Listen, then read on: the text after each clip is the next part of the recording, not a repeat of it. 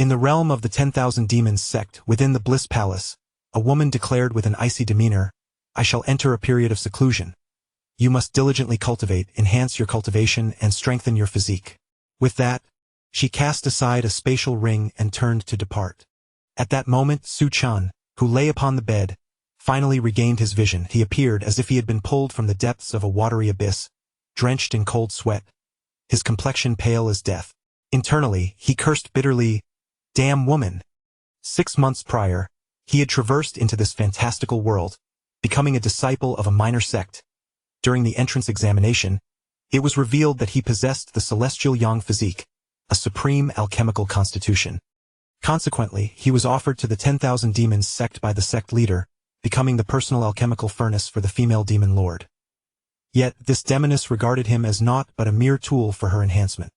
During their dual cultivation sessions, his senses were invariably sealed, rendering him blind to the world around him. He was aware only that she wore a mask, and he had never glimpsed her true visage. Over the past 6 months, he had endured a living hell, existing in a state of torment, as if he were a plaything at her beck and call. Su Chen yearned to resist, yet he found himself powerless. This woman was the sect leader of the 10,000 Demons, a ruthless and cold-blooded fiend, with a terrifying cultivation at the peak of the integration stage, verging on the transcendent stage that in the entirety of the southern wilderness. She was undeniably the foremost figure of the demonic sect, surpassing countless prodigies. After half a year of dual cultivation, he could only speculate how much she had gained. Her current seclusion likely aimed at breaking through to the transcendent stage. Su Chen's complexion paled further at the thought. Should the demoness succeed in her breakthrough, he would become utterly obsolete. Upon entering the transcendent stage, she would be invincible across the southern wilderness, capable of crushing even the elders and sect leaders of the various great sections. What would become of him then? The more he pondered, the more his expression soured. His continued existence indicated that he still held some value to her. However, once that value dissipated, should he inadvertently provoke her displeasure, he could easily find himself crushed beneath her hand. "I must flee. I absolutely must escape." Su Chen had contemplated flight for quite some time and had even conducted thorough investigations. The exterior of the Bliss Palace was heavily guarded, with numerous disciples keeping watch. Yet this posed little concern to him. After all, he was, in a sense, half a consort to this demoness. With her engaged in seclusion, he could exploit her name to undertake various endeavors. What truly troubled him was the expanse of desolation beyond the sect, a vast wilderness teeming with terrifying beasts. To escape, he would require the strength to breach the forbidden zones. As a mere foundation establishment cultivator, his chances of fleeing were slim to none. Yet, an ingenious idea for an escape companion struck him, none other than the Holy Maiden Elder of the Celestial Alliance, imprisoned within the dungeons of the 10,000 Demons sect. The swordsmanship prodigy Fong Nan had also been captured 6 months prior. When he first arrived at the 10,000 Demons sect, he too had been confined within the dungeons and had encountered this celestial genius. He had initially intended to cultivate a rapport with her, seeking an opportunity for their escape, consequently sharing much of his food and elixirs with her. Eventually, he was taken to the Bliss Palace. Whenever an opportunity arises, she still sends elixirs and spiritual treasures to the prison, all intended for her restoration. Now that the female demoness has entered seclusion, it is an unparalleled chance for escape.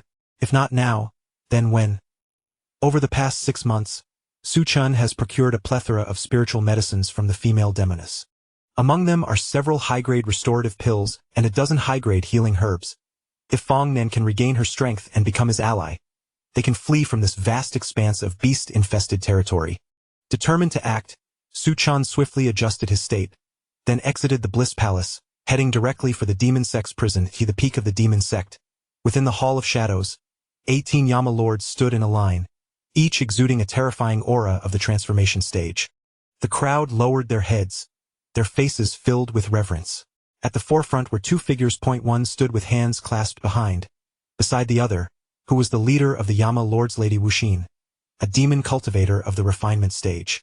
The other, adorned with a mask, sat upon a grand chair, draped in a robe of black and gold. Her eyes glowed a faint red. She was the sovereign of the 10,000 demons, the Nether Demon Emperor, the mightiest being within the sect, a formidable entity at the integration stage. This demon emperor was an enigmatic figure within the sect, with few having witnessed her true visage beneath the mask. Mysterious and powerful, she was the unrivaled force of the southern region. At this moment, she reclined in her chair, her voice cold and clear. To make a long story short, I shall enter seclusion for a period, no less than a year and possibly extending to a century. You are all to minimize conflicts in your respective territories, focusing on recuperation and avoiding unnecessary trouble. The 18 Yama lords nodded eagerly, their eyes filled with fervent admiration, fully obedient to the demon emperor's command. She then succinctly outlined the specific cultivation tasks for each Yama lord. Within the span of a mere incense stick, she had imparted all her instructions. The 18 Yama lords dispersed one by one at this moment. Only Lady Wuxin and the Nether Demon Emperor remained in the hall. The woman seated on the chair gently removed her mask. Had Su Chun been present, he would have recognized that her features were identical to those of Fong Nen. If the leaders of the various sects of the Immortal Alliance were here, they would surely be left astounded. Who could have imagined that this supreme demon emperor bore the same face as that elder of the immortal sect? Lady Wuxin gazed at her weary visage and sighed softly. Why must you go to such lengths? Little Nan, the method of splitting one's soul damages one's lifespan, and dividing one's focus is even more taxing. Why must it be this way? The Nether Demon Emperor waved her hand dismissively.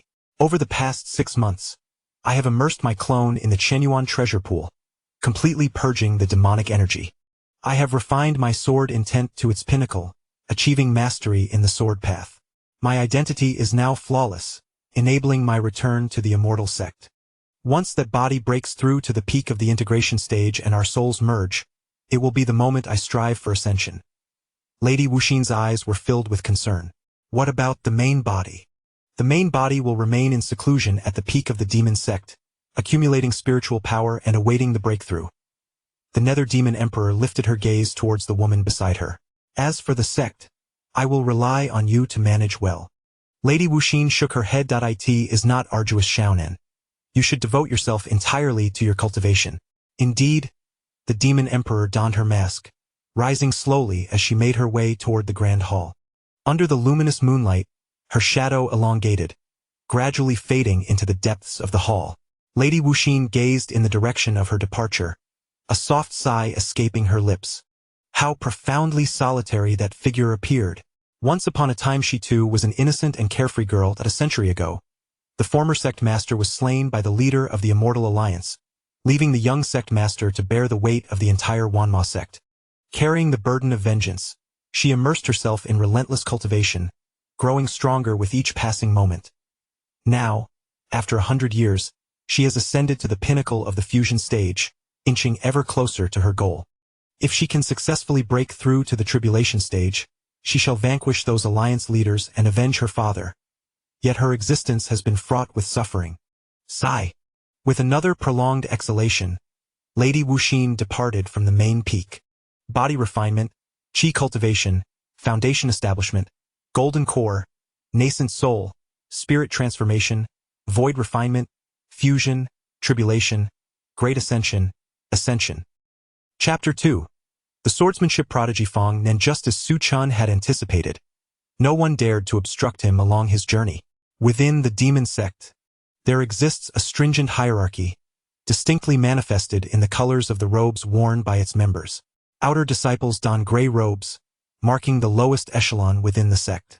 Ascending the ranks, one finds the blue robes of inner disciples, followed by the purple robes worn by elders. Su Chen's status is exceptionally unique. He is the exclusive furnace cauldron of the sect's master and, in a certain sense, the favored companion of this formidable female demon. His attire is adorned with black and purple patterns, elevating him even above the elders. The disciples encountered along the way bowed their heads, not daring to make eye contact, allowing for an uninterrupted passage. The journey proved simpler than Su Chen had envisioned. In less than half an hour, he arrived at the great prison of the demon sect. Open the prison gate, I wish to enter. The disciples stationed outside the prison, upon seeing Su Chen's attire, immediately adopted a respectful demeanor.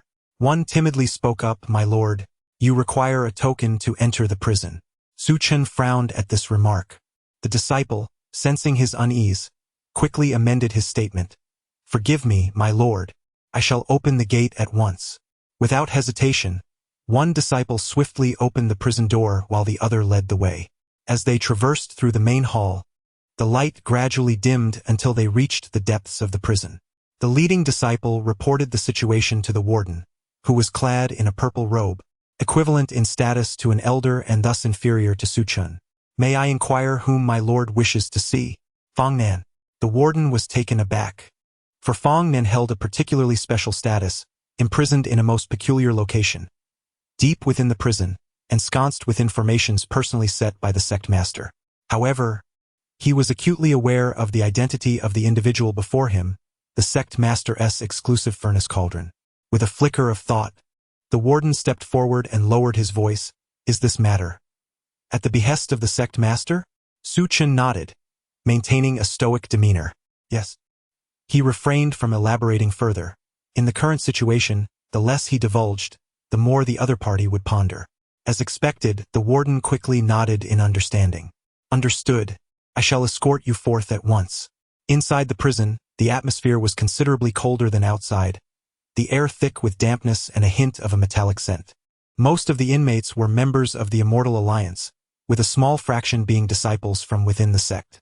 As they delved deeper, light completely vanished, leaving only the dim flickers of torches on the walls, dust swirling as the flames danced. After an indeterminate duration, they finally arrived at their destination. Before them lay a square pool filled with a dark red liquid. Most peculiar was the presence of a woman submerged within the pool. Her hands were securely bound by chains affixed to the wall, and her entire form was enveloped in the viscous liquid, leaving only her pale, delicate face exposed. The scene was both enchanting and terrifying. Su Chen's brow furrowed tightly. Unbeknownst to him, the once prominent genius of the celestial realm had been reduced to such a pitiable state. A sense of discomfort welled within him, stemming perhaps from a shared plight or the innate compassion one feels for a fallen star. He strode forward with purpose, traversing the distance in mere moments to stand beside the woman. Fear not, for I have come to rescue you, he declared, gently placing a restorative elixir from his spatial ring into her mouth. As the woman lifted her gaze to meet Su Chen's face, an unusual glimmer flickered in her eyes, an expression that seemed to oscillate between astonishment and bewilderment, an indescribable peculiarity. Observing her countenance, Su Chun offered a soft smile, his voice remaining soothing. Do not be afraid. I will lead you to safety. The woman, seemingly lost in her thoughts, remained entranced by him, the elixir still unconsumed in her mouth. Her gaze was laden with complexity, a silent cacophony of emotions. You. She attempted to articulate, her lips parting, only to swallow her words in hesitation. Su Chun turned away, his expression inscrutable, and spoke in a measured tone. The esteemed leader has commanded me to retrieve this woman and escort her to the Paradise Hall. The esteemed leader. She echoed softly, her lips twitching as she regarded his retreating figure. Squinting, her emotions shifted to an even more enigmatic state, akin to a hunter scrutinizing its prey. Time passed, yet she remained fixated on his silhouette, her eyes alight with an intriguing mix of curiosity and skepticism. Meanwhile, the warden reacted swiftly, retrieving keys from his storage pouch to unshackle the chains. However, he soon interjected with a cautionary note. The keys can only release the chains, but they cannot dismantle the formation set by the esteemed leader. That task must fall to you, my lord. Su Chun was taken aback by this revelation. As a mere foundation establishment cultivator, how could he possibly breach the formidable array of that female demon? The chains were now undone, yet the eerie crimson light within the pool persisted, and he could palpably sense the encroaching oppressive force. Noticing Su Chen's hesitation, the warden hastily urged, My lord, if you do not address the formation, the pressure will intensify, and we shall all perish here. Su Chun was at a loss. He had not anticipated this complication. Who could have foreseen the intricacies of the demonist's traps? What could he do now? The crimson glow deepened, and the oppressive aura escalated to alarming levels, leaving him distraught. Yet, just as the situation grew increasingly dire, the crimson light began to wane, and the terrifying pressure gradually dissipated. Astonishingly, the demonist's formation was being dismantled before their eyes. The warden, taken aback, glanced between the pool and Su Chun, ultimately bowing in respect. Your methods are truly profound, my lord. It has opened my eyes to your prowess, remarkable indeed. Su Chun stood there, utterly bewildered. He was unaware of what had transpired. However, such details were inconsequential. What mattered most was to swiftly escort her to safety. Su Chun lifted Fong Nan from the pool and retrieved a pristine robe from his spatial ring, draping it over her shoulders. Do not fear, I shall take you away. After a brief moment of hesitation, the woman nodded. Very well. Without further ado, Su Chun guided Fong Nan out of the grand prison and returned to the blissful palace. Chapter 3.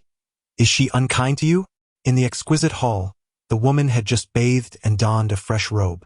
Her damp hair cascaded gently beside her pale cheeks, accentuating an ethereal fragility that imbued her with a shattered beauty. She sat upon a chair, gazing at the array of delectable dishes on the table, her expression a tapestry of complexity. Did you prepare all of this? Perhaps due to her prolonged silence, her voice emerged somewhat hoarse yet still pleasant to the ear. As Su Chun listened to her raspy tone, an inexplicable sense of familiarity washed over him. Indeed, I made it. Please indulge yourself. Contrary to Su Chen's expectations of her flustered demeanor, Fong Nan exhibited an extraordinary calmness, her face betraying no sign of emotional turbulence. She savored each bite, as if relishing the flavors, casting occasional glances at Su Chun. Is it not to your liking? No, it's quite delicious. Fong Nan's manner of eating was notably refined, though she did not lack in speed. Within the span of a single incense stick's burning, she had finished everything, devouring the meal with remarkable swiftness. At that moment, Su Chun activated his spatial ring, retrieving restorative elixirs and spiritual herbs. Fong Nan glanced at the array of bottles and jars on the table before looking back at him. What are these? These are for you. Consume them swiftly to recuperate, and then we shall escape together. Escape? Fong Nan narrowed her eyes, pursing her lips, a strange glimmer dancing in her crimson gaze. However, Su Chun remained oblivious to her peculiar expression, continuing to rummage through the spatial ring for more useful potions and treasures. Of course we must escape. Do you wish to be trapped here for eternity? Yet Fong Nan refrained from responding directly, instead posing a question. Will you flee with me? Su Chun regarded her with incredulity, his expression one of exasperation. Is that not a redundant question? If I do not flee with you, why would I have gone to the trouble of rescuing you? Fong Nan fell silent, her countenance darkening slightly. She quietly uncorked the bottles, pouring the elixirs into her mouth one after another. After a moment, as if struck by a thought, she tilted her head back, her brow furrowing. Are you not content with your current situation? Why seek to escape? Su Chun, increasingly at a loss for words, replied, Content? Hardly. You have no idea what I have endured over the past 6 months. You possess such an abundance of elixirs and treasures, and you reside in this splendid hall, he said, shaking his head with a deep sigh. Having elixirs and a comfortable abode does not equate to a good life. I live in torment daily. What leads you to such despair? You! Su Chun had intended to elaborate further, but the more he spoke, the more exasperated he felt. He simply shook his head. Do not inquire further. What I yearn for is freedom, the ability to live in peace. You would not comprehend. In any case, please consume these elixirs swiftly to regain your strength, and then we shall escape. Freedom, she murmured softly. After a brief pause, as if another thought had crossed her mind, she asked, Why choose me? Su Chun responded remarkably swiftly this time. To admit it without fear of ridicule, I find myself devoid of any support within this demonic sect. The only person I am acquainted with is you. I rescued you from the clutches of the sect, and in return, you shall guide me through the perilous expanse of 100,000 miles filled with monstrous beasts. We shall collaborate harmoniously. Is that agreeable? Fong Nan nodded, albeit with a hint of confusion. Are you not afraid that once I leave the sect, I might abandon you? Su Chun was momentarily taken aback, his expression tinged with bitterness. I fear it is an inevitability. Presently, this is the only path available to me. You could remain here. Su Chun shook his head. There is no staying behind. From the moment I extricated you from that prison, I have had no choice but to rely on you. It is not too late. You could still choose to confess and seek forgiveness. Su Chen fell silent. However, after a brief pause, he resolutely gazed at Fong Nan. No. Perhaps if I admit my mistakes, I might survive, but your return would only lead to your demise. Even if you escape death, you would remain trapped in that wretched pool, devoid of any dignity. Upon hearing these words, a flicker of light shone in Fong Nan's eyes. Why are you being so kind to me? Su Chen was taken aback, momentarily at a loss for words. Is this kindness? What does it mean? I do not act out of kindness. I simply cannot abide that female demoness, who engages in wickedness and lacks all morality. Fong Nan chose not to respond to that remark, instead lowering her head and softly murmuring, engaging in wickedness. Lacking all morality. Indeed, look at how she tormented you upon capturing you, utterly devoid of humanity, deriving pleasure from bullying someone as exceptional as you, even going so far as to set up formations specifically for this purpose.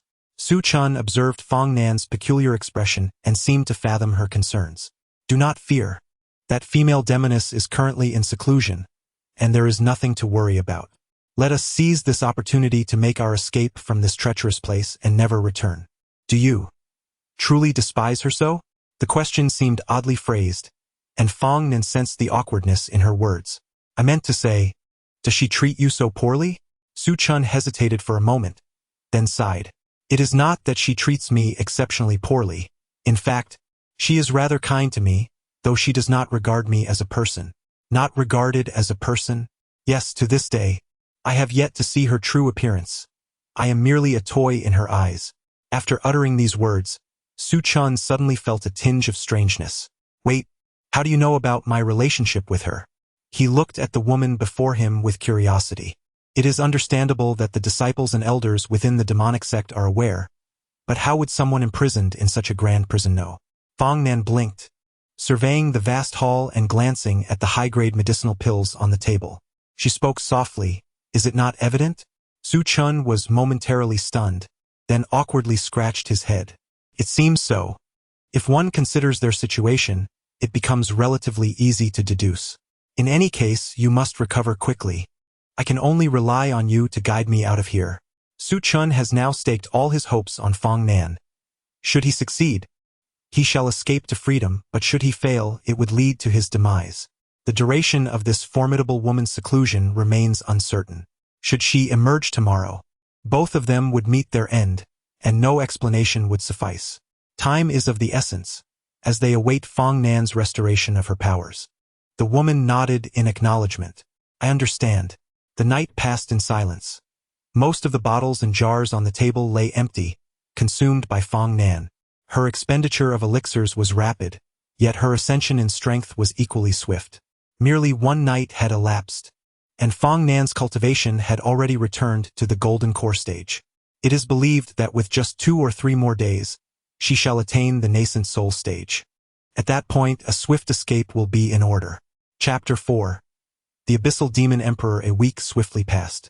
Fong Nan proved to be an extraordinary talent, a rarity within the Celestial Alliance for a millennium. In merely a few days, her cultivation had ascended to the pinnacle of the nascent soul stage. With her injuries healing significantly, she possessed sufficient strength to contend with cultivators of the God transformation stage. Within the confines of the 10,000-mile forbidden zone, the highest realm of the demonic beasts barely reached the nascent soul level. Given Fong Nan's current prowess, she should be able to traverse the forbidden zone with ease. Only 2 individuals had successfully escaped from the demon sect, and they had indeed managed to evade peril. At dawn, Su Chen prepared breakfast and set it upon the table. It consisted of a slow-simmered congee made from lean meat, accompanied by a few savory pickles. However, Fong Nan, who was deep in meditation, had yet to emerge from her retreat. As the sun rose high in the sky, her lack of response began to concern Su Chen. Today was the day they had agreed to escape together. They had clearly stated they would commence their journey after breakfast. Yet, he hesitated to disturb her, aware that any external interruption during her cultivation could lead to disastrous consequences. Should she sustain another injury at such a critical moment, her cultivation might plummet, resulting in dire repercussions. Caught in a quandary, Su Chen was uncertain whether to call out to her or remain silent. Just as he grappled with his indecision, he suddenly heard footsteps echoing from the depths of the hall. A surge of joy filled his heart. "You're awake." Yet before he could finish his sentence, his voice abruptly faltered. Before him stood a figure that sent chills coursing through his veins. Beads of cold sweat adorned his brow as terror surged like a tidal wave from within. The person wore a mask and was draped in a black and gold robe. Through the mask, her eerie crimson eyes gleamed with an unsettling malevolence. Without a moment's thought, Su Chen instinctively bowed his head. "I have seen the sect master." At that moment he was utterly bewildered. Hadn't she declared she would be in seclusion? How was it possible for her to emerge after just 1 week? Moreover, there was still another person in the hall. Fong Nan was deep within its recesses. In that instant, Su Chen could distinctly hear the rapid thumping of his heart. It felt as though all his senses were amplified to an unbearable degree. The sounds of his heartbeat and breathing became jarring, and sweat poured from his forehead, soaking the back of his robe. The masked woman narrowed her eyes, appearing to smile, and her beautiful gaze held an intriguing depth. "Are you unwell?" Su Chen quickly shook his head. "No, I am merely pleased to see the sect master has emerged." "Truly pleased?"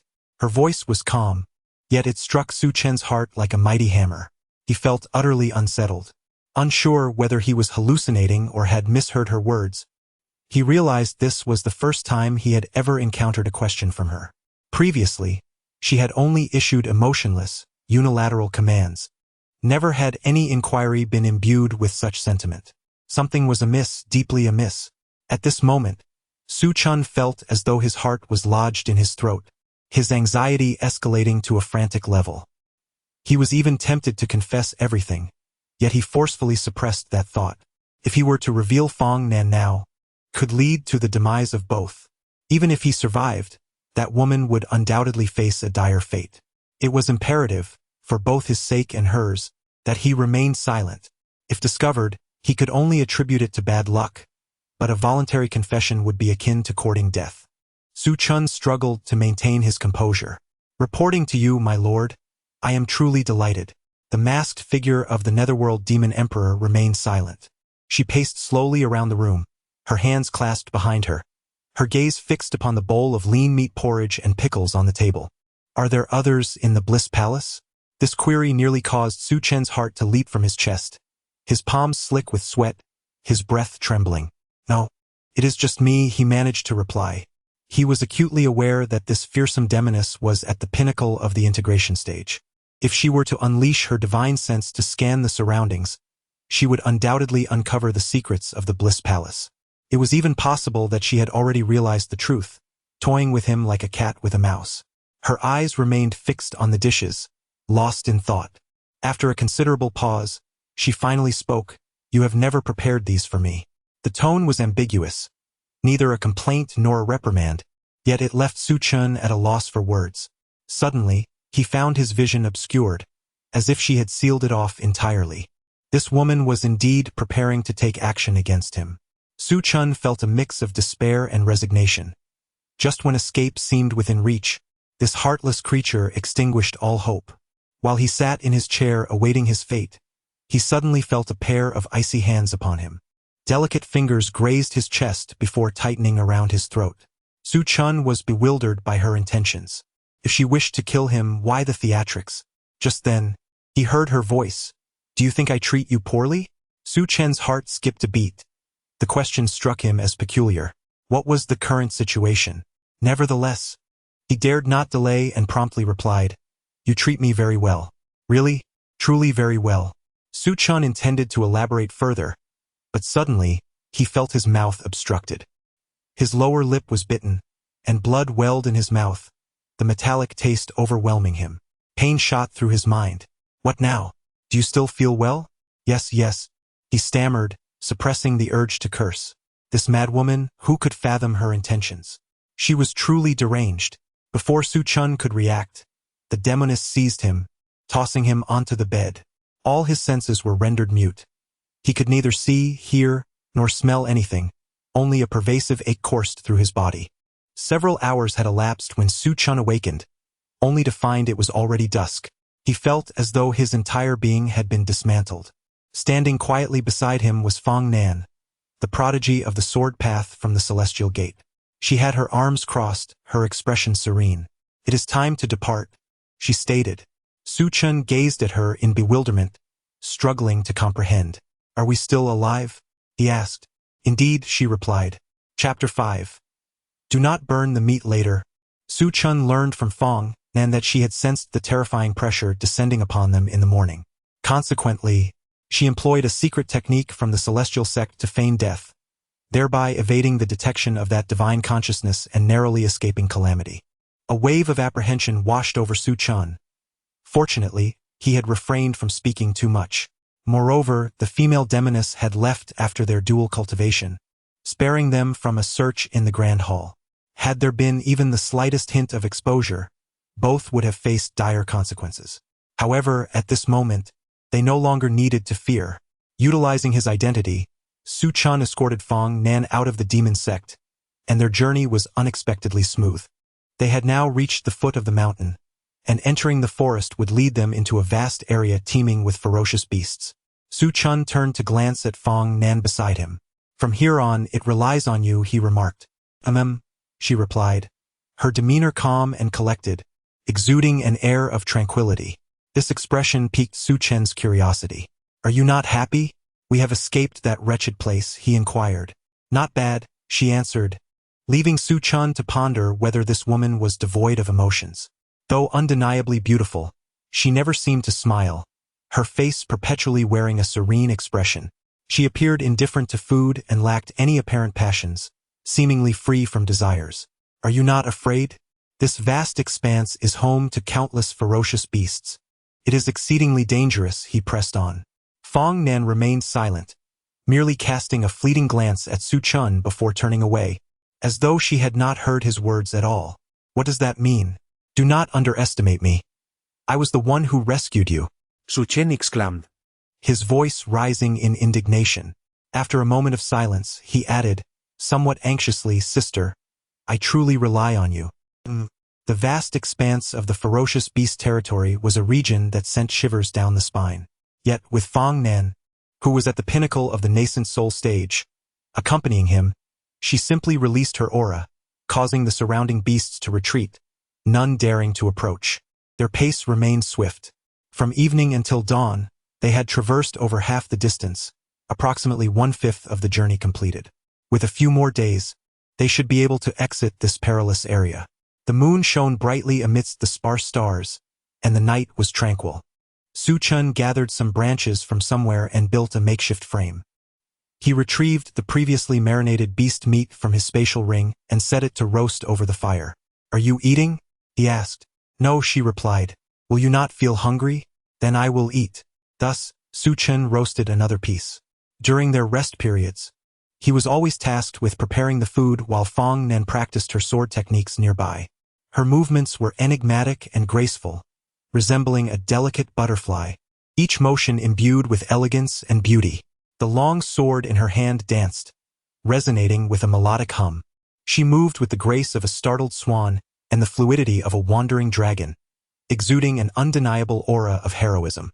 Her hair, which had been neatly tied atop her head, cascaded down, fluttering in the wind, adding an enchanting charm to her presence.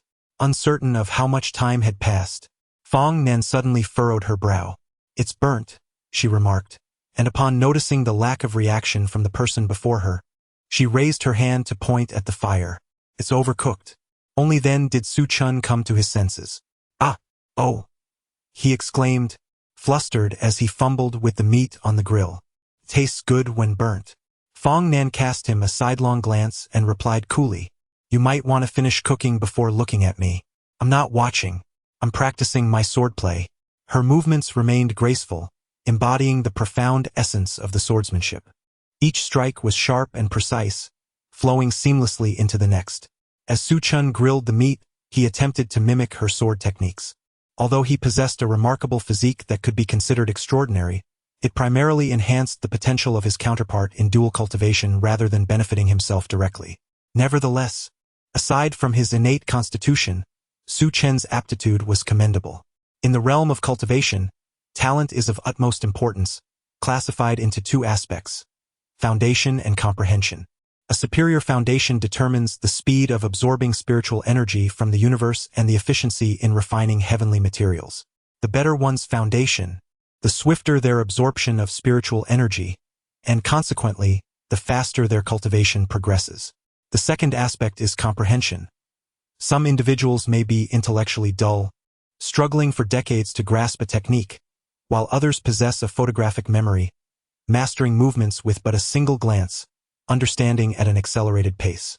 Su Chen's aptitude was decent, with a strong foundation that allowed him to progress from the body refinement stage to the foundation establishment stage within 6 months, undoubtedly aided by the numerous high-grade spiritual herbs provided by the enigmatic woman. His comprehension was also notably high, yet regrettably the demonic sect was rife with forbidden techniques, which he chose not to delve into.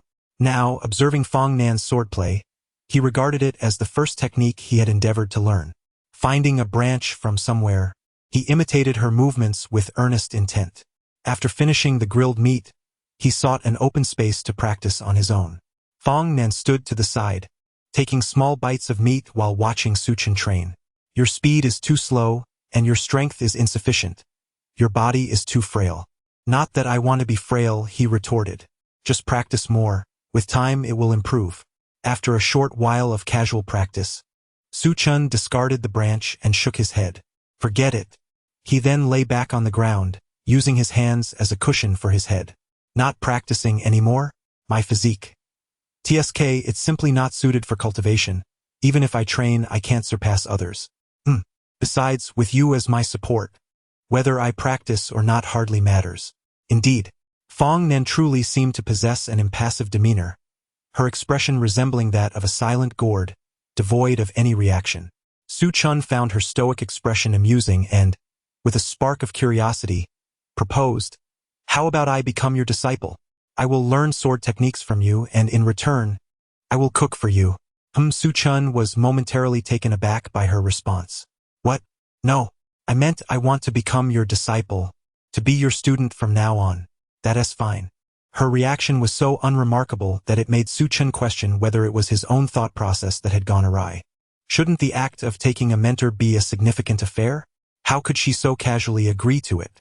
I have but one principle as a master. Ah, what is it? One must not char the meat, is it? Su Chen was taken aback. Is that all? Indeed, the apprenticeship ceremony is rather uncomplicated, or perhaps one could say it lacks any formal ritual at all. Merely a few straightforward words, and the bond is established.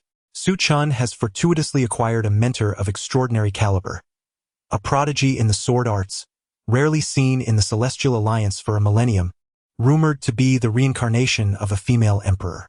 She possesses innate abilities, with profound techniques effortlessly residing within her mind, which sounds quite formidable.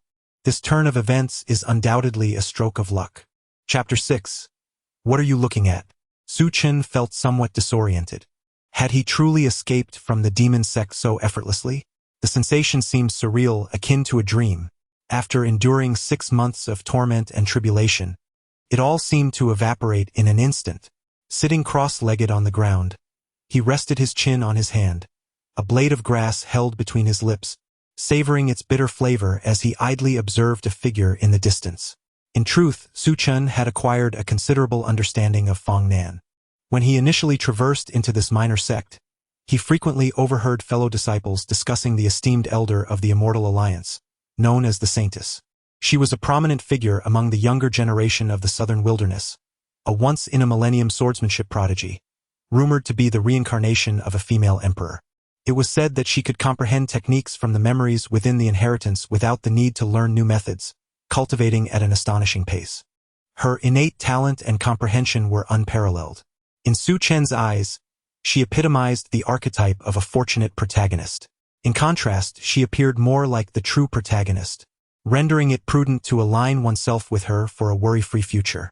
It was already the early hours of the morning, and she continued to practice? Are you not tired? You've walked all day without feeling the slightest fatigue? Perhaps in an effort to assist Su Chen in his learning, Fong Nan's movements were deliberate, almost languid. Each strike was executed with clarity. As she wielded her long sword, a brilliant radiance emanated, and a fierce sword intent radiated from her being. The serene moonlight cascaded down, illuminating her fair visage and imparting an air of ethereal chilliness. By the way, if you are indeed the reincarnation of the female emperor, why do you still train so diligently? Mastery is achieved through diligence. Su Chun clicked his tongue in admiration. Witnessing her level of dedication highlighted a standard he felt he could never attain. The sheer determination she exhibited was something he could not emulate. However, this mattered little now. He was her disciple, having secured the favor of this extraordinary figure, and could now afford to relax. In the future, should anyone dare to bully him, would it not be tantamount to striking the face of this reincarnated empress? One must consider the master before striking the dog, though this analogy felt somewhat misplaced. In any case, he could now comfortably recline. Associating with this reincarnated empress was undoubtedly a wise choice. As the night deepened, Fong Nan practiced her swordsmanship for a while longer before joining Su Chun on the grass, both gazing up at the starry sky. The moonlight was resplendent. Should they speak? The atmosphere felt peculiar, slightly awkward. Su Chun broke the silence first. Your physique is too frail. You must enhance your training and exert yourself more. I wasn't referring to that. Once again, silence enveloped them. A few lines of frustration creased Su Chen's brow. After a prolonged pause, he ventured to speak again. Once we escape this 100,000-mile forbidden zone, where do you intend to go? Back to the sect. Ah. Right, you are the Saintess Elder of the Immortal Alliance, so you must return. You should accompany me. Su Chun was momentarily taken aback by her words, his expression turning bitter. Must I undergo some form of assessment, akin to a test for disciples? No, Fong Nan replied, shaking her head with a tranquil expression. Elders of the Immortal Alliance possess the authority to recruit their own direct disciples. Ah, how splendid! This is akin to having a backdoor entry into the Immortal Alliance, sparing one from numerous troublesome affairs. To be honest, there is a certain delight in having such a benefactor. Very well. Then I suppose I am now considered a disciple of the Immortal Alliance? Indeed, you may regard yourself as my direct disciple. Suddenly, Su Chun appeared to recall something and turned to inquire, aside from me, do you have other disciples? No. So, I am your first disciple? Yes. Su Chen grinned widely. Realizing he was akin to the senior brother under the esteemed elder, and all future entrants would have to address him as senior brother. However, he noted that his master spoke very little, almost pitifully so. She would utter one word instead of two, and a single sentence would suffice over two. Moreover, she displayed a rather expressionless demeanor, never having witnessed a smile grace her lips. Su Chun sat up, resting his chin on his hand as he glanced at Fong Nan beside him. Master, you should say something as well. It's always me who is talking. Fong Nan pursed her lips, blinking her eyes. After a considerable hesitation, she finally managed to utter a few words. I am hungry. Su Chun was taken aback, both amused and exasperated. He gathered some twigs and placed them upon the extinguished fire pit, rekindling the flames. Then, he retrieved some beast meat from his spatial ring and set it to roast over the fire. Though they had toiled throughout the day and felt quite fatigued, neither of them felt particularly sleepy at the moment. The flickering flames enveloped them in warmth, and the evening breeze had lost some of its chill. The night sky was adorned with a myriad of dazzling stars. Su Chun, initially engrossed in grilling the meat, suddenly noticed Fong Nan gazing at him intently. Her eyes, deep and faintly red, bore a hint of an otherworldly allure. The gaze of that female demon had also been crimson. A shiver ran through Su Chun, as an inexplicable sense of familiarity washed over him, along with a peculiar thought. However, upon closer inspection, it became evident that Fong Nan's eye color was not so intense. It was merely a light shade of red. In contrast, the demoness' eyes were blood red, exuding a more sinister and ferocious aura. What are you staring at? Su Chun felt her gaze was somewhat peculiar. Nothing. Fong Nan casually averted her eyes, closing them to rest. Su Chen's heart, which had been racing, finally settled. Despite the similarity in their eye colors, there were indeed differences. Moreover, their identities were entirely distinct. Su Chun suddenly found himself amused, realizing that he had been on edge for the past 6 months, and now that he had escaped, he was a tad too sensitive and suspicious. He shook his head, continuing to roast the meat while glancing at Fong Nan, who had her eyes closed a short distance away. It must be said that my humble master possesses an exquisite beauty.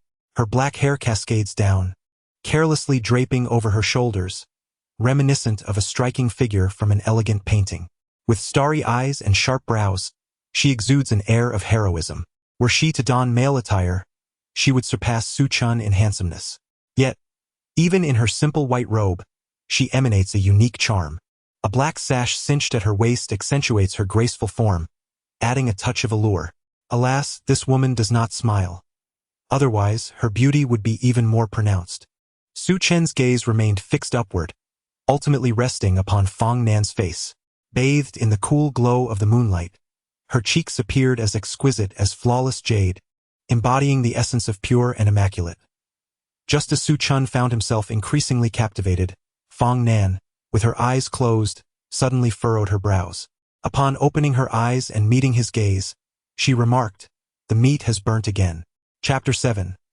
Fong Nan's dominant cultivation technique in the air. Two figures streaked by, a man and a woman. The woman was breathtakingly beautiful and exuded an aura of icy elegance, clad in flowing white robes, her long black hair dancing in the wind. Following closely behind her was a strikingly handsome man, whose ethereal demeanor was somewhat overshadowed by his evident struggle to keep pace with her swift movements. "Master, slow down. I can't keep up." Su Chen gasped, panting heavily. After flying for a considerable distance, his internal spiritual energy had been nearly depleted, leaving him feeling utterly drained. Fong Nan turned to look at him. "Let us take a break." The 10,000-mile forbidden zone for beasts primarily consisted of vast, open plains, though a small portion featured rugged terrain.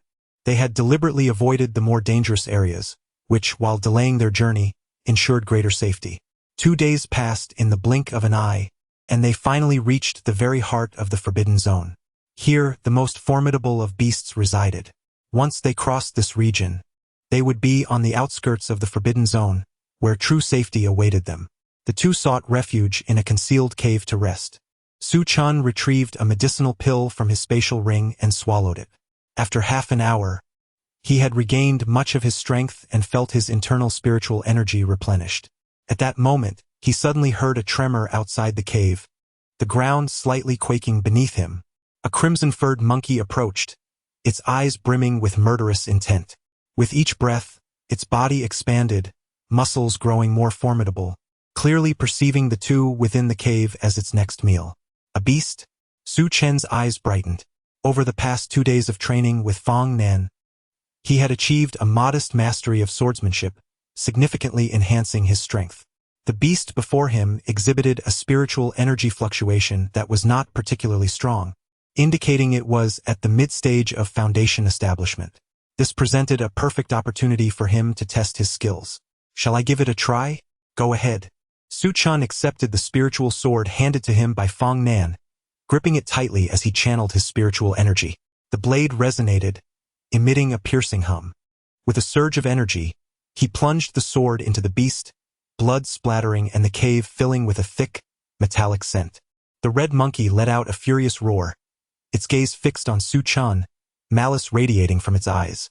With all its might, it swung a massive fist. Su Chun, nimbly planting one foot on the ground, deftly dodged the strike, retreating 2 steps. Then, with a swift side movement, he slashed the sword again, leaving another wound on the creature. Each of his attacks was lethal, and the monkey's presence weakened considerably, its spiritual energy wavering. Seizing the moment, Su Chun aimed for the beast's throat with his next strike. However, a sudden transformation occurred. Strange black patterns appeared on the monkey's crimson fur, its murderous intent intensifying. Most alarmingly, its realm began to ascend rapidly, mid-stage foundation establishment, then late stage. Golden core stage. Su Chen's expression shifted dramatically, and without a second thought, he swiftly retreated. Yet, his reaction was too slow, or perhaps the monkey's speed had increased exponentially. Its fist had ballooned to twice its previous size, imbued with terrifying power. Su Chun raised his arms to shield himself. Boom! The force howled and spiritual energy surged.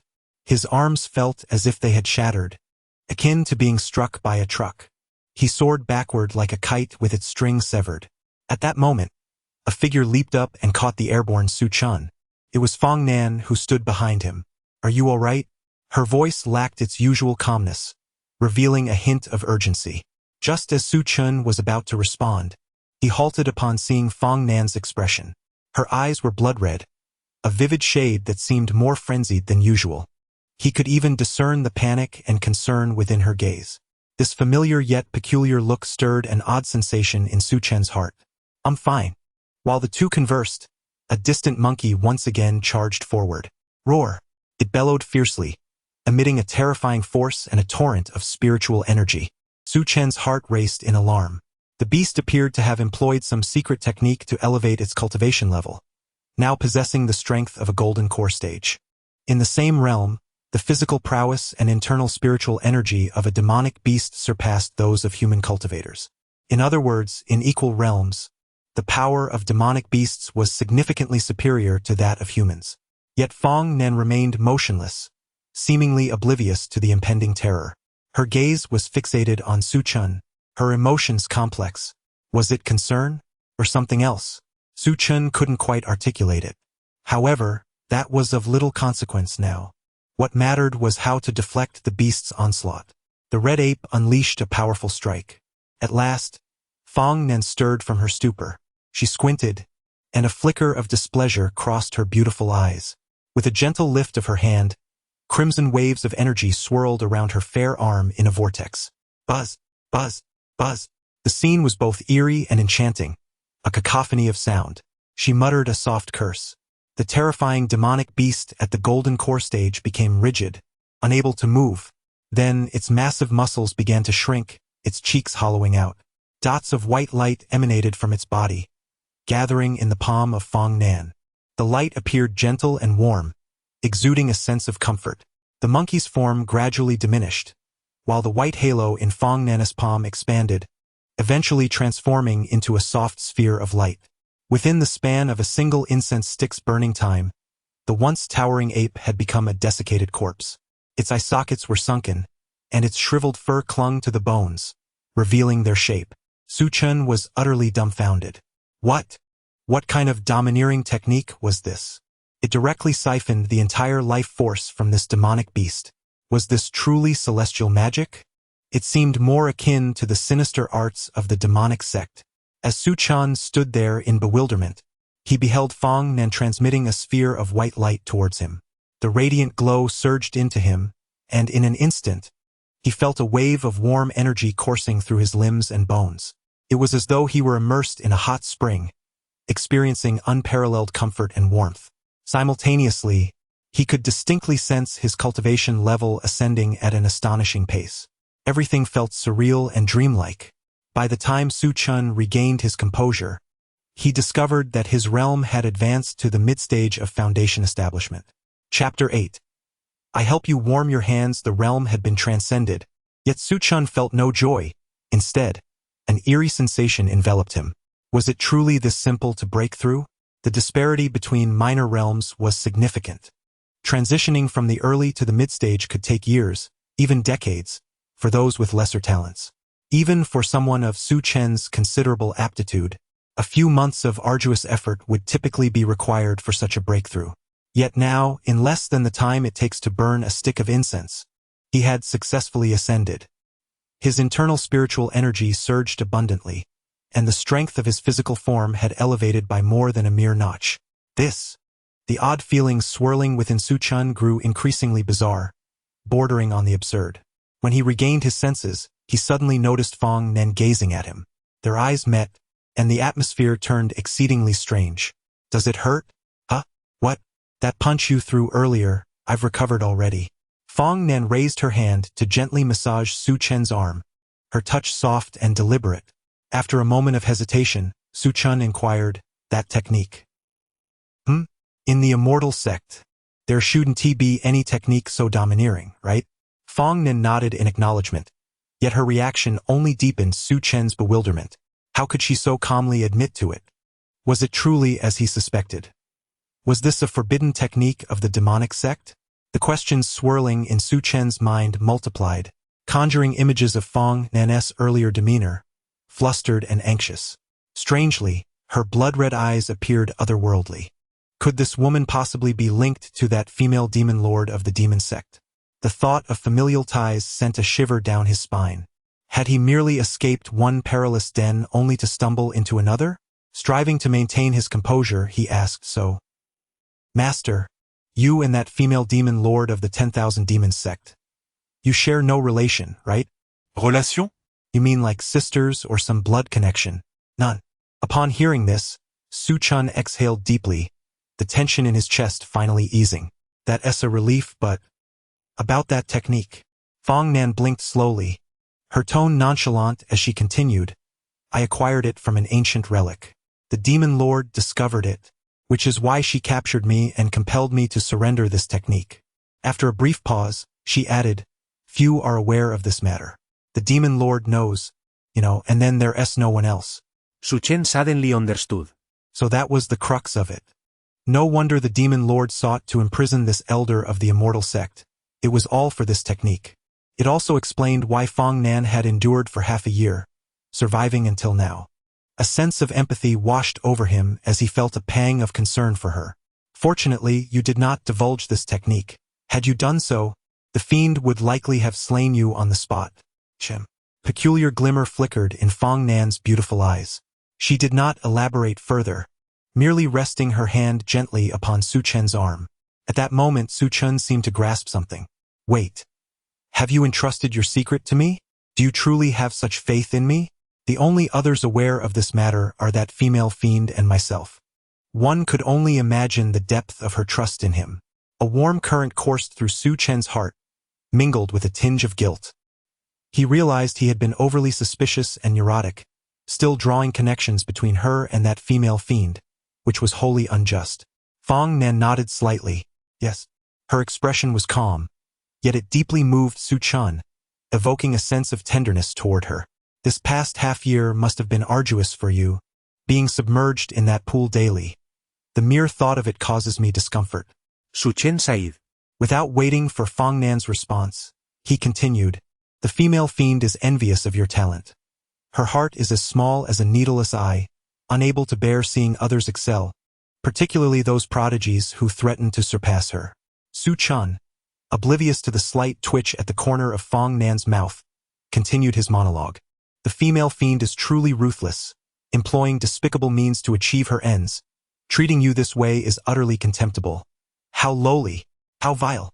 Fong Nan's expression grew peculiar. She furrowed her brow and pressed her lips together, seemingly on the verge of speaking but swallowing her words. Finally, she directly covered Su Chen's mouth. "Rest well. Do not speak." Fong Nan's fingers were slender and delicate, resting against his face, and Su Chen could feel the coolness of her touch. Instinctively, he grasped her hand, and both were taken aback. I merely wish to warm your hand. It seems so cold." "Are you feeling weak as well?" "When one is weak, their hands and feet tend to be cold." "Are your feet cold too?" Fong Nan did not respond to this, but instead shifted her position on the ground, turning slightly and moving her legs behind her. As if to distance herself, she added, "The feet are unnecessary. Oh, I meant no offense. Truly, you need not." Su Chen's realm had just broken through, and his internal spiritual energy remained unstable and somewhat chaotic. While warming Fong Nan's hand, he endeavored to stabilize his own condition. After nearly half an hour, his realm solidified, yet Fong Nan's small hand remained icy within his larger one. Su Chen found this strange. "This should not be. I am a 9-yang physique, my vitality akin to a furnace. Logically, her hand should have warmed by now. Yet why is it still so cold?" Fong Nan seemed to perceive Su Chen's bewilderment and replied softly, "It is quite normal. It is due to my constitution." "What constitution?" Fong Nan shook her head, offering no explanation. "We must depart." Su Chen promptly rose to follow her and, after a moment's hesitation, took her hand in his. Fong Nan turned back in astonishment. "You allow me to warm your hands." Fong Nan hesitated, pressing her lips together in silence. Observing her hesitation, Su Chen added, "It is only natural for a disciple to assist their master, After all, you have taught me the art of swordsmanship. Indeed. Furthermore, I am merely warming your hands, devoid of any ulterior motives. Both of us are blameless in this regard." Upon hearing these words, Fong Nen lifted her gaze and glanced at him, yet chose not to respond. Su Chen interpreted her silence as acquiescence. Consequently, the two transitioned from walking in a line to holding hands as they strolled forward together. Of course, this was merely to warm their hands. At least, that was how Su Chen perceived it. Chapter 9.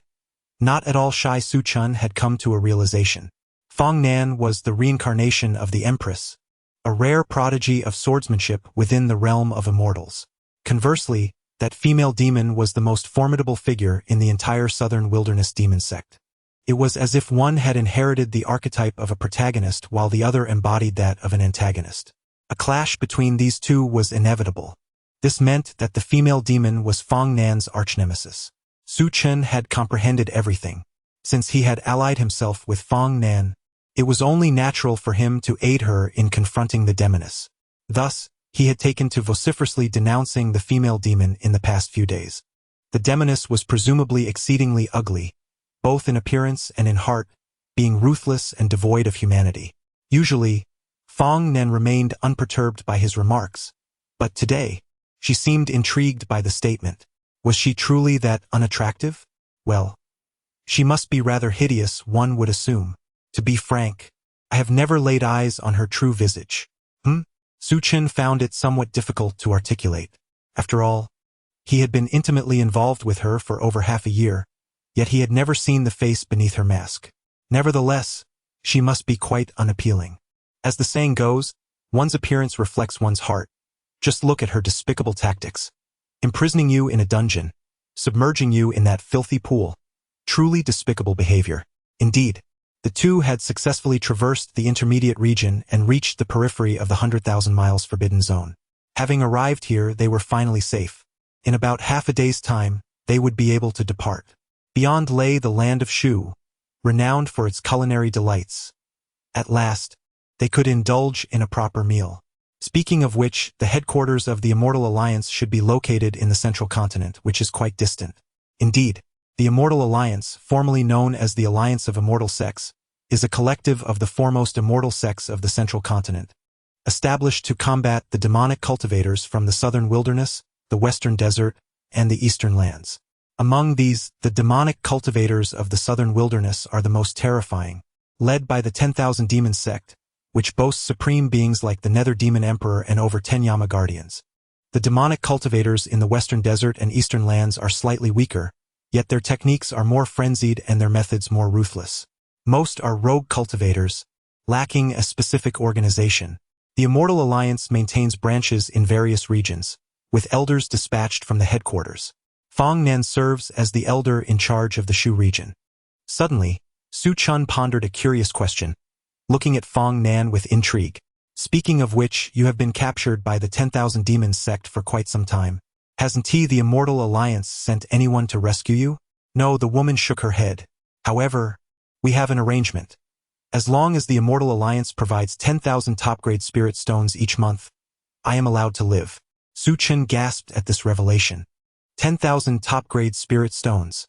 That equates to 100,000 mid-grade spirit stones, or 1 million low-grade spirit stones. It is worth noting that a typical junior elder in an ordinary sect receives merely a few low-grade spirit stones as monthly remuneration. A sect capable of offering mid-grade spirit stones is already considered quite powerful and extravagant. As for top-grade spirit stones, a monthly allocation of 10,000.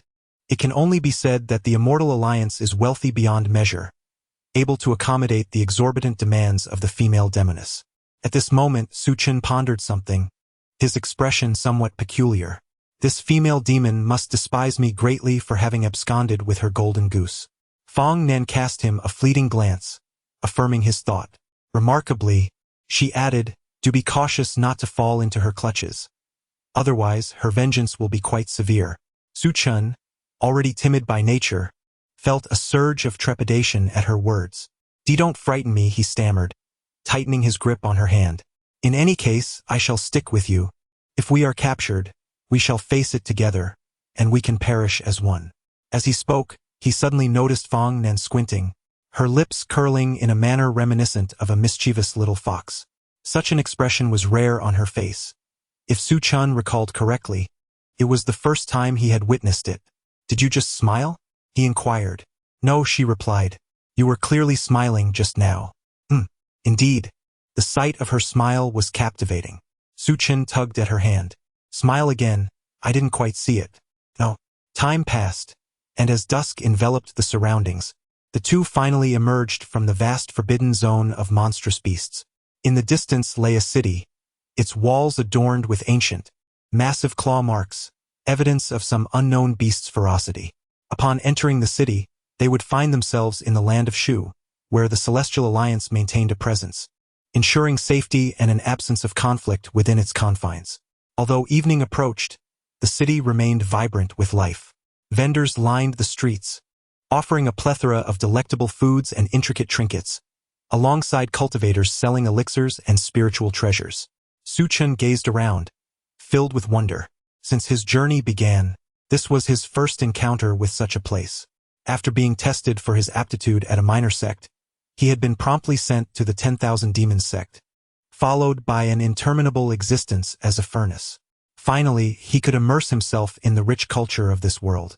"If I ever have the opportunity, I shall save some money to open a small tavern or inn," he mused. I could hire people to manage it while I lounge about, indulging in a life of leisure. That would probably incur losses, Fong Nen remarked. "No matter, that is of little concern." She regarded him with curiosity, a hint of puzzlement in her eyes. Su Chun shook his head. "I don't intend to open a tavern for profit. Rather, I seek a way to live comfortably without guilt." "Fine," Fong Nen replied, unable to comprehend Su Chen's peculiar thought process, unaware of the joy found in idleness. The Celestial Alliance's branch in Shu was a considerable distance of 700 miles away. The pair decided to rest for the night, enjoy a meal, and regroup before returning to the branch the following day. This decision was primarily Su Chen's. Fong Nan was indifferent to the arrangements. The time was still relatively early. The setting sun painted the horizon in hues of crimson, the evening glow resembling flames, as wisps of lingering clouds drifted lazily across the sky. Couples strolled hand in hand down the street, basking in the sweetness of companionship. Su Chun now held Fong Nan's hand. "Do you feel a bit better?" "Yes." As the days have warmed, Fong Nan's hand is indeed not as cold as before. However, she seems somewhat reserved now, her reactions peculiar, as she has attempted to free herself from Su Chen's grasp several times. "What is wrong?" "There are too many people." Su Chun was taken aback, his expression quite odd. "Why does that sound so strange? What does it matter if there are many people?" It's not as if they were engaged in something inappropriate. Suddenly, it seemed Su Chun had a revelation, and his gaze towards Fong Nen grew even more peculiar. "Wait, have you never held hands with someone of the opposite sex before?" "No." "So, are you shy right now?" Fong Nen blinked, turning her head away in silence. The two continued to hold hands. Su Chun purchased some snacks from vendors lining the street, such as fried tofu and grilled meat, which were quite delightful. He even bought a few colorful hairbands and handed them to Fong Nan. However, she remained unresponsive, appearing somewhat dazed. Time passed, and the vendors began to pack up their stalls. Su Chun found a small inn that still had an available room. Unfortunately, there was only one room left, so they would have to share it. The night was tranquil, and the silvery moonlight streamed through the window, casting a cold, delicate veil over the room. Fong Nen lay on the bed while Su Chun rested on the floor. It was only at this moment that she finally spoke. "I am not shy." Chapter 10. Not yet it was night. Su Chun found himself unable to sleep. Lying on the vast, open plain was not much different from sleeping in an inn. After all, it was merely sleep. However, the presence of another person nearby altered the experience. At that moment, Su Chun lay on the ground while Fong Nen rested on the bed. In such a small room, every sound was magnified, and he could distinctly hear her breath crystal clear. "Are you asleep?" Su Chen's voice shattered the silence, akin to a stone thrown into a tranquil pond. "No, I can't sleep," she replied. This woman remained as emotionally unchanged as ever. "Should we talk about something? Feels a bit strange. The atmosphere is off." "I'm not shy. Why are you still bringing that up? That was ages ago." What with your reflexes? Su Chun felt a twinge of frustration, sensing a generational gap between them. Their thoughts seemed entirely misaligned, as if her cognitive pathways were fundamentally different from his. Lying on the ground, he grew increasingly restless, his hands supporting his head as he stared blankly at the ceiling beams. Just as his boredom peaked, he suddenly heard Fong Nen speak from the bed. "Come up and sleep." The ground is cold." Su Chun hesitated for a moment. Pushing himself up, he awkwardly climbed onto the bed, turned around, and lay down. It was now perfectly suitable for Fong Nan to face him directly. The distance between them was minimal, allowing Su Chun to feel the warmth of her breath. After arriving at the inn, they had settled in, taken a shower, and changed into clean clothes. Now, Su Chun could detect the fresh scent of her hair, as well as the faint fragrance of his own robe. A sense of embarrassment washed over him. He felt it might be improper to gaze at her for so long, as if he were a rogue. So, do you still feel cold? Perhaps I could warm your hands." No, Fong Nen shook her head. However, before she could react, Su Chun had already seized her hand, holding it in his palm. "Why are you being so polite with your own disciple?" "I'm merely being helpful, a good-hearted person." Fong Nen pursed her lips in silence, turning her head away from him. After an indeterminate amount of time, she finally managed to utter a sentence. "I'm not shy. Master, you've said that 3 times already." "I'm not shy. That makes it 4.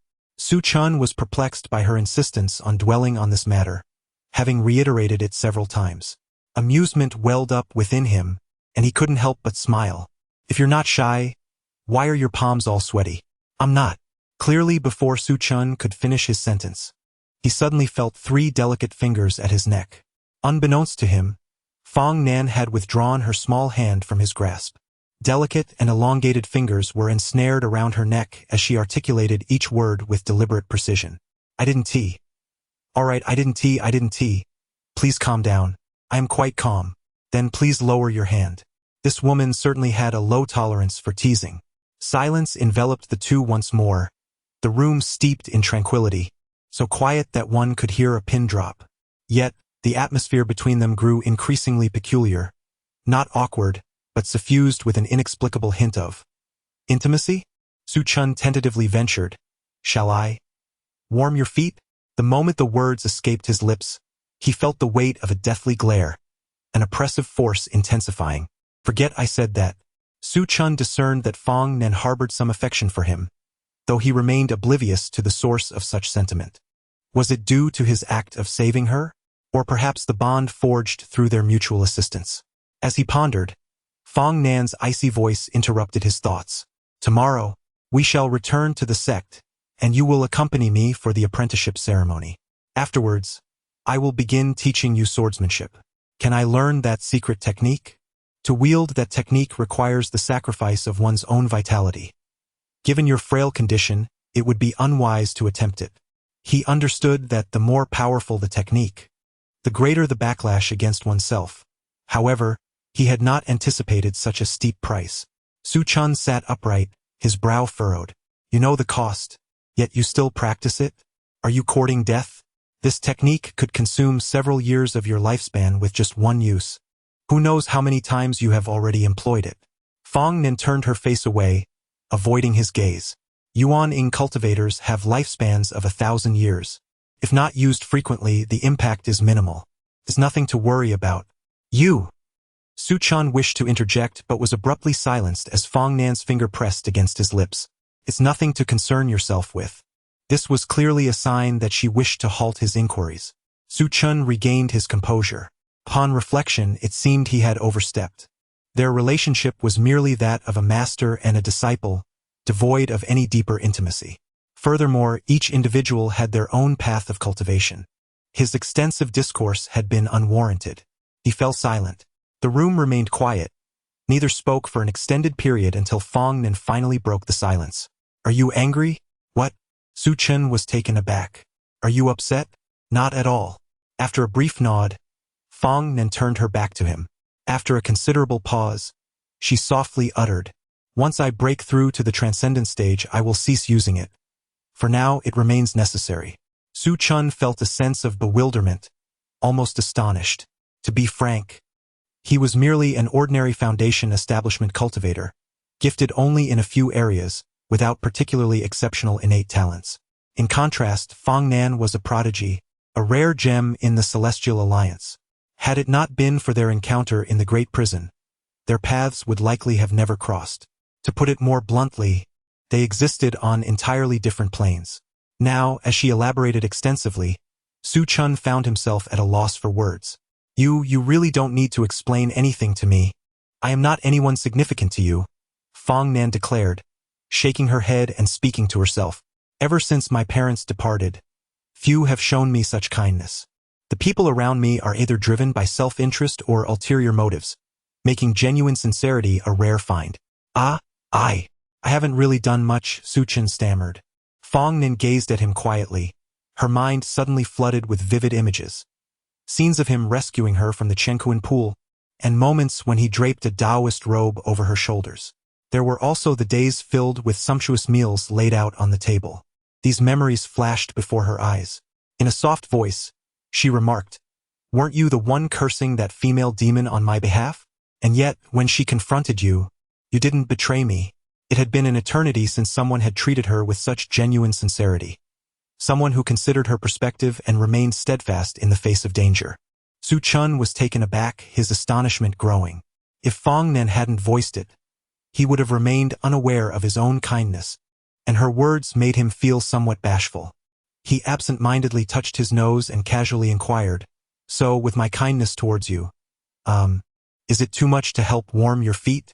Fong Nan blinked in bewilderment. "You?" She opened her mouth as if to say something, but the words caught in her throat. After a deep breath, she exhaled slowly, as if attempting to calm her tumultuous emotions, casting a complex look at Su Chun. "No." She finally added in a whisper after a pause, "Not yet." Chapter 11. Future Tao partners at the foot of the mountain. Within the branch of the Immortal Alliance, the waiter approached with a bowl of minced meat noodles. "Here you go, sir," he announced, placing the dish on the table. Su Chun, eager and undeterred by the heat, picked up his chopsticks and, after blowing on the noodles a couple of times, promptly took a mouthful. This meal marked his last indulgence before ascending the mountain. It was rumored that the cultivators within the immortal sect consumed spirit-repelling pills, rendering them creatures that shunned earthly food. For someone like Su Chun, who relished culinary delights, the prospect of being deprived of such pleasures was more agonizing than death itself. Thus, prior to his ascent, he hastily sought out a restaurant at the mountain's base to savor one final feast. As he chewed, he turned to his companion, Fong Nan, and inquired with a hint of urgency, "Aren't you going to eat? Once we ascend, such delicacies may be beyond reach." She shook her head gently, her demeanor composed and serene, hands resting gracefully on her lap, exuding a certain charm. "Is one bowl sufficient?" After a moment of contemplation, Su Chun summoned the waiter once more. "Please bring me another bowl of sauerkraut and shredded pork noodles. No, make it two." Fong Nan blinked in surprise, her eyes wide as she observed Su Chun's hearty appetite, resting her chin on her hands, tilting her head in curiosity. "No rush, take your time," she advised softly. Outside, rain poured heavily, leaving the restaurant to the two of them alone. The sound of raindrops pattered gently, cascading from the eaves to the uneven ground below, where several small puddles had formed after only a brief downpour. The droplets splashed against the surface, creating a crisp, melodious rhythm that harmonized beautifully with the steaming bowl of noodles before them, adding an air of leisurely contentment. Su Chun savored each bite, relishing the moment as if reluctant to part with his meal. With every mouthful, he felt the dwindling quantity before him. The previous night, neither of them had found rest. To be precise, sleep eluded them both. Thus, Su Chun had taken the opportunity to inquire extensively about the Immortal Alliance, including details about the elders within the sect, Fong Nan's position in this branch, and the responsibilities of the disciples serving the elders. Now, he possessed a clearer understanding. The branch of the Immortal Alliance in Shudi had its origins in the Four Directions sect, led by the formidable Qin Yu, who had attained the pinnacle of the transformation stage. Beneath her were three elders, all at the nascent soul level. Following the Four Directions sect's integration into the Immortal Alliance, 2 additional elders were dispatched from the central region, culminating in the present branch's formation. Fong Nan was one of those elders from the central region, and notably, she was the youngest elder in history, as well as the youngest practitioner at the transformation stage. Had Fong Nan not been captured, the branch would have boasted 3 transformation stage cultivators alongside 3 at the nascent soul level, a significant force within the entire Shudi region. The southern frontier, characterized by its remote terrain and scarce resources, allowed only those demonic cultivators to elevate their levels through forbidden techniques without restriction. Conversely, the immortal sects here, hindered by the lack of spiritual energy and the seclusion of their land, possessed a generally diminished strength. Those who achieved the nascent soul stage were exceedingly rare, already holding elder positions within the sect. As for the transformation stage cultivators, they were regarded as equivalent to the sect's master or deputy master. Throughout the vast expanse of Shuzhong, only Qinyu stands as a pinnacle of the transformation stage. Thus, the sect of the Immortal Alliance undoubtedly reigns as the preeminent sect within the region. This esteemed position entails the responsibility of maintaining peace and stability in Shuzhong, as well as eradicating malevolent forces and upholding righteousness. Their duties encompass but are not limited to nurturing the younger generation of disciples and assisting smaller sects in matters of justice. In essence, the Immortal Alliance's branch in Shuzhong embodies the role of a dominant leader, orchestrating all significant affairs. As for the sect itself, according to Fong Nan, it lacks any culinary delights, offering only the bland pill of abstinence. Although the dining hall can prepare some plain noodles, their flavor leaves much to be desired, rendering them a far cry from the delectable offerings found in the villages below. Su Chun could hardly fathom how these individuals endured such a life, devoting their days solely to cultivation, seemingly devoid of all other pursuits. He found it difficult to imagine. Life is fleeting, and the pleasures it holds are limited. The essentials of good food and restful sleep take precedence.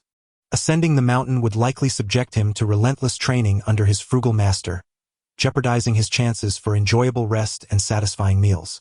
Truth be told, Su Chen felt some reluctance about going up the mountain. Before long, after consuming 3 bowls of noodles that left him feeling pleasantly full, it was time to depart. With a heavy sigh, Su Chen acknowledged his predicament, choosing to embrace the prospect of culinary enjoyment and the pursuit of connection over solitary hardship. Although the mountain offered little in terms of sustenance, he resolved to rely on his own efforts, even if it meant starting from the ground up as a farmer.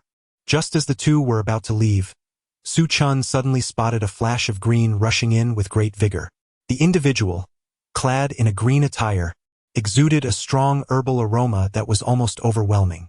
She plopped herself onto a chair, one leg propped up casually, while the other hand fanned herself. "Boss, bring me 3 bowls of pickled vegetable noodles, 3 bowls of shredded meat noodles, and 3 bowls of minced meat noodles." Her voice rang out, bright and clear. Su Chen was taken aback. How could someone eat more than he could? And a woman at that? As he glanced over, the girl in green shifted her gaze toward him momentarily before it settled on Fong Nan. "Oh!" she exclaimed, nearly leaping from her seat. "Nangu, you've escaped. I was just about to deliver this month's spirit stones to you." Surprised, Su Chen turned to Fong Nan, who responded with a soft acknowledgement, his expression remaining unperturbed. "Yes." The girl, now with her arms crossed, circled around Fong Nan, scrutinizing him for a moment.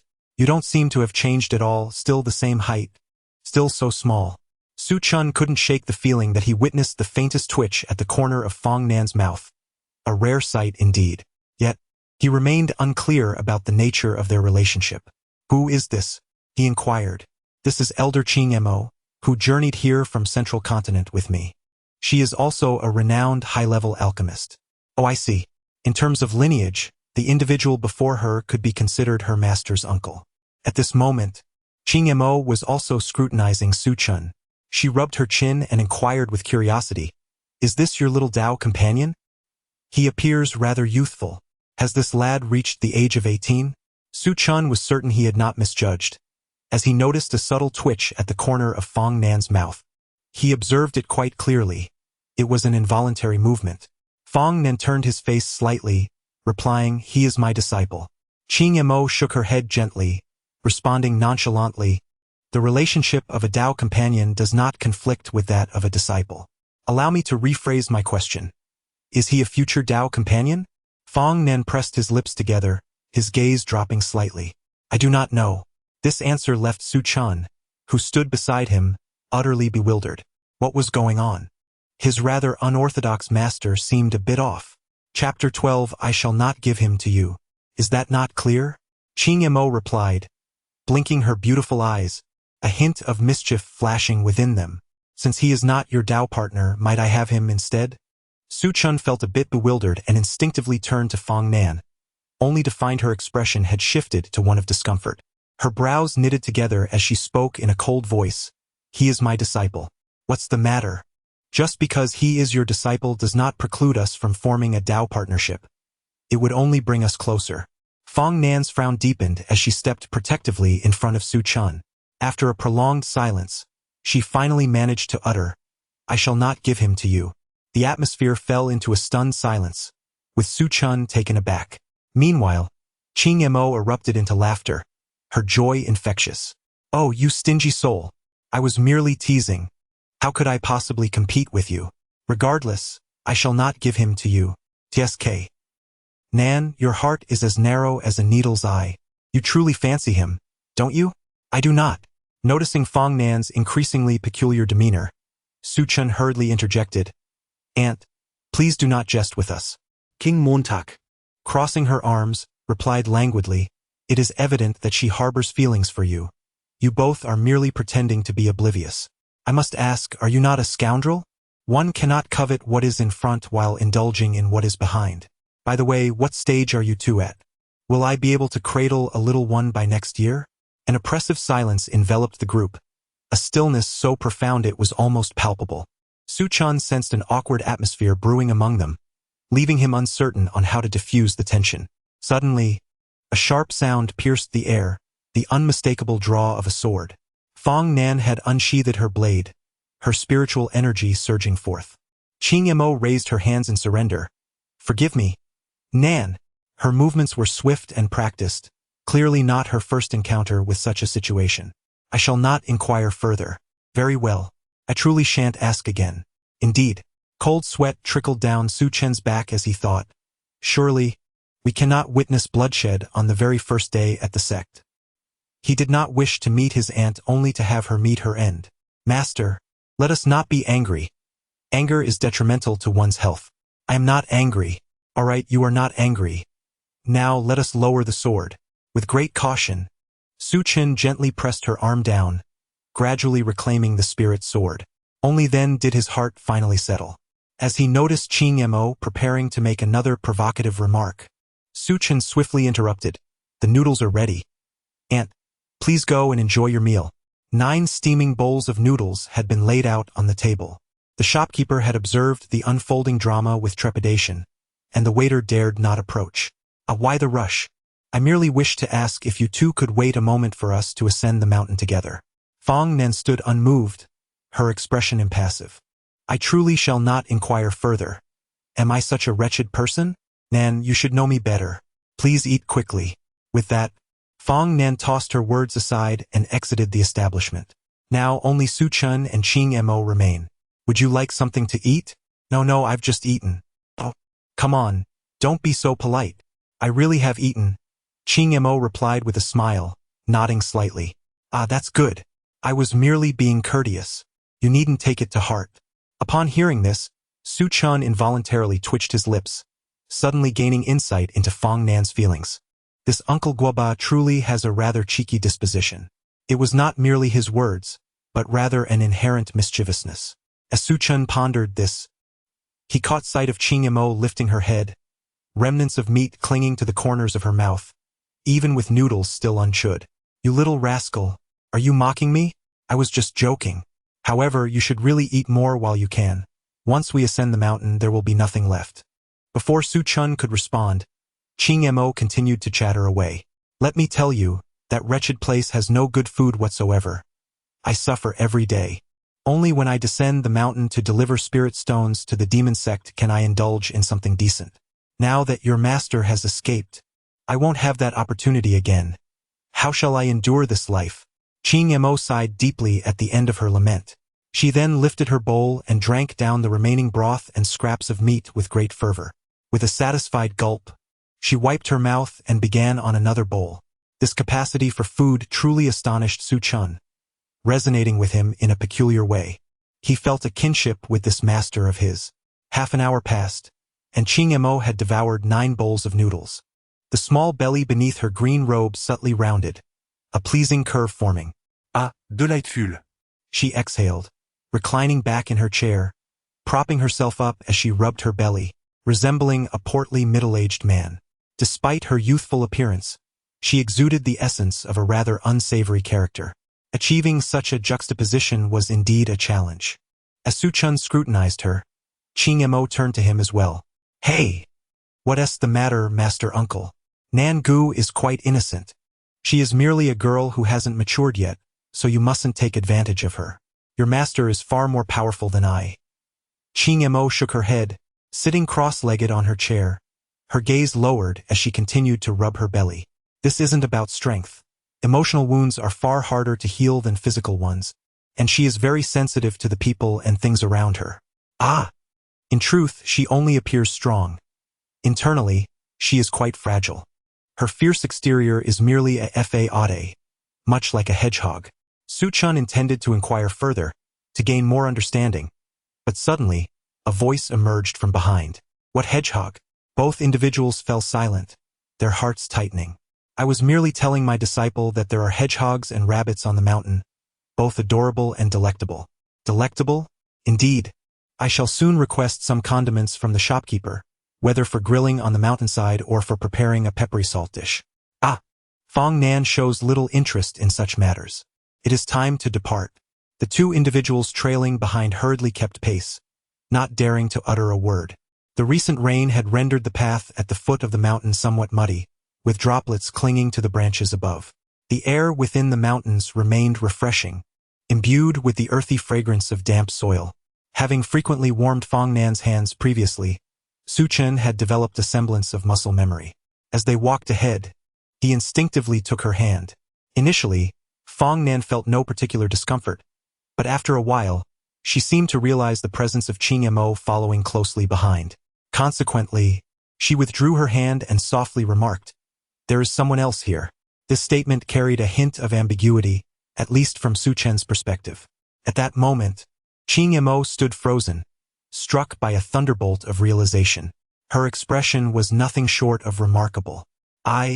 What the hell? So now I am an outsider, am I? You treat me as a stranger, don't you? Nan Ye. Have you forgotten how I tended to your injuries and prepared your medicine? I assisted you in refining elixirs and sought out spiritual herbs to counter your constitution. How could you be so heartless? Ah, just end me with a single stroke. The more she spoke, the more incensed she became, her frustration boiling over. In a fit of exasperation, she even went so far as to place Su Chun's and Fong Nan's hands together. Hold hands. You must hold hands. Qing Mo, in a state of fury, was utterly beside herself. Chapter 13. Her anxiety mist enveloped the surroundings, casting a vast expanse of white radiance. A few individuals had already arrived at the mountain's summit. Here, the spiritual energy was even more abundant and invigorating. A gentle breeze caressed their faces, and the air carried a hint of moisture. Beyond this lake lay the sect. Further ahead, Su Chun mused, astonished. Truly, the Immortal Alliance was remarkable. Even a modest branch in the Shu region was anything but simple. He observed Qing Mo gesturing with her hands and reciting an incantation. Suddenly, a small boat materialized. The boat, entirely white and charming in its design, accommodated 3 people perfectly without feeling cramped. The mist danced above the lake, rendering the place akin to a realm of immortals. Fong Nan sat quietly, resembling an ethereal being from a painting, her presence transcendent. She was breathtakingly beautiful, akin to a fairy untouched by the mundane world. As the gentle breeze swept by, her silken hair fluttered softly, her pale pink eyes sparkled like precious gems, and her fair skin radiated purity. Su Chun found himself captivated. Just then he heard 2 coughs. Ahem, there's still someone here. It was Qing Mo who was piloting the boat. Her face wore a melancholic expression, tinged with an indescribable solitude. It used to be just me and Nan Gu returning together. But now there's you. Su Chun, unperturbed by her words, simply smiled and held Fong Nan's hand tightly. Isn't this wonderful? I shouldn't have eaten those few bowls of noodles. I could feast on dog food and still feel full. To be able to eat is a blessing. Qing Mo nearly choked on his words, nearly spitting out a mouthful of blood. When it came to irritating others, this young man was certainly her equal, if not more infuriating. She rolled her eyes. Hold on tight. There are demonic beasts ahead. I need to accelerate. Before Su Chun could react, the white boat surged forward like an arrow released from a bow. Su Chun swayed slightly, nearly losing his balance. At that moment, he caught a whiff of a delicate fragrance, intoxicating and refreshing. Upon regaining his senses, he found himself embraced by Fong Nan. Her arm encircled his waist, her hand resting on his back. There's no need to be afraid. At that moment, Su Chun felt an inexplicable sensation. It was as if he had become the pampered spouse of a domineering elder from an immortal sect. Yet, this sense of security was genuine. Particularly upon hearing her soothing words, his earlier trepidation vanished entirely. Remarkable. At that moment, Su Chun looked up, locking eyes with Fong Nan. The proximity between them was striking. He could even hear her gentle breathing and see her flawless skin. Instinctively, he raised his hand and poked her cheek. When he finally registered the sensation, his finger sank into her soft skin. Both were taken aback. Fong Nan blinked in bewilderment. Behave yourself. We're almost there. Stop fooling around. Her reaction was perpetually calm. Yet oddly enough, Su Chun found himself inclined to heed her words. They were nearing the sect. From a distance, one can behold the ethereal peaks suspended in the sky. Enormous chains weave bridges between these majestic summits. The closer one gazes, the more vivid the scenery becomes. Exotic flora and enchanting waterfalls abound, and the spiritual energy in this realm is palpably dense. Do you see those 7 distant peaks? The central one is the Tianshu main peak, where the abode of the sect leader resides. The surrounding peaks are governed by the elders. Your Master S. Yaoguang Peak is the most secluded of them all. Frankly, I find her choice rather foolish, selecting such a desolate spot. There is nothing up there, and the spiritual energy is scarce, not to mention its remote location. Su Chun followed the sound of Qing Mo's voice, discerning the details of each peak until his gaze landed on the small mountain in the corner, Yaoguang Peak. An epiphany struck him, and he broke into a grin. If it were up to me, I would choose this one as well. Huh? Qing Mo, taken aback by his words, wore a puzzled expression, and even Fong Nan turned to look at Su Chun. A small place is quite nice. No one to disturb me, allowing me to live in peace and simply exist. Qing Mo was momentarily stunned, lifting her gaze. This peak is indeed remote, taking over half an hour to fly from the main peak, making it rather inconvenient for sending messages. The round trip would be quite bothersome. Moreover, it seems that the master prefers tranquility, which is why she likely chose this spot. Solitude is beneficial. You know her quite well. Truly a perfect match, Fong Nan interjected, frowning before Su Chun could respond. No, not yet. We must wait and see what the future holds. With a clang, the spiritual sword was drawn, and spiritual energy surged. All right, I shall say no more. Brother Nan, please retract this divine ability. I'm frightened. Under Qing Mo's guidance, the white vessel glided toward Yaoguang Peak, drawing ever closer.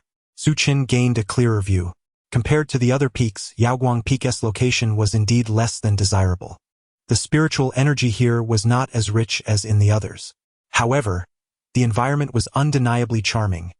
Rare flowers and peculiar rocks adorned the landscape, and waterfalls cascaded from great heights into serene lakes.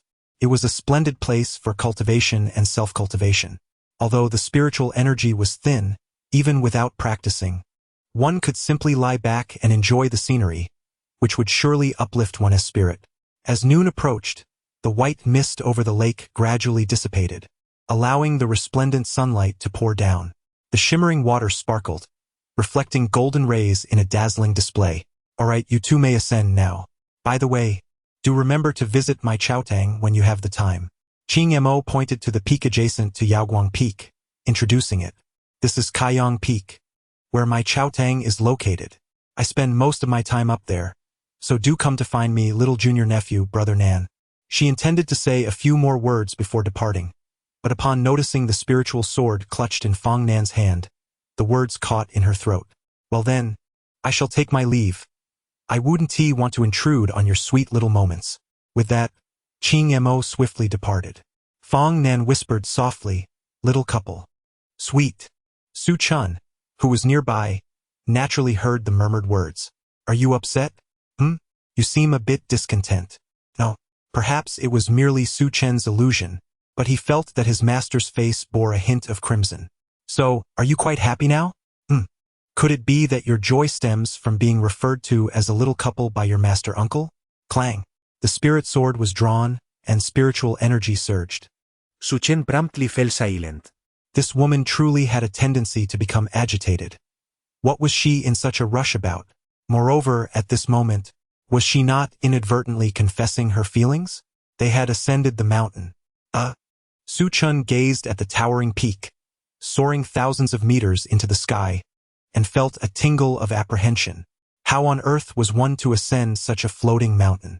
Just as he pondered this, he suddenly felt a hand supporting his back while another lifted his leg, cradling him effortlessly. Am I being carried like a princess? This is utterly outrageous. Chapter 14. Sealing the spirit, the peak was cold and adorned with a blanket of white snow.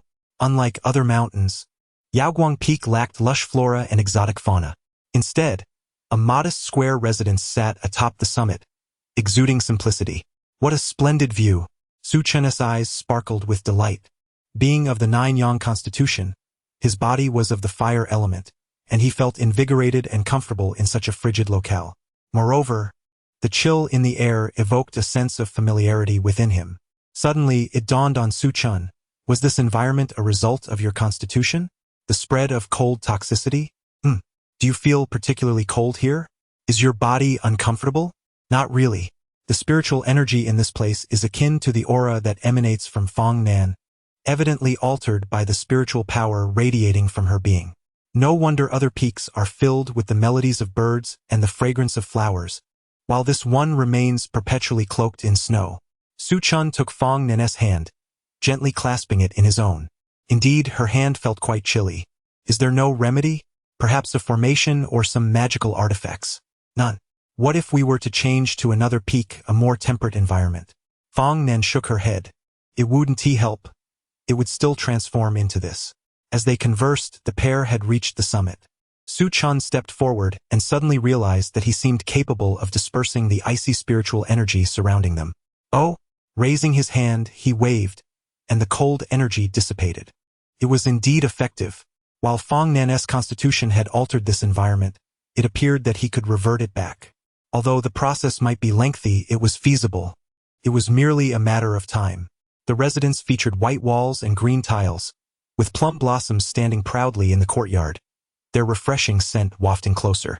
It lacked the rich aroma of peach blossoms, instead offering a subtle, elegant fragrance, proud and solitary, much like its owner. Had Master lived here alone all this time? That must have been quite lonely, isolated. The path of cultivation is inherently solitary. Su Chen grinned. Fear not, for I shall accompany you from now on, Master. You shall no longer be alone. Despite the formations present, Fong Nan had been away for half a year, and a thick layer of snow had settled in the small courtyard. As Su Chun stepped in, his calf sank into the snow, proving to be rather amusing. He remained oblivious to the fact that Fong Nan, standing behind him, had a faint blush on her cheeks, her lips slightly pursed, softly murmuring, "No longer alone." A peculiar light flickered in her faintly crimson eyes as she quietly observed Su Chun, seemingly smiling before quickly regaining her composure. "Stop playing around. Come and pay your respects to your master." With a gentle wave of her hand, the snow in the courtyard melted, revealing the stones beneath. Coming. Su Chen followed Fong Nan through the courtyard adorned with plum blossoms and entered the spacious hall. The shelves on either side were filled with scrolls. The text before me was filled with obscure and perplexing characters, which caused Su Chun to abandon it after a mere glance. He simply could not comprehend it. It appeared to be ancient scrolls from a bygone era. Su Chun was somewhat astonished. as he had not anticipated that the ritual of apprenticeship would be so intricate. He had initially thought that kneeling and bowing a few times would suffice. Now, it seemed that scrolls were also required. While Su Chun was engulfed in confusion, Fong Nen retrieved a bundle of archaic scrolls from the bookshelf, each adorned with intricate patterns. Although Su Chun could not decipher the written language, he could discern the imagery, a pair of flowers. The scroll depicted twin blossoms, gracefully dispersed like silk, their leaves elegantly entwined, embodying the essence of the flowers. Fong Nen appeared oblivious to his musings, as she unfurled the scroll, forming hand seals and chanting incantations. However, Su Chun was unable to grasp the meaning of her words, though he felt an odd sensation within. Was this truly the initiation of an apprenticeship? It seemed somewhat amiss. After the passage of a fragrant incense stick esterition, Fong Nen pressed her thumb upon the scroll and then turned to Su Chun. Press it. Very well. Although Su Chun found the situation peculiar, he trusted that Fong Nen meant him no harm, nor did she have any reason to do so. Thus, he complied and placed his hand upon the scroll. In an instant, he felt an imprint form within his consciousness, a flower-like symbol that was both unusual and enchanting. Is this it? Has the ritual concluded? He mused. It seems something new has emerged in my consciousness. What could it be? Master, it's nothing. Su Chun was taken aback by this response, his face a mask of disbelief. Such a dismissive answer seemed far too superficial. This woman was certainly concealing something from him. As he turned to scrutinize her, he suddenly noticed a similar floral mark upon Fong Nan's forehead. Feeling increasingly bewildered, he asked, Master, what is that on your forehead? Fong Nan did not respond directly. Instead, she subtly raised her hand to gently touch the mark. In an instant, the imprint on her fair forehead vanished, as if it had never existed. She then spoke with a calm demeanor. It's nothing. Are you mistaken? Was this woman capable of being any more disingenuous?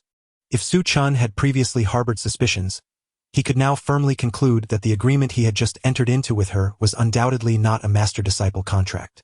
Yet, he felt no discomfort in his body, nor any constraints upon his consciousness. The scroll-esque contract seemed to bear no negative repercussions for him, but its true nature eluded him. Fong Nan's peculiar reaction left him puzzled. Who knew what sort of agreement they had just forged? After contemplating for a while without any clarity, Su Chun decided to cast his worries aside. Rather than dwell in suspicion, he would embrace a carefree existence, lying back and relishing the comfort of being a fortunate little fish, content to ride on the coattails of others. As Fong Nan organized the scrolls upon the shelf, Su Chun ambled through the courtyard, exploring his surroundings. The courtyard was exceedingly cold, with both the main house and the side rooms enveloped in an unbearable chill. Even the bedding on the beds felt frigid. Su Chun clicked his tongue. After a brisk run back, he looked at Fong Nan and said, Master, won't you be awakened by the cold while you sleep at night? This place is far too frigid. Feels like an ice cellar in here, and the blankets are unbearably cold. How can you possibly sleep? It's all right, she replied nonchalantly. Su Chun, observing her demeanor, grew somewhat anxious. How can that be? You must cherish your body more. He reached out and grasped her hand, which was indeed icy to the touch, devoid of warmth. This cannot continue. From now on, I shall warm your bed. As his words echoed in the hall, a profound silence enveloped them, akin to deathly stillness. Su Chun felt that his remark was perhaps inappropriate. Just as he was about to clarify, he suddenly noticed Fong Nan turning her face slightly, her beautiful eyes sparkling as she gently nodded. Very well. Chapter 15.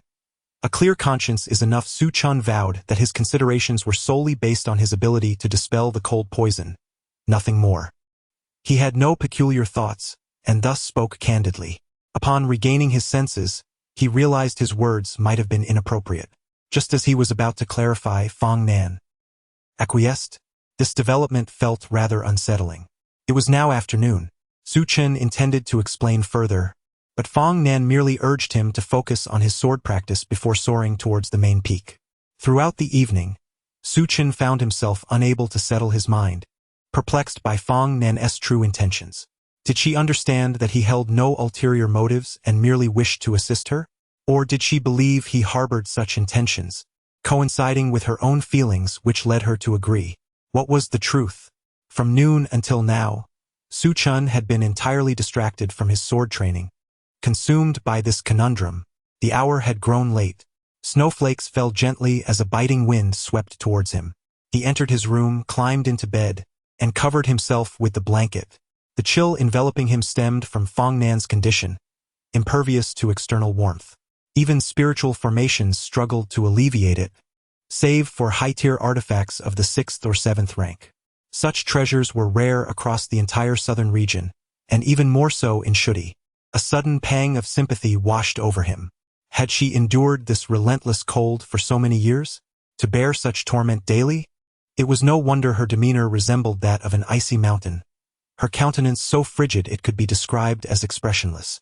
Lying in bed, with his hands behind his head, Su Chun gazed quietly at the beams above. A delicate fragrance wafted through the air, soothing and invigorating to the spirit. Suddenly, an odd expression crossed his face. He glanced at the blanket covering him, tugged at it, and leaned closer to inhale its scent.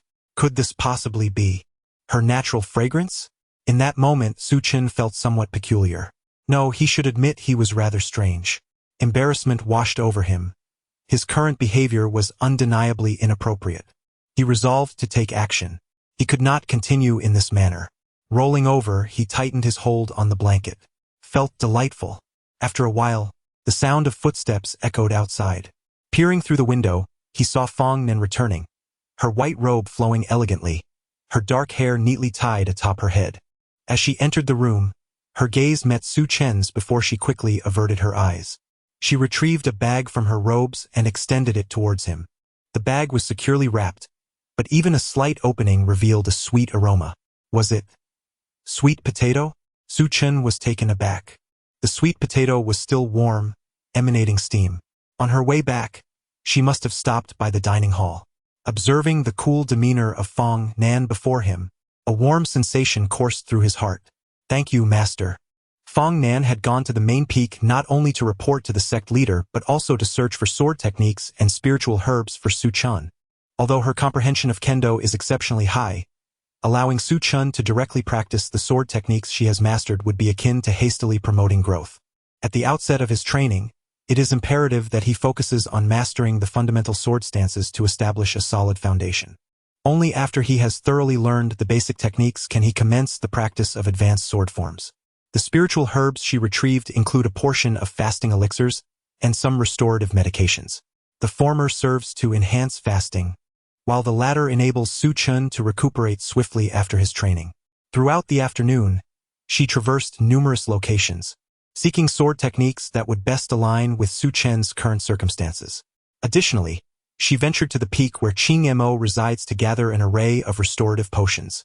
After a considerable amount of time, she remembered that Su Chun had not eaten and made a detour to the dining hall. There, she personally roasted a sweet potato, which she concealed in her embrace and brought back. Consequently, by the time she arrived at Yaoguang Peak, it was already evening. The night was tranquil, with the silvery moonlight cascading through the falling snow, creating a uniquely enchanting scene.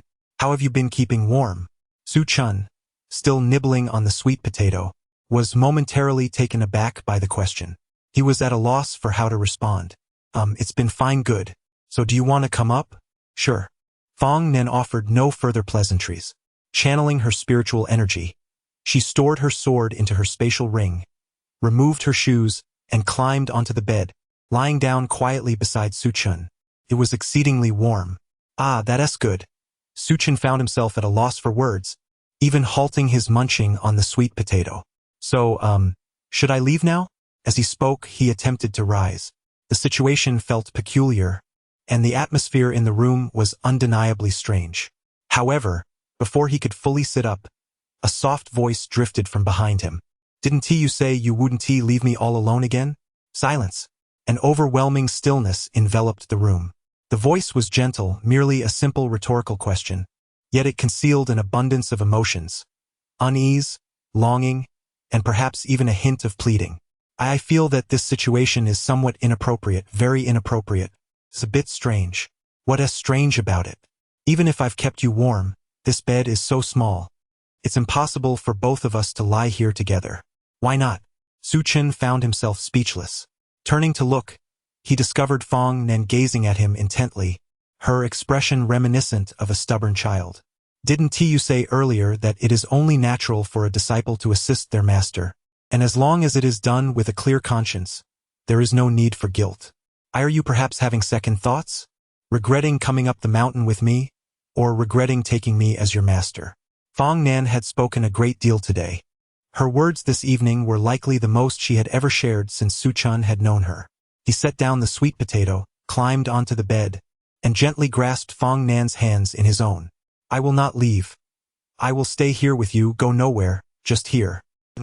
Su Chen suddenly realized that his understanding of this inexpensive master was still far too limited. He had initially thought she possessed a temperament that simply accepted whatever came her way. Little did he expect her to be so stubborn and resolute.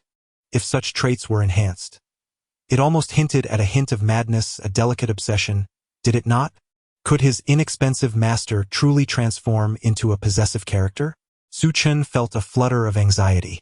Before long, Fong Nan had succumbed to slumber. Perhaps fatigue had overtaken her, or perhaps the cozy warmth of the blankets had lulled her into a deep repose. She fell asleep swiftly, curling up like a small kitten. Her elongated eyelashes fluttered gently, and her hands rested in Su Chen's.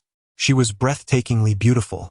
The moonlight streamed through the window, casting a serene glow upon her face. Su Chen felt an air of sanctity, a sense that she was to be admired from afar, not to be trifled with. He was so close to Fong Nan that he could hear her gentle breaths, could clearly see the delicate flutter of her eyelashes.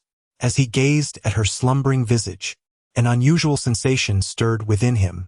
This inexpensive master was excessively enchanting. If she continued to be this alluring, he might just find his heart swayed. Chapter 16. The young bride, Fong Nan. In the early morning, mist billowed from the mountain peaks, and the snow in the courtyard had completely melted, bringing with it a hint of warmth. Su Chen gradually awoke, stretching languidly and yawning as he sat up, momentarily disoriented as he surveyed his surroundings. Ah yes. He had arrived at the sect and ascended the mountain, settling into the residence once occupied by his master. His memories of last night were hazy, and he felt slightly dizzy. He recalled that it seemed he had shared a bed with her. Where was his master? With his eyes still heavy with sleep, Su Chen rose, slipped on his shoes, and stepped outside. The sound of swords clashing resonated in the courtyard. Leaning against the doorframe, he quietly observed Fong Nan practicing her swordsmanship. The morning light descended like golden rays. Clad in a pristine white Taoist robe, her long hair cascaded down to her waist, casually tied with a slender ribbon at the end. Her demeanor was cool and composed, a fine sheen of sweat glistening on her pale forehead, indicating she had been practicing for quite some time. One move after another, her spirit sword soared like a dragon, the essence of her swordsmanship reaching for the heavens. Standing there, she appeared as an unparalleled sword, her aura subdued yet commanding. Her movements were exquisite and graceful, the white robe draping elegantly over her figure, accentuated by a black sash at her waist, revealing her delicate and well-proportioned silhouette. Su Chen leaned against the doorframe, watching intently and occasionally nodding in appreciation. Although he had seen these sword techniques countless times, they were rendered stunning in Fong Nan's hands. It was not the swordplay itself that captivated him, but rather the elegance of the practitioner. After nearly half an hour, Fong Nan finally ceased her practice. Su Chen applauded enthusiastically. Impressive. Truly beautiful. Wiping the sweat from her brow, Fong Nan cast a fleeting glance at Su Chen. You should practice too. Coughing lightly, Su Chen replied. He suddenly feel a bit unwell. I think I'll head back. Master, please continue your training. Practice?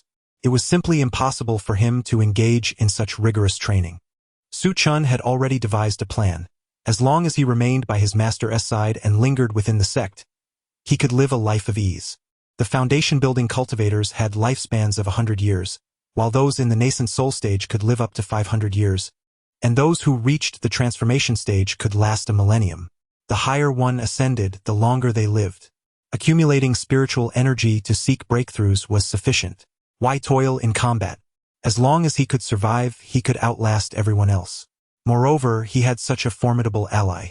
No matter how diligently he practiced sword techniques, could he surpass Fong Nan's prowess? It was inconceivable. Why not simply embrace a life of leisure instead of arduous cultivation? Come back. With a gentle beckoning gesture, Fong Nan turned, and Su Chun found himself soaring towards her. A bitter expression crossed his face. Must I really practice? I will teach you. Will it be a hands-on approach? Indeed. Su Chun's expression normalized, a satisfied nod affirming his acceptance. Then that works. One-on-one instruction was indeed appealing. Fong Nan retrieved a wooden sword from her storage pouch. The sword appeared unremarkable, lacking any exceptional features. However, when Su Chun grasped it, his expression shifted, and he inhaled sharply. What is this? Why is it so heavy? It is your own lack of strength. Su Chun wished to retort but found himself at a loss for words. How could he deny her truth? After all, in the past 6 months, he had endured the merciless treatment of that female tyrant, leaving him feeling utterly depleted. Curse that wretched woman, a miscreant who has committed countless wrongs. Steady yourself. Fong Nan raised her hand and placed it gently on Su Chen's trembling arm. A delicate fragrance wafted toward him. The soreness that had plagued his arm seemed to alleviate significantly. Master, it smells wonderful. Fong Nan remained unfazed, speaking calmly. Grip the hilt firmly, stabilize the sword. Ah! Su Chun could feel Fong Nan's hand, cool yet soft, perhaps due to her protective spiritual energy. Her hands were well cared for, devoid of the calluses that typically accompany years of swordplay. As Su Chun pondered this, Fong Nan's voice broke through his thoughts. Focus a little more. Where is your mind wandering? On. Su Chun turned to meet her gaze, their eyes locking. Fong Nan's delicate brows furrowed. Practice diligently. Steady yourself. With that, she withdrew her hand. 100 strikes. What? 100 right off the bat? Isn't that a bit excessive? This is your punishment. Su Chen's face fell. Just maintaining his grip was already a tremendous effort. If he truly swung 100 times, he feared his arms might give out entirely. Seeing that Fong Nan had fallen silent, he had no choice but to summon his spiritual energy and began swinging, one stroke at a time. Before long, he was drenched in sweat. Su Chen's constitution was alarmingly frail. Despite consuming numerous rare and powerful herbs and high-grade elixirs over the past 6 months, most of their potency remained trapped within him. His body could not endure such immense energy, rendering him incapable of fully refining and absorbing it. Although his spiritual energy reserves now surpassed those of many peers, his physical strength was woefully inadequate, failing to even meet average standards. After merely 10 sword swings, his arms trembled uncontrollably, shaking involuntarily. Gritting his teeth, Su Chen's complexion turned pale. Just as he felt he could no longer persevere, he finally saw Fong Nan approaching. Her slender fingers gently grasped his arm. In that instant, he felt a cool, invigorating flow of energy surge into his body. He understood that Fong Nan was using her spiritual power to adjust his body, untangling his disordered meridians. After a brief moment of kneading and pressing, the soreness diminished significantly. Continue practicing. Su Chen had no need for idle chatter. Since his master had invested such effort in aiding him, it would be ungrateful to wear a sour expression. A salted fish may be a salted fish, but he could not afford to disappoint her, could he? Gritting his teeth, he resumed his swordplay. This time, he distinctly felt a newfound strength coursing through his arms, making the movements less arduous. Su Chun persisted for quite some time, and it was not until the 30th strike that he could no longer maintain his grip. As before, Fong Nan came to his aid, adjusting his body and unraveling his meridians. His strength was swiftly on the rise. Perhaps it was due to Fong Nan's unwavering gaze, or perhaps it was the notable enhancement in physical strength. Su Chun completed the remaining 60 repetitions in one breath. His arms remained sore, yet this time, it was overshadowed by a sense of exhilaration and the thrill of surpassing his limits. He collapsed onto the ground, and Fong Nan joined him, quietly massaging his shoulders. The courtyard was enveloped in tranquility, with the space between them markedly narrow. Su Chun stole a glance at his inexpensive master and found himself momentarily taken aback. He grinned and remarked, "Master, You now resemble a dutiful little wife." Upon hearing this, Fong Nan abruptly halted her movements. She pressed her lips together, turned her head away from him, and replied in a frosty tone, "If you utter such nonsense again, I shall ignore you." After a brief pause, as if struck by a sudden thought, she quickly added, "I am not shy." Su Chun chuckled heartily. His thrifty master was certainly quick on the uptake, now adept at interjecting with retorts. Chapter 17. How did I become a disciple's servant? Su Chun felt as though he had inadvertently angered Fong Nan. Ever since she had given him a shoulder massage that morning, she had not acknowledged him, merely tossing a few books his way and then vanishing without a trace. Su Chen felt helpless. Was it really such a big deal over a simple term of endearment? In the study, he sat on a chair with a jade-green pill beside him, the pill of abstinence. Most cultivators within the immortal sect consumed this as a substitute for meals. While delicacies might satisfy one's cravings, for practitioners, consuming grains could introduce impurities into the body. A few indulgences might not be detrimental, but over the years, such indulgence could lead to a substantial accumulation of impurities. Unless one resorted to high-grade pills for cleansing, the meridians within would become increasingly blocked, ultimately hindering cultivation.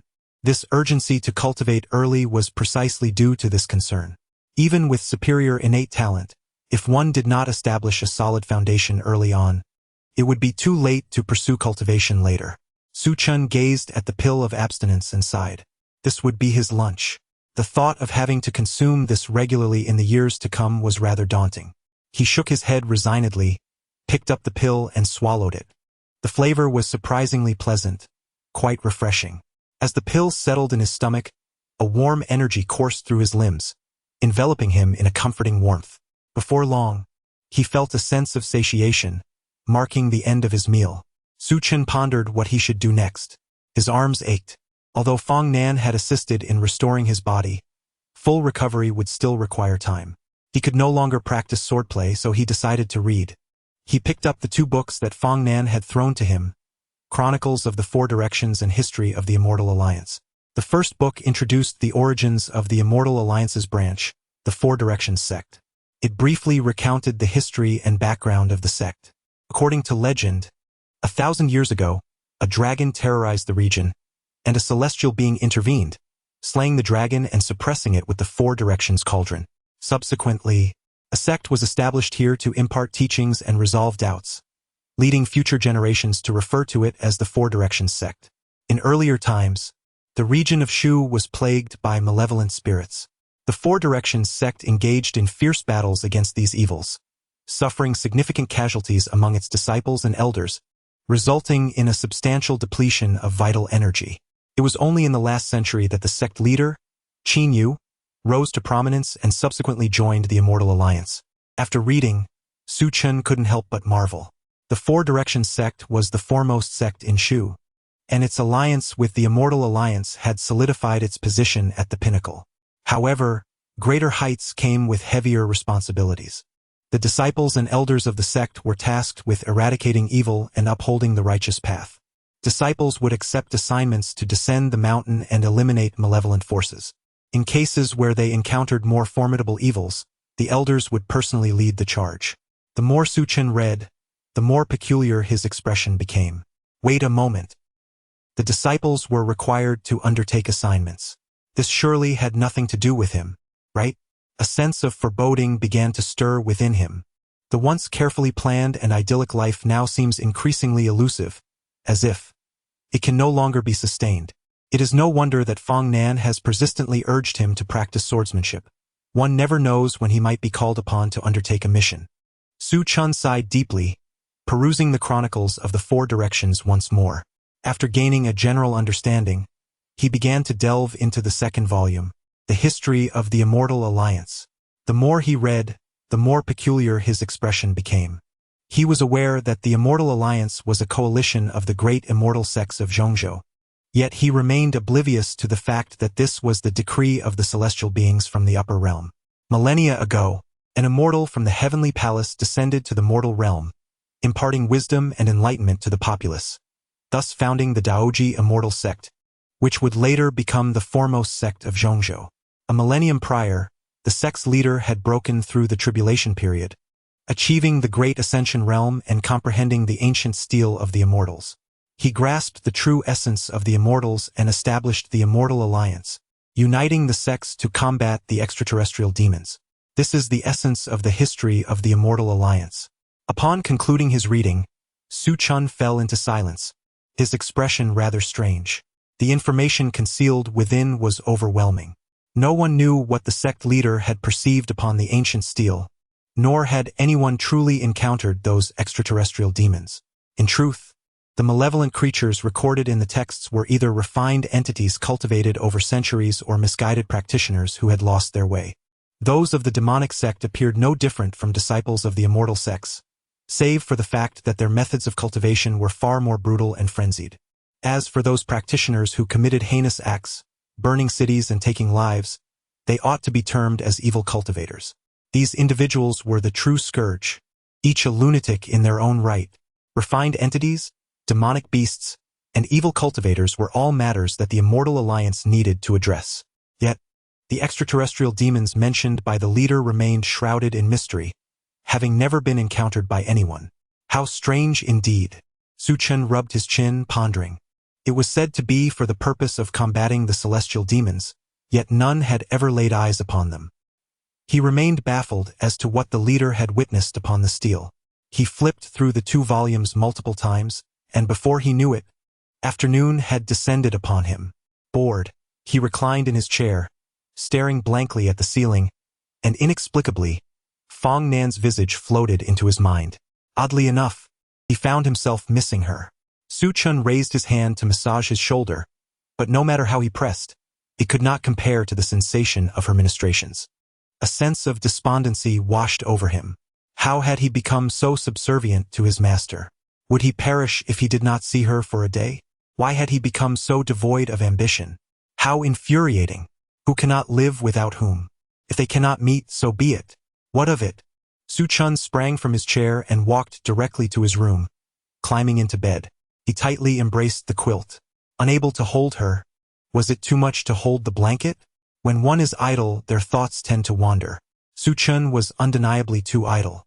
Memories of his time in the Demon Palace flashed incessantly through his mind. Indeed, that mad woman also possessed crimson eyes. Her gaze was captivating, yet that red was deeper and more frenzied, more savage than Fong Nan's. She often dons a flowing black robe, concealing a visage that instills fear. I have never beheld her true appearance, nor have I glimpsed the form beneath her obsidian garment. It is rather intriguing. The genius of the Celestial Alliance bears a striking resemblance to the supreme of the demon sect. Both possess crimson eyes and wield similarly domineering techniques. Were it not for our shared trials and tribulations, I might even draw a connection between the two. Su Chun lay quietly upon his bed, his thoughts in disarray. He found himself lost in contemplation, and after a while, he abruptly shook his head. Ultimately, all that has transpired is in the past. Dwelling on such matters serves little purpose now. Instead, he resolved to focus on the present, to diligently cultivate his skills, and perhaps even tease his master during moments of leisure. Is this languorous existence not satisfactory? Overthinking only leads to weariness, breeding suspicion and inner turmoil. The evening was fast approaching. At dusk, the sky was adorned with hues of crimson. 2 figures emerged from the distance, one clad in white and the other in blue.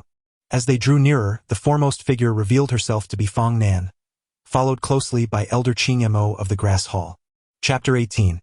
All attributes pure spiritual root Qing Mo accompanied Fong Nan to Yaoguang Peak, and upon descending, she observed her surroundings with great curiosity. Oh, why isn't it snowing anymore? It's not as cold as before. How did you manage this, Nangu? It's not me, Fong Nan replied, while Qing Mo blinked in surprise. There were only 2 people on the mountain, Fong Nan and his future little Dao partner. Could it be the reason was that little disciple? As they entered the courtyard, the accumulated snow had completely melted. Qing Mo expressed her surprise with an appreciative tut. Tut. She looked left and right, taking in the sights. Suddenly, she spotted Su Chun lying on the bed in the main room, just about to rise. Toot, toot, toot. A knowing smile graced Qing Mo's face, conveying an understanding that required no words. Her expression was intriguing, while Su Chun perceived it as a blend of lewdness and gossip. "Come out quickly. Your master has gone to the main peak and even brought back the stone tablet for testing spiritual roots." Fong Nan had first gone to the main peak to retrieve the stone tablet, then waited at the grass hall for Qing Mo to finish her alchemy, insisting she prepare several medicinal herbs to nourish the body. It wasn't until evening that he returned with Qing Mo, intending for her to assess whether Su Chun possessed an aptitude for alchemy. The stone tablet stood squarely in the courtyard. Su Chun examined the tablet and then looked at Fong Nan, who stood beside it, feeling both amused and exasperated. "Master, why go through the trouble of bringing the tablet here? I could have just gone over to test it." "Too far," Fong Nan replied, reminding Su Chun of a passage from the ancient tome, The Millennial Aspirations of the Four Gates, which noted that a protective array separated the peaks within the sect, allowing only the elders to pass freely. Furthermore, Su Chun's current spiritual power was insufficient for him to fly from this side to the other. Thus, Fong Nan decided to bring the stone tablet directly, saving them both unnecessary hassle. "Now place your hand upon it." In truth, when Su Chun had just traversed to this realm, he had undergone a test at that small sect. Unfortunately, he had been utterly clueless and had been captured and presented to that female demon. He only understood that his aptitude was decent, but he was unaware of the specifics regarding his talents or comprehension. Now, as he prepared for another test, he felt an inexplicable nervousness. Taking a deep breath, he exhaled slowly. Su Chun stepped forward and placed his hand on the stone tablet, initially feeling its coolness. However, in a short while, a wave of heat radiated from within the tablet. The surface of the tablet shimmered with a myriad of colors, becoming increasingly vibrant and dazzling, almost blinding. Qing Mo stood nearby, spellbound, while Fong Nan also appeared astonished, leaving both of them in a state of shock. Su Chun remained at a standstill, unsure of what to do next, his hands still resting on the tablet. Unless his master instructed him to remove it, he had no idea when he should stop. After approximately the time it takes for an incense stick to burn, the light emanating from the tablet began to gradually dissipate. "Can I take it down now?" Upon asking this, Su Chun realized that both Qing Mo and Fong Nan were momentarily stunned. It was the first time he had witnessed such an expression from his master, leaving Su Chun feeling somewhat perplexed. Could it be that his innate talent is so extraordinary that it leaves these two individuals utterly astonished? Just as he had anticipated, Qing Mo almost leaped up, vigorously patting his shoulder, his face a canvas of shock and elation. "You, my friend, are remarkable. You possess an all-attribute spiritual root, each one pure in essence." Su Chun, bewildered, could not comprehend. He was familiar with spiritual roots and their classifications, yet the connection eluded him. What does it mean to possess entirely pure spiritual roots? Qing Mo, still brimming with joy, promptly began to elucidate. "It signifies that within you, each attribute's spiritual root exists, and each is of the utmost purity, devoid of any impurities. This will greatly enhance your ability to wield the respective attribute techniques. Moreover, the most critical point is that whether you engage in alchemy or artifact forging, there will be no restrictions. Unlike myself, who is constrained by certain attribute spiritual energy, you, my friend, have truly struck gold." At this juncture, Su Chun began to grasp the implications. However, he did not share in the joy. The notion of entirely pure spiritual roots implied that his aptitude for alchemy and artifact forging was exceedingly high, which would only intensify the pressure to excel. Was he being compelled into a relentless competition? He merely wished to live a peaceful and carefree existence, yet fate had bestowed upon him such exceptional talents. Was this not a gross misallocation of fortune? Even if it were to benefit his esteemed master, it would be preferable to bestow it upon himself. At that moment, Sunnuntai tienes katse instinktively landed on Fong Nan. To his surprise, she was also looking at him. Their eyes met, and Fong Nan spoke in a calm tone. "Starting tomorrow, you will follow Qing Mo to learn the art of herbs and alchemy." Upon hearing this, Su Chun felt a wave of anxiety wash over him. He was overwhelmed, as the very scenario he dreaded had come to fruition. Tears of frustration welled up within him. Was there no way to avoid this? "You must comply," she insisted, her tone reminiscent of a caregiver soothing a child. With a heavy sigh, Su Chun asked quietly, Is there any reward? Qing Mo perked up at this, turning to listen intently. Fong Nan pressed her lips together, slightly turning away as she replied softly, No. Nothing at all? Not even a small reward? Can't we negotiate? Su Chen noticed her hesitation and seized the moment. If I am to learn the art of alchemy and the study of herbs, I fear I will suffer from aches and pains. Fong Nan pursed her lips, avoiding his gaze, her voice barely above a whisper. When you return in the evening, I shall give you a massage. Su Chen's eyes lit up. He had merely wished to test the waters, yet unexpectedly he had succeeded. Meanwhile, Qing Mo was utterly dismayed. Not you, Nan. I haven't even complained about teaching him. Why not assist me as well? With a dramatic sigh, Qing Mo lamented, Fine, I shall forego it. Please retract this divine ability. Revealing it is quite alarming. His expression was one of deep melancholy and forlornness. In this world, the most perilous individuals to associate with are those who forget their loyalties in the face of temptation, ultimately leading to misplaced trust. Brother Nan, what are you doing? I did not speak of you. I merely wish to express my disdain for those who forget their principles in the face of allure. Fong Nan's visage remained tranquil, his voice imbued with an icy clarity. Come to Yaoguang Peak tomorrow, and I shall teach you the art of alchemy. Qing Mo discerned the underlying implication of dismissal in those words and smirked. Ah, so with a companion by your side, you have forgotten your sister. Brother Nan, at this rate you may lose a wonderful sister. Feeling the piercing gaze of Fong Nan, Qing Mo swiftly made his exit. The scene left Su Chun in a state of bemusement, torn between laughter and tears. The atmosphere fell into a hush, with only Su Chun and Fong Nan remaining. Your comprehension and innate talent are commendable, surpassing that of the majority, and your spiritual roots are quite promising, Fong Nan remarked. Su Chen nadi de priscetibli. That is good to hear. Yet, he soon pondered another question, his curiosity piqued. How do I compare to Master? Not as good as I. Chapter 19. Her beauty is beyond compare. It has been proven that one should not compete with a favored child of fortune. Otherwise, one's own retreat into solitude is inevitable. However, Su Chun was not particularly surprised. Fong Nan's defiance of fate had been evident for quite some time. Is my master also endowed with an all-encompassing spirit root? Indeed. But is my master proficient in the arts of alchemy and artifact forging? No. Fong Nan shook her head. It is too eclectic. I have no desire to learn. Su Chun was utterly perplexed. How could one know of the complexity yet refrain from study? Now I am tasked with learning this. What a predicament for a disciple. Sensing Su Chen's bewildered gaze, Fong Nan offered a brief explanation. You need only learn from me. That is sufficient. What kind of twisted logic is this? Yet it sounds rather comforting. Very well. Since I am idle, I shall make use of my time. I have procured some medicinal herbs to nourish the body. Please boil some water and infuse these herbs within, allowing them to steep properly. Certainly. Su Chun accepted the delicate vial Fong Nan handed him, adorned with subtle cloud patterns. This must be quite valuable, I presume? It was formulated by your esteemed Shirshu Qingma. When she arrives tomorrow, be sure to express your gratitude. Indeed, Su Chun suddenly felt an illusion, as though they had known each other for ages.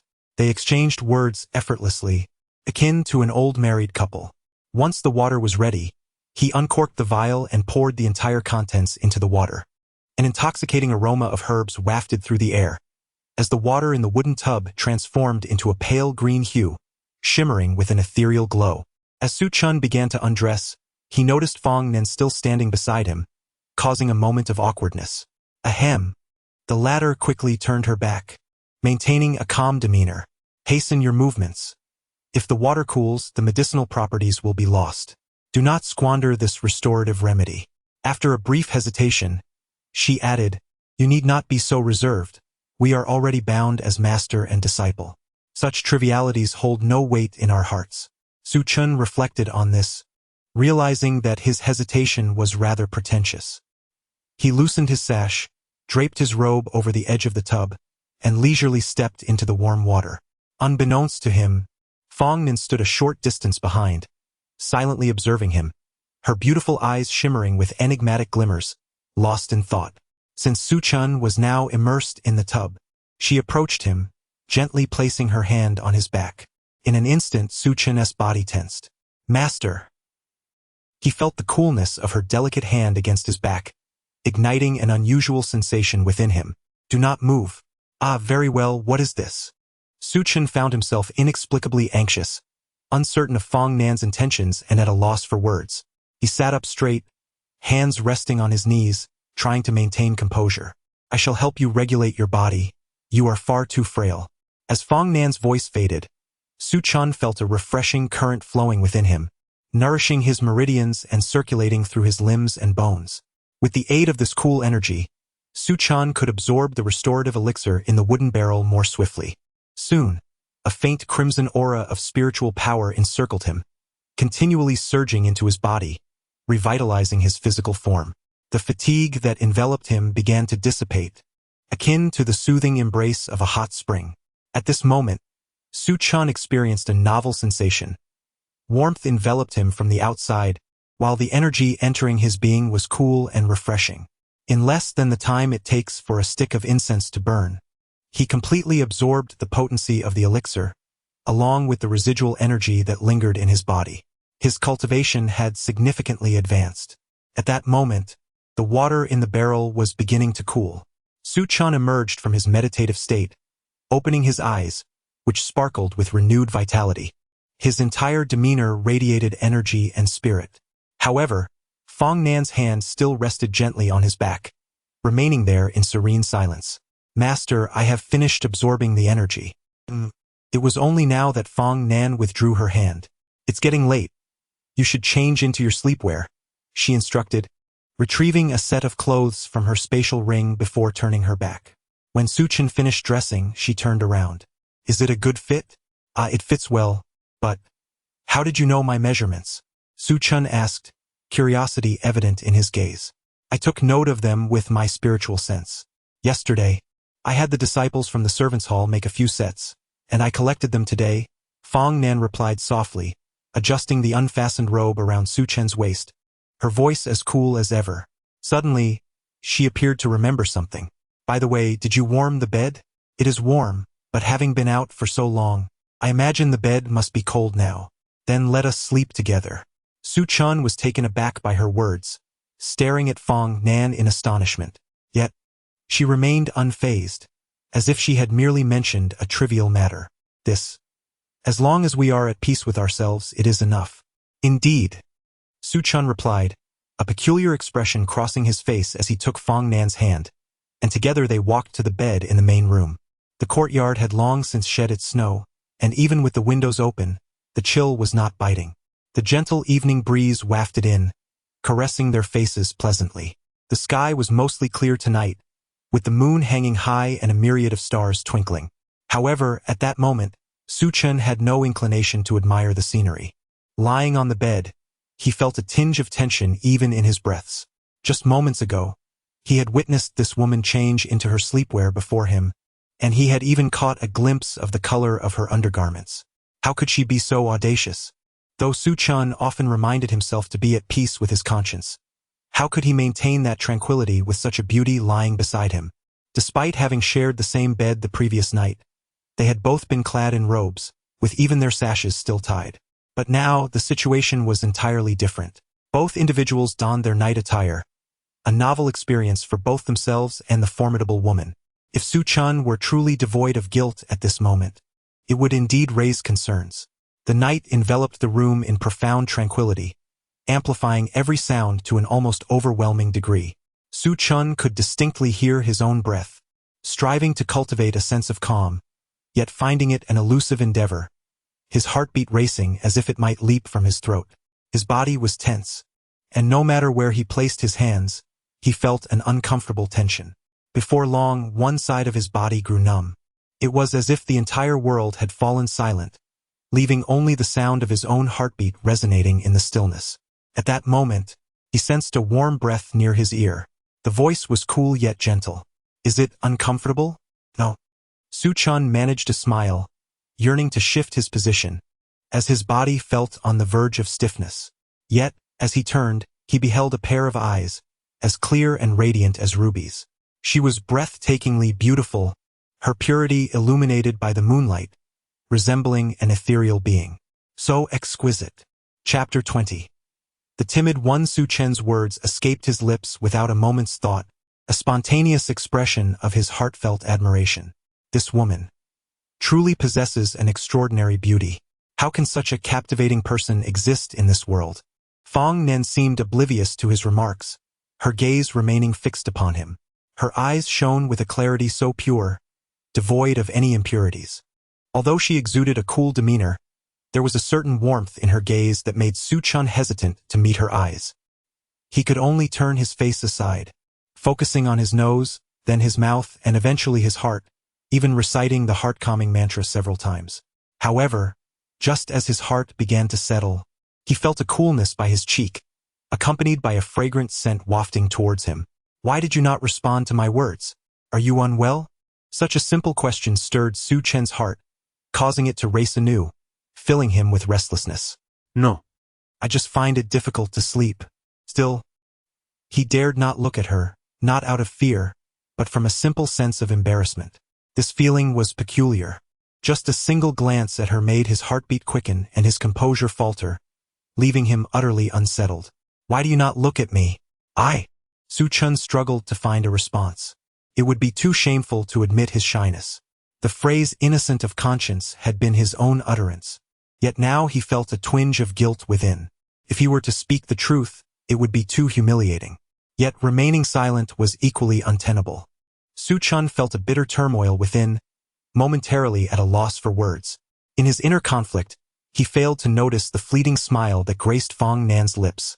She narrowed her eyes slightly, pressing her lips together, and in contrast to her usual coldness, there was now a hint of warmth and vivacity in her demeanor. If there's anything wrong, do let me know. Perhaps I merely overexerted myself while practicing swordplay during the day. My arms are quite sore, leaving me with little energy. It's nothing, I shall assist you, Fong Nan replied softly. With that, she lifted her hand and began to massage his arm, her delicate fingers kneading and caressing his bicep. The sensation, rather than alleviating his restlessness, only heightened it further. Having shared a bed with her daily, he was already familiar with her subtle fragrance. Now, with her hand resting on his shoulder and her nightgown drifting softly, the scent was even more pronounced and intoxicating. Having fully absorbed the restorative elixir, his arm was healed. Yet all he could perceive was the gentle touch of Fong Nan's fingers. It felt as if her hand did not merely rest upon his shoulder, but rather delicately strummed the chords of his heart, evoking a tumult of emotions within. Is it any better? Su Chen's voice emerged muffled. To speak candidly, since his arrival in this world, he had never felt so utterly distressed. He was now compelled to suppress all his fanciful thoughts. Suddenly, an image of that female demoness mask flashed through his mind. Surely, she would never treat him with such gentleness. Upon her arrival, she had immediately sealed his vision and proceeded directly to the point, with not a word wasted. Suddenly, Su Chen's expression shifted, becoming somewhat peculiar. Was his master truly concerned for his well-being, or was this merely a subtle hint? He found himself in a state of uncertainty. Yet, recalling her typically serene visage, he could hardly believe her to be someone who would overtly tempt him. Perhaps her concern for him was genuine. Shaking his head, Su Chen spoke softly, Master. I am feeling much better now. You need not assist me any further. That is good, she replied, promptly withdrawing her hand. At last, Su Chen's restless heart found some semblance of peace. After an indeterminate passage of time, he turned his gaze, only to discover that Fong Nan had closed her eyes. Her skin was fair, and her eyelashes fluttered delicately as she lay there, reminiscent of a little cat, obedient and charming. Su Chen felt an urge to caress her hair, but his hand hovered in the air, hesitating before it was lowered. He wondered if she had fallen into a deep slumber. If his unthinking motion were to awaken her, it could lead to an awkward situation that would be difficult to explain. How could he articulate such a thing? By admitting he was unable to restrain himself from touching her? Or by acknowledging he was a despicable rogue? Lying on the bed, time slipped away until he finally felt his eyelids growing heavy, succumbing to a deep slumber. The cool moonlight cascaded down, enveloping the night, which had grown darker. It was now the latter half of the night, and Su Chun was fast asleep. However, at that moment, Fong Nan, who lay beside him, opened her eyes. She gazed at his face, so close at hand, her lips pursed with a slight upward curve, a smile that was nothing short of exquisite. If Su Chun were awake, he might have been utterly entranced. It was not merely her beauty that captivated him. Rather, Fong Nan's smile was so breathtaking, it rivaled even the celestial beings depicted in paintings. At that moment, she grasped Su Chen's hand, gently kneading and pressing it, before lifting it to her head, like a docile kitten nuzzling against him. With a huff, she permitted him but a fleeting touch to her hair before placing his hand back down. Coward! Fong Nan's enchanting eyes curved like crescent moons. She lay on her side, propping her face with her arm, quietly observing him. A fleeting memory of his astonished expression and the words he had blurted out, so beautiful, flashed through her mind, causing her to smile with delight. Perhaps it was instinctive, for she did not even realize her hand had found its way to his cheek. Her slender fingers traced the contours of Su Chen's face, gently resting upon his collarbone. A glimmer of unusual light flickered in Fong Nan's eyes, her faintly crimson irises deepening momentarily. Yet, it soon faded, returning to their clear and tranquil state. With a sigh, she exhaled, restoring her expression to its usual coolness. Although the Qian Yuan treasure pool had purged her body of the cold poison, the approach of the month's end always heralded a resurgence of its potency, necessitating the mobilization of her spiritual energy to suppress it. As the month drew to a close, she would need to enter seclusion to purge the poison further. With some time remaining before the month's end, she had to ensure Su Chun was arranged for departure beforehand. She could not allow him to remain atop Yaoguang Peak. A thought flickered through Fong Nan's mind, and she began to formulate a plan. After meticulously arranging everything, she gently lifted her hand and pinched Su Chen's cheek. Humph! Her gaze conveyed a complex array of emotions, part affection, part melancholy, and even tinged with a hint of vexation. Time seemed to stretch indefinitely. Fong Nan cautiously shifted her position, as if fearing to awaken him. She rested her hand upon his chest, drawing closer to him. Bathed in his familiar warmth and inhaling the scent of his nightclothes, she felt an overwhelming sense of comfort. In that moment, she resembled a wounded creature curling up to tend to its wounds, or perhaps a girl who had discovered a safe haven. Fong Nan lay quietly in his embrace, a smile gracing her lips. Yet, after a while, sensing something amiss, she took Su Chen's hand and placed it around her waist. There, that would suffice. At last, Fong Nan surrendered to a deep slumber. Chapter 21. And then she made her move? Upon awakening, Su Chen discovered himself cradling Fong Nan. To be precise, she was nestled within his embrace. Su Chen was uncertain of his actions during slumber. Had he forcibly drawn her close, or had she leaned into him willingly? However, such details seemed trivial. What truly mattered was that Fong Nan remained in slumber. Su Chen's hand rested gently on her waist, allowing him to hold her securely with a single arm. It must be noted that her waist was remarkably slender. At that moment, Su Chun could distinctly perceive the fresh fragrance of her hair. He inched closer, perhaps becoming aware of the peculiarity of his actions, and softly inquired, "Master, are you awake?" Fong Nan lay still in his arms, seemingly in a deep sleep, offering no response. Encouraged by her silence, Su Chun grew bolder, leaning in even closer. Now, beyond the scent of her hair, he could also detect the delicate aroma of her nightgown. Su Chen's gaze fell upon her alabaster neck, as well as her serene profile in slumber. Her skin was as smooth and luminous as flawless jade, illuminated by the morning light, truly embodying the essence of purity. Fong Nan's long eyelashes framed her high-bridged nose, exuding an air of ethereal grace even in sleep. Suddenly, Su Chun found himself pondering a perplexing notion. Was this the allure of restraint? Captivated by her perfect visage, he felt an irresistible pull to draw nearer. Their profiles were mere inches apart, and Su Chen's heart raced, his breathing becoming increasingly labored. He found himself in a dilemma. To kiss or not to kiss? If he were to proceed, would it not be an opportunistic act? Moreover, how could he justify such an action afterward? Yet, if he refrained, would he not forfeit a precious opportunity? propping his head on his hand. He lay sideways on the bed, quietly observing the sleeping Fong Nan. Surely, anyone in his position who chose not to kiss would be deemed abnormal? Any normal, vigorous young man lying here would find it nearly impossible to resist. It was not that he was disobedient. Rather, it was the irresistible allure of his master. With a determined bite of his lip, Su Chun gradually lowered his head, preparing to close the distance. Just as their lips were about to meet, Fong Nan stirred. "Mm." She murmured softly, perhaps feeling discomfort, and turned, adjusting her position. By a stroke of fate, her flawless cheek brushed against his. Thud. Su Chen froze. His body rigid, his expression a mix of bewilderment and astonishment, replaying the moment in his mind. Had she done that intentionally? Was she truly asleep? Or had she already awakened? "Master?"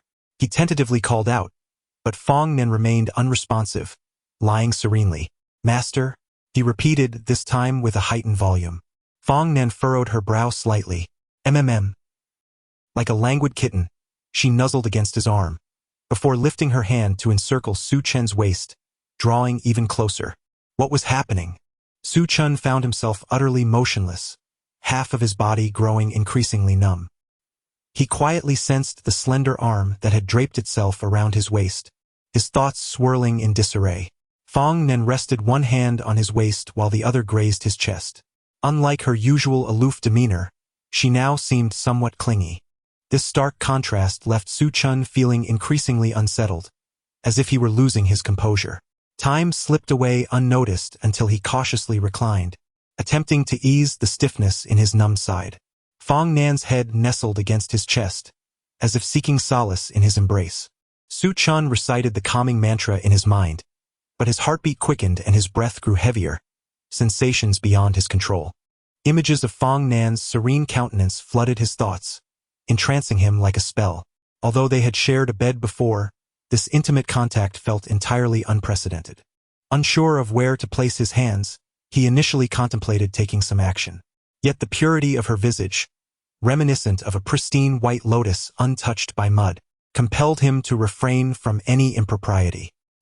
He dismissed all unruly thoughts, yearning only to hold her quietly. Gradually, his heartbeat began to steady. Looking down at Fong Nan's exquisite face, he was struck by her beauty. It was not mere flattery but a genuine expression of admiration from the depths of his heart. Her beauty was such that it seemed sacrilegious to disturb her tranquility. He gently brushed aside a few loose strands of her hair from her ear, hesitating for a moment before softly kissing her forehead. Sighing in relief when she remained asleep, he noted that even after just 2 days in this abode, the chill had dissipated entirely. Even the cold of the shaking light peak had lessened considerably. As the first light of dawn streamed in, it cast a warm hue across the room, painting everything in a golden glow. Concerned that the morning light might disrupt her peaceful slumber, Su Chun shifted his position slightly, attempting to shield her from the bright rays. However, he was taken aback when Fong Nan clung to his nightgown. She furrowed her brow and emitted a soft, almost petulant sound. Su Chun couldn't help but chuckle at the situation. Did she not want him to move? Yet he needed to shield her from the light. Otherwise, how could she sleep with the sun in her eyes? As he shifted again, he noticed that Fong Nan held onto his nightgown even tighter, refusing to let go. "Don't go." The whisper was so faint that it was nearly inaudible. Su Chun paused, an inexplicable pang of tenderness swelling within him. "I won't leave. I shall be by your side forever." He placed a hand gently on her back, pulling her closer in a tender embrace. Perhaps this gesture roused her from her slumber. Suddenly, she blinked awake, her gaze wandering in confusion until she finally realized that she was cradled in his arms. She blinked, her beautiful eyes filled with confusion. "Why are you holding me?" "Ah, master, you are awake?" I embraced you because I heard you say not to leave." "Did I ever utter such words?" Su Chun found himself momentarily speechless, a hint of a headache forming. Surely, he couldn't admit that Fong Nan had spoken those words in a dream. Upon waking, one hardly remembers what was said in slumber. "Well, I noticed you seemed quite distressed in your dream, so I wanted to do something." "Did you?" "Indeed. I sensed you needed a comforting embrace, and I couldn't help myself." And then you acted upon it? Su Chun felt an oddity in Fong Nan's words, yet upon meeting her clear, bright gaze, any peculiar thoughts dissipated.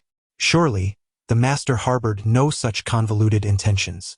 She was pure and serene, devoid of any wicked thoughts, merely expressing whatever came to her mind. Nonetheless, her words sounded somewhat strange, making it seem as though he were a hypocrite taking advantage of her vulnerability. Chapter 22. What malicious intent could the master possibly harbor? What malicious intent could the master possibly harbor? It is merely a matter of leveraging the embrace he shared with her, subjecting himself to the arduous task of wielding the sword 1,000 additional times. In the courtyard, Su Chun was drenched in sweat, droplets cascading down his arms as he gasped for breath. Although his constitution had improved somewhat due to the restorative elixir, the challenge of swinging the sword 2,000 times remained formidable. "Master, I cannot continue," he exclaimed. Nearly an entire morning had elapsed, yet he had only managed to complete 1,600 swings, with 400 still remaining. Fong Nan stood beside him, her expression inscrutable, revealing nothing of her thoughts. "Must I not embrace you any longer? Please, spare me. I truly cannot endure this," he pleaded. "That is not an option," she replied, leaving Su Chun in astonishment.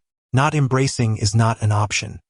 His expression grew peculiar, a strange glimmer flashing in his eyes. "Then once I finish the entire practice, may I embrace you for a moment?" "That would not be unreasonable. That is permissible," she acquiesced. Upon hearing this, an unexpected surge of energy coursed through Su Chen's already fatigued body. Gritting his teeth, he managed to complete over 200 more swings. He had surpassed the halfway mark, yet the remaining 200 swings loomed even more daunting. His arms felt as though they were laden with lead. No matter how he tried, they barely lifted. Each attempt became increasingly laborious and painful, as if his arms were about to break. Su Chen's face flushed with exertion, and he appeared rather disheveled. He gritted his teeth and pushed through another 50 swings, leaving just over 100, yet he was utterly exhausted. After several futile attempts, he found he could not lift his arms at all. The pain radiating from his limbs intensified, and he realized that further exertion might lead to injury. Suddenly, a cool voice pierced the air. "You may defer the remaining 100 swings. Remember that you owe them back." "Ah, is that an option?" Su Chun was momentarily taken aback, then sighed in resignation. At that moment, his arms were so fatigued that he could barely move, let alone embrace her. Just then, he was enveloped by a delicate fragrance, and a graceful figure appeared before him. It was Fong Nan, her arms encircling his waist, her body gently pressing against him in an embrace. Su Chun was startled and quickly spoke. "Wait, I've just practiced swordplay. I'm drenched in sweat. Master, please allow me to change." But before he could finish, Fong Nan interrupted him. "Do not speak." The moment he fell silent, she seemed to tighten her embrace even further. The sound of his heartbeat became overwhelmingly loud, rendering Su Chun incapable of thought. Though he wished to respond, his arms remained immobile, leaving him standing still, allowing her to hold him. The tumultuous feelings he experienced the previous night resurfaced. Perhaps due to his physical condition, he felt a warmth enveloping him, his blood surging within. "Why is your heart racing so?" Fong Nan inquired with curiosity. Su Chun gazed at her innocent face, a wave of frustration washing over him. The instigator of this tempest was now questioning him. "Why am I so agitated? Is it not because of you?" Yet, those words remained unspoken. He merely felt fatigued after the recent practice. "Is that so?" Fong Nan inquired, her head bowed as she clung tightly to him. Su Chen, Oblivious to her subtle smile and the glimmer of mischief in her beautiful eyes, felt his heart race with each tightening embrace, echoing like a drum. This sensation persisted for quite some time until Fong Nan lifted her head, her innocent visage feigning ignorance. "What is wrong? Are you not feeling better?" "Ah, perhaps it's due to today's rigorous training. I'm just a bit tired." "It's nothing serious," he replied. "Oh, that is good to hear." Su Chun couldn't shake the feeling, perhaps a mere illusion, that his aloof master was toying with him. Yet he had no evidence. What ill intentions could his master possibly harbor? It was merely an unsettling agitation, akin to 1,000 insects gnawing at his heart. Though he was immobile, he could distinctly feel Fong Nan's delicate arm resting around his waist and her small face pressed against his chest. To those unaware, they might appear as a pair of celestial lovers, which made the scene rather peculiar. At that moment, a graceful figure approached from afar, adorned in a flowing blue robe. She hovered closer, her mouth agape, eyes wide with astonishment and horror. Ching Mo stood frozen, utterly bewildered. In broad daylight, what were these two engaged in? They seemed to disregard the presence of outsiders entirely. Her eyes sparkled with intrigue as she observed the pair, curious about how their interaction might evolve. However, Fong Nan soon noticed her presence. "You can teach him. I shall return to my cultivation." With a light remark, she turned and retreated indoors. Su Chen, Still yearning for more, felt his restless heart finally calm. "You two seem to be progressing quite swiftly. What stage are you at now?" King Montag inquiret Mischievous. Leaning closer while keeping a watchful eye on Fong Nan's departure, her curiosity ablaze. "Master Uncle, what are you talking about? I don't understand." "Oh, come now. Don't play coy with me. I am quite tight-lipped. Really, I don't comprehend."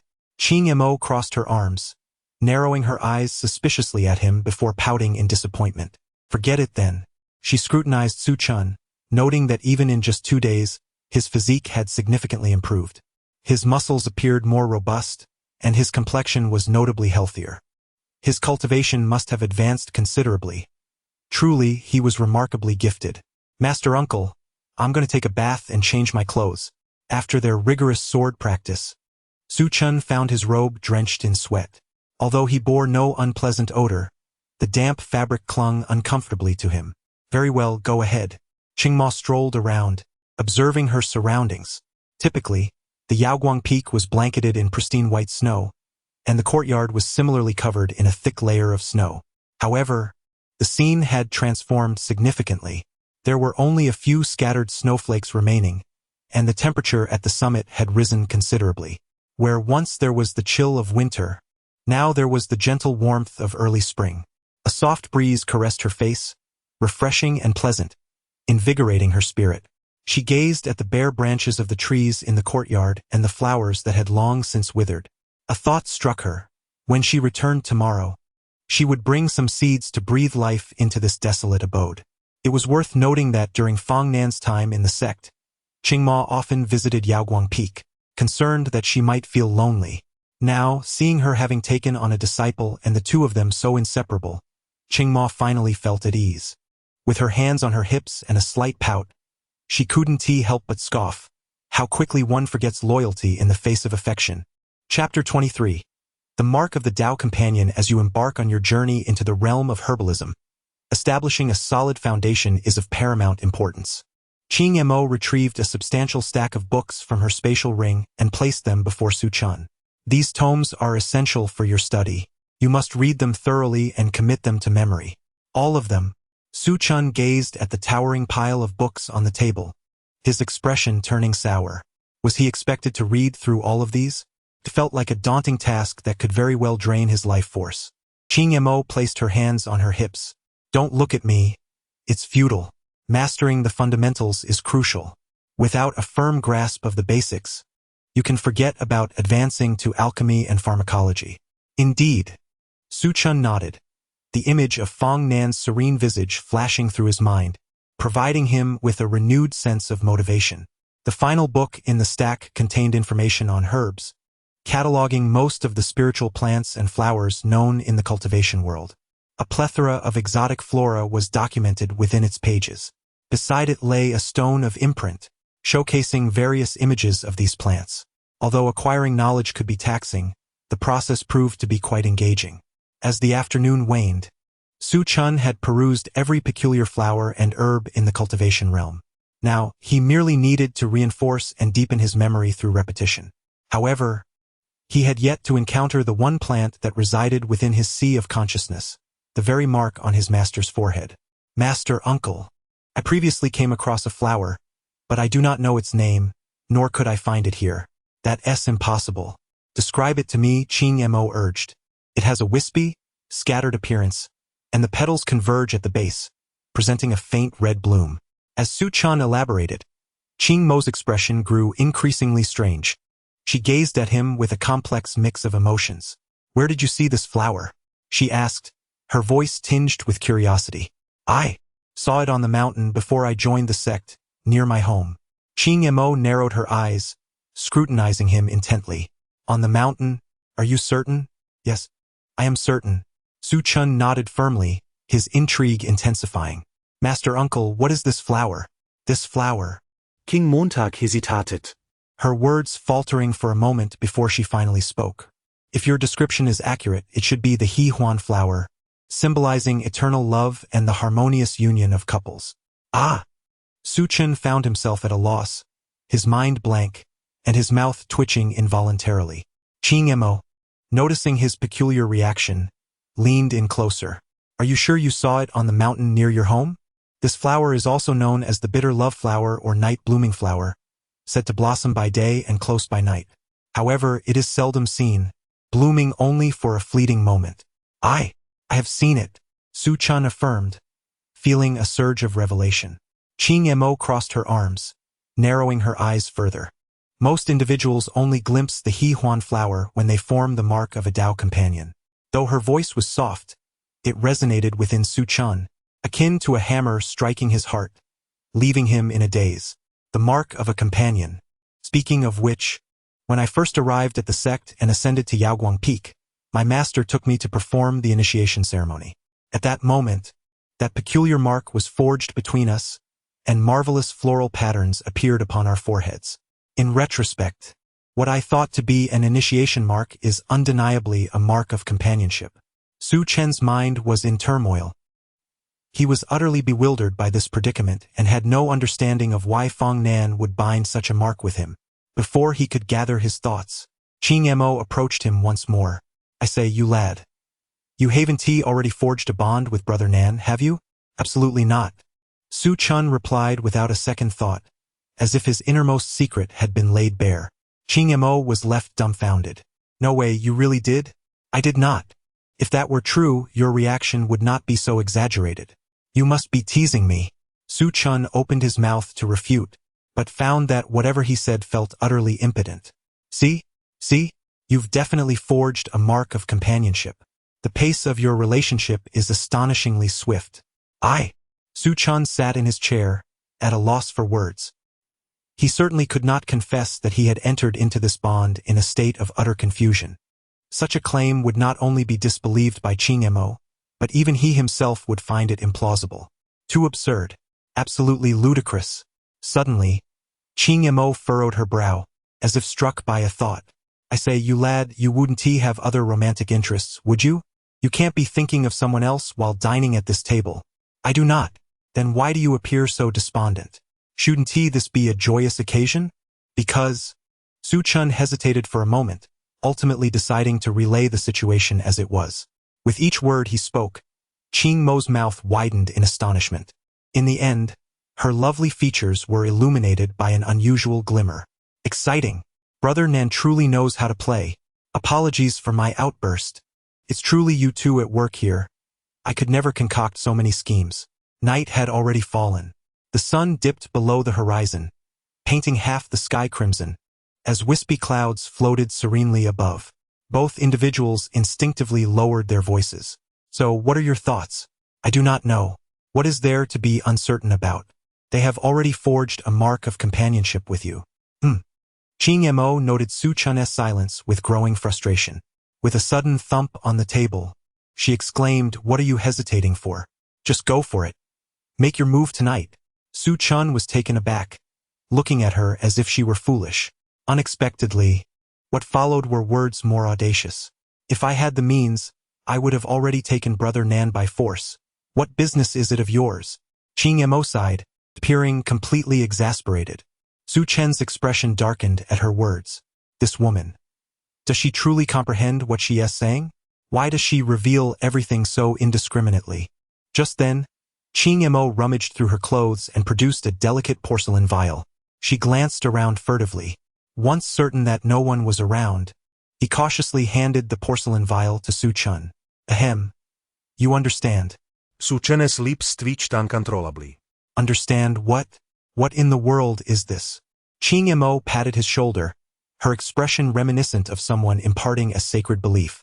Regrettably, this potion was originally intended for my own use. However, it proved of no benefit to me. Thus, it is only fitting that I pass it on to you. Su Chen glanced at the vial and then at Qing Mo, his heart a tumult of emotions. What kind of situation is this? This substance. Rest assured, it is colorless and tasteless, without any side effects. Simply dissolve it in water for consumption. All right. He hastily interrupted Qing Mo, preventing her from saying more. Although no action had yet been taken, the mere thought of it made Su Chen's heart race anxiously. Chapter 24. A moment of connection. Su Chen gazed quietly at the porcelain vial in his hand, feeling his heart race faster, as if it might leap from his throat. A wicked thought took root and flourished uncontrollably, ultimately embedding itself deeply within his heart. Beside him, Qing Mo, ever eager for mischief, continued to encourage him. You two are bound as partners now. What is there to be conflicted about? If you truly cannot bring yourself to do it, why not leave it to me? I shall take your place and assist you. Absolutely not. Su Chen tightened his grip on the vial, holding it firmly. Qing Mo chuckled at his reaction. Look at how petty you are. Even if I genuinely wanted to help, my hands are tied. Her words, though playful, held a kernel of truth. Despite her bold and audacious remarks, they could not alter the fact that she was a woman. Thankfully, she was indeed a woman. Had Qing Mo been a man with such a temperament, one could only imagine the havoc she might wreak on innocent maidens. Just as Su Chen pondered these thoughts, Qing Mo patted him on the shoulder. The item is now in your possession. How you choose to use it is entirely your affair. After a brief pause, she added, but should you decide to use it and harm Nangu, you must take responsibility for your actions. If you don the robes and deny your identity, do not blame me for turning my back. I possess countless poisons that could threaten your very life. With a playful shake of her small fist, she emphasized her point. Su Chen nodded, responding with a seriousness that belied his youth. Understood. It was not merely an acknowledgement of her threat, but a recognition of the responsibility that would come with his actions. Qing Mo had already departed unbeknownst to him, leaving Su Chen alone in the study, staring pensively at the porcelain vial. An overwhelming sense of confusion washed over him, igniting a tumult of emotions within. Why had his master, Fong Nan, chosen to bind their fates together? Did she harbor feelings for him? But what could be the source of such affection? Love and hate do not arise without reason. Yet Su Chen found himself unable to discern the motive. Was it because he had rescued her? Or perhaps it was due to his ability to alleviate her cold affliction. Beyond that, did he himself harbor feelings for her? Fong Nan's visage resurfaced in his mind, forever serene and untroubled, exuding a purity that captivated him. Merely the thought of her made him long to embrace and cherish her. Su Chen concluded without doubt that he indeed liked her. To desire her presence was, quite simply, to be enamored. Having established their bond as partners, it seemed only natural to utilize the vial. Surely that would not be excessive? Surely it would be fine? He found himself in a state of profound turmoil. To use it or not, it was akin to the inner conflict he faced last night, contemplating whether to kiss her. If he did use it, how would he explain himself afterward? Could she truly forgive him? Yet, if he refrained, it felt as if a delectable morsel had been tantalizingly close, only to slip away. Su Chen recited the calming incantation several times, but the fire within him raged unabated. What a futile endeavor! In Su Chen's mind, it felt as though two little figures were engaged in a fierce debate. One voice proclaimed that to indulge in such actions was indecent and would undoubtedly lead to his mentor's disappointment. The other voice countered that since the two had already formed a bond, it was a natural progression and merely expedited the process. There was nothing to be overly concerned about, and all would end in joy. Su Chen felt a throbbing headache, increasingly entangled in his thoughts. The night had already fallen, with the bright moon hanging high, casting a cool, silvery light that enveloped the room in a chill hue. Suddenly, footsteps echoed from outside the study. Fong Nan entered, inquiring if he was still reading. Ah, yes, I was hoping to deepen my memory and record these quickly, he replied. Are you tired? Not too much, really. It's just reading and exercising my mind. Practicing the sword is far more exhausting. Fong Nen brewed a pot of tea, pouring it into cups, one set beside Su Chun and the other on the desk. You focus on your reading. I shall look for some scrolls to keep you company. After her brief remark, she turned to rummage through the bookshelf, her back to Su Chun, and likewise to the 2 cups of tea. Su Chun, having managed to suppress the nefarious thoughts somewhat, felt them surge back with a vengeance. He even began to suspect that Fong Nan had intentionally left him this opportunity. How coincidental that she arrived at such a precise moment and turned her back at the same time. Was she truly hinting at something? Or was it merely a figment of his imagination? A mere coincidence? He took several deep breaths, unaware that he was nearly crumpling the scroll he held. The turmoil was indeed agonizing. Su Chun gazed at the porcelain vial, his eyes flickering with indecision. He then glanced up at Fong Nan, who was organizing the bookshelf, uncertain of when she might turn around. Lost in thought, he suddenly realized that the contents of the vial had completely emptied into the cup. Frozen in place, he was momentarily stunned. The study was eerily quiet, every sound magnified in the stillness. Su Chun feared that Fong Nan might hear the rapid thumping of his heart. He hurriedly seated himself, attempting to regulate his breathing. After what felt like an eternity, he finally calmed himself. He took a gentle sip of tea, his peripheral gaze fixated on Fong Nan's cup. Just as described by Ching Mo, this substance was colorless and tasteless, dissolving effortlessly in water. Indeed, nothing seemed amiss. Even he could not discern any difference. At that moment, he was startled by her cool, clear voice. You must be quite tired after a long day, right? Ah! Su Chun, having been deeply focused, was taken aback by the unexpected sound. Not too much, really. Later I will give you a massage as I promised you back then. Su Chun was momentarily taken aback by her words. His heart stirred. He instinctively glanced at the teacup, an inexplicable sense of guilt rising from within him. The pangs of guilt surged forth like a relentless tide, swiftly engulfing his entire heart. His master had been so considerate of his well-being, yet he found himself contemplating how to manipulate her. In a moment of introspection, he realized the profound inadequacy of his actions. He was truly lacking. Such despicable tactics could only serve to wound her heart. Su Chun reached for Fong Nan's cup, intending to pour out the tea within. However, at that very moment, Fong Nan turned around, and their eyes met. The study fell into a profound silence. Chapter 25. A clear conscience. What are you doing? I am merely enjoying some tea. Ahaha, tea. Su Chun felt cold sweat trickling down his back, his mind a complete blank, utterly at a loss for words. But that is my cup. Ah!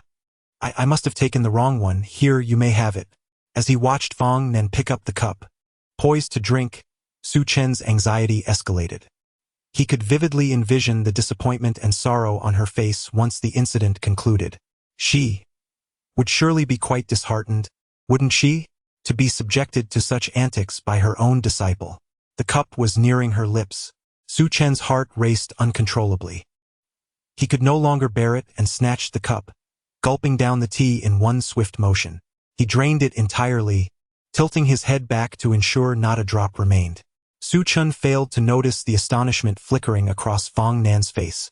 Her beautiful eyes sparkled with a hint of amusement, but it quickly faded, her expression returning to its usual icy demeanor, her voice calm.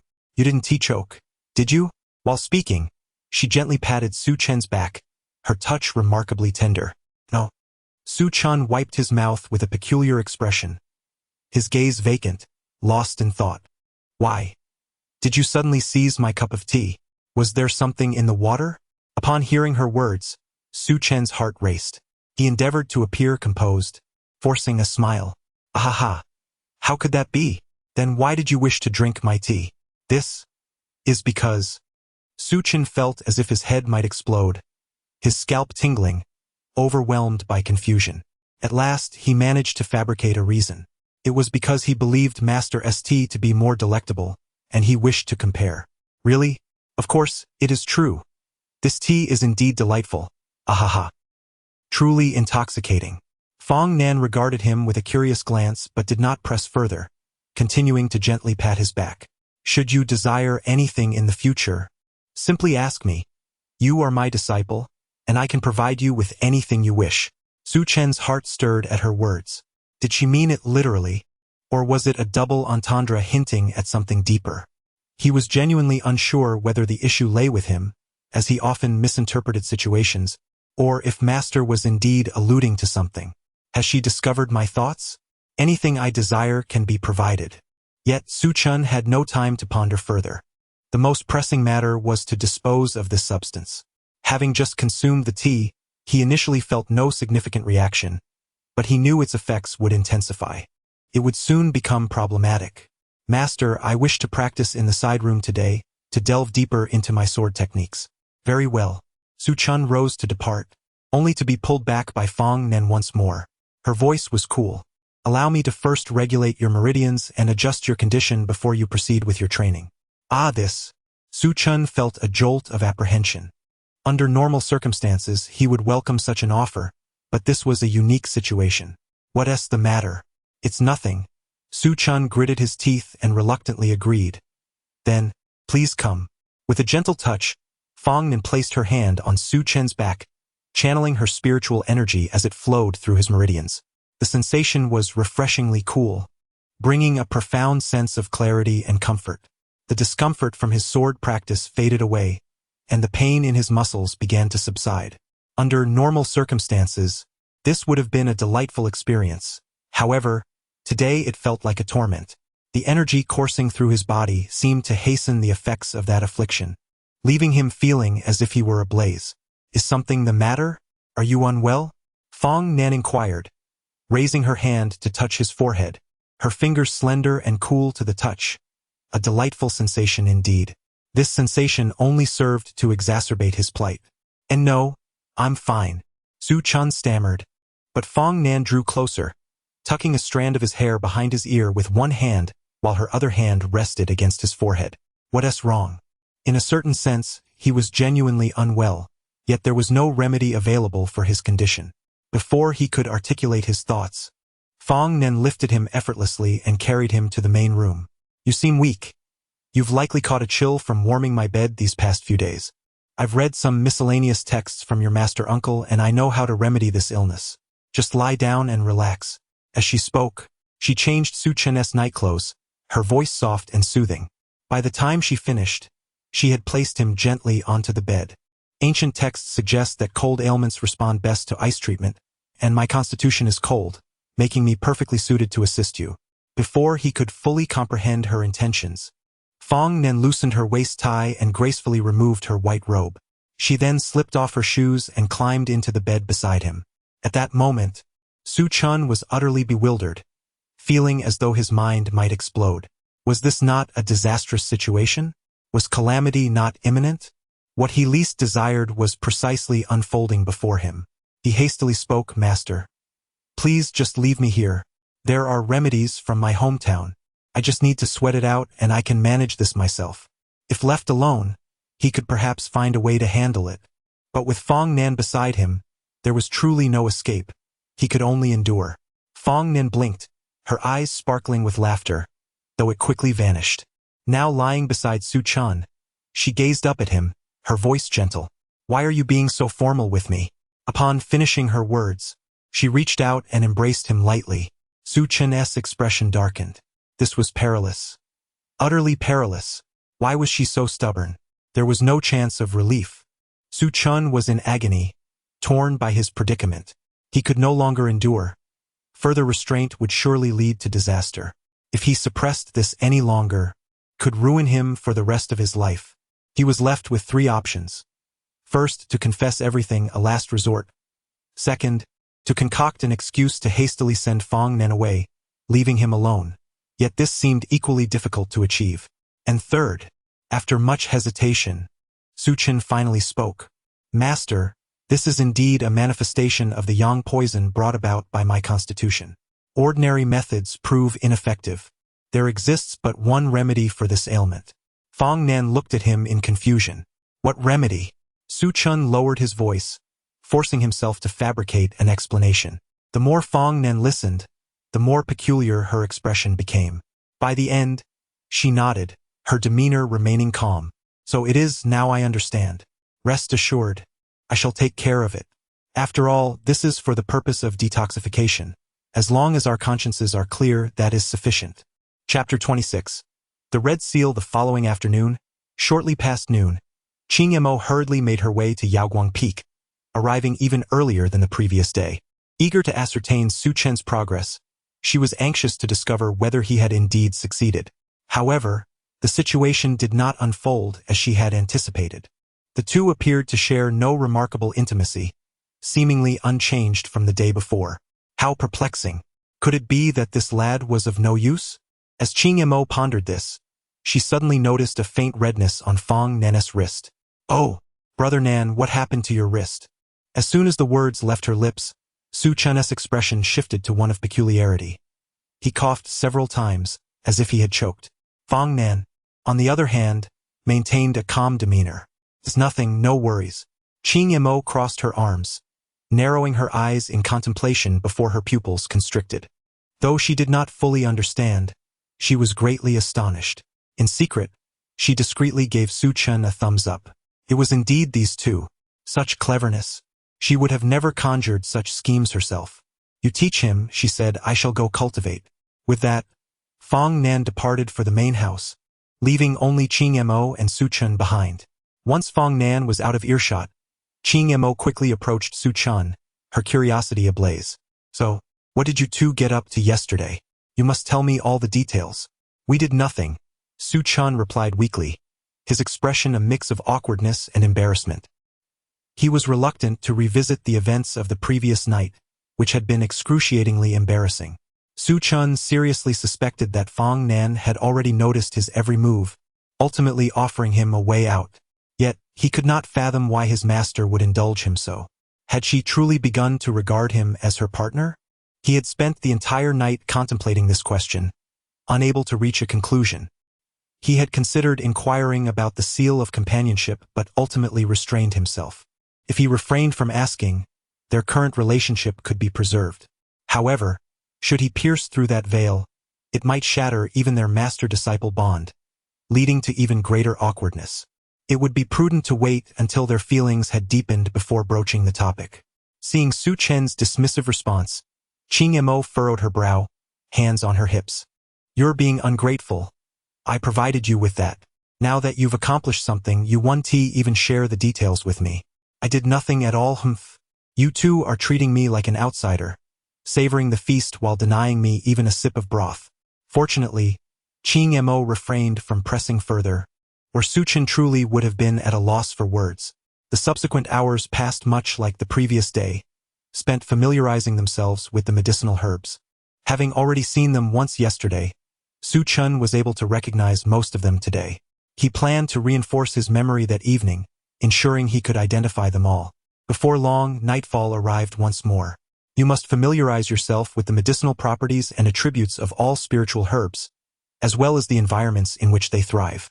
Furthermore, you must commit this particular herb to memory. Qing Ma turned to the last page of the ancient book, pointing to the spiritual treasure depicted there, and spoke with solemnity. "This herb is known as the Chenyuan Chihua grass. If you ever come across it, be sure to acquire it, for it possesses the ability to enhance your master's constitution, alleviating her from the torment of cold poison." Upon hearing this, Su Chen became earnest, imprinting the appearance of the herb in his mind. He had also pondered deeply over Fong Nan's constitutional issues. Although he was by her side, providing some relief from the cold poison's effects, such as the warmth of the residence and the comforting of her hands, these were merely superficial remedies. To truly resolve this cold poison, one must address the root cause, her constitution, which is of the utmost ease. Your master's constitution is a supreme cultivation body, yet it bears significant drawbacks. She suffers daily from the torment of cold poison, and during the peak of its severity at the end of the month, she may lose her senses, falling into a frenzied state. The more Su Chen listened, the more his heart ached, and his complexion darkened. With the month drawing to a close, he could distinctly feel Fong Nan's hands growing colder. If the peak of the cold poison truly arrives, how much pain will his master endure? Suddenly, he comprehended why Fong Nan chose Yaoguang Peak. Its remoteness ensured that, apart from Qingma, few would venture there. Thus, even in the throes of the cold poison, Should she succumb to madness, no one else would be harmed, only she would bear the brunt of it. Is there truly no other means to alleviate the cold poison besides that herb? Is there anything I can do at this moment? What you can do? Qingma sighed softly and replied, the only thing you can do now is to leave Yaoguang Peak at the end of the month to prevent your master from harming you and subsequently feeling guilt and regret. Upon hearing this, Su Chun's expression grew even more somber. He bowed his head, lost in thought. Qingma observed him quietly. In truth, apart from the Qihua grass, the only other method had already been attempted by Qingma yesterday. She had given Su Chun that item, partly to advance their relationship, and partly to validate her hypothesis. Qingma had speculated that finding a practitioner of the utmost yang to assist Fong Nan in dual cultivation could alleviate her cold poison. However, it appeared today that the cold poison within her had not diminished. It remained as it always was. Thus, this solitary method proved ineffective. After imparting a few final instructions, Qingma departed. At that moment, Su Chen found himself alone in the study. He gazed at the recorded herbs in the ancient book, mentally repeating Qingma's earlier words. The end of the month. The cold poison at its peak. My master will suffer more each day. Su Chen had lost all desire to continue reading, his mind consumed by this matter. Even as bedtime approached, his thoughts remained troubled. As they lay together in bed, Fong Nan gently massaged his arm, occasionally kneading and pressing, as she had promised him before. Why do you seem so anxious? It is nothing. Fong Nan cast a quiet glance at him, choosing not to elaborate further, and gently spoke, in a few days, there will be a trial at the clan. Before she could finish her sentence, Su Chen interrupted, I will not go. This woman merely wished to send him away, enduring the torment of the cold poison alone. Fong Nan shook her head. All inner disciples of the clan must participate, and as my direct disciple, you are no exception. Su Chen remained silent, stubbornly gazing at her. Fong Nan continued, I will accompany you during these days. We shall go together and return together. Is that not agreeable? Go together. Su Chen hesitated for a moment before nodding. Very well. He had not forgotten Qing Mo's words. He understood that, during the peak of the cold poison, Fong Nan might lose her sanity and become reckless, neglecting her own safety. Leaving her would be the wisest choice. Yet Su Chen found himself unable to do so. He had promised her that he would not allow her to face solitude again. To flee in such a moment of fear would betray even the faint red mark upon her wrist. Moreover, he was of the nine-yang physique. Even if he could not eradicate the cold poison, merely being by her side could suppress the toxin and alleviate her suffering, thus serving some purpose. Chapter 27. He belongs to me as days swiftly passed. Tomorrow marked the day of the trial. During this time, Su Chen dedicated his mornings to practicing sword techniques and spent his afternoons learning about herbal knowledge from Qing Mo. He has now become proficient in identifying all types of spiritual herbs and has begun to study their interactions and combinations. Once he has recorded all the reactions, he will be able to attempt concocting herbal medicines and powders, thus embarking on the journey of herbalism. In addition to this, Su Chen has also firmly established his foundational skills in swordsmanship. The daily practice, complemented by Fong Nan's guidance, has significantly enhanced his physical capabilities. His corporeal strength now far surpasses that of his peers at the same cultivation stage, and the spiritual energy accumulated within him has become robust and formidable. As dusk approached, Su Chen sat cross-legged in the center of the courtyard, surrounded by swirling currents of spiritual energy. With his eyes tightly closed, his aura grew ever more powerful. The spiritual energy pulsated with intensity, and a mighty force erupted forth, causing the spiritual essence in the courtyard to spiral into a vortex, circulating through the small and large circulations of energy within him. Beside him stood two women, one with a cool demeanor, the other with her mouth agape in astonishment. Wow. Nan Gu, your disciple is truly impressive. His rate of absorbing spiritual energy is indeed astonishing. He has only been on the mountain for a month, and he is already on the verge of breaking through to the golden core stage. At this moment, Su Chen was striving to reach the golden core realm. His physical strength had significantly increased, and the spiritual energy within him had long surpassed the threshold for this stage. Delaying the breakthrough at this point merely ensured greater stability. Fong Nan, discerning Su Chen's condition, remained unperturbed, standing there with an air of tranquility. Well, effort brings reward, Fong Nen mused, while Su Chun continued to challenge his limits. He needed to gather all his spiritual energy to break through the constraints of his realm, which would not conclude anytime soon. Even after a successful breakthrough, the forging of the golden core would still require a period of time. Ching Mo, growing a bit bored, glanced over at Fong Nan and could not resist engaging in banter. Nangu, how far have you two progressed? Will I be able to hold a little one next year? Perhaps mindful of Su Chen's ongoing breakthrough and the need not to disturb him, Fong Nan refrained from drawing his sword this time, merely casting her a sidelong glance. I don't know.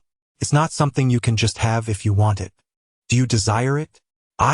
Fong Nan found herself momentarily at a loss for words. Nangu, don't you like children? Having one to play with would be so much fun. If it's fun, you should have one yourself. Ching Mo chuckled at this, throwing her hands up in a playful shrug. I would love to, but I can't seem to find the right person. How about you let your disciple come to me for a few days? Absolutely not. He is my disciple. Given our relationship, letting me borrow him for a few days isn't unreasonable, right? I'll return him afterward. Fong Nan pursed her lips, unusually silent. After a lengthy pause, she finally turned to face Ching Mo. Her expression remained calm, and her voice retained its usual coolness. Yet the words that followed carried an undeniable conviction.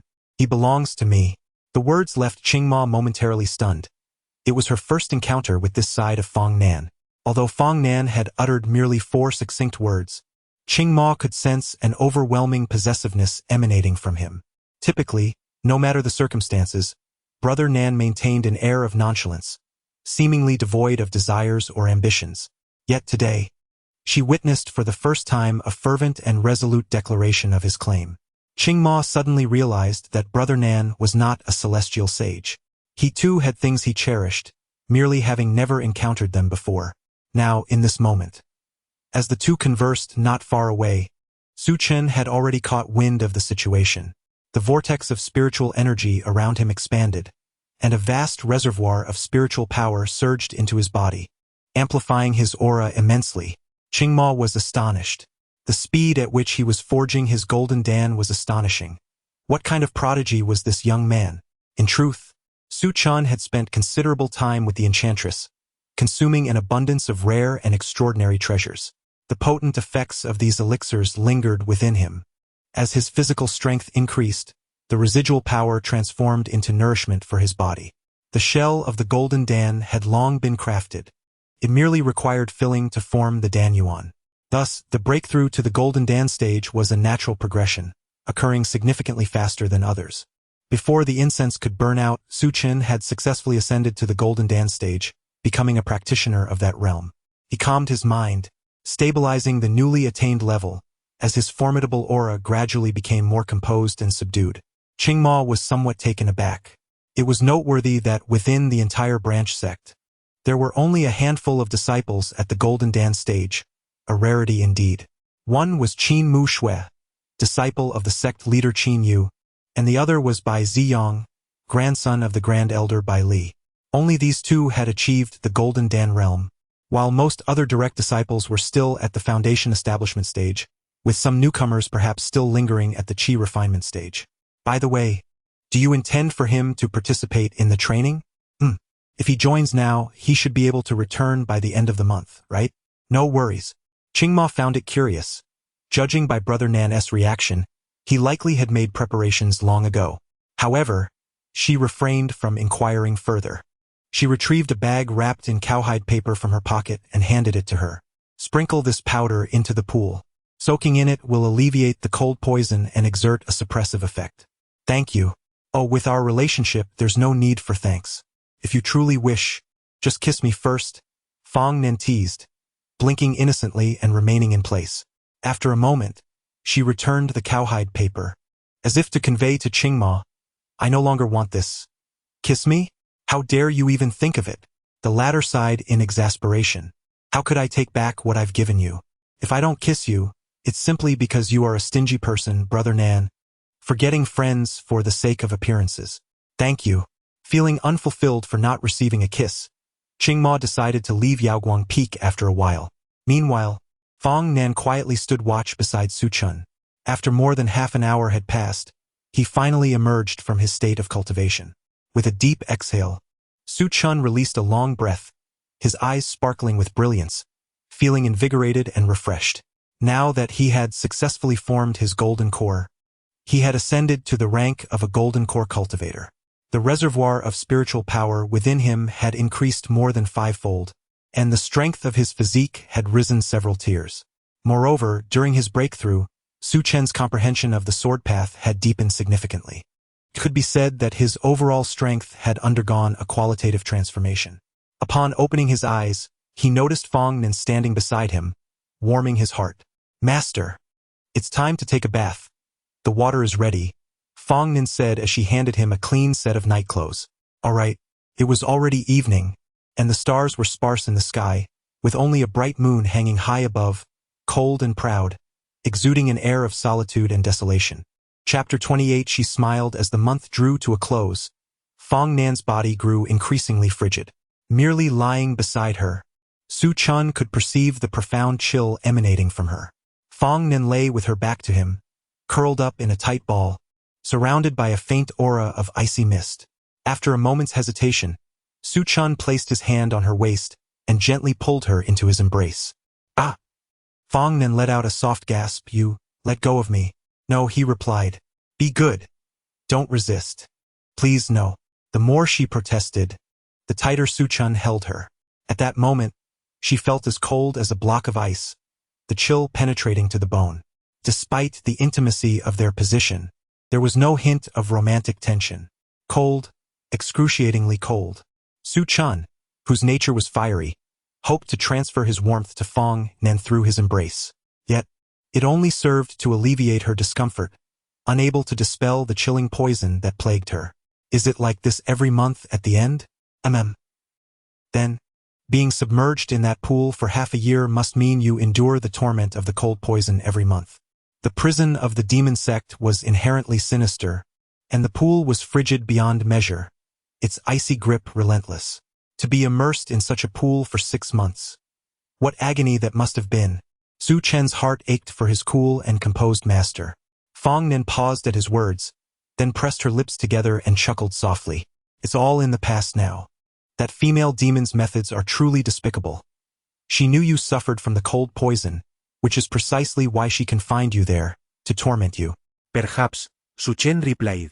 Feeling a surge of irritation at her nonchalant demeanor, anger unexpectedly ignited within him, his voice tinged with vexation. "How can you be so indifferent to your own well-being? She was harming you, and yet you remain so calm and casual." Su Chun tightened his grip, pulling Fong Nan even closer. Their proximity intensified the sensation of her icy chill. Fong Nan did not argue. After a lengthy silence, she spoke softly. "There was nothing I could do. I couldn't overpower her. Even if I were angry, what difference would it make?" This time, it was Su Chun who fell silent, a wave of helplessness washing over him. Indeed, that female demon was the most formidable individual in the southern wilderness, a terrifying being at the pinnacle of the integration stage. Even knowing her deliberate torment, what recourse did Fong Nan have? The night was tranquil, the moonlight casting a soft glow. Su Chun gazed at Fong Nan's profile in his arms and gently tucked a loose strand of hair behind her ear, murmuring softly, "I will cultivate diligently from now on." It was uncertain whether he was speaking to himself or to Fong Nan. A peculiar light flickered in Fong Nan's enchanting eyes. "Why do you say that? Is there a goal you are pursuing? Are you feigning ignorance? Is it because you spoke ill of that demoness and fear being captured again?" Su Chen felt a surge of frustration. This woman, fully aware of his intentions, pretended not to understand. It was clearly deliberate. "I don't know," Fong Nan replied, a playful smile gracing her delicate features as her slender hand rested atop his larger one. "Are you trying to protect me?" Su Chun responded softly, yet his voice lacked conviction and seemed rather feeble. At present, he was merely a novice in the Golden Core realm, while Fong Nan had already ascended to the pinnacle of the nascent soul stage and was poised to break through to the divine transformation stage soon. The disparity in their strengths was monumental. Her innate talent and comprehension far surpassed his own. Furthermore, she was the reincarnation of the Empress, possessing the legacy of profound techniques and insights from her memories. For her, transcending boundaries was as effortless as breathing. A wave of discouragement washed over Su Chun. To put it bluntly, his aspirations were nothing more than fanciful notions, mere delusions. He had been fortunate enough to protect her, yet he dared to dream of the impossible. After much contemplation, he sighed. Fong Nen seemed to sense his disquiet. Why the sigh? It's nothing.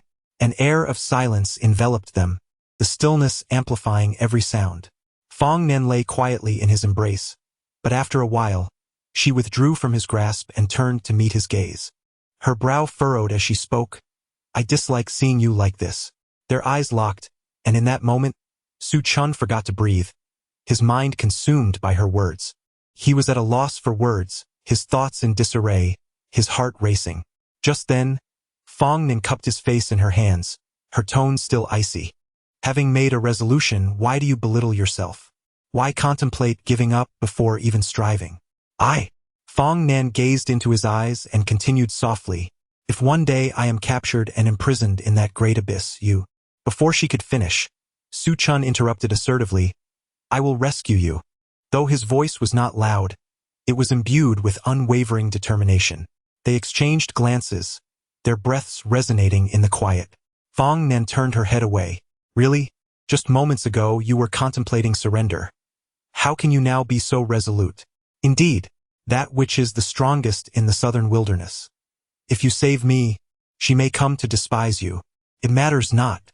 Perhaps it was merely a figment of Su Chen's imagination, but he fancied he saw an enchanting floral mark shimmering on Fong Nan's pale forehead. Under the hazy moonlight, she appeared ethereal, breathtakingly beautiful. He embraced her fully, his voice resolute. If it comes to it, we shall meet our end together. I vowed to never let you be alone, even if it means traversing the path to the Yellow Springs alongside you. Fong Nen smiled, her lovely eyes crescent-shaped, a hint of gentle mirth gracing her features, reminiscent of a solitary plum blossom blooming in winter. Exquisite and unparalleled, she tenderly caressed Su Chen's cheek, her breath fragrant as orchids. What kind of disciple speaks such words to their master? How utterly sentimental. Su Chun wrapped his arms around her slender waist, mumbling, but I am more than just a disciple. Fong Nen feigned ignorance, casually inquiring, as if she had not quite caught his words. If not a disciple, then what else could she be? Su Chun gazed at her in silence. What a pretense. Continue your charade. This woman is evidently well aware of everything. She is fully cognizant yet feigns ignorance here. Who was it that took the initiative to forge the bond of companionship? What else could it possibly be? Fong Nen blinked her eyes innocently, her delicate face exuding an air of harmlessness as she tilted her head. How could I possibly know? Without waiting for Su Chen's response, she turned away, refusing to look at him any longer. I'm tired, you should retire early as well. She tossed out her words lightly, then fell silent. Su Chun found himself in a mix of amusement and exasperation. He tightened his embrace around her waist, now able to catch the faint fragrance of her nightgown and the rhythm of her breathing. Very well. If she chooses not to speak, then so be it. When she is ready to unveil her thoughts, he would gently pierce through this veil of ambiguity. Su Chun sensed that he still did not fully comprehend her. She seemed to harbor depths beyond her seemingly frosty demeanor. Perhaps there was an element of cunning lurking beneath? Chapter 29. Are you willing to embrace me now? As dawn broke, Su Chun was already awake. Today marked the day of the sect trial. Last night, he had held Fong Nan in his arms for the first time, and sleep eluded him throughout the night. Rising exceptionally early, he stood in the courtyard, a wooden sword gripped firmly in his hand. Previously, wielding the sword with both hands had proven somewhat arduous, but now he could manipulate it effortlessly with a single hand, his movements fluid and graceful.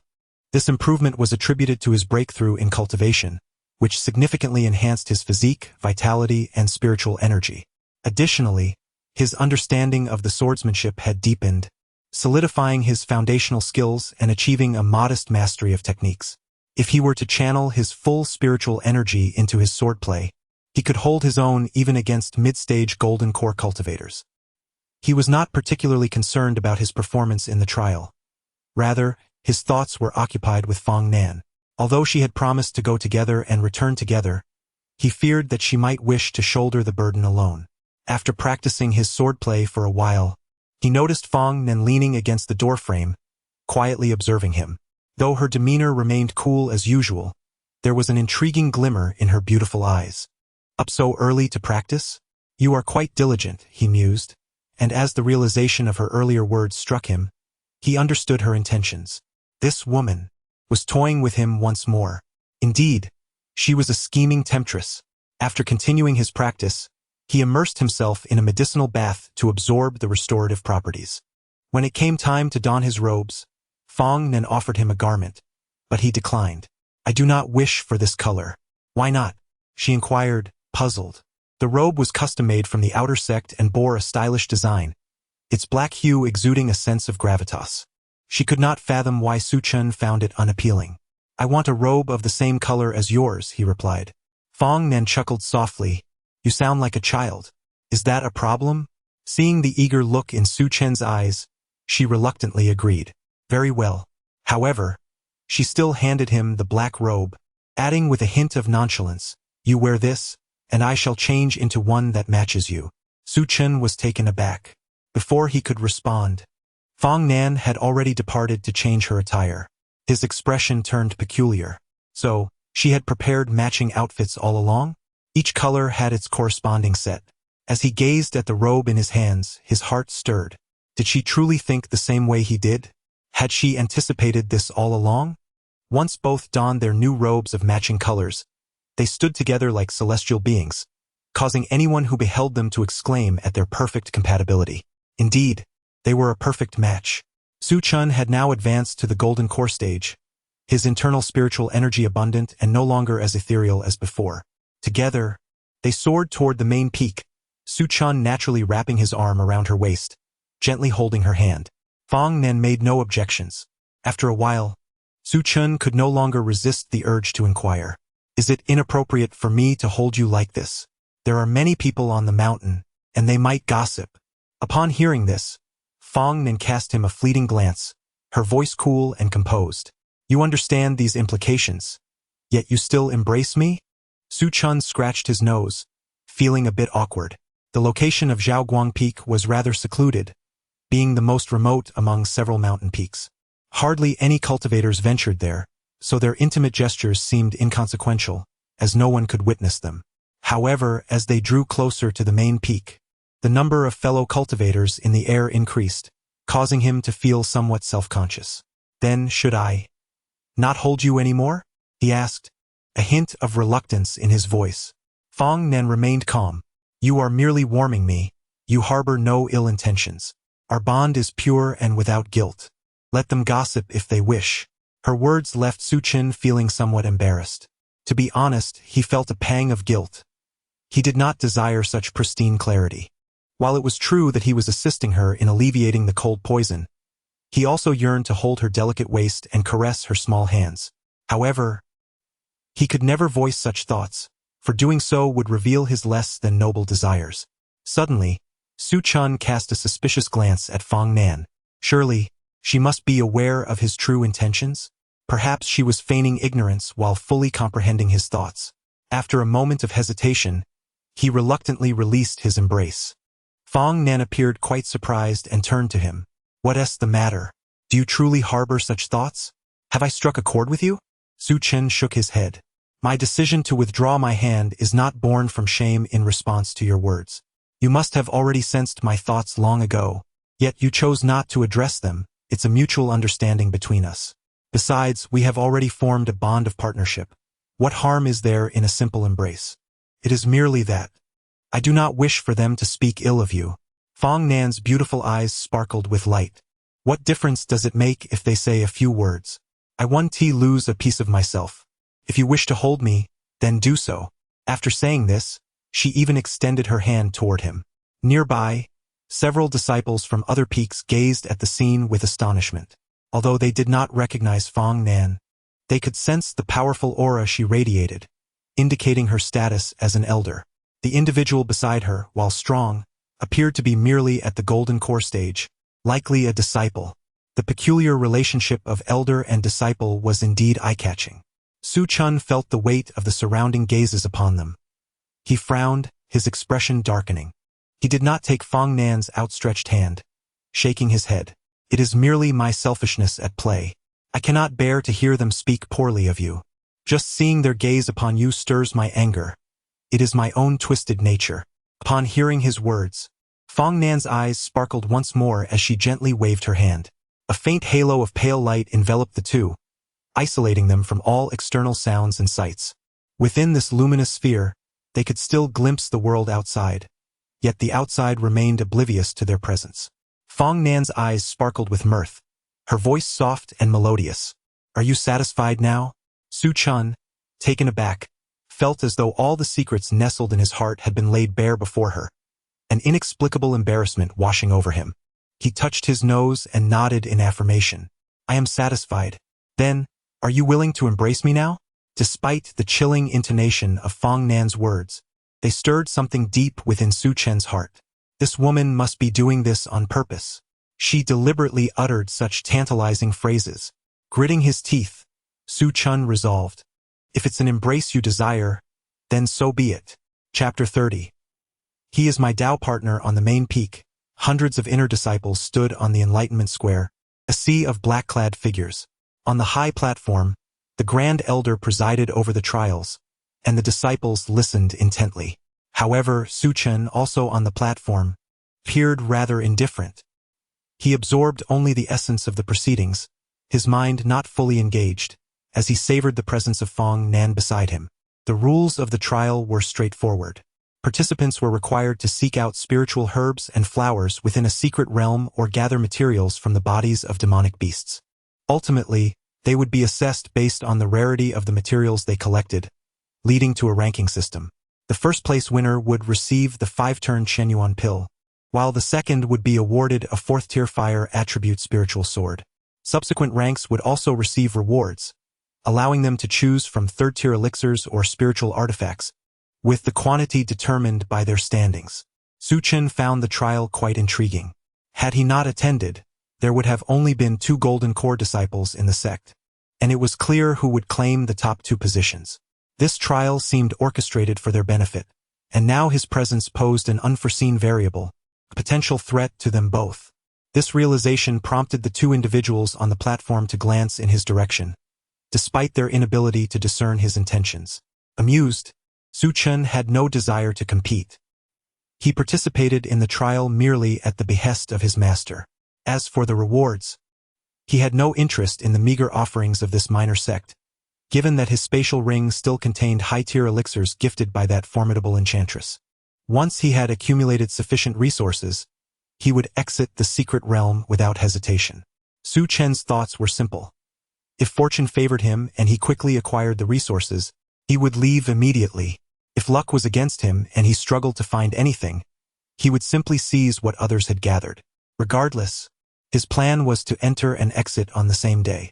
With his hand resting gently on Fong Nan's slender waist, he drew her closer, whispering, "Why not share some hints with me? Searching for items can be quite tedious. A little guidance would be appreciated, don't you think?" Fong Nan shot him a disapproving glance. "No, come on, just a little chat. I haven't practiced any techniques. I merely possess spiritual energy. Aren't you worried I might get hurt?" Fong Nan hesitated momentarily before playfully tugging at his ear and standing on tiptoe. She whispered softly in his ear, "Once you enter the secret realm, head east for 1,000 miles. There lies a concealed cave marked by a stone tablet, with a gnarled tree beside it. Pay close attention and you shall find it. Remember, it's to the east." Her voice was barely above a whisper, fragrant breath brushing against Su Chen's ear, igniting a tingling sensation. He looked at her in astonishment, a mix of surprise and disbelief crossing his face. To be honest, he had merely intended to tease her, never expecting Fong Nan to genuinely offer him an advantage. Yet, in the next moment, clarity dawned upon Su Chen. This trial in the secret realm was likely a scheme by the elders to bestow rewards upon their favored disciples. With the first and second prizes already predetermined, it was plausible that the remaining elders had also imparted knowledge of special locations to their own disciples. It is possible that the treasures and elixirs they had concealed within were indeed hidden gems, or perhaps magical artifacts. Therefore, even if he did not inquire, Fong Nan might voluntarily disclose the information to him shortly. While Su Chen pondered these thoughts, Fong Nan suddenly turned her gaze towards him, her voice gentle as she cautioned, "Be careful, do not overexert yourself. I assure you, once I retrieve that item, I will emerge and accompany you home." Despite it being midday, Fong Nan's body grew increasingly frigid, resembling a block of ice, impervious to warmth regardless of the temperature. Su Chen stood behind her, holding her small hand firmly, his arm wrapped around her waist resting on her abdomen. Initially, Fong Nan resisted slightly, but after a few symbolic struggles, she succumbed to his embrace. The surrounding white light enveloped the two completely. They could see the outside, yet the exterior remained oblivious to their presence. On the high platform stood elders and direct disciples. Though the crowd found it peculiar, Fong Nan's unconventional behavior was not new. Her inherently aloof and proud nature rarely saw her in such gatherings. Her appearance was already a significant concession to the sect leader. Thus, the onlookers paid little heed. However, when the white light dissipated, a few individuals in the audience were astonished, their expressions shifting dramatically. The disciple behind her was indeed embracing her in such an intimate manner, their closeness suggesting a relationship that transcended that of mere mentor and student, resembling more that of partners. At this moment, the trial was about to commence. The Grand Elder held a magical artifact that began to rotate slowly, revealing a massive stone door in the Enlightenment Square. As the door opened, a dazzling white light burst forth, and disciples began to enter one after another. The direct disciples on the platform also descended in succession. Su Chen held her tightly, reluctant to release her. After all, what could possibly bring more joy than being close to one's mentor during a trial? If it were within his power, he would wish to embrace her indefinitely. Previously, they had only held hands and shared gentle touches, but since last night, Fong Nan seemed to indulge his desire to hold her. The sensation was utterly delightful. Yet, despite the myriad of reluctances in his heart, Su Chen had no choice but to let go. "Am I going?" "Yes." Fong Nan nodded softly, raising her hand to adjust his robe, her voice tender. "The earlier you go, the sooner you will return. I will wait for you here, all right?" Only then did Su Chen depart, soaring down from the high platform, casting one last glance at Fong Nan before passing through the stone door. Before long, all the disciples in the Enlightenment Square had entered the stone portal. The secret realm would remain open for 5 days. Only by acquiring sufficient resource points and passing the stone door's test could one emerge from within. Failure to do so would result in being trapped in the realm. Fong Nan quietly observed Su Chen's departing figure, her expression serene, revealing nothing of her thoughts. However, at that moment, the elders on the high platform wore peculiar expressions, their curiosity ablaze. "Elder Fong, may I inquire about the identity of the disciple who just stood beside you?" It was sect leader Qin Yu who first broke the silence, articulating what everyone was eager yet hesitant to ask. Fong Nan's eyes sparkled, her lips pressed together with barely a moment's hesitation. "He is my partner." A few simple words sent a shiver through the hearts of the crowd.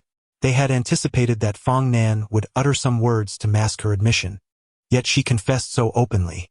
Truly, she is deserving of the reputation as the reincarnation of the Empress, an extraordinary prodigy who indeed treads an unconventional path. After her response, Fong Nan turned to leave. Qin Yu was taken aback. "Isn't Elder Qin here waiting for your partner to emerge? Why do you wish to depart so soon?" Fong Nan shook her head. "He will not be coming out anytime soon." With that, she rose and departed from the main peak, making her way towards Yaoguang Peak. Chapter 31. The Master's reward. As Su Chen stepped into the secret realm, he immediately sensed a distinct difference from the outside world. The spiritual energy here was far more abundant, and the air was imbued with a subtle, fragrant aroma, with peculiar flowers and grasses flourishing all around.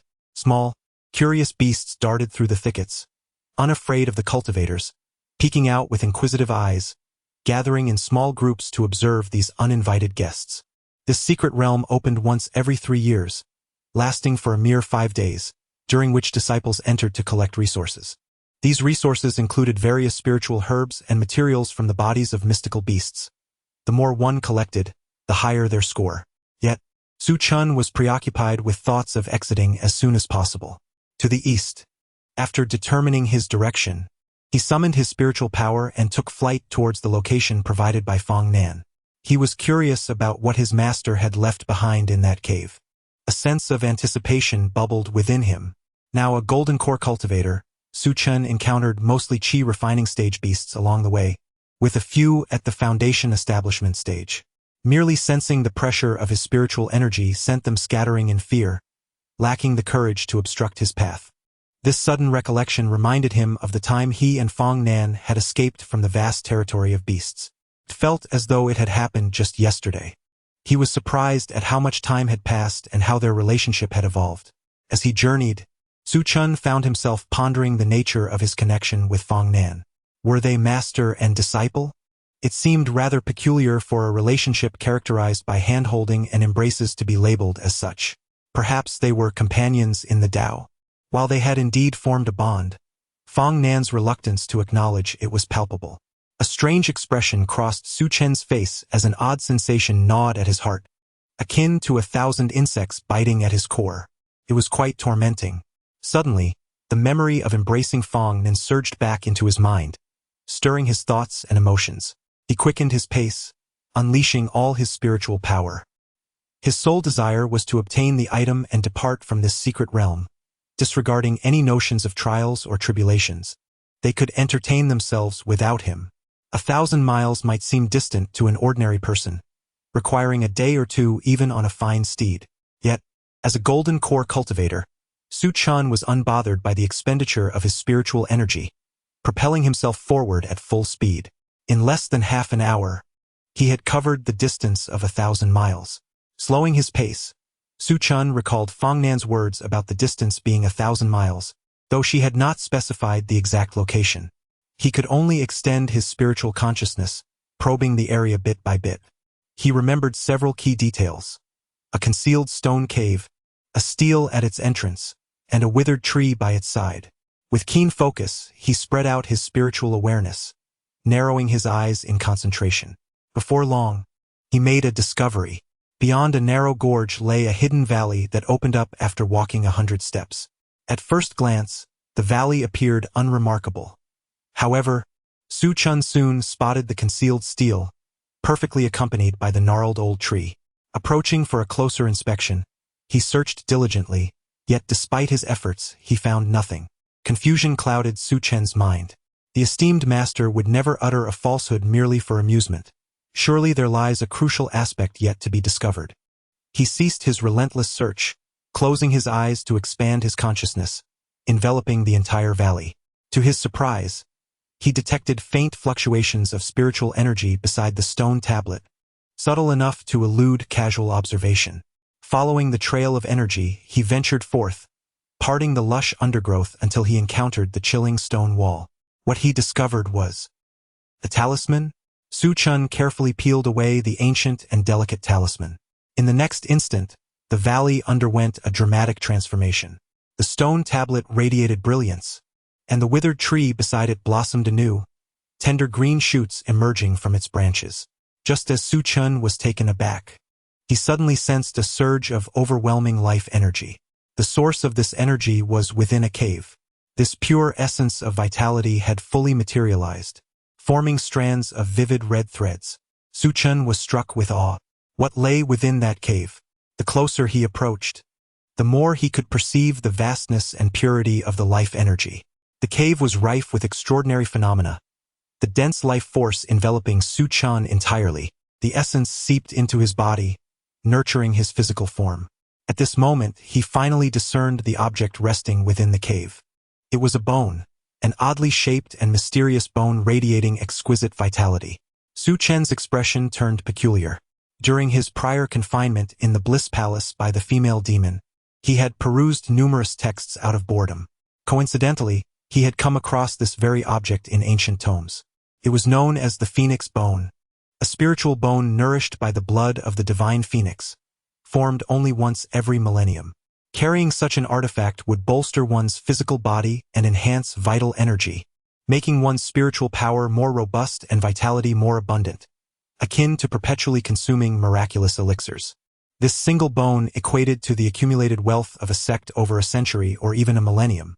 However, the Phoenix clan had vanished from existence eons ago, leaving this relic only within the pages of ancient texts. Suchene's lips twitched involuntarily. If word of the Phoenix bone's emergence were to spread, it would surely incite a tempest within the realm of cultivation. Beads of cold sweat adorned his forehead. He could never have anticipated that the gift prepared by Fong Nan would be this. Was this truly the reward from his own master? Such a grand gesture was beyond comprehension. The value of this sacred object was extraordinary. It must be said that this relic was remarkably suited to Su Chen's current plight. Having endured relentless torment during his 6-month confinement in the Bliss Palace, his constitution had suffered, leaving him weakened and his foundation compromised. With the Phoenix Bone's enhancement, he could receive continuous nourishment of vital energy, fortifying his physical strength. At that moment, Su Chen felt as if the Phoenix Bone was responding to him. Tentatively, he extended his hand. Miraculously, the bone wobbled and floated towards him, gradually vanishing into his brow. In an instant, Su Chen felt an immense surge of energy manifest within his body. The flow of energy traverses through every limb and sinew, gradually expanding his meridians and fortifying his fascia. Simultaneously, the vitality within his body becomes increasingly vibrant. Su Chen gradually loses consciousness while lying in the cave, as the dense energy of blood and qi envelopes him, nourishing his physical form. Time flies swiftly, and several days pass in the blink of an eye. The essence of qi and blood throughout the valley is completely absorbed by Su Chen. His cultivation ascends rapidly, propelling him directly to the late stage of the golden core. His skin becomes remarkably fair, reminiscent of an infant's delicate complexion, while his muscles take on sharper definitions. A faint red mark emerges in the center of his forehead, accompanied by an enchanting floral imprint. As Su Chen slowly awakens, a brilliant light ignites in his eyes, and his aura becomes more restrained and composed. Suddenly, his pupils constrict. Oh no! He lost consciousness while absorbing the Phoenix Bone, consuming an excessive amount of time. He has no idea what time it is now. Is it the 2nd day, the 3rd, or perhaps the 5th?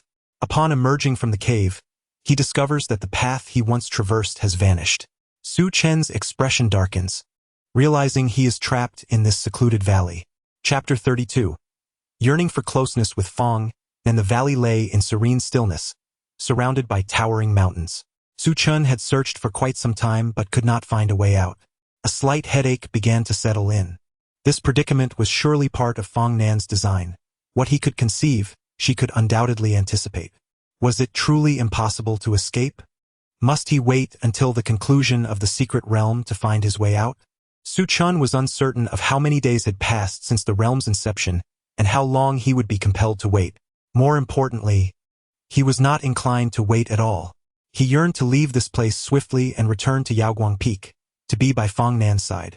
Furrowing his brow in contemplation, Su Chen realized he had never studied formations and could not discern the intricacies of the valley's enchantments.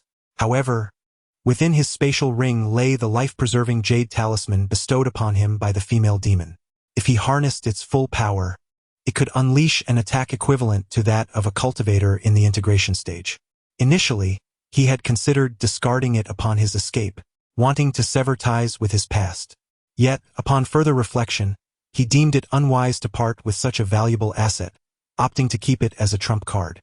Now, he found himself in a position where he must utilize it. Regrettably, this jade talisman could only be activated once, requiring a period of energy accumulation before it could be used again. Without hesitation, Su Chen retrieved the talisman from his spatial ring and infused it with spiritual power. The talisman radiated an increasingly brilliant light, and a tempestuous wave of energy surged forth. He directed this force toward the path he had traversed earlier.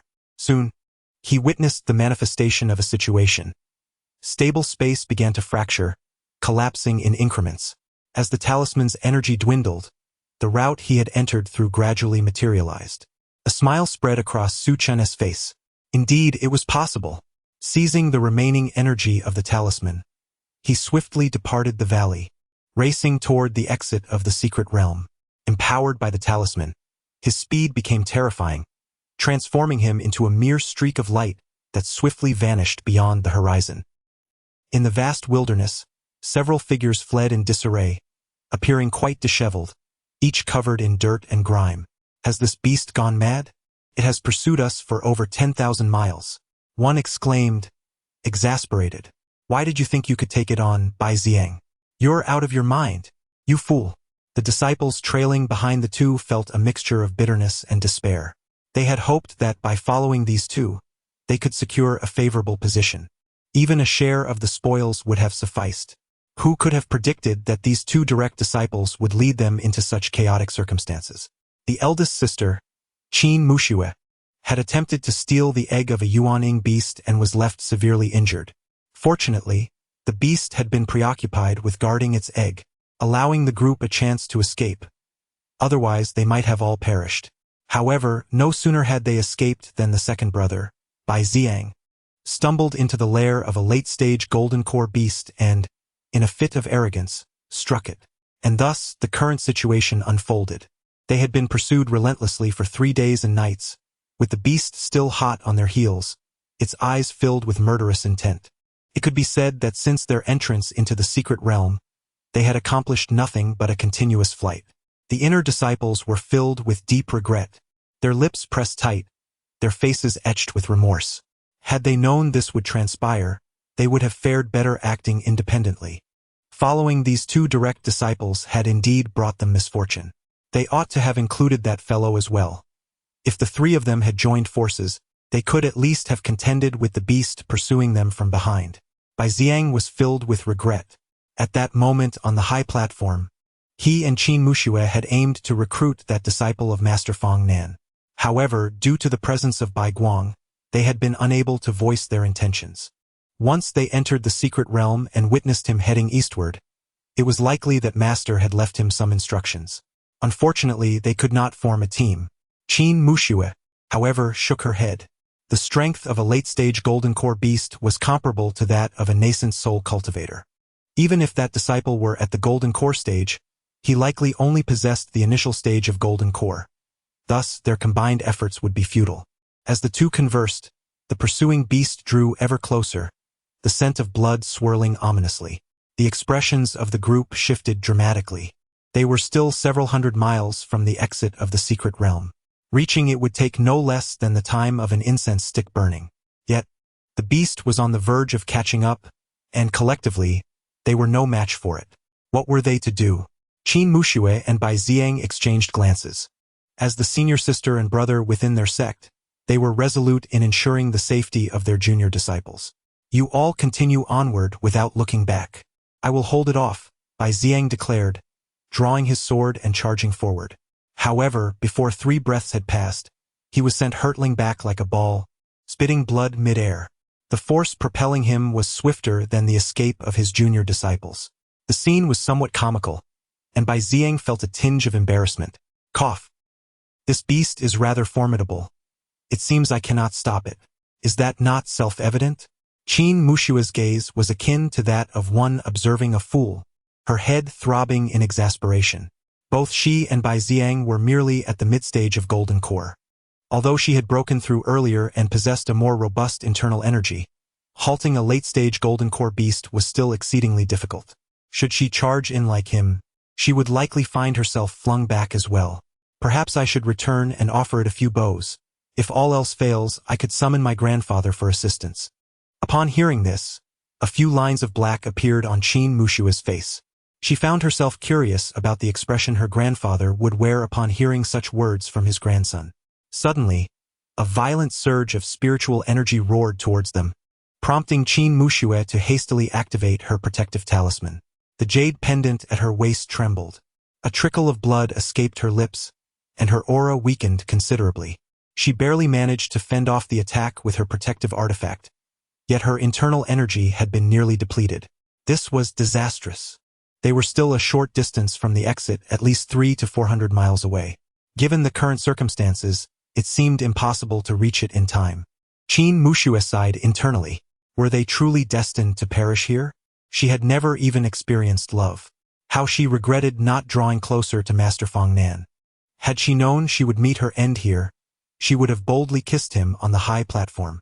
A chilling figure flashed through her mind, and she sighed deeply. If only she could survive and escape. One must venture to the radiant peak to fervently pursue Master Fong, igniting an ardent quest. Bai Xiang, utterly devoid of dignity, was on the verge of kneeling. Grandfather, spare us. I have yet to properly ferment the pickled vegetables promised to Master Qingma. I still need to learn the art of cooking. Just as the multitude of disciples began to crumble under the pressure, a radiant arc streaked across the horizon. The figure that emerged possessed lips as red as rubies and teeth as white as pearls, with a strikingly handsome visage and an ethereal demeanor.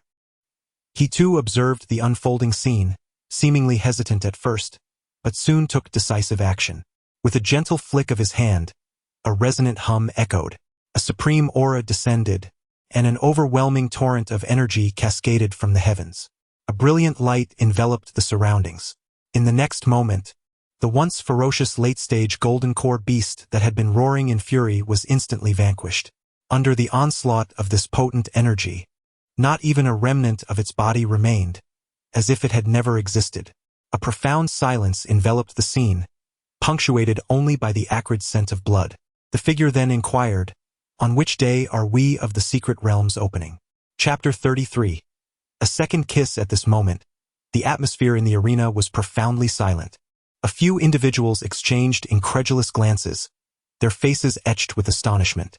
A formidable beast at the late golden core stage had simply perished? Qin Muxue lifted her gaze and beheld the figure before her, her lips twitching involuntarily. This person was none other than the disciple of Master Fong. She distinctly recalled that when he entered the secret realm, he was merely at the golden core stage, exuding a feeble and unstable aura, suggestive of a novice. Yet now, upon closer inspection, he had undergone a remarkable transformation. His presence was more restrained and composed, and his spiritual energy surged with overwhelming might. Even as a mid-golden core cultivator herself, she could not discern his current level of cultivation.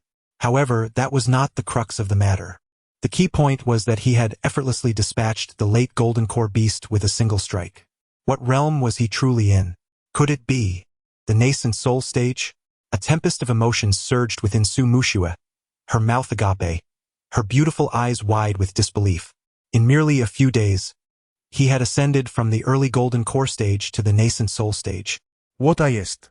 Beside her, Bai Xiang reacted swiftly. Upon hearing Su Chen's inquiry, he promptly responded, "Junior brother, today marks the 4th day since the secret realm opened. It will close in 1 day." Indeed, Su Chen did not linger with words. Having received the information, he immediately departed towards the exit. At this juncture, the atmosphere remained peculiarly tense, with the onlookers gazing at his retreating figure, their expressions a mixture of confusion and awe. They were still engulfed in the memory of that scene where the beast was slain, executed with a single strike. A cascade of white light had descended, imbued with supreme pressure, and then the beast had been utterly annihilated, leaving not a trace behind, as if it had never existed at all. Terrifying, truly terrifying.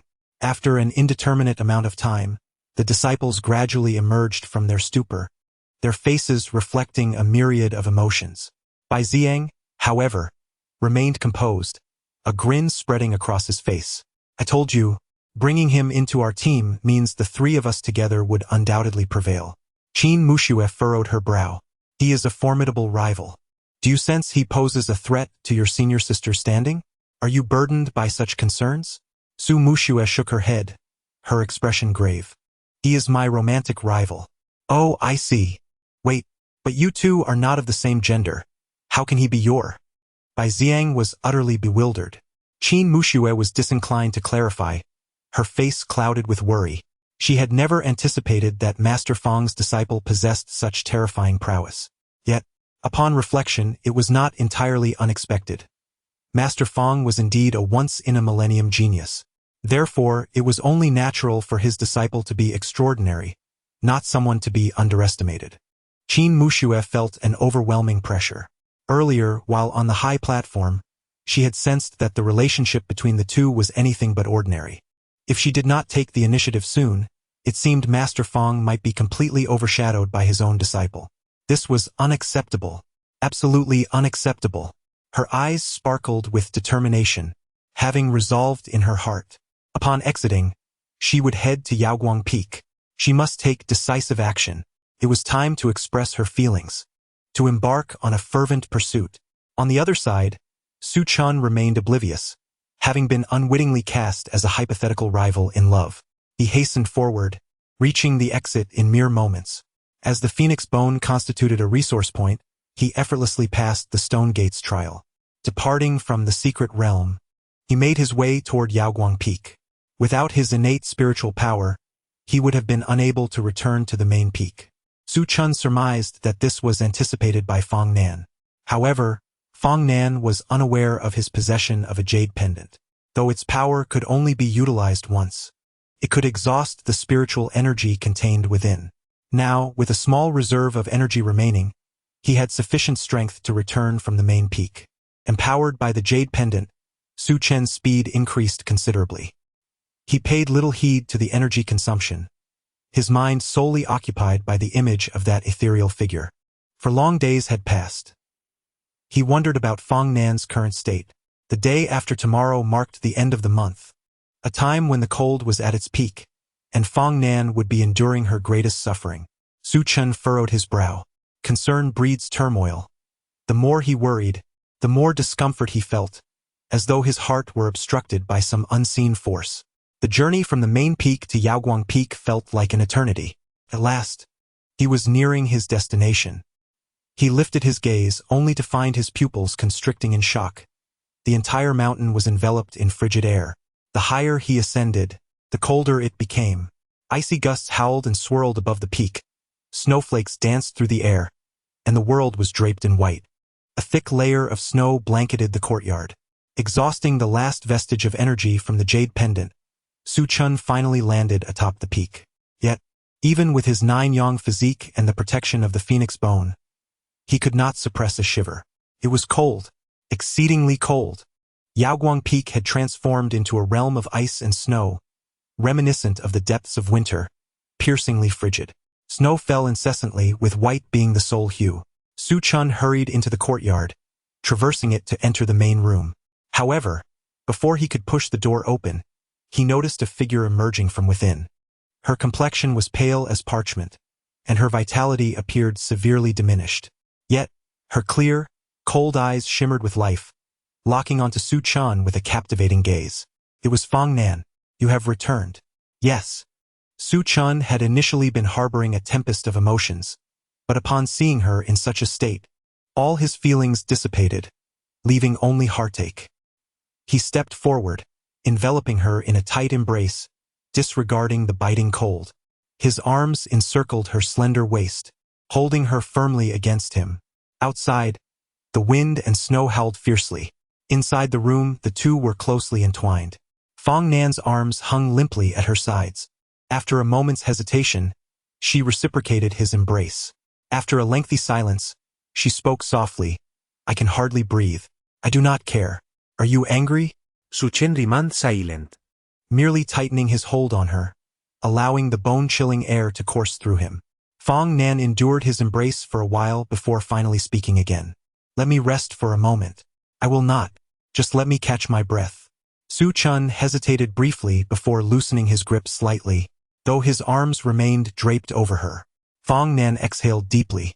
Yet, the icy breeze persisted, causing the temperature within the room to drop significantly, with frost accumulating on the window frame. Su Chun felt a pang of sorrow. We had promised to go together and return together, yet you have left me trapped in that secret valley. But before Su Chun could finish his thoughts, he felt Fong Nan wrap her arms around his neck, rise onto her tiptoes, and gently peck his cheek. In that moment, the world around Su Chun seemed to fall silent. He felt a sense of disorientation, unsure if he was dreaming. His cheeks felt cool and damp. Instinctively, he raised his hand to wipe his face, completely forgetting the words he had intended to say. His mind was a blank slate. At that moment, Fong Nan's soft voice broke the silence. Are you not angry anymore? She asked, gazing up at him. Looking into her innocent eyes, Su Chun found himself unable to utter a single refusal. Suddenly, a thought struck him, his heartbeat quickening. He turned his face away, feigning nonchalance as he replied, "Then, kiss me again, and I shall no longer be angry." Chapter 34. Shall we soak together? Upon hearing these words, Fong Nan chuckled softly. Where did she acquire such frivolous expressions? Su Chun found himself momentarily speechless, inexplicably feeling a sense of embarrassment. Fong Nan did not kiss him but merely leaned against his chest, listening quietly to the rhythm of his heartbeat. She could sense the warmth of his embrace, which not only enveloped her body but also warmed her heart. Yet, Su Chun was unwilling to let the matter rest. The kiss had occurred so swiftly that he had not been prepared, leaving him utterly bewildered. He could only recall the sensation of coolness and dampness, struggling to grasp the specifics of the moment. How could he allow her to dismiss it so easily? "Kiss me again," he implored. Fong Nan tilted her head to look at him, her eyes narrowing slightly, wearing a playful smile that held an intriguing charm. "I am your master, and you are my disciple. How could there be a request for a master to kiss a disciple? You just kissed me." Fong Nan's clear eyes sparkled with mirth. "I do not recall such an event." "You!" Su Chun gaped in astonishment, his expression one of disbelief. How could this woman be so mischievous? She had clearly kissed him moments ago, yet now she denied it, maintaining a straight face while weaving her fib. "You truly will not kiss me? Our relationship is purely that of master and disciple. Why would I kiss you? Purely?" Su Chen's eyes shimmered with intensity. His hand remained on Fong Nan's waist, and with a sudden force he pulled her closer. "Ah!" Fong Nan gasped, taken aback by his unexpected action. By the time she regained her bearings, Su Chun had lifted her chin and leaned down. Fong Nan's pupils widened, her arms tensing as if gripped by nervousness. This time, Su Chun truly kissed her, not merely brushing her cheek but genuinely pressing his lips to hers. Initially, she feigned resistance, her hands lightly clutching his robe, but soon she relented to his kiss. Time seemed to stretch indefinitely until Su Chun finally released her lips, glaring with mock ferocity. Is it still pure now? He resembled a tyrant who had forcibly claimed a damsel. His hands cradled Fong Nan's cheeks, always poised to kiss her again. However, she did not respond to his question, instead softly inquiring, "Were you equally domineering when you kissed that female demon?" Su Chun was taken aback by her question, his hands falling away as his earlier bravado dissipated, leaving a moment of awkward silence. I have never kissed her. Really? I have never initiated a kiss, but she has kissed me." Fong Nan remained silent, and Su Chun found himself uncertain of what to say, sensing an inexplicable tension in the air. "Then, do you think I compare to her?" Before Fong Nan could finish her thought, Su Chun hurriedly interjected, his voice resolute. "You are better. You are superior to anyone, and no one can compare to you. You are the best." Fong Nan pressed her lips together, appearing to smile. "How many girls have you said such things to? You express it so effortlessly." "None. I have only said it to you. It is as it is now, and shall continue thus." Fong Nan shook her head and spoke softly. Who can accurately predict the future? Upon hearing her words, Su Chun furrowed his brow, pondering for a moment as if he had made a significant decision. His gaze became resolute and he declared with conviction, "I, Su Chun, vow here and now that whether in the present or the future, I have spoken such words solely to Fong Nan. Should there be an ounce of falsehood, I willingly accept the punishment of 99 heavenly tribulations, leading to the obliteration of my soul and demise." Before he could finish, Fong Nan silenced him with her lips pressed against his. Her arms encircled his neck, her hand firmly gripping the back of his head, rendering him speechless. A chill lingered in the air around them, yet in that moment, neither felt the cold. Even as their lips parted, Su Chun lingered, reluctant to let go. "Shall we not kiss again? How long do you intend for us to remain like this? Is it not permissible?" Fong Nan, amused by his words, shook her head. "In the future, do refrain from speaking of life and death. I find it unappealing." "I shall remember," Su Chun replied. Yet soon, as if a thought struck him, he cautiously inquired, "If I were to mention it again, would you silence me once more?" Fong Nan remained silent, her eyes shimmering, causing Su Chun to feel a pang of anxiety. "Forget I asked. I shall say nothing more. By the way, may we kiss once more?" Fong Nan, who had been nestled in his embrace, now tilted her head back, resting against his chest, and spoke somewhat helplessly, "I am your master." However, to her surprise, Su Chen chuckled. What kind of master kisses their own disciple? You compelled me. I did not. It was you who initiated it just now. Fong Nan opened her mouth to retort but found herself at a loss for words, instead gazing at him with a lingering look. The intensity of her gaze sent shivers down Su Chen's spine. All right, I shall remain silent. But when might we kiss again? Fong Nan shook her head. I am your master. Yet you are not solely my master. What else could I possibly be? Su Chen activated the phoenix bone, and crimson patterns instantly adorned his forehead, accompanied by an enchanting floral mark. See for yourself. Fong Nan lifted her delicate fingers to touch his forehead, gently caressing the mark. This floral imprint is truly exquisite. Su Chen couldn't help but feel a few lines of frustration appear on his face. She was still pretending, despite having had the same floral mark appear on her forehead when they formed their bond. He suspected she had concealed it with some spell, hence its current invisibility. Doesn't the master find this floral mark rather familiar? Familiar? Fong Nan tilted her head, feigning ignorance. Su Chen wished to pursue the matter further but soon abandoned the thought. Never mind. Since she does not wish to acknowledge it now, pressing her will yield no results. A silence enveloped the two, the room steeped in tranquility. After a considerable interval, Fong Nan tilted her head to gaze at him once more. Yet this time, her eyes held a deeper expression. Do you wish for me to feel a sense of familiarity? What? You want me to recognize this floral mark? I.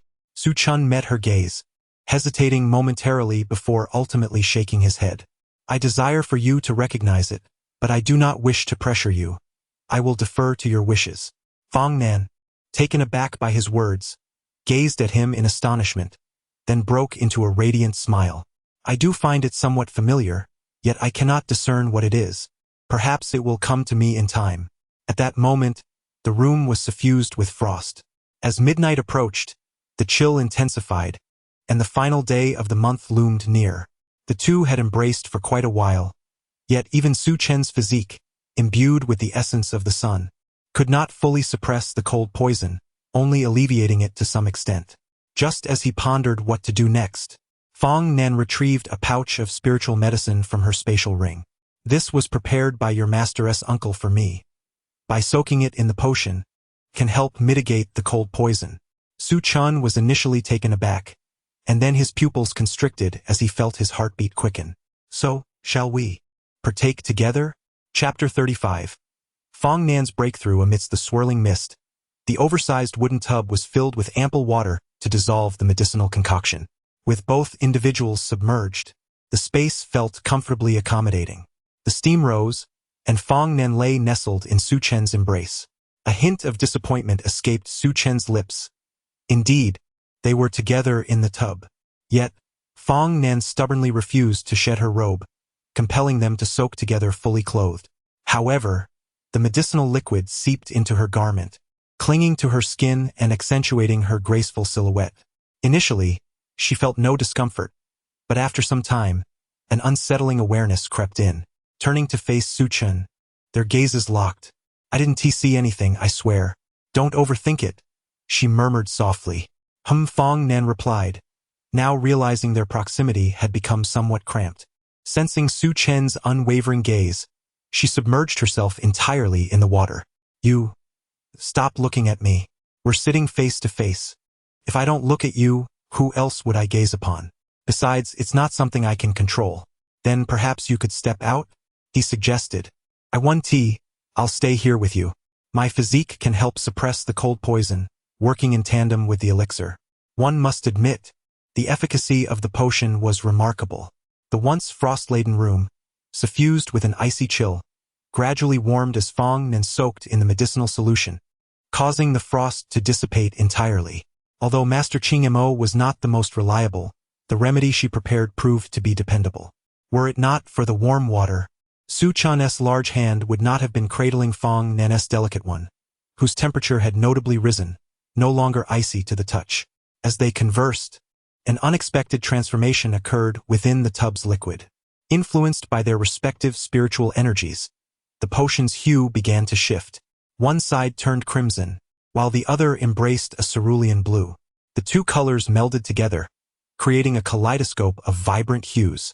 In that moment, both felt a warm energy coursing through their limbs.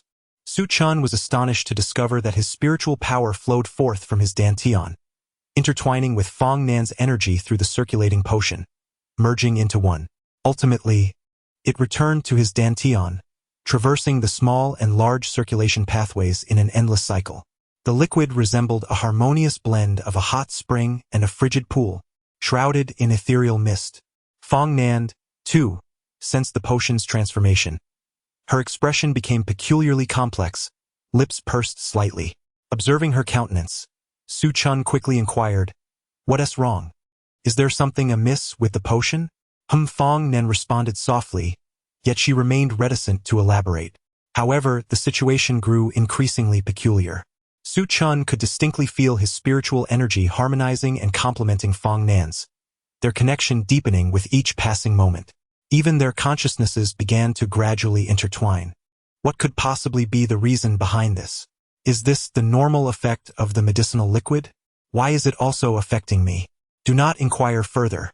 Fong Nan turned her face away, her expression becoming increasingly peculiar. Meanwhile, Su Chen's countenance transformed into one of extraordinary intrigue. He felt himself becoming more and more dazed, gradually immersing himself in an entirely new state. It resembled the experience of dual cultivation with that female demoness. One could say that, apart from the absence of physical contact, their spiritual energies and consciousnesses were merging together. The water rippled and mist rose. Su Chen and Fong Nan held each other's hands tightly. In this moment, both of them closed their eyes, quietly sensing the cyclical flow of spiritual energy. Their cultivation levels were gradually ascending. Su Chen distinctly felt that it was due to the energy Fong Nan had infused that his internal spiritual power became ever more vast and formidable, while his physical body was nourished by this energy. On the other side, Fong Nan found her internal cold toxin alleviated significantly. She felt as if she were soaking in a warm spring, thoroughly relaxed. Even the shackles of her realm seemed to loosen. Within the barrel, a kaleidoscope of colors danced. The medicinal liquid on Su Chen's side was yang, while that on Fong Nan's side was yin. At this moment, they were in perfect harmony of yin and yang. Their spiritual energies slowly converged, continuously circulating from minor to major cycles.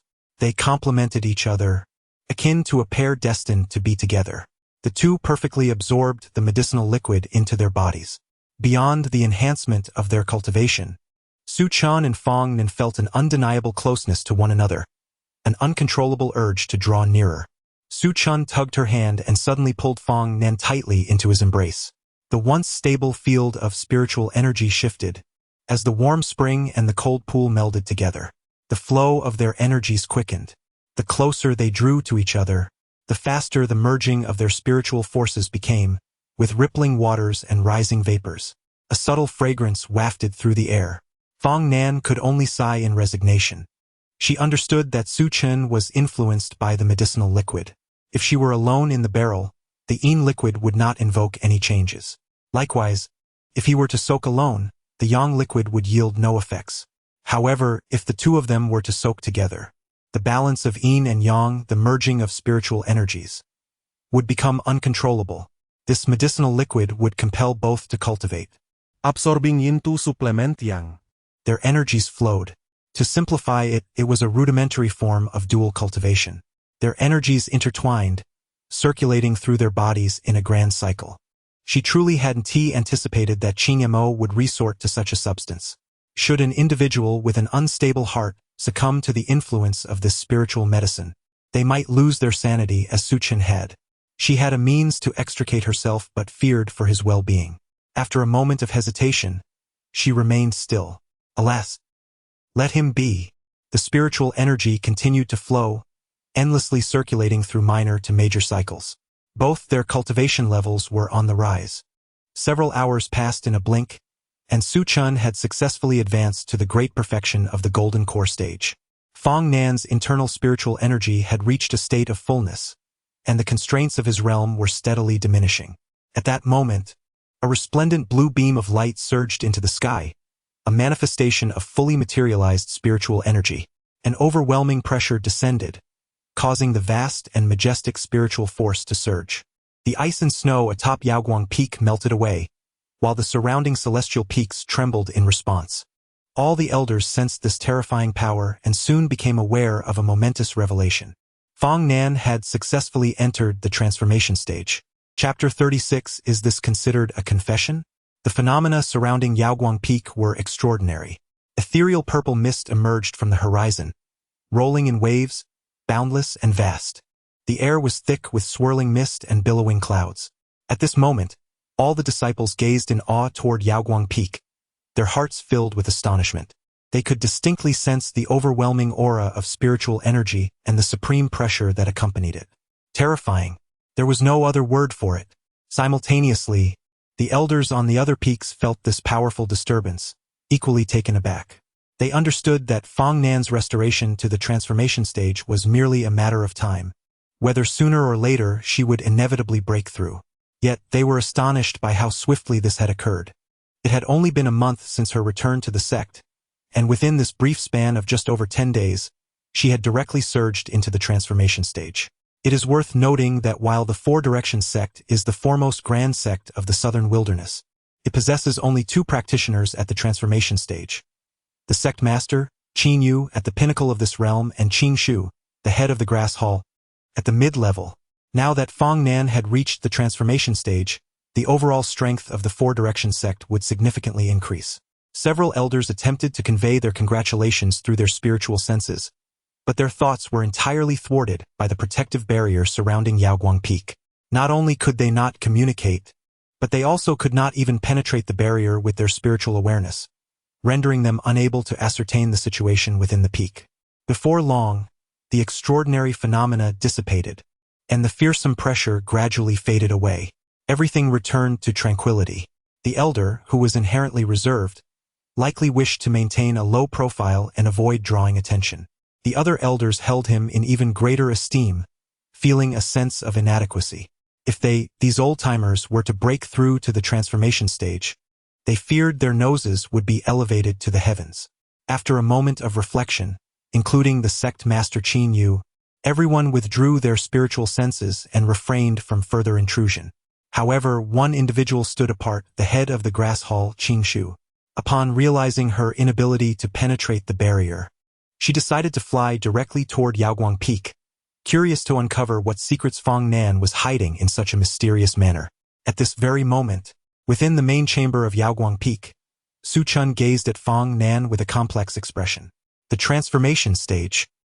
He was the closest person to her and could distinctly feel the immense pressure emanating from her.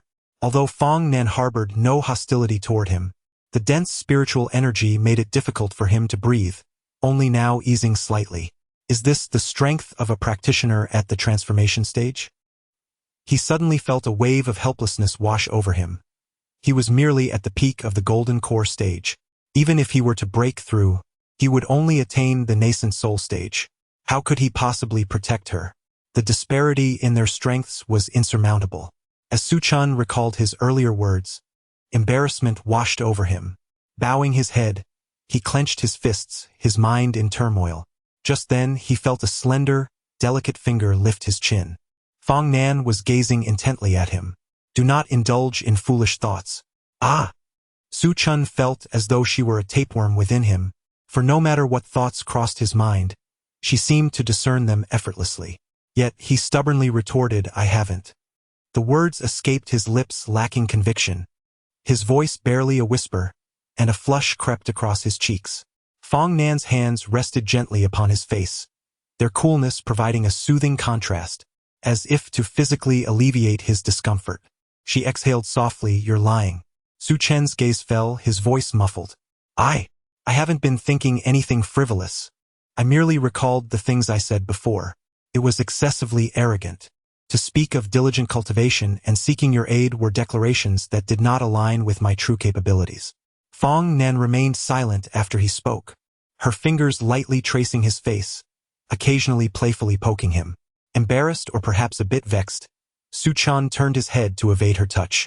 Yet, Fong Nan cupped his face once more, gazing at him intently, her eyes shimmering with a myriad of emotions. Was he regretting his earlier words? Suchen hesetatid, nodding slightly. Yes. But he quickly shook his head. His expression was complex, lost in thought, and eventually, a long sigh escaped his lips, accompanied by a bitter smile. I previously thought only of coasting through life, relying on others, and in a moment of rashness, I uttered those words. Yet, the disparity between our talents and understanding is vast, and my strength pales in comparison to yours.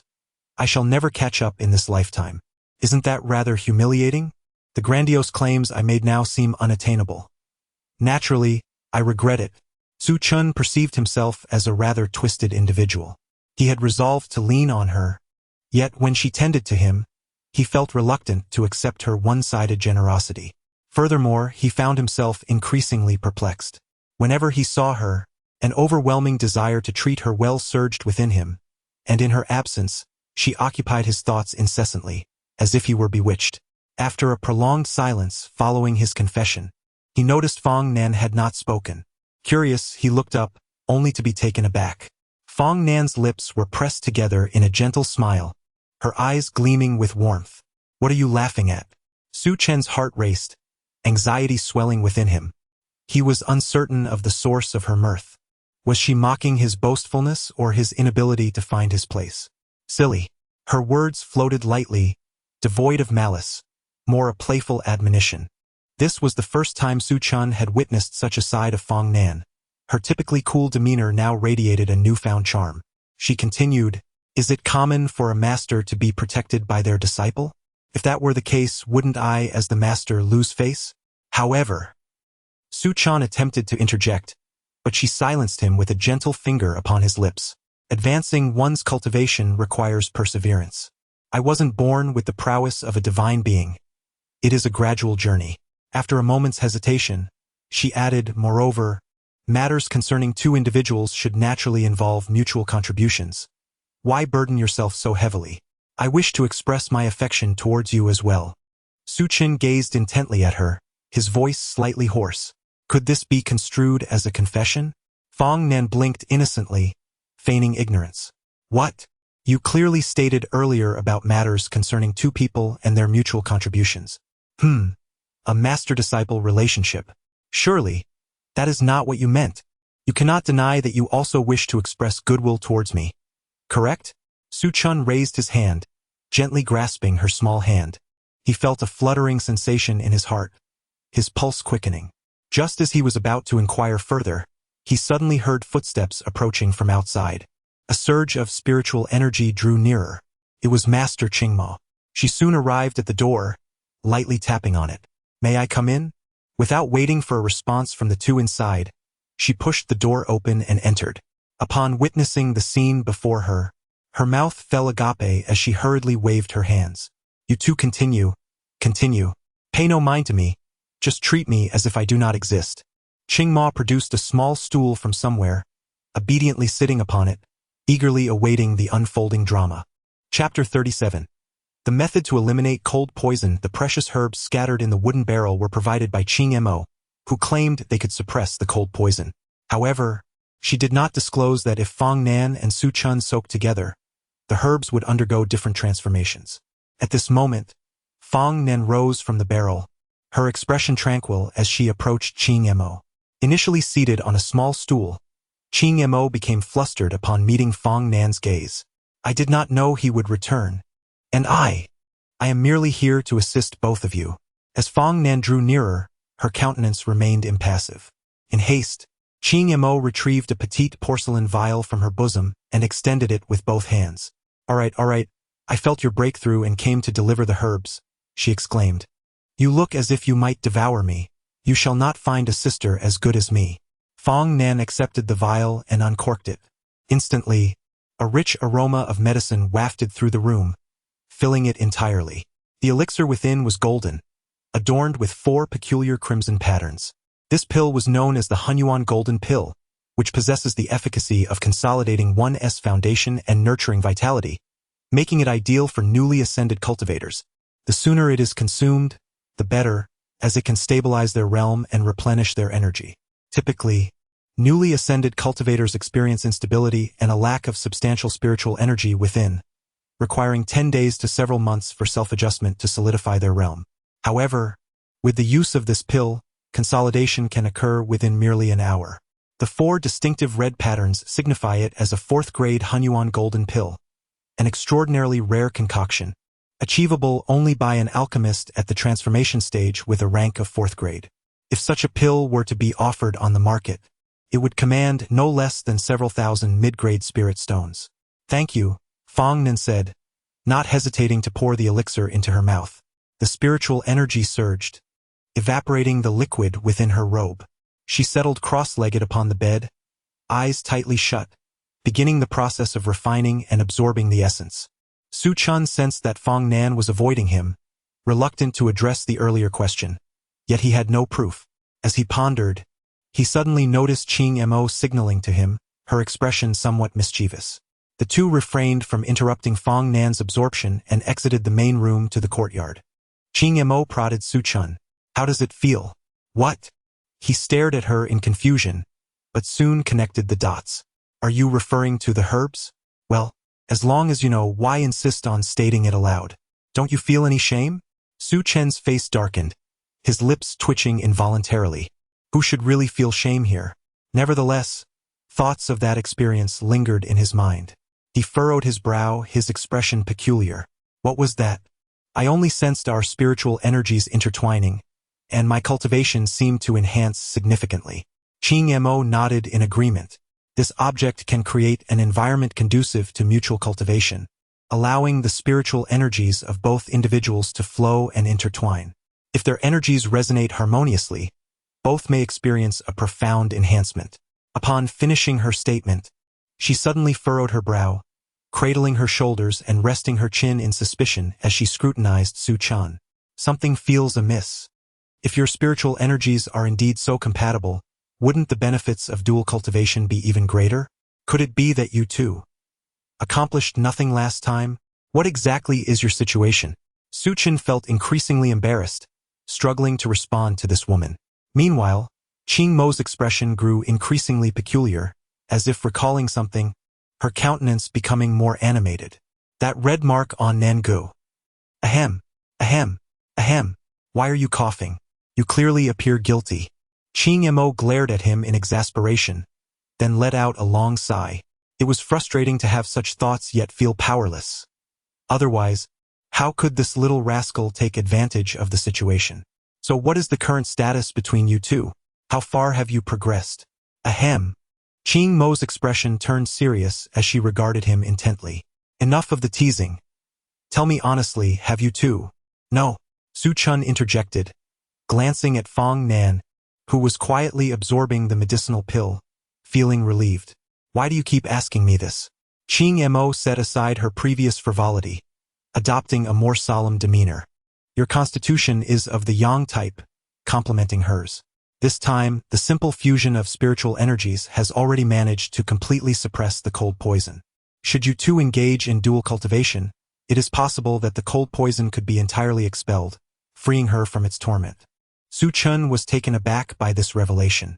So there's such an implication. Are you certain? I do not know, Qing Mo replied, arms crossed, unhurriedly. I was waiting to see your condition. When I noticed that Nanji's cold poison showed no reaction, I thought perhaps I had misjudged. However, given the positive feedback from the fusion of energies this time, which has completely suppressed the cold poison, it should be effective. Ah! Su Chun finally grasped the situation. He furrowed his brow, lost in thought, his expression somewhat peculiar. I'll find another opportunity. All right, do you still want to? Before Qing Mo could finish her sentence, Su Chun swiftly rejected her. No.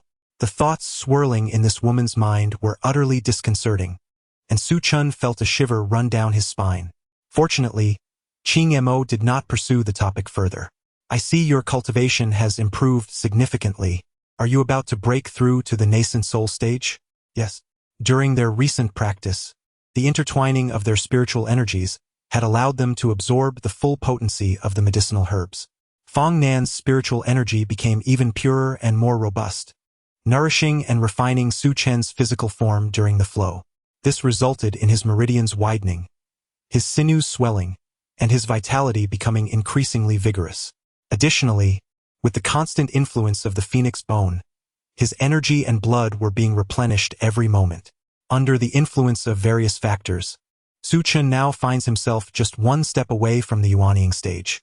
Qing Mo spoke with a sense of urgency, emphasizing that the transition from the golden elixir to the Yuanying is a qualitative change that requires the establishment of the purple mansion within the Dan Yuan. This process is crucial and should not be taken lightly, as it determines the heights one can achieve in the future. As she spoke, she placed her hand on Su Chen, extending her consciousness to examine his Dan Yuan. Suddenly, Qing Mo furrowed her brows in confusion. "Oh!" Her voice was filled with perplexity, and her face displayed a mixture of astonishment and disbelief. "Why is there a small sword within your Dan Yuan? And why does it emanate such a fierce sword intent?" Su Chen was initially taken aback by her words, and then he too extended his consciousness for introspection. However, upon inspection, he found himself equally astonished. Within the otherwise empty confines of his Dan Yuan floated a delicate purple sword. Though small in size, the sword was imbued with an overwhelming sword intent. How did this object come to be here? What exactly is it? Su Chen felt utterly bewildered. Chapter 38. Loss of innocence with a furrowed brow. Su Chen embraced his shoulders, pondering for quite some time until a vague recollection surfaced. It seemed that when he activated the jade pendant, a trace of energy had intertwined with his Dan Yuan. However, at that moment, he was preoccupied with returning and consumed by thoughts of Fong Nan, leaving little room for further contemplation. Subsequently, all his focus shifted to harnessing the spiritual power of the jade pendant, causing him to forget this detail altogether. Thus, the small sword within his Dan Yuan must be the result of the jade pendant's influence. "Master Uncle," he inquired, "is this a boon or a bane?" Qing Mo did not respond directly.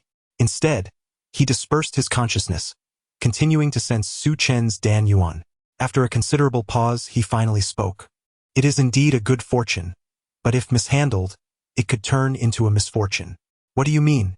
"The entity within your Dan Yuan is, in fact, a form of sword intent. If you can absorb it, it will greatly enhance your comprehension of swordsmanship, akin to divine assistance." Su Chen's reaction was swift. Upon hearing this, he deduced much of the situation. "But it is difficult to absorb, isn't it?" "Indeed. This sword intent is exceedingly sharp. Attempting to absorb it rashly would only injure your soul's essence. However, there exists a method to resolve this, albeit it is quite arduous. With the aid of 7-star grass, one can refine the sword intent." 7-star grass. Su Chen's expression grew peculiar.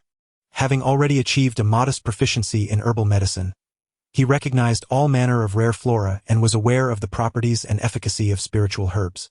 At Qing Mo's mention, the characteristics of the 7-star grass emerged vividly in his mind. This spiritual herb was exceedingly rare, belonging to the Yin category, manifesting only on the day of the 7 stars aligning. Its effects were remarkably unique. Within an hour of consumption, it could significantly accelerate one's comprehension of the sword path and alleviate the impact of the sword intent. However, the conditions for its appearance were exceptionally stringent, as were the prerequisites for consumption. It had to be plucked and ingested on the spot. If more than the time it takes for an incense stick to burn elapsed, this potency would be entirely depleted, rendering it ineffective. This herb was immensely precious, existing primarily in ancient texts. Due to its somewhat impractical efficacy, it had become a rather obscure spiritual herb. Su Chen found himself somewhat overwhelmed. This method is exceedingly challenging. What if I were to forego absorbing the sword intent and directly establish a purple mansion instead? That is not an option. Qing Mo shook his head without hesitation, a serious and solemn expression gracing his features. This sword intent lingers within your Dan Yuan. If you wish to establish a purple mansion and advance to the nascent soul stage, you must first address this matter. It is an issue you cannot evade. Upon hearing this, Su Chen felt a chill run down his spine. The 7-star grass, only appearing on the day of the 7 stars aligning, in a place of extreme Yin. Each condition was exceedingly harsh. Furthermore, given that it lost its efficacy after a mere incense stick's duration, it could not be preserved. Consequently, No stock existed in the market, rendering it impossible to purchase. Noticing Su Chen's troubled countenance, Qing Mo patted him on the shoulder. "Ah, you are my disciple after all. How could I not assist you?" "Well," Su Chen sighed helplessly. "don't wear that pained expression. Go and spend time with your master. I shall return and contemplate a solution." "Thank you, Master Uncle." After a brief and hurried exchange of words, Qing Ma departed swiftly. She returned to the study, poring over ancient texts in search of information regarding the seven-star grass. Before she knew it, night had fallen. On Yaoguang Peak, in the main chamber, Fong Nan was still engaged in absorbing the medicinal elixir. Su Chun sat cross-legged beside her, resting his chin on his hands, idly observing her. He sensed that the fluctuations of spiritual energy emanating from Fong Nan had stabilized, indicating that she was nearing the completion of her absorption process. This was the final stage. He leaned in slightly, scrutinizing the breathtaking woman before him. Fong Nan's dark hair, originally tied atop her head, had cascaded down, framing her fair visage. A particular strand that hung delicately at the tip of her nose captured his attention, swaying gently with her breath, exuding an inexplicable charm. Su Chun became increasingly captivated, completely unaware that Fong Nan had already emerged from her meditative state. He held his breath, fixated, with all his focus on that single strand of hair, watching it sway in rhythm with her breathing. Suddenly, the strand came to a standstill, resting on her nose. Su Chun blinked in confusion. To his surprise, he looked up to find Fong Nan gazing at him with evident curiosity, her eyes sparkling like radiant rubies. "You're awake," he remarked without a hint of embarrassment. Filled with joy, Fong Nan responded softly, casually gathering her hair and tying it back, leaving the very strand he had been observing untouched. "Where's your master uncle?" she inquired. "He has left," he replied. "What did you two discuss?" Su Chun hesitated momentarily before recounting Qing Ma's words verbatim. Although he wished to shield her from worry, he realized that the matter could not be concealed, so it was better to be forthright. However, Fong Nan's expression remained tranquil upon hearing his account. "Listen to your master uncle. Do not attempt to break through to the nascent soul stage yet. Focus on solidifying your current cultivation level." Understood. Before entering the secret realm, Su Chen had only just reached the early stage of the golden core. He had recently stepped into this stage, and now, with the phoenix bone and collaborative cultivation, he had rapidly ascended to the perfected golden core stage. This was akin to traversing decades of cultivation in mere days, a feat that was indeed astonishing. Yet, such rapid advancement surely bore its own drawbacks. Collaborative cultivation had greatly nourished Su Chen's body, but one must be cautious of overindulgence. He now harbored a considerable amount of chaotic and unstable spiritual energy within his meridians, rendering it challenging to manipulate as deftly as before. He needed to gradually untangle and regulate this energy, bit by bit. As deep night enveloped them, the two changed into night attire and lay face to face on the bed, enveloped in an inexplicable awkwardness. Su Chen's mind was flooded with vivid images of their earlier encounter and the sensation of their mingled energies. His heart raced, and he felt the surge of blood within him. Just then, a cool voice broke through his reverie. "What are you daydreaming about now?" Su Chun hesitated for a moment, then tentatively inquired, "Master, may I ask if we will still be able to use that spiritual elixir to aid our cultivation in the future?"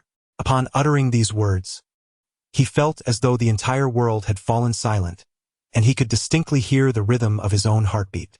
His fists clenched tightly, and an overwhelming sense of anxiety enveloped him as he awaited Fong Nan's response with bated breath.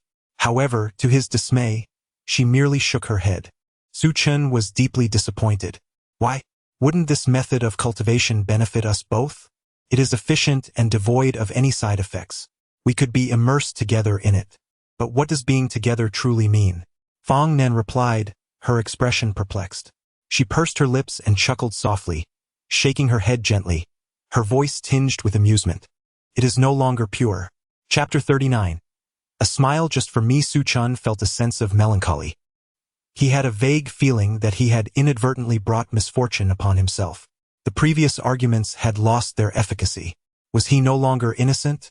This was a conclusion he had drawn today. Nevertheless, Su Chun resolved to maintain his facade of stubbornness and bravely declared, "Let us not dwell on innocence. As long as we both act with a clear conscience, that is what truly matters, is it not? A clear conscience." Fong Nan softly repeated these words, then gazed at Su Chun with a semblance of a smile, inquiring with an air of teasing, "Can you truly achieve a clear conscience?" "I." This question left Su Chun momentarily speechless. Upon introspection, he knew he was incapable of such a feat yet. If he wished to continue their mutual cultivation, he had to muster the courage to assert, "I can."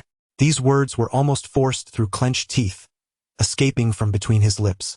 Their eyes locked in a silent exchange. Fong Nen regarded him quietly, and Su Chun noticed her lips moving, though he could not hear her voice, leaving him perplexed. The night was tranquil, and the moonlight cast a soft glow. The dim light in the room obscured his view of her lips, but he could faintly discern a series of 3 words. "I cannot?" He was uncertain if he had interpreted it correctly. Perhaps it was merely his own psychological projection.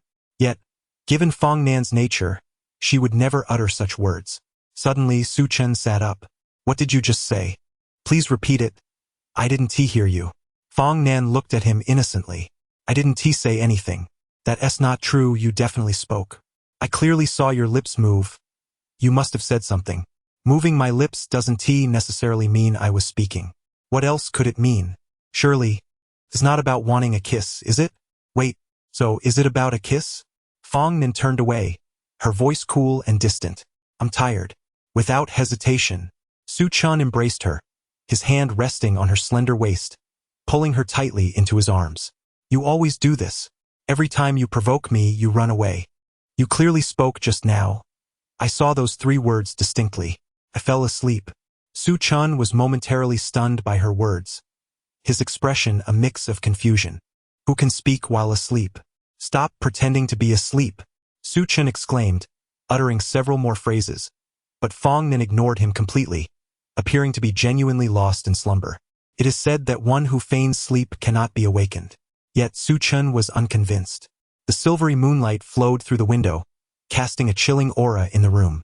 Fong Nan's fair skin glimmered like a flawless jade under the moonlight. Su Chun playfully pinched her face, her smooth skin slipping through his fingers. He occasionally poked and prodded her, wondering if his master was truly asleep. "Ah, splendide." If she is indeed asleep, it's just perfect. Quite the convincing act. Suddenly, he pressed his fingers together, and Fong Nan's lips parted. Before she could react, he leaned in and kissed her, their lips meeting in an unexpected embrace. Fong Nan finally opened her eyes, her gaze filled with astonishment, no longer feigning slumber. Su Chun, content with a gentle kiss, retreated slightly, a smile gracing his features as he regarded her. "Didn't Master fall asleep? How did you awaken so suddenly?" Fong Nan pursed her lips, remaining silent.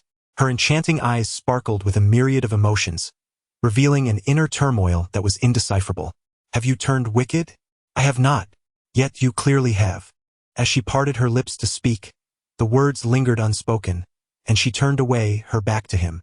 The room fell into a hushed stillness, an awkward tension enveloping the air between them. Observing her demeanor, Su Chun felt a surge of anxiety. He inched closer, encircling her from behind. "Are you angry?" "No." "Then turn around and look at me?" "No." Thus, Su Chun remained quietly holding her. In the profound silence, every sound was magnified, their breaths resonating in the stillness. Suddenly, Fong Nan's voice pierced the quietude.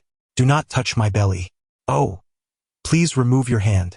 That is not possible." Earlier, unsure of where to place his hands while embracing her, he had absent-mindedly squeezed her belly. Retracting his hand was out of the question. It was not as if he could let it slip away at that moment. "You should focus on your cultivation rather than dwell on these matters. How will you protect me in the future? I do not think about it every day. Moreover, as your master, your frivolity towards me shows a lack of respect for the teacher-student relationship. I do this to help dispel your cold poison," Su Chun asserted with earnest conviction. Yet, as soon as he uttered those words, he suddenly fell silent. "Ah. Speaking of which, master, your body feels warm, unlike before when it was icy. Indeed, It is the end of the month. In previous days, Fong Nan's body had felt like a block of ice, remaining cold even after a night's embrace. Today was markedly different. She felt soft and warm in his arms. Master, has the cold poison within you been completely eradicated? Do you still feel unwell? Most of it has been cleared. I no longer feel discomfort. Su Chen's heart soared at her words. He had been deeply pained to witness her suffering from the cold, unable to bear her torment. Now, the prospect of her liberation from such affliction filled him with genuine joy. What wonderful news! Truly splendid. Indeed, Fong Nan replied softly, turning to face him, her beautiful eyes shimmering with an enigmatic light. The poison has been largely dispelled. Thus, you need not exert yourself any longer. Ah, splendid news! Su Chen exclaimed. Yet as the words left his lips, he realized something felt amiss. What did that imply? No longer need to exert yourself. Suppressing his earlier excitement, he returned to a calm demeanor and tentatively inquired, wait. So in the future, before Su Chen could finish, Fong Nan cut him off. With the cold poison gone, you need not assist me in warming my hands or body. I can manage on my own. A bittersweet smile graced Su Chen's lips. As an unusual sensation stirred within him, his expression remarkably complex. He genuinely wished to spare Fong Nan from the torment of cold poison. Yet, he also yearned for something else. As Su Chen pondered, he suddenly noticed Fong Nan gazing at him with keen interest. Did you just smile? No. You most certainly did. The corners of Fong Nan's mouth lifted slightly, her eyes sparkling with delight, resembling crescent moons. Her laughter was carefree and enchanting. Previously, she had insisted this was a good thing, yet now that the poison had subsided, her face bore a sorrowful countenance. Humph! Fong Nan, already breathtakingly beautiful, appeared even more extraordinary when she smiled. Su Chen found himself captivated for a moment before regaining his composure. At that very moment, he contemplated something of greater significance. After a brief hesitation and internal struggle, he finally spoke. Master, could you grant me one request? Speak. Would you be willing to smile solely for me? Chapter 40. My only companion Su Chen suddenly pondered a question. If Fong Nan is the reincarnation of the Empress, did she experience these matters in her previous life? Did she have her own companion? Hold hands with others? Even embrace? And smile at others? Suddenly, a tremor coursed through Su Chen's heart. He lowered his head, lapsing into silence, the light in his eyes dimming slightly. The night was tranquil. Fong Nan quickly noticed the change in Su Chen. He no longer looked at her, his head down as he seemed lost in thought. After a considerable time passed, as Su Chen remained silent, Fong Nan reached out to pinch his cheek. What has made you unhappy again? I'm not. Fong Nan's slender fingers gently traced Su Chen's cheek as she tilted her head to gaze at him. If you do not express what troubles you, how can I know? Please, tell me. Her voice was cool yet tender. After a long hesitation, Su Chen finally spoke. Master, if you are the reincarnation of the Empress, then in your previous life, you must have had your own companion, correct? Fong Nan was initially taken aback by his words, her expression shifting to one of peculiar amusement that she could not conceal. You have been sulking all this time out of jealousy? I am not. I am merely curious about what your companion was like in your past life. Fong Nan blinked her eyes, a glimmer of mischief dancing within them. She cleared her throat and replied nonchalantly, My companion in my previous life was a diligent cultivator. Although his talent and comprehension were not as profound as mine, he worked earnestly, determined to protect me. The more Su Chen listened, the more unsettled he felt, his mind a tumult of confusion. It was a question he had posed. Yet hearing her recount, it felt like a dagger piercing his heart. Struggling to muster a smile, he said, He sounds truly admirable. He once rescued me from captivity, leading me away from the clutches of a demon. Together we fled 10,000 miles, using the sky as our blanket and the earth as our bed, returning to the sect. Before Fong Nan could finish her tale, Su Chen's expression had already grown peculiar. He stared at her in astonishment. Why does this story sound increasingly familiar? Moreover, the previous tale seems oddly reminiscent as well. Wait, Master, are you certain this person you describe is your companion from your past life? Indeed. Then please continue. What else did he do for you? Fong Nan gazed at him intently, her eyes unwavering. He warmed my hands, kept me warm, and rushed back from the secret realm for me. Before she could complete her sentence, Su Chun interrupted, "Master, do not tease me further. These deeds were clearly performed by me." Fong Nan tilted her head, responding, "Yes, I know it was you." The room fell into a profound silence, so quiet that one could almost hear a pin drop. It was as if both could hear the rhythm of each other's heartbeat. "Then you." Su Chun stared at her, momentarily bewildered by her intentions. Just as he was about to lower his gaze, her hands gently cradled his face.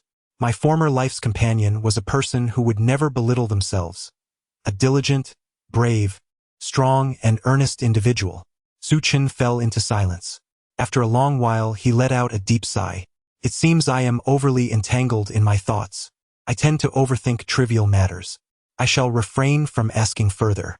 However, Fong Nan shook her head, her gaze unwaveringly fixed upon him.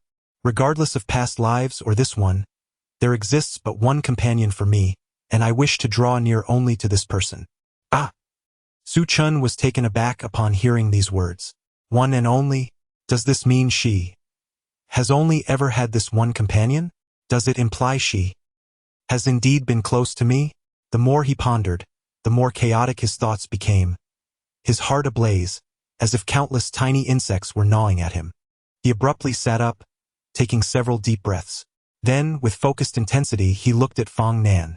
"Are you saying that the first hand-holding, the first embrace, the first kiss were all with me?" After posing this question, his heartbeat quickened, as if it might leap from his throat. Fong Nan did not respond immediately. Instead, she leisurely turned away from him, uttering a few words in a faint tone. "I do not know." Su Chen's heart, already aflame, felt as though he were adding fuel to the fire upon hearing this. He lunged forward like a hungry tiger pouncing on its prey, his eyes slightly reddening. You must tell me." Initially, his voice was loud, but as he continued, it lost its strength, and he even found it difficult to meet Fong Nan's gaze. "I cannot endure this. How can I sleep like this? You deserve it. How can your heart be so cruel?" Fong Nan cast a glance at him, breaking free from his grasp and turning her back once more. "Do not make a fuss. I am tired." Upon hearing these words, Su Chun obediently lay down, letting out a resigned sigh, his heart a swirl of complex emotions. The companion spoken of by my master must surely be me, for this description. This implication is nearly explicit. It seems there still exists a thin veil between us. Several times I have yearned to pierce through it, yet she has managed to muddle through my attempts. After a while of restless thoughts, Su Chun also lay down beside Fong Nan. Just as he raised his hand to rest upon her waist, he heard her say, "Do not touch my belly." "I did not." Before Su Chun could finish his sentence, a sudden thought crossed his mind, and his expression grew peculiar. "Master, could it be that this is your weakness? Something akin to a spiritual power secret?" "I am angry now." "Fine, I shall not ask, but surely I can rest my hand here, right? Just remain still and do not move around." After a moment, Su Chun opened his mouth to speak, only to swallow the words back down. Hesitating for a while, he finally steeled himself to ask, "Master, am I the first person to touch your belly?" "Ah?" Fong Nan was clearly taken aback. She fell into silence for a long time before releasing a deep sigh. "I instructed you to follow Qingma in her studies of herbalism and alchemy, not to indulge in her frivolous antics. Why do you mimic such undesirable behaviors?" Su Chun felt a twinge of embarrassment at the reprimand, his heart heavy with shame, his face flushed. He offered no retort, even feeling a pang of guilt towards his master, Qingma. "Do not emulate her in such matters henceforth. Instead, adopt the commendable habits of your master. Do you understand?" "Yes, I understand. Now, rest quickly. You have just absorbed the essence of the phoenix bone and require ample recuperation. Indeed, it is already the latter half of the night. The pale moonlight casts a serene chill, as a few clouds drift lazily outside the window." Su Chen's hand rested gently upon Fong Nan's abdomen, which was flat and devoid of any excess flesh, his touch respectful. He gazed at his master in contemplation for what felt like an eternity before mustering the courage to ask, So am I truly the first? Fong Nan sighed in resignation, responding softly, yes, you are. Now sleep. Chapter 41. Is Master feeling jealous? Time in the mountains is elusive, and a few days have swiftly passed. During this interval, Elder Qingma has not visited, likely engaged in the quest for news regarding the seven-star grass. Su Chun continues his daily routine of sword practice in the morning and perusing ancient texts in the afternoon, diligently reinforcing his knowledge of herbal medicine. As evening descends, Su Chun finds himself seated at the flower bed in the courtyard, cradling his chin in his hands while admiring the sunset. More accurately, his gaze is drawn to Fong Nan illuminated by the twilight. At dusk, the horizon is adorned with vast expanses of fiery clouds. The lingering rays of the setting sun cast a warm hue over the residence, enhancing Fong Nan's beauty. Clad in a pristine white robe cinched at the waist with a black sash, her hair neatly gathered atop her head, she exudes an ethereal grace. Standing there, she embodies the essence of an icy beauty, instilling both awe and a sense of trepidation in those who behold her. Yet, Su Chun feels no such intimidation. As he observes his master's swordplay, he occasionally bursts into applause or exclaims in admiration, thoroughly supportive of her performance. Once Fong Nan completes her sequence of sword strikes, he rises and approaches her directly. Are you finished practicing? May I embrace you from behind? Fong Nan's brow furrows slightly. You are sweating. Are you perhaps in need of a bath? I have prepared the water. You have worked hard. Shall we bathe together? Fong Nan lifts her gaze to meet his, her expression remaining impassive, devoid of any words. You are becoming increasingly presumptuous. Is that permissible? If you utter such frivolous words again, do not expect to come to my chambers tonight. Very well, I shall refrain from further comment. Days have passed, and the bond between the two has grown more intimate. They now share the comfort of sleeping together each night, and even during the day, Su Chun seizes opportunities to steal a few embraces when she is not paying attention. Regrettably, progress in other aspects remains stagnant. They still cannot share kisses, acknowledge their status as partners, or blend their spiritual energies. In terms of cultivation, Su Chun has experienced notable advancements. His internal spiritual energy has become more abundant, and his vitality has intensified, leading to an overall enhancement of his strength. However, he must still restrain his realm.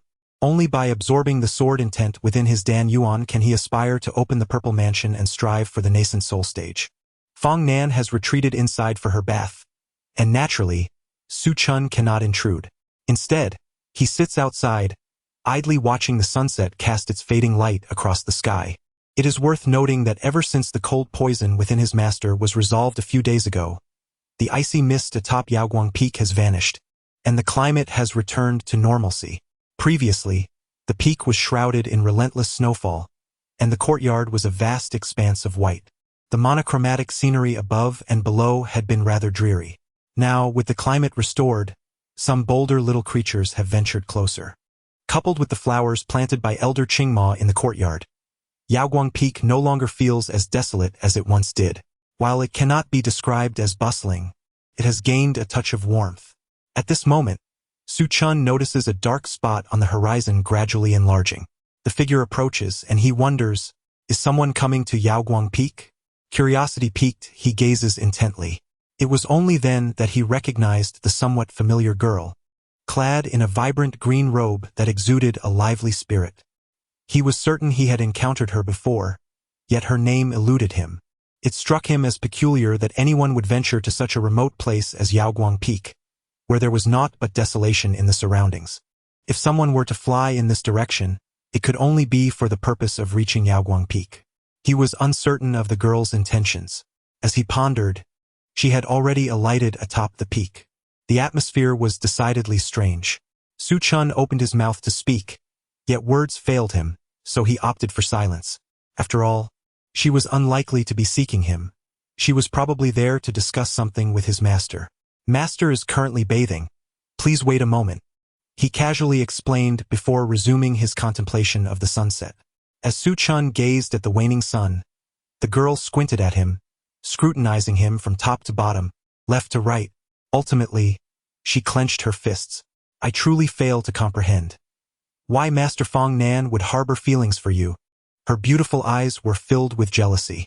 Su Chun was initially taken aback by her words, feeling a flicker of anger, but he soon chuckled, slightly embarrassed as he rubbed his chin. How could you possibly know that? The girl glared at him, her fists tightening further. Is it merely because you possess a higher realm, a handsome appearance, and greater strength? Strip away all that, and what remains of you? Su Chun cast her a languid glance and replied nonchalantly, I am still a man, you know? This statement seemed to infuriate her further, darkening her expression. Su Chun paid her no mind.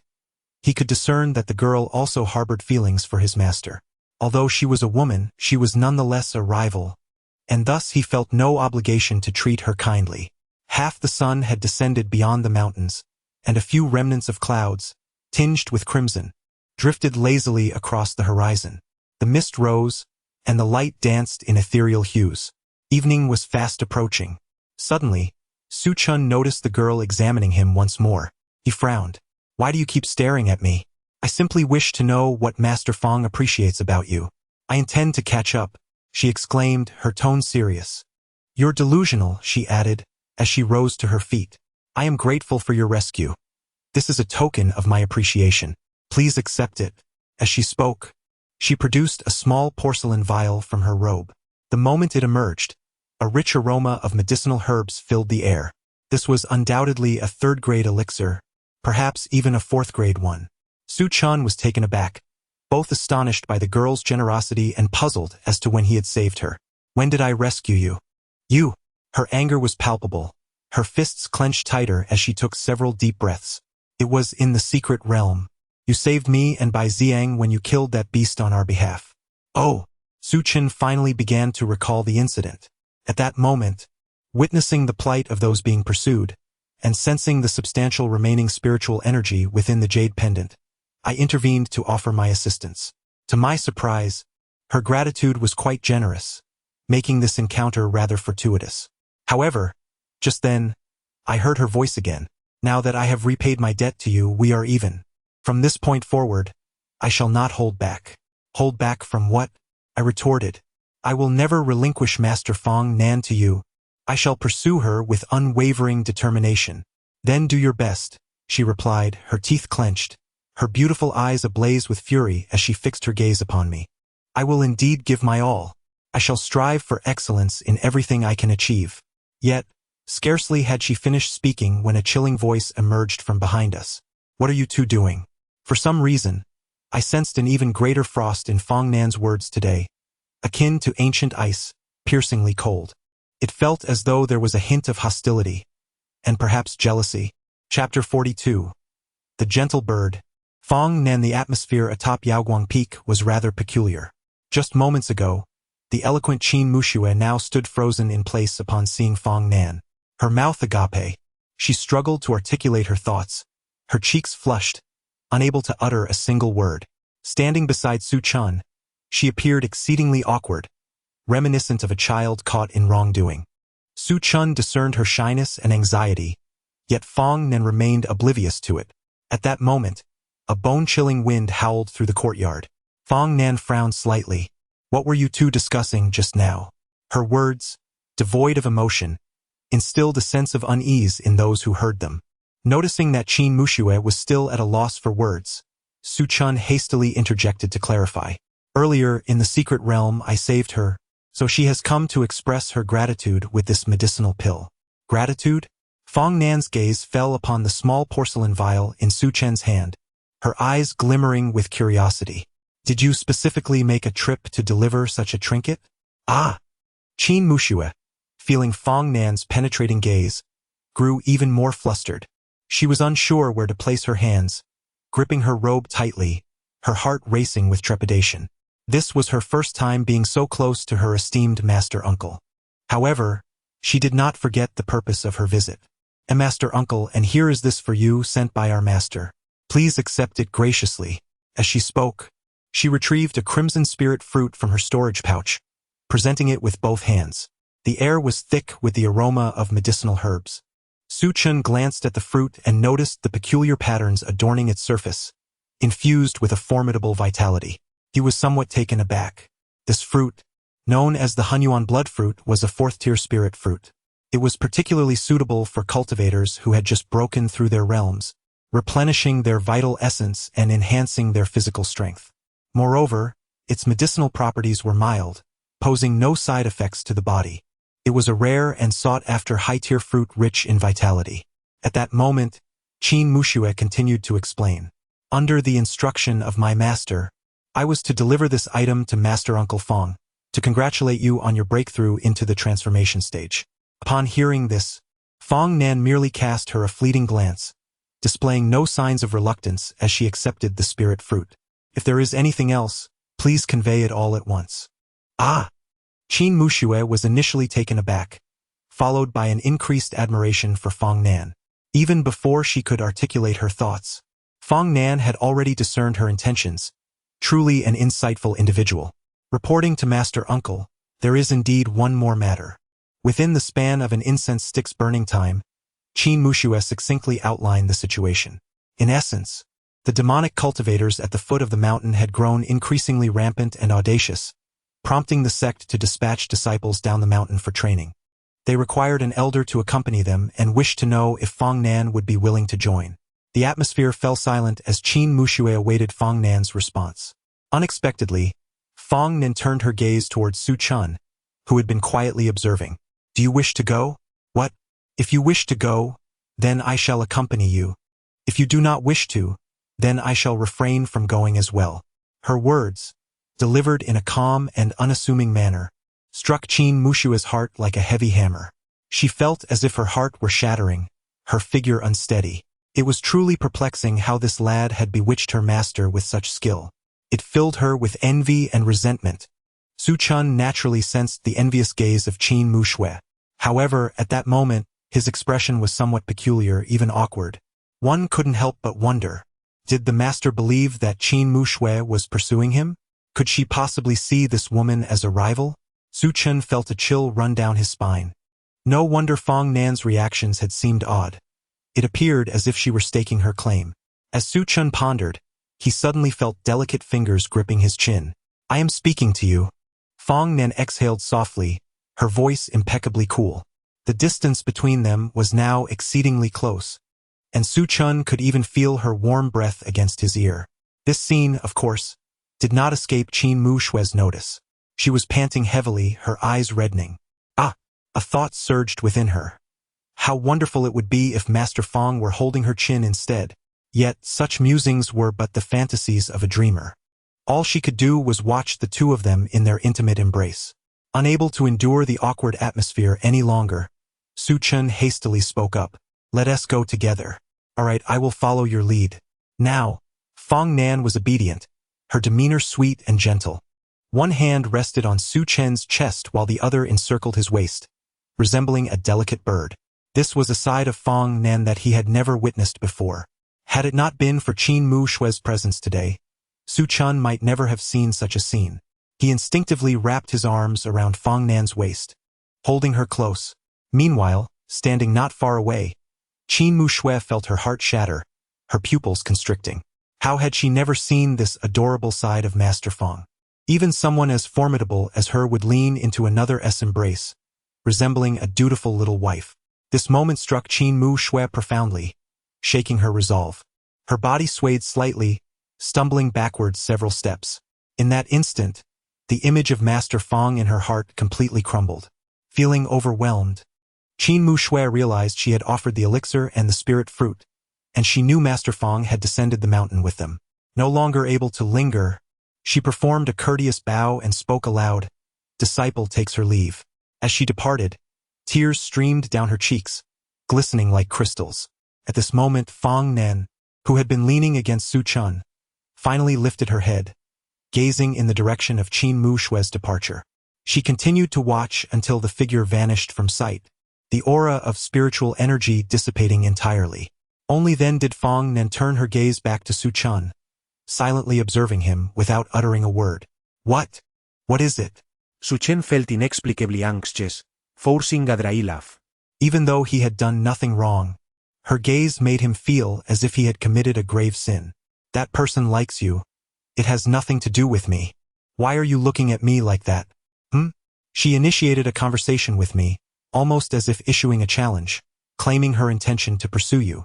What kind of jealousy are you harboring? Oh! Fong Nan nodded slightly, seemingly comprehending the situation, and her previously icy gaze softened considerably. She continued to lie quietly in his embrace. The sun had completely dipped below the horizon, and the crimson hue of the sky, tinged by the afterglow, seemed to drift away into the unknown. A crescent moon hung gracefully in the sky, surrounded by a multitude of twinkling stars, and the cool light of the moon cascaded down. The evening breeze caressed their cheeks, bringing a sense of comfort and ease to their hearts. Su Chun too reveled in this serene beauty, holding her tightly. Yet, after an indeterminate amount of time, Fong Nan suddenly struggled, breaking free from Su Chen's embrace. What is the matter? Fong Nan's expression was peculiar, her brows furrowed, her eyes flickering with a mix of emotions. She pressed her lips together, appearing hesitant, and after a moment of inner turmoil, she finally spoke. With her head slightly tilted and her long hair cascading down, her facial expression remained obscured. I am not jealous. Chapter 43. In any case, I am not jealous. Su Chun was taken aback by the fact that Fong Nan had spent so long contemplating, only to utter such a singular remark. He found himself at a loss for words, caught between laughter and tears. Master, your reflexes are indeed quite slow. What do you mean by reflexes? Never mind, I was merely complimenting your quick response. Even if Fong Nan didn't fully comprehend the words, she could discern the teasing undertone.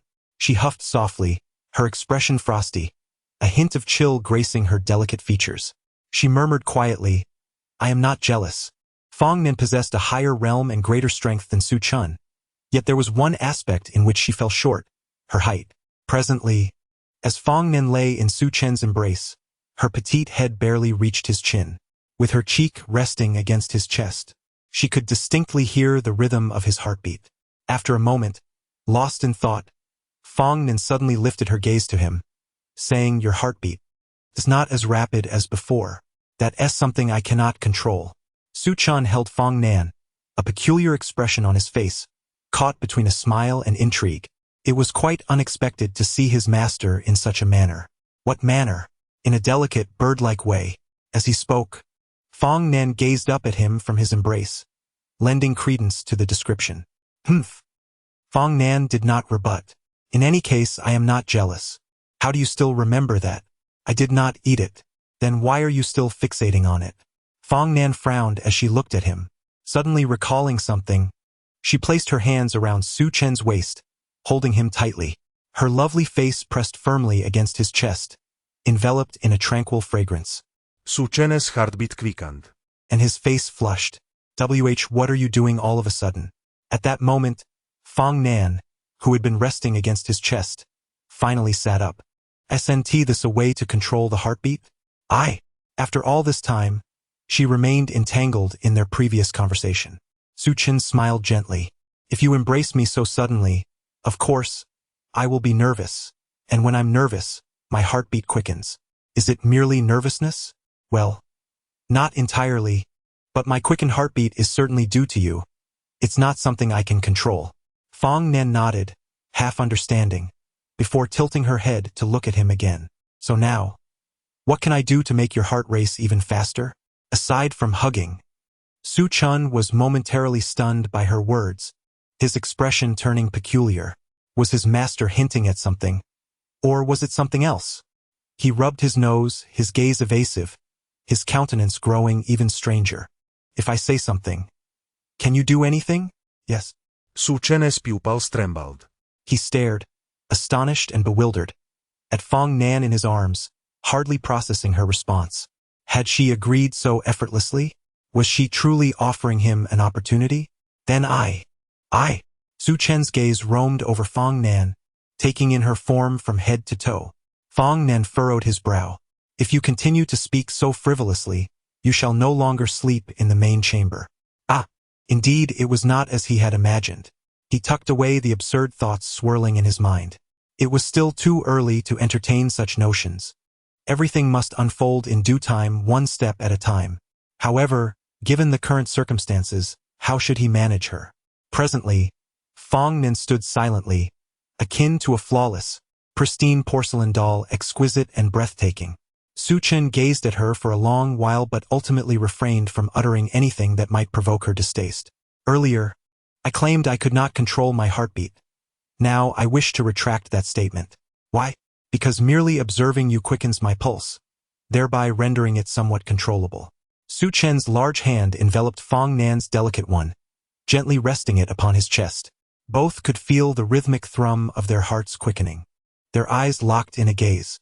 Su Chen beheld her flawless, enchanting visage and instinctively leaned in closer. To his surprise, Fong Nan did not shy away. She simply regarded him quietly, attuning herself to their synchronized heartbeats. The distance between them diminished. Su Chen could now detect the subtle fragrance of her hair and the fresh scent of her robe warmed by the sun. Gradually, he leaned in, slowly bending down, while Fong Nan closed her eyes, anticipating the impending union of their lips. At that moment, a voice rang out from the horizon, bright and resonant. Ha ha ha! The master of the herbal hall has arrived. It was Qing Mo, brimming with joy. She had previously sought the elder's assistance to invoke a spell to trace the whereabouts of the Seven Stars grass. Just moments ago, its location had been successfully deduced. Qing Mo hurriedly made her way to Yaoguang Peak, her spirit energy surging as she flew at full speed. From afar, she called out loudly. Today, she was there to claim credit, believing herself to be the great benefactor of this endeavor. Without her, Su Chen would have been utterly unable to resolve the issue with the small sword within his Danyuan. However, upon reaching the scene, Qing Mo was taken aback by the sight before her. The two were tightly embraced, on the verge of a kiss. In the next instant, her exuberant shout startled them both, causing them to jump in surprise, especially Su Chen, whose expression was one of sheer resignation. Yet Fong Nan appeared unfazed, stepping aside to adjust her robe as if nothing had transpired, her face devoid of any embarrassment.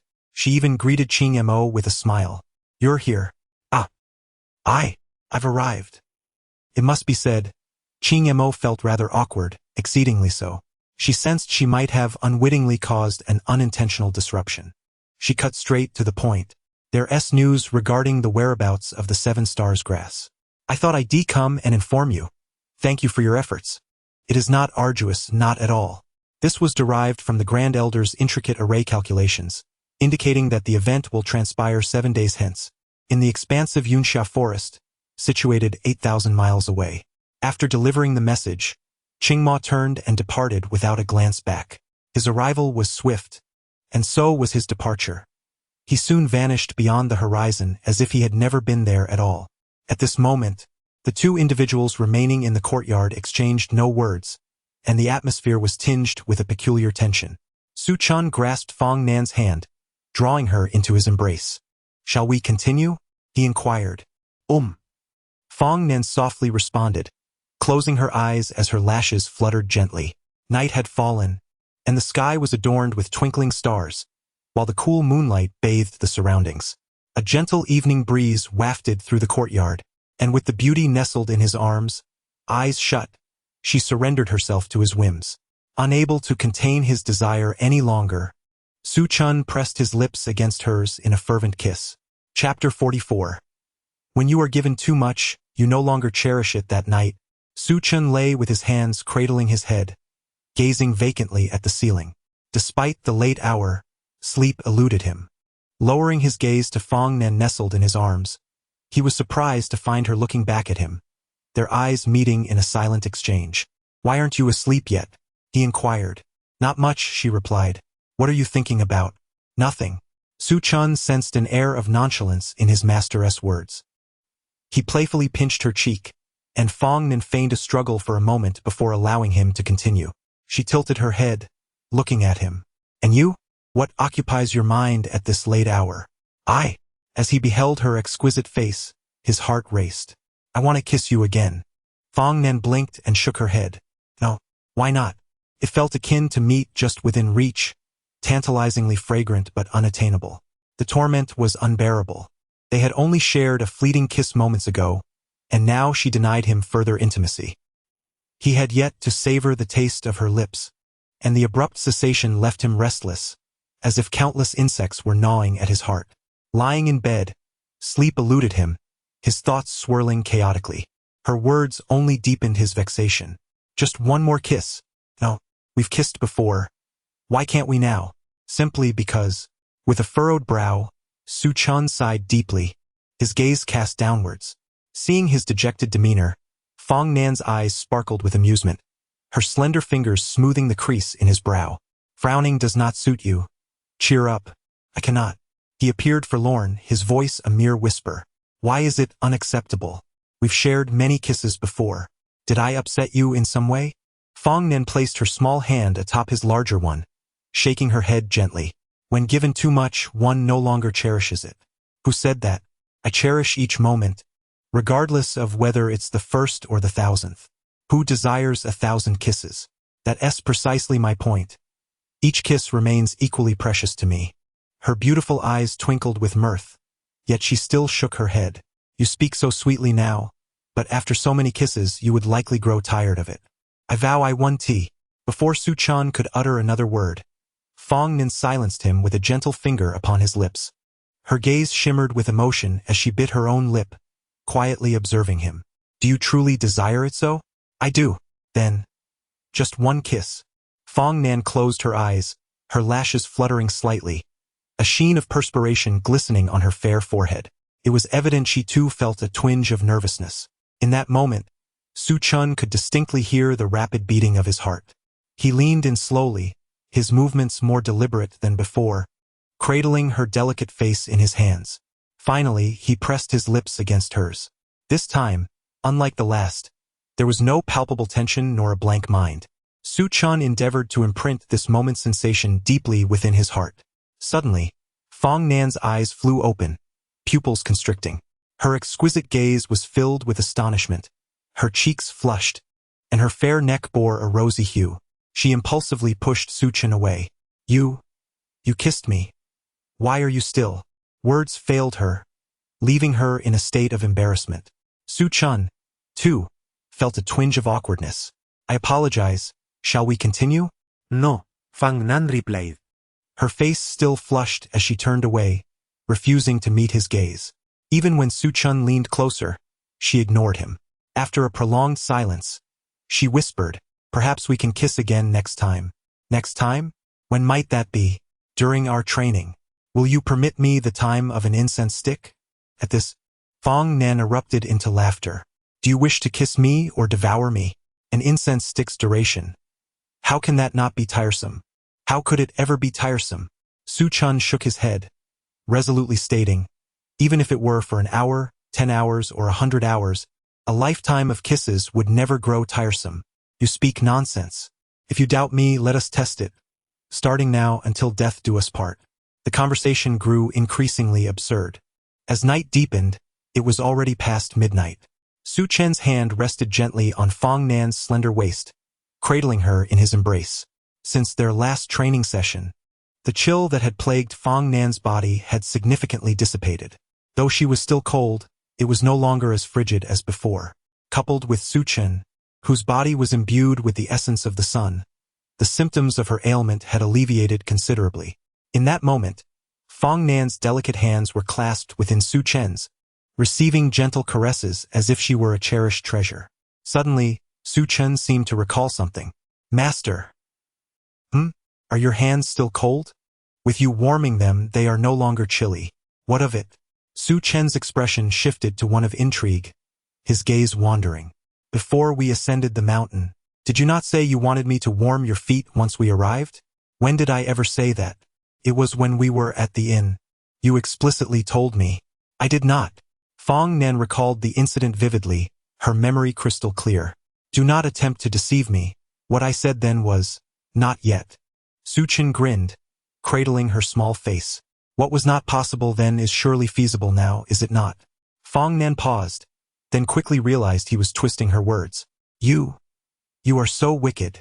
Her cheeks flushed anew, and she turned her face away, subtly retreating and tucking her feet beneath the covers. No, why not? We are not strangers anymore. Is it still inappropriate now that we are so familiar? It's dirty. Dirty? You give me your feet, and I shall gladly warm them for you. Fong Nan, upon seeing him sit up, promptly followed suit, their gazes locking in an intense exchange. The atmosphere in the room was undeniably peculiar. It simply will not do. If you continue like this, I shall be quite vexed. Su Chun had never witnessed such a side of Fong Nan. She appeared both anxious and flustered. Master, please, think carefully before you speak. Su Chun swallowed the words that had nearly escaped his lips, deciding it was wiser not to provoke her ire. Then, if it is not permissible now, when might it be? I do not know, Fong Nan replied, shaking her head vigorously as if it were a rattle drum. Perched in the corner of the bed, she bore a certain adorableness. They faced each other, a tense standoff persisting until Fong Nan finally broke the silence. In any case, it is not feasible now. I am not accustomed to this, so please do not press me further. Very well, very well. If I refrain from mentioning it in the future, you must do the same. Otherwise, I shall deny you a kiss. All right, I shall not bring it up. Is that satisfactory? After much coaxing from Su Chun, Fong Nan finally reclined, though she clutched the blanket tightly, preventing him from drawing near. It was not until the latter half of the night that sleep finally claimed her. Chapter 45. Another assist from the master the following day, as dawn's light began to break. Over 100 cultivators gathered at the Wudao Square of the Four Directions sect, all adorned in the attire of inner disciples.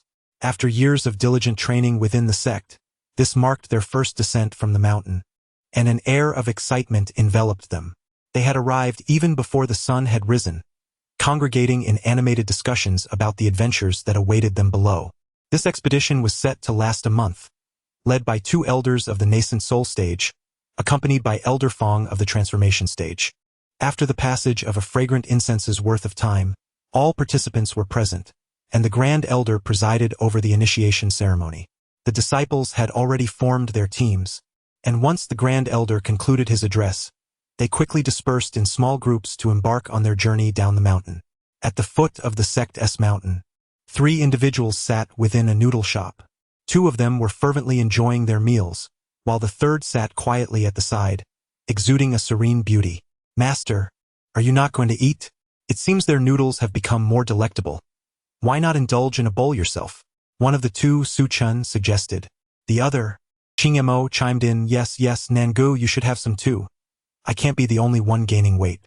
Earlier that morning, before the sun had risen, Ching Mo had rushed to Yaoguang Peak, pulling Su Chun and Fong Nan down the mountain. According to her, she was so famished that she felt faint. If she didn't eat soon, she would go mad. Thus, she had skipped the ceremony and headed straight to the noodle shop. At that moment, Su Chun was on his 3rd bowl, while Ching Mo devoured her 10th. Fong Nan observed the 2 with a gentle smile, lightly biting her lip. You 2 should eat more slowly. Don't choke, she advised. Oh, right. Ching Mo replied casually, barely lifting her head. She continued to gulp down her noodles, finishing her bowl with gusto. Exhaling contentedly, she grinned. Nango is so good to me. It would be even better if you could gain weight alongside me. Su Chun also finished his meal. Although he considered his eating habits quite unrefined, he felt he was still lagging behind Ching Mo, who seemed to swallow her food without a second thought. Is anyone capable of eating so rapidly? He pondered, questioning whether she was even human. Master, you should join us. Before Su Chun could finish, Ching Mo shook her head vigorously, wiping her mouth hastily before speaking. I absolutely will not participate. It's arduous and exhausting, not to mention the need to babysit those little brats. Then why are you coming down the mountain? Su Chun queried. Isn't it obvious? I'm coming down for the food. I can't keep sending spirit stones to your master. Opportunities to descend are becoming increasingly rare, and when I do come down, I must enjoy a hearty meal before returning. Ching Mo declared, her fists clenched, her beautiful eyes sparkling with determination, giving the impression that she was on the verge of undertaking something monumental. Su Chun couldn't help but twitch his lips. As expected of my master's disciple, her reasoning is quintessentially Ching Mo casually wiping her mouth with her sleeve. Ching Mo stood up. The 7-star grass is about to emerge. You must make haste to Yusha Forest and consume it immediately after you gather it. Nearby stands a sacred tree known as the mimosa. Many cultivators and companions visit it. You may also take a look as it is said to be quite lively. After Ching Mo finished speaking, She seemed to recall something and retrieved several jars and bottles from her sleeve, placing them all on the table. Oh, by the way, do you need anything? Feel free to ask. I believe I have everything you might require, so you won't be overcharged at that place. At first, Su Chun and Fong Nan listened attentively, diligently noting down her words. However, as the conversation progressed, an odd sensation began to wash over them, and their expressions grew increasingly peculiar. Especially when she produced the array of jars and bottles, Su Chun was left utterly perplexed. He could not fathom why his master would hoard such items when she had no use for them herself, nor could he understand why she would present them in front of Fong Nan. Was this truly assistance? It felt more like a trap. Such items ought to be discreetly given. Feeling a sense of urgency, Su Chun was lost in thought when he suddenly noticed Fong Nan's expression. Her cheeks were visibly flushing, and her ears had turned a deep crimson. Ching Mo, too, sensed the awkwardness in the atmosphere and casually remarked, "Well then, I shall take my leave. Enjoy yourselves." With that, she rose and departed without a backward glance. The ambience in the room grew increasingly strange. Su Chun discreetly reached for the jars, contemplating placing them into his spatial ring. Just then, a cool voice interrupted, "What do you intend to do with that?" Nothing in particular. I was merely considering studying them. I am quite the eager learner, he stammered. Who do you plan to study with? Cough, cough. I'll study them myself. It would be a shame to discard them. They are worth quite a few spirit stones. Fong Nan gazed at him quietly, her eyes sparkling with clarity, which made Su Chun feel a tad embarrassed. All right, I shall not take them. Is that acceptable? I merely thought it a waste. Fong Nan bit her rosy lip, glanced at the jars and then at Su Chun, before softly saying, "Take them." Without waiting for Su Chun's reaction, she stood up and left the noodle shop. At that moment, Su Chun was left in a state of bewilderment. What did this mean? What was happening? He had initially wanted those items merely out of regret for their potential waste. They were crafted from premium spirit herbs and medicines, indeed worth a significant sum of spirit stones. With these in hand, he could easily exchange them for abundant resources at any trading house. Yet now, his master was insisting he take them. Su Chun's mind was in a whirl, and he felt as though he were being scorched by fire and pricked by needles, suffering greatly from the turmoil. He wished to rush out and grasp her shoulders, demanding to know what it all meant, but he feared inciting her anger, even though she seemed not to be upset. Taking several deep breaths and reciting the heart-settling mantra dozens of times, he finally placed all the jars and bottles into his spatial ring, straightened his robes and stepped outside. Master, where are we headed now? To the cloudy mist forest. Upon hearing this, Su Chun was momentarily taken aback. Was it truly acceptable to proceed directly? Wasn't the purpose to accompany them for training? Nonetheless, he observed Fong Nan retrieving an ancient jade pendant from her bosom, embellished with the emblem of the Square Gate sect. With an elder leading the way, there was no cause for concern. Should they encounter an insurmountable predicament, they would activate the communication jade to summon assistance, at which point he would hasten to their side. Su Chun comprehended the situation. If the disciples found themselves facing dangers beyond their capability, they would call upon the elder in charge. It was only in the event that even the elder could not resolve the issue that Fong Nan would be summoned. Furthermore, this endeavor was inherently a trial. Encountering peril was unavoidable, and the disciples would not hastily invoke support. The elders would exhibit similar restraint. Moreover, if several leading elders were to call for aid, it would indeed reflect poorly upon them. Hence, Fong Nan's role was more nominal, and it was unlikely that she would need to intervene. Chapter 46. Fong Nan's numerous schemes in the serene mountain forest. A sudden wave of energy surged skyward, stirring up dust and howling stones. Boom! Boom! Boom! A vast sword aura surged for hundreds of zhong, startling the birds and beasts perched in the trees on either side. At the tail end of the sword energy lay a silver-furred demon wolf, sprawled and utterly weakened. Despite the bloodstains adorning its body, the wolf's shimmering silver fur could not be concealed. This was a demon wolf at the pinnacle of the Foundation establishment realm. Compared to human cultivators of the same stage, demon beasts possessed a far more robust reservoir of spiritual power, and their physical strength was truly formidable. A Foundation Establishment Pinnacle Demon Wolf was equivalent to a human cultivator in the Golden Core stage.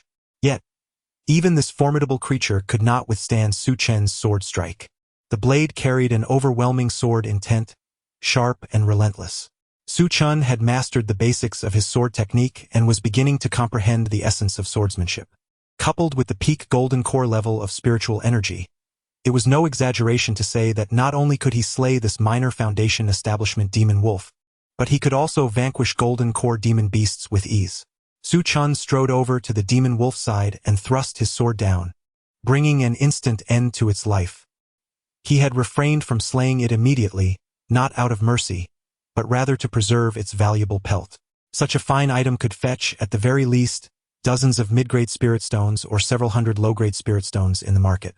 Su Chen had not only studied herbalism in the sect, he had perused an array of texts. He could recognize various demon beasts and was well-versed in their characteristics, weaknesses, and the materials they bore. For instance, the silver wolf's fur was the most valuable aspect of its being. Unfortunately, he had yet to reach the Golden Core stage. Otherwise, the Demon Core would have also commanded a handsome price. In a matter of moments, Su Chen swiftly processed the wolf's pelt. Taking advantage of the creature's recent demise, he ensured that the fur was preserved in its optimal condition, directly placing it into his spatial ring. Following this, he vibrated his spiritual energy, causing the sword's blade to tremble slightly as the bloodstains fell away, showcasing his clean and efficient technique. Compared to the trials within the sect's secret realms, the descent from the mountain for practical experience was decidedly simpler. The surrounding demon beasts did not possess particularly high realms, at least from Su Chen's perspective. Many of the creatures encountered on the journey were merely body-refining and chi-cultivating demon beasts, with Foundation Establishment beasts being a rare sight. Slaying those that were too weak proved futile, as their materials had not yet matured and would fetch little value if sold. Thus, this was his first engagement. Suddenly, Su Chen seemed to recall something, and an odd expression crossed his face. He turned to glance at Fong Nan, who was not far off. "Master. Are we currently in the midst of our training?" Indeed. Fong Nan sensed something amiss upon hearing his words, and then Su Chen continued, "Then, can we now fulfill our earlier agreement? The one you promised me." "I promised you." Fong Nan blinked in confusion, having forgotten her previous statement. Or perhaps, was this fellow attempting to extract words from her? "Just last night we discussed this. I inquired about when the next opportunity would arise, and you said it would be during our training." "During our training," Fong Nan murmured softly. Suddenly, she realized what was happening, feeling both amused and exasperated. Just moments ago, they had been engaged in battle with the demonic beasts, and now her thoughts had inexplicably shifted here. They had agreed on a duration of incense burning. After all, as Su Chen spoke, he stepped closer, his eyes shimmering with an unusual light. Fong Nan instinctively retreated several paces, her voice rising considerably. "I don't want an incense duration. I'm utterly exhausted. Then let us settle for half an incense duration." "Absolutely not. Even half an incense duration is out of the question." At that moment, Su Chen had reached her side, gently cupping her face in his hands.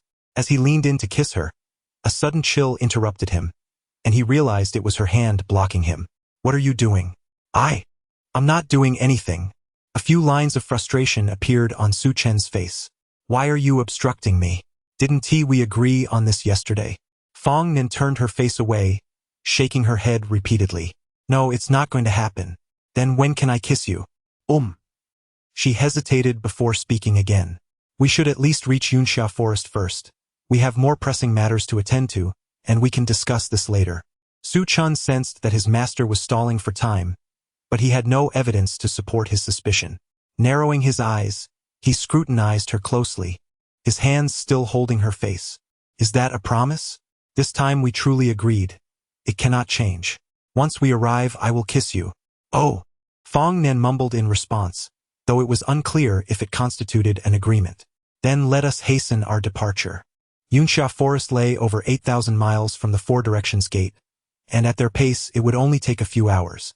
Su Chen pressed on at full speed. Along the way, they encountered several foolish demonic beasts, which they swiftly dispatched, collecting materials to store in their spatial ring. intending to sell them for spirit stones at the next city. To be frank, Su Chen was low on spirit stones, and Fong Nan had scarcely any either. Both were rather impoverished. Thus, accumulating spirit stones was paramount, for without them, resources could not be procured.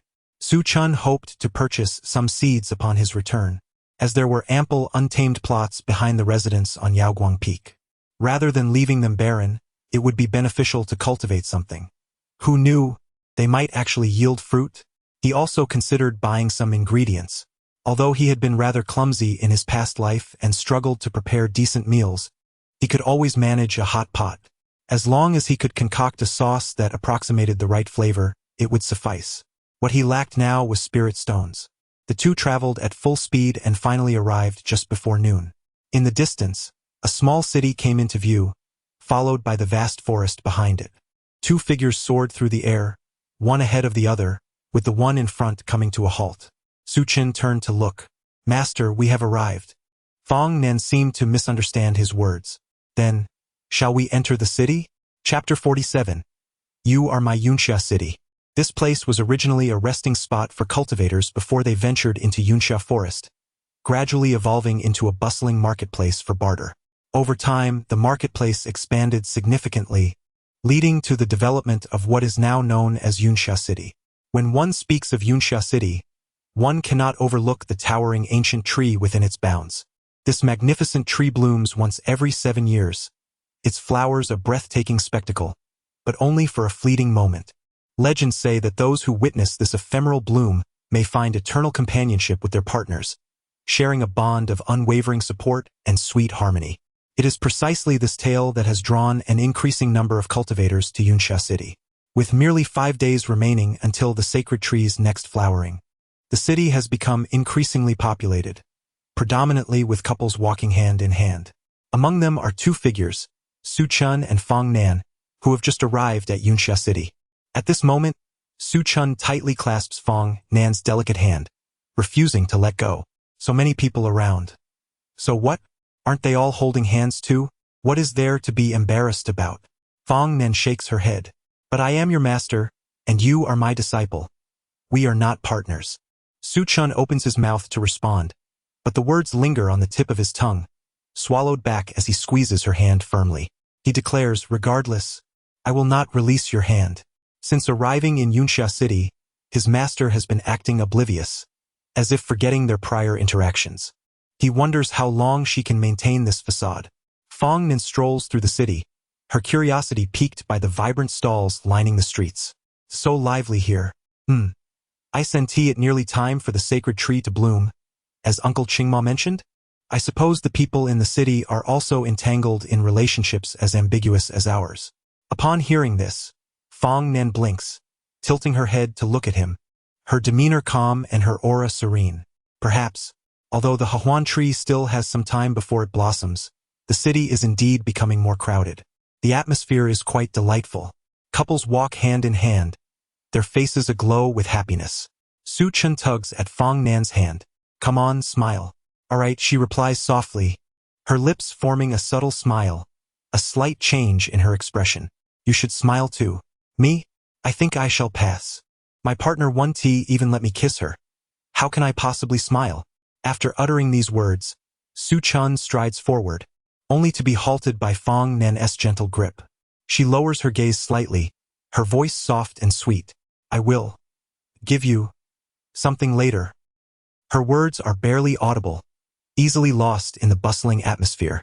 Fong Nan typically embodies an air of cool detachment, reminiscent of a solitary iceberg.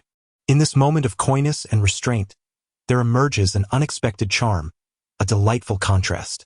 Later, perhaps in the evening? She nodded. "The streets are too crowded now. I find it rather unappealing. Let us wait until it is quieter in the night." "Too many people?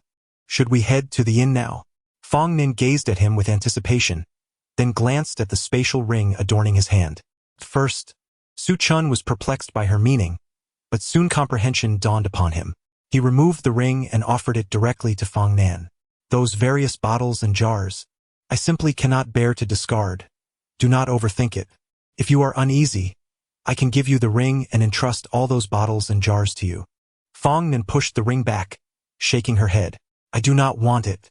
Never mind, since you, my esteemed master, suggest the evening, let us meander here for a while. Very well. The two strolled about, exploring their surroundings, discovering numerous delightful trinkets. They accumulated quite a few items, such as 2 jade pendants that could be joined together, or elegantly designed sachets. Although these items bore no spiritual essence, many still chose to purchase them. Su Chun toyed with the jade pendant in his hand, nodding in approval. The design is quite thoughtful. Though divided into 2, the pieces can still unite seamlessly. Yet, Fong Nan, standing nearby, furrowed her brow. Noticing her expression, Su Chun inquired, "What troubles you?" "I do not wish for this pendant to be separated. It should remain whole, yet it is divided into 2. But that is how it was designed." Fong Nan shook her head, turning to face him, her eyes shimmering with both brightness and shadow. "You promised me it would not be separated. How did we suddenly arrive at this point? How can my own master intertwine such unrelated matters?" Yet, sensing her unusual reaction, Su Chun quickly reassured her. "It will not be separated. This pendant shall remain whole, just as we will always together." As he spoke, he attempted to join the 2 pieces of the pendant once more. However, just as he succeeded, Fong Nan snatched it away. "This is mine." Su Chun could not help but chuckle at her proclamation. "How has it become yours? Did I not just join them together? Besides, where is my half?" Fong Nan cradled the jade in her palm, gripping it tightly.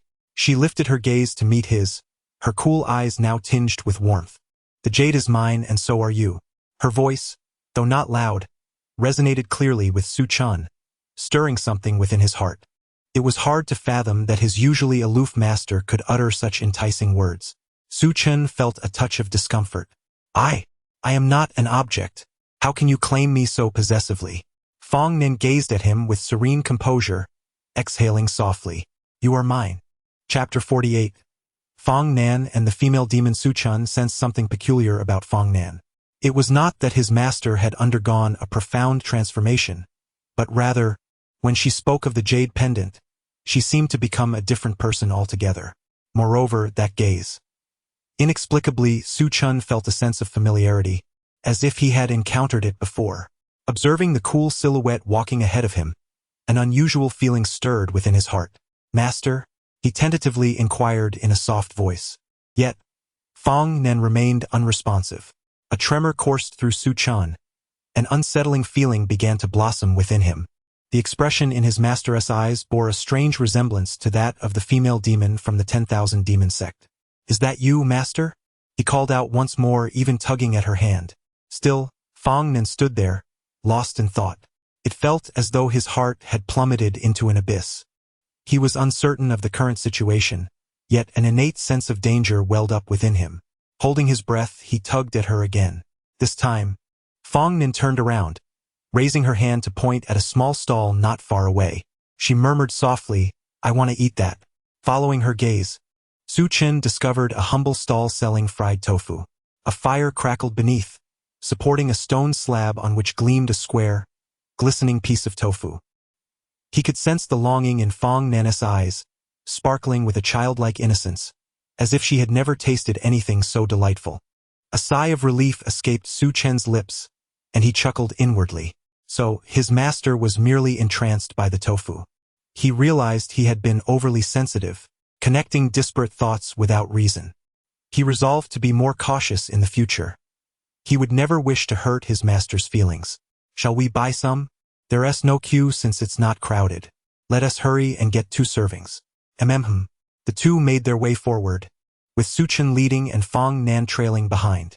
However, he remained oblivious to the fact that Fong Nan was clutching the jade pendant tightly in her hand. In her jewel-like, faintly red eyes, a flicker of intense possessiveness sparkled. Yet, the brilliance vanished almost as quickly as it appeared, concealed beneath her calm exterior. The tofu was fried to a golden brown, glistening with oil, and would be even better with some dipping sauce. Su Chun gently held Fong Nan's hand, his larger hand completely enveloping her smaller one. "When we return to the mountain, I'll buy some beans and experiment with how to make it. All right. When the opportunity arises, I'll learn culinary skills from the tavern, and I'll cook for you. Good. Su Chen, hearing her gentle reply, squeezed her hand affectionately and turned to look at her, amused. Has my master turned into a fool? Why respond to me with just that one word? Lost in thought, Fong Nen remained tight-lipped. The tofu was soon ready, wrapped in oil paper and secured with a wooden skewer. 2 bags in total. It must be said, this delicacy was somewhat pricey, costing 2 low-grade spirit stones for the 2 servings. As the sun dipped below the horizon, it painted the clouds with hues of crimson, casting a fiery glow across the sky. Yunxia City, aptly named for its ethereal clouds, was enveloped in mist, which only dispersed at sunset. At this very moment, one can behold the most exquisite sunset, reminiscent of the uplifting sensation of dispelling clouds to reveal the light. Couples throughout the city embrace one another, gazing at the magnificent hues of the evening sky. Su Chen's hand rests gently upon Fong Nan's slender waist, cradling her tenderly in his arms. The sunset is truly breathtaking. Indeed, the master, instead of expressing his admiration, simply responds with a nod. Very well. Fong Nan leans against him, her delicate face pressed against Su Chen's chest, listening to the rhythmic cadence of his heartbeat. She tilts her head to gaze up at him. She can distinctly sense his heart racing, the blood coursing through his veins. Su Chen is perplexed by Fong Nan's intentions, yet the sweet fragrance of her hair and the warmth of sunlight clinging to her robe cause his heart to quicken involuntarily. What's happening? Bathed in the glow of the sunset, Fong Nan's already stunning visage appears even more enchanting, a beauty beyond compare, breathtakingly radiant. Her lips move slightly, and although Su Chen cannot discern the words, he can read her lips. You are mine? Su Chen gazes at her in bewilderment, captivated by her gem-like, soft red eyes and her exquisite face. His thoughts drift back to that female demon, or rather, the masked fiend. Yet he soon shakes his head. He must be bewitched to constantly recall that mad woman. His master is cool and aloof, like a white plum blossom in winter. The female demon is merciless, ruthless, and brutal, employing every means necessary to achieve her ends. Why does he juxtapose these 2 figures? Su Chen feels his blood surging within him, his heartbeat intensifying, a curious crimson mark appearing on his forehead. This mark is truly extraordinary. While most couples are enchanted by the sunset, a few scattered gray-robed practitioners notice the mark upon Su Chen's brow. Their eyes flicker with astonishment and profound shock, but predominantly, there is a sense of elation. 2 individuals continue to fixate on Su Chen, while the others discreetly depart, heading beyond the city limits. Throughout, there are no fluctuations of spiritual energy, nor any change in their aura. The 2 remaining in the city swiftly conceal themselves, vanishing into the shadows. At this juncture, Su Chen has extricated himself from his tumultuous thoughts. He comprehends clearly now. His master bears no relation to that female demon. Even if, hypothetically, there were a connection, or if his master were indeed the demoness, it would be of little consequence. If one person treats you well, it matters not if they are unkind to thousands or even to all. One cannot cast aspersions upon them. Even if she were truly the female demon, it would hold no significance. As Su Chen arrives at this realization, it feels as though a heavy stone has been lifted from his heart. He gently clasps Fong Nan's hand, smiling at her. We shall be together forever and ever. I shall never leave you. Chapter 49. Then I shall not allow you to kiss me. Fong Nan heard Su Chen's words and gazed at him in silence. The 2 locked eyes, neither willing to avert their gaze.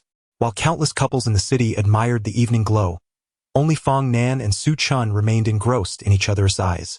They could see their own reflections within the depths of one another's gaze. Is it true? Fong Nan's voice was cool and ethereal, reminiscent of a celestial being untouched by worldly affairs. Indeed, more genuine than gold and silver. If it is not true, let me be struck by lightning now. Su Chen replied with a cheerful laugh. However, Fong Nan furrowed her brow.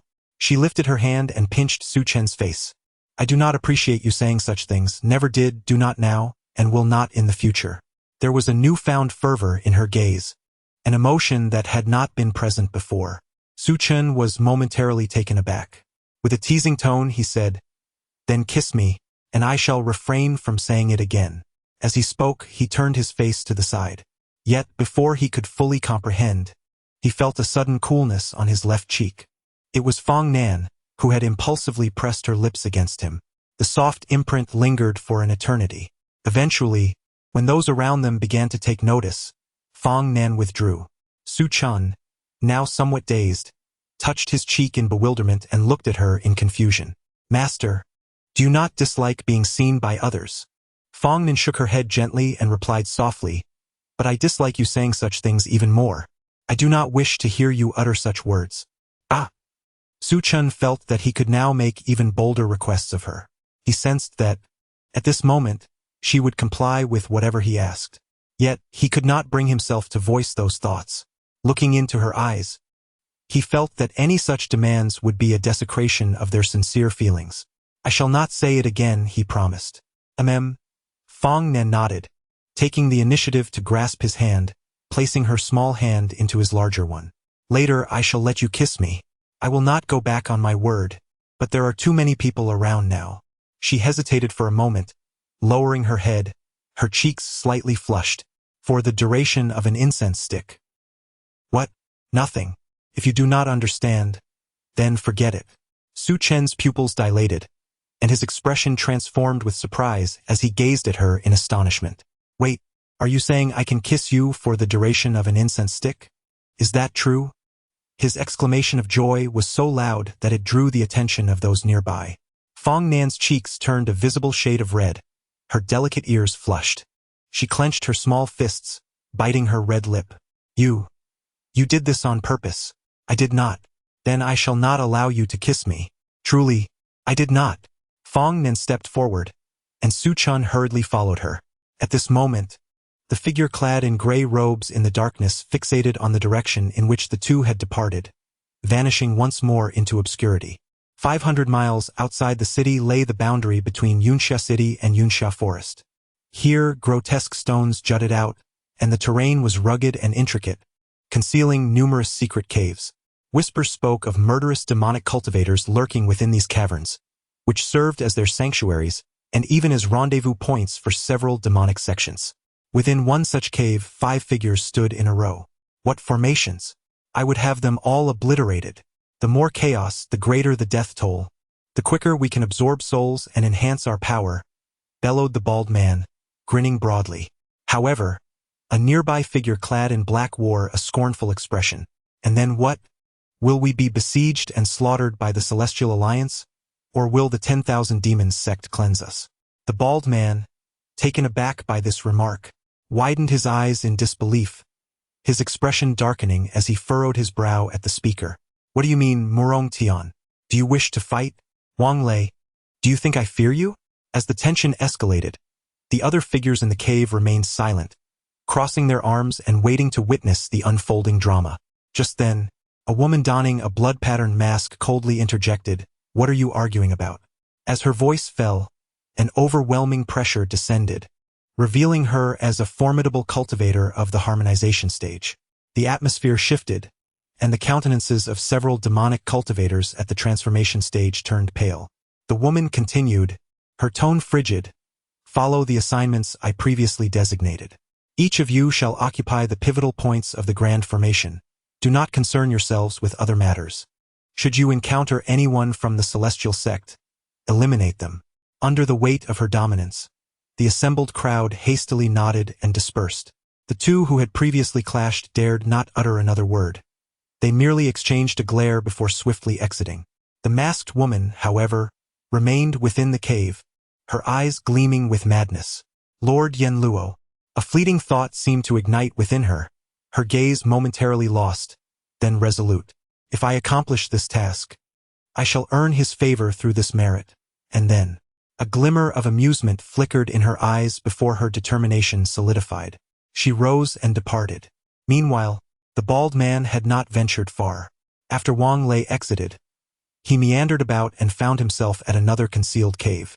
With a grim expression, he stepped inside, where several figures in gray robes awaited. They knelt semi-officially, each displaying a demeanor of respect and trepidation. In unison, they greeted, "We pay our respects to you, Lord." Wang Lei, seething with frustration, snapped, "Speak plainly or be gone." The gray-robed figures exchanged glances, and one stepped forward, clasping his fists in salute. "Reporting to you, my lord, we did not encounter those disciples of the celestial sect in the city today." Before he could finish, Wang Lei kicked out in fury, his face contorted with rage. "Did you not find anything of significance?" The gray-robed man hastily added, "However, we did uncover the whereabouts of the phoenix bone." As he spoke, he retrieved a shadow stone from his bosom. Channeling his spiritual energy, an image materialized. Wang Lei gazed in astonishment at the scene depicted. The phoenix bone. This artifact was widely known throughout the Great Qian dynasty, yet few had ever laid eyes upon it. Rumors circulated that cultivators possessing the phoenix bone would manifest a crimson mark upon their foreheads. Wang Lei squinted, scrutinizing the image on the shadow stone, and indeed, he discerned the red mark upon the man's brow, identical to the descriptions found in ancient texts. The two marks were indistinguishable. It was truly the phoenix bone. Wang Lei exclaimed in delight, slapping his thigh. This treasure was priceless, likely fetching upwards of 10 million high-grade spirit stones if sold casually. Even selling oneself would not yield such a fortune in spirit stones. Wang Lei was acutely aware that he was unworthy of such a supreme spiritual treasure. However, he deemed himself deserving of 10 million spirit stones. But where was this individual? Hearing these words, the cloaked figure felt a weight lift from his heart and opened the door. "Rest assured, my lord, I have dispatched my brethren. We shall retrieve him for you tonight." "Excellent," Wang Lei replied, a smile gracing his face. Being a mid-stage transformation god cultivator, he feared that intervening personally might harm the owner of the Phoenix Valley. It was best to let his subordinates handle it, ensuring ease and peace of mind. Thus, he awaited the return of this individual that very night. Chapter 50. A spring night worth 1,000 gold. The night was tranquil, with the silvery moonlight cascading through the window, casting a cold, ethereal atmosphere over the room. As the festival approached, countless couples eagerly awaited the blossoming of the sacred tree, yearning to witness a moment worthy of remembrance. They gathered in Yunxia City, where accommodations were scarce and expensive. Su Chan and Fong Nen had to pay a hefty price to secure a room after much effort. Finally, they found a place to rest. Fong Nen entered first, with Su Chen following closely behind. Once they were both inside, Su Chen locked the door. The night was already exceedingly quiet, amplifying every sound. Even the click of the lock was somewhat jarring. Fong Nen stood with her hands clasped behind her back, tilting her head slightly, gazing at him with a teasing smile. She remained silent, merely observing him, which made Su Chen feel somewhat bashful. "I fear that evildoers may enter," he remarked. "Are there bad people in the room?" Master, what are you saying?" "I do not comprehend," she replied, stepping closer to him, her beautiful eyes shimmering with light. In no time, she was right before him, looking up at Su Chen. "Do you not understand?" She echoed his earlier words, but her tone carried a unique charm. At that moment, the room contained only the two of them. Su Chen could distinctly hear her breath and even feel the warmth of her exhalation. "Am I starting?" Fong Nen murmured, gently biting her lip, a playful smile gracing her features, her eyes sparkling with amusement. "Ask me what you will. I cannot hinder you." "Do as you please," she encouraged. "Do as you please." Su Chen's heart raced. He gazed at Fong Nan, whose smile illuminated her face, feeling as though a fire ignited within him. "Master, you seem different from before. What has changed?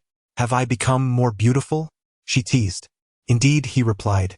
Fong Nan wrapped her arms around his waist, nuzzling against his chest like a playful kitten, her demeanor languorous as if she were intoxicated.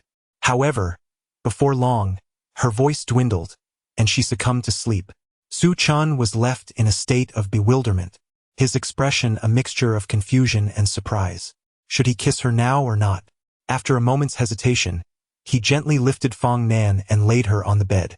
Sitting beside her, he couldn't help but chuckle at the absurdity of the situation. Who falls asleep just when a kiss is imminent? He leaned against the bed's edge, gazing at her, not quite sure when his eyes had begun to sparkle with joy. In truth, he needed nothing more than to quietly observe her. He tucked a stray strand of hair behind her ear and gently pinched her cheek, watching as she slept soundly, oblivious to the dreams she might be having. Speaking of which, the law and order in Yunsha City were not particularly commendable. He had not yet heard any sounds of conflict, but even with the window open, a faint scent of blood lingered in the air. Su Chun furrowed his brow. Could they not enjoy the festival in peace? Why must there be such violence? Su Chun initially wished to open the window for some fresh air, but the stench of blood grew increasingly potent, compelling him to shut it once more. At that moment, he caught sight of a flash of crimson light outside the city, radiant and resplendent, imbued with an aura of ultimate carnage. The very essence of it was chilling. Su Chun discerned a familiar presence within that red glow, and the visage of the female demon flashed inexplicably through his mind.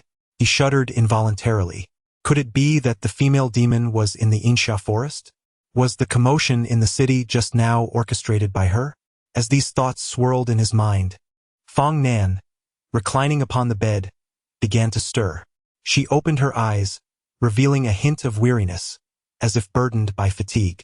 She beckoned to Su Chun with a gesture. Come. Su Chun could distinctly sense that his master was different this evening, transformed from her former self. She appeared more enchanting, radiating a fervor unlike before. This metamorphosis seemed to have begun with that jade pendant, continuing through the promises he had made, and culminating in this moment. Su Chun felt a sense of peculiarity about her. Nevertheless, he approached her. Yet, as he drew near, a cool sensation enveloped his neck. It was Fong Nan, who had leaned in to kiss him directly. Their lips met, and he perceived a moist and chilling touch. Fong Nan's hands pressed against the back of his head, and it was hard to fathom that beneath her serene facade lay such fervor.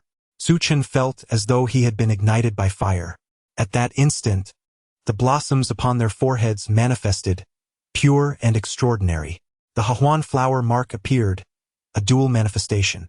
This marked the first time both of them bore the floral imprint simultaneously. The sensation was profoundly enchanting, as if their hearts were intertwined and their souls connected.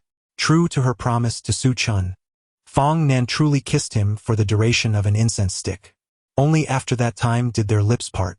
At that moment, her arms still encircled Su Chen's neck, pulling him closer. She leaned in slowly to his ear and whispered softly, "Claim me." Chapter 51. Wedding ceremony shadows danced as the night deepened. In the blink of an eye, it was already the latter part of the night. Under the hazy moonlight, the room appeared even more desolate. The air was suffused with a sweet fragrance, carried by the wind from the mountains, mingling with the scent of peach and apricot blossoms. It was an ethereal aroma, soothing to the senses. Su Chun gently cradled Fong Nan in his arms, observing the faint red marks on her fair skin, a pang of guilt stirring within him. "Master, I." Yet before he could finish his words, he noticed Fong Nan turning her head to glance at him. "Shu." Fong Nan made a gesture for silence. "Do not speak." She lay quietly in his embrace, her demeanor languid, akin to a small creature curling up. The usual chill in her aura had diminished, replaced by warmth. Her little head occasionally nuzzled against Su Chen's chin, revealing her newfound affection, a stark contrast to her identity as a venerable elder of the sect and a once-in-a-millennium swordsmanship prodigy of the Alliance. At this moment, a gentle blue aura enveloped them, a manifestation of flowing spiritual energy. In that peculiar state they had shared, their spiritual forces intertwined, resulting in significant enhancement of their cultivation. The circulation of their vital energies nourished their physical forms, refining their muscles and consolidating their meridians. Both had experienced considerable growth in strength, with Fong Nan's realm advancing directly to the mid-stage of transformation. It was unclear when she had set up the formation, as the manifestation of her breakthrough had not been sensed externally. Now, Fong Nan's spiritual energy was somewhat ethereal, her vitality surging within her. Logically, she should have settled her mind, meditated, and stabilized her newfound realm. Yet, she remained nestled in Su Chen's embrace, occasionally rubbing her chin against him, reminiscent of an affectionate kitten. Su Chun had felt his master's breakthrough during their shared cultivation, and seeing her now brought a mix of amusement and exasperation. Yet, that peculiar sensation lingered, intensifying. "Are you all right?" he inquired softly. "Mm." Fong Nan mumbled absent-mindedly in a languid tone. Is there anywhere uncomfortable? No. As Su Chun prepared to ask further questions, Fong Nen swiftly covered his mouth with her hand, furrowing her brow as she looked at him. Please don't disrupt the atmosphere. Just be quiet. Seeing Su Chun nod, she finally released her hand and settled back down. Su Chun embraced her, gently stroking her hair, tucking stray strands behind her ear, and playfully pinching her earlobe and poking her cheek, reveling in the moment. Initially, Fong Nan showed little reaction, but soon, she appeared somewhat annoyed, frowning as she wriggled free from his grasp. She raised her small face to gaze at him, even glaring slightly. The harmonious ambience had dissipated. Just as Fong Nan began to speak, Su Chun lowered his head to meet her eyes. Feeling the weight of his gaze, she swallowed her words. What's wrong? Su Chun hesitated, fumbling for words for a long while before finally taking hold of her small hand that was pinching his cheek, feeling a sense of guilt wash over him. Guilt?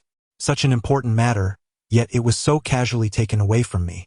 Fong Nan blinked, finally realizing what he meant, feeling a bit embarrassed. You're overthinking again. I just believe it deserves more reverence. Fong Nan pinched his face, their gazes locking. Is it that you don't find me appealing? Not at all. Then, is it my figure that doesn't appeal to you? Certainly not. Su Chen hastily denied, feeling a strange sensation in his heart. In truth, according to his thoughts, the progression should be hand-holding, followed by an embrace and ultimately a kiss. It should be a gradual process, a lengthy journey of intimacy between two individuals. Now it seemed as though many steps had been omitted, reaching the heart directly. Su Chun hesitated for a moment. It just feels like something is missing. Missing something? Fong Nen blinked, resting her chin on her hand, pondering for a while. Then she asked softly, how about we supplement with a wedding ceremony? Su Chun was momentarily stunned by her words, unable to respond, staring at her in astonishment. Fong Nan, however, smiled calmly. You did see the flower mark on my forehead. The bond of partners has already been established. If you desire a sense of ritual, the only remaining option is a traditional wedding. Hearing this, Su Chun finally understood, feeling a surge of emotions. What does Master think? I'll go along with you. As long as you are happy, I am happy. Just as the two were about to rise, Fong Nen seemed to recall something and instructed Su Chun to close his eyes. She then carefully stored the blanket with the plum blossom mark into her spatial ring. Once she was finished, she allowed Su Chun to open his eyes. Speaking of which, I still don't know how a mortal wedding is conducted. It seems to have some procedures. Oh, I know this one. First, you bow to heaven and earth, then to ancestors, followed by a bow to the parents, and finally, the couple bows to each other. Fong Nan was momentarily taken aback, then looked at him in confusion, her curiosity piqued. How do you know all this? Her gaze was somewhat peculiar, and she chuckled lightly. You haven't stirred up trouble with some girl in the mortal realm, have you? Did you get married to someone else? Su Chun quickly explained. Of course not. He was both amused and astonished by his master's imagination. After contemplating for a moment, he replied, I often read miscellaneous books and ancient texts out of boredom. I came across this procedure in a book. Really? Fong Nen bit her lip, gazing at him. Of course it's true. Would I dare to lie and hurt my master's feelings? I'd never do that. Upon hearing this, Fong Nan's cheeks flushed visibly, her ears turning a deep shade of red. Why, you mustn't say such embarrassing things.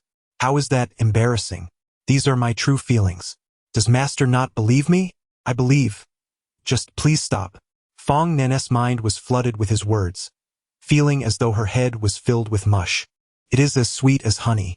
Unconsciously, a smirk graced her lips, her eyes curved like crescent moons, and she wore a somewhat foolish grin.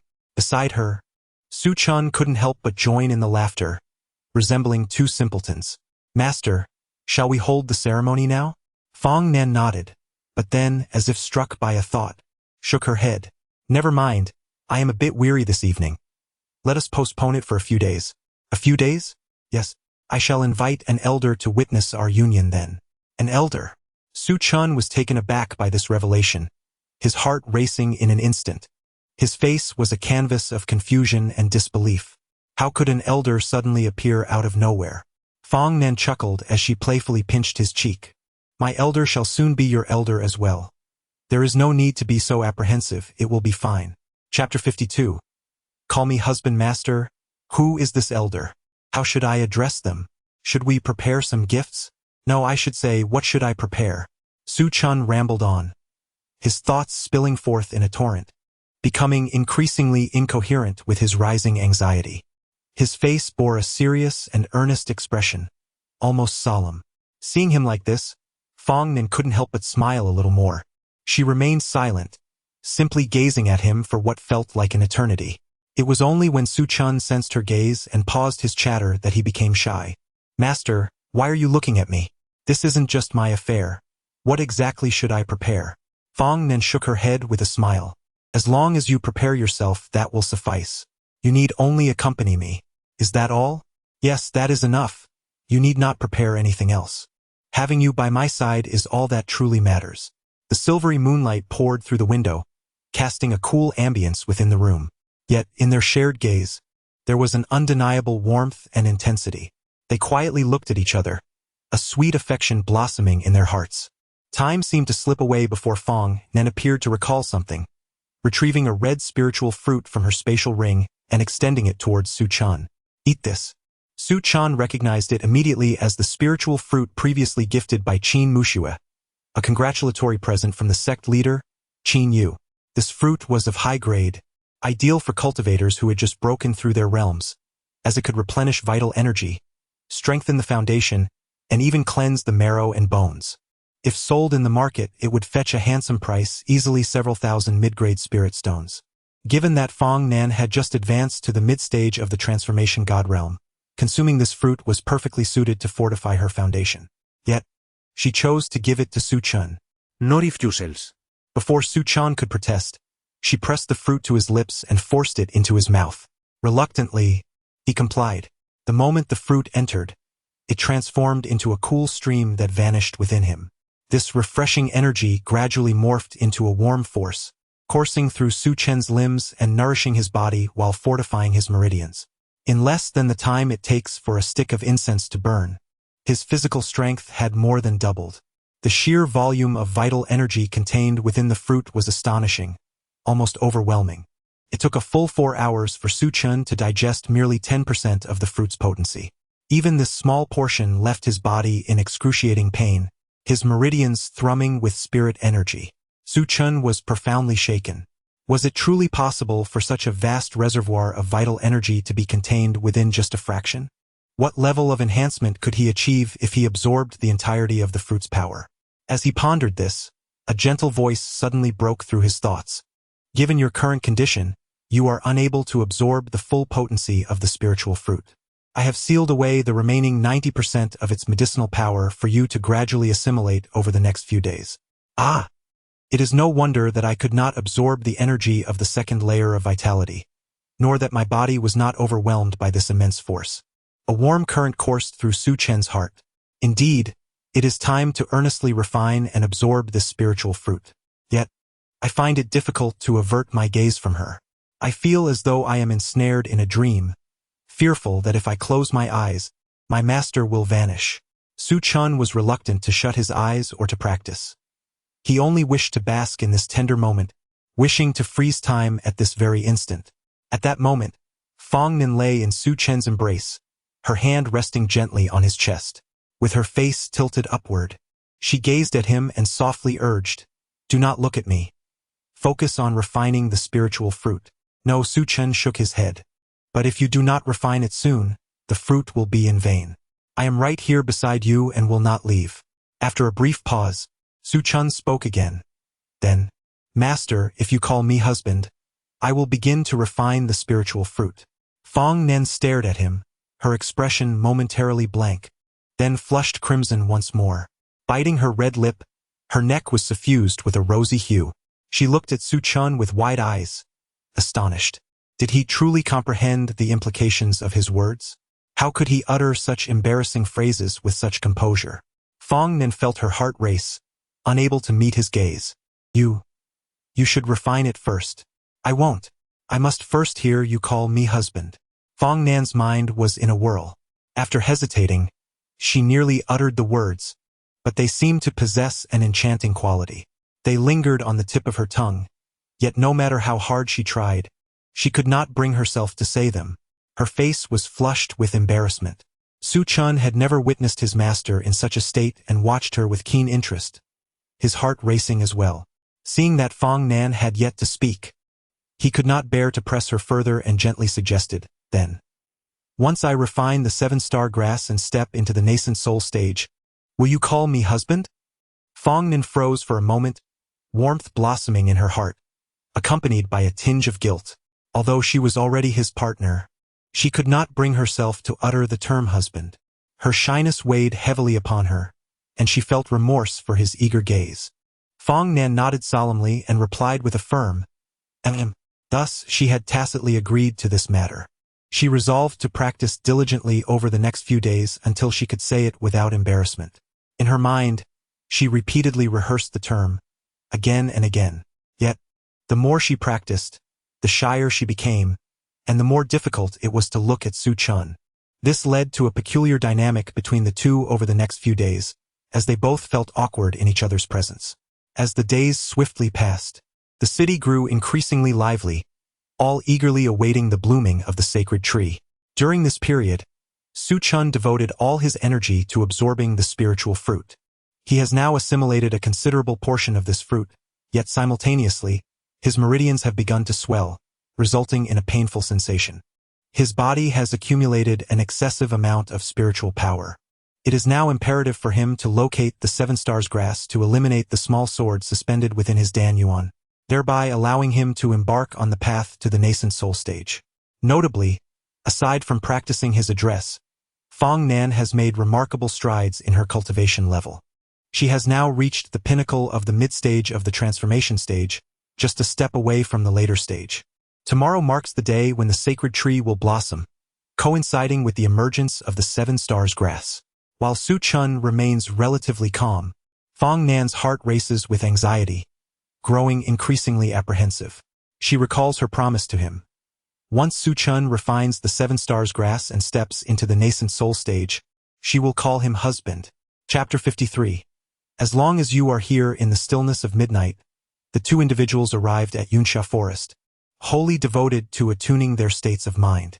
The 7-star herb was destined to manifest in the morrow, a conclusion derived from the Grand Elder's calculations through the formation, assuredly devoid of error. As the night deepened, having surpassed the hour of the rat, it was indeed the next day, with merely half an hour remaining. The night was enveloped in tranquility, a serene silence pervading the surroundings. After aligning his energy, Su Chun emerged from his meditative state, while Fong Nan rested with her eyes closed. Both felt a subtle tension in the air, an intriguing atmosphere enveloping them. The multitude of clouds obscured the myriad stars and the crescent moon, casting a veil over the celestial wonders. A gentle breeze caressed their faces, infused with the fragrant essence of the flora within the forest, soothing to the senses. This wind was robust, causing their garments to flutter and the leaves to rustle softly. Before long, the heavy clouds parted, allowing the silvery moonlight to cascade down unexpectedly. A fracture in the dark clouds revealed the moon's presence in the sky, while the ethereal glow of the moonlight streamed through the narrow opening, gradually dispersing the mist and unveiling a smattering of stars. In the forest, each blossom and blade of grass shimmered with the reflected light of the celestial bodies, deepening the night. Fong Nan sat quietly beneath a tree, as the moonlight filtered through the branches, delicately illuminating her porcelain-like visage. Her cheeks resembled blushing jade, and beneath her milk-white skin, a gentle blush radiated. Her willow-like brows seemed to have been meticulously drawn with ink. The hue of her lips appeared even more vibrant under the moon's cool glow. Su Chun stood transfixed, Gazing at her, momentarily lost in admiration. His eyes burned with warmth as he edged closer, studying her intently. Just as he was captivated by her beauty, Fong Nan opened her eyes and met his gaze. Their eyes locked. Within the depths of her dark orbs lay a hint of crimson. Quickly, she lowered her head, her cheeks aflame, avoiding Su Chen's penetrating stare. "Why are you looking at me?" she queried shyly. "I am admiring my beloved wife," he replied with a playful seriousness. "Who is your beloved wife? Stop speaking nonsense," Fong Nan retorted, her face flushing a deeper shade, as if she might bleed from her embarrassment. Su Chun leaned in a little closer, yet did not touch her. Earlier, Fong Nan had mentioned that tonight was their wedding ceremony, with elders expected to arrive. He felt a twinge of apprehension about making a poor impression in front of them. Now, he merely wished to draw nearer, to observe her more closely, to inhale the sweet fragrance that enveloped her. Seeing Su Chen's earnest demeanor, Fong Nan burst into laughter, her smile radiant like a blooming flower. You need not be so anxious. My elders will not arrive for some time. Do not be so tense. Su Chun rubbed his nose, admitting to himself that he was indeed somewhat nervous. Now seated beside Fong Nan, inhaling her subtle fragrance, he found a measure of comfort. Master, do I truly not need to bring anything? Is this not somewhat disrespectful? No need, she assured him. What should I say when I meet the elders? I have never encountered such a situation. The more she listened to him speak, the more she felt the urge to laugh, her beautiful eyes curving like crescent moons. You'll see. Ah! Su Chun leaned closer, narrowing the distance between them. At that moment, Fong Nan gently pinched his face and placed a soft kiss upon him, her voice tender and cool. As long as you are by my side, that is sufficient. There is no need for you to speak or to act. Su Chun gazed at her quietly, grasping her delicate hand that rested on his cheek. In the stillness of the night, the atmosphere grew ever more gentle. He felt that Fong Nan appeared even more beautiful tonight. Of course, she was stunning every day, resembling a celestial being at all times. Yet this evening carried a unique charm, seemingly more tender than usual. Time slipped by unnoticed until a subtle wave of spiritual energy emerged, so faint that it could easily go undetected. A glimmer flickered in Fong Nan's eyes as she looked up at Su Chun and softly spoke. The seven-star grass has manifested. Su Chun responded with a quiet acknowledgement, a sense of inexplicable tension enveloping them, the atmosphere growing increasingly peculiar. Shall we proceed? Indeed. Without further ado, Fong Nan rose, sword in hand, and made her way toward the source of the spiritual disturbance. Su Chun followed closely behind, their pace swift, their spiritual energy surging. As they drew nearer, the dense aura became palpable. Just as they were about to reach their destination, a flash of white light flickered before Su Chen's eyes, as if something were lunging towards them. In the next instant, Fong Nan had cleaved the entity in two. Regaining his focus, Su Chun looked up to discern the creature's form. A small snake of vibrant green adorned with enchanting purple patterns. Its peculiar appearance and formidable spiritual energy revealed it to be a Yuan Ing-level demon beast, equivalent in prowess to a human cultivator in the transformation stage. At that moment, they could see the diminutive spirit grass not far ahead. This demon snake served as the guardian spirit beast of the grass. After Su Chun meticulously harvested the materials from the spirit beast, he approached the spirit grass with satisfaction. This grass, flourishing for 77 years, was a repository of concentrated spiritual essence. Consuming it would significantly enhance one's swordsmanship comprehension for the following hour, as if granted divine assistance. Without hesitation, Su Chun gently plucked the seven-star grass and swallowed it whole. There was no time to waste. The moment the grass was harvested, it began to dissipate its spiritual energy and lose its efficacy. With his mouth sealed and acupoints closed, Su Chun focused intently on refining the grass. Yet before long, he felt a wave of drowsiness wash over him, his mind becoming hazy as if he were slipping into slumber. What is happening to me? His internal spiritual energy became chaotic, and his vision blurred with multiple illusions. His eyelids grew heavier, an overwhelming fatigue enveloping him, causing a sense of panic within. In his daze, he caught sight of Fong Nan beside him, which brought him a measure of comfort. Master! Fong Nan gently caressed his forehead, her voice soothing. Sleep now, I am here. Soon, having consumed the seven-star herb, Su Chun fell into a deep slumber, resting in Fong Nan's embrace. At that moment, from the depths of the tranquil forest emerged a mesmerizingly enchanting woman. She gazed upon the scene before her, momentarily taken aback, her eyes settling on Fong Nan. Xiao Nan. Is this the companion you hold dear? Shall I assist him in refining that sword intent?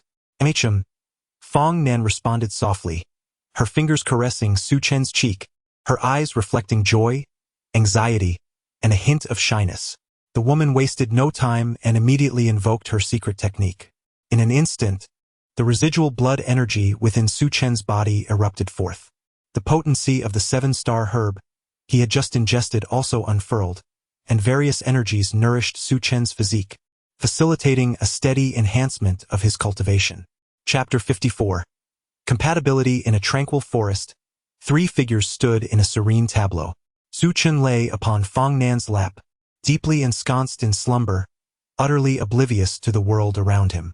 Meanwhile, a woman who had just emerged from the woods was assisting Su Chen in absorbing the potent essence of the spiritual herb.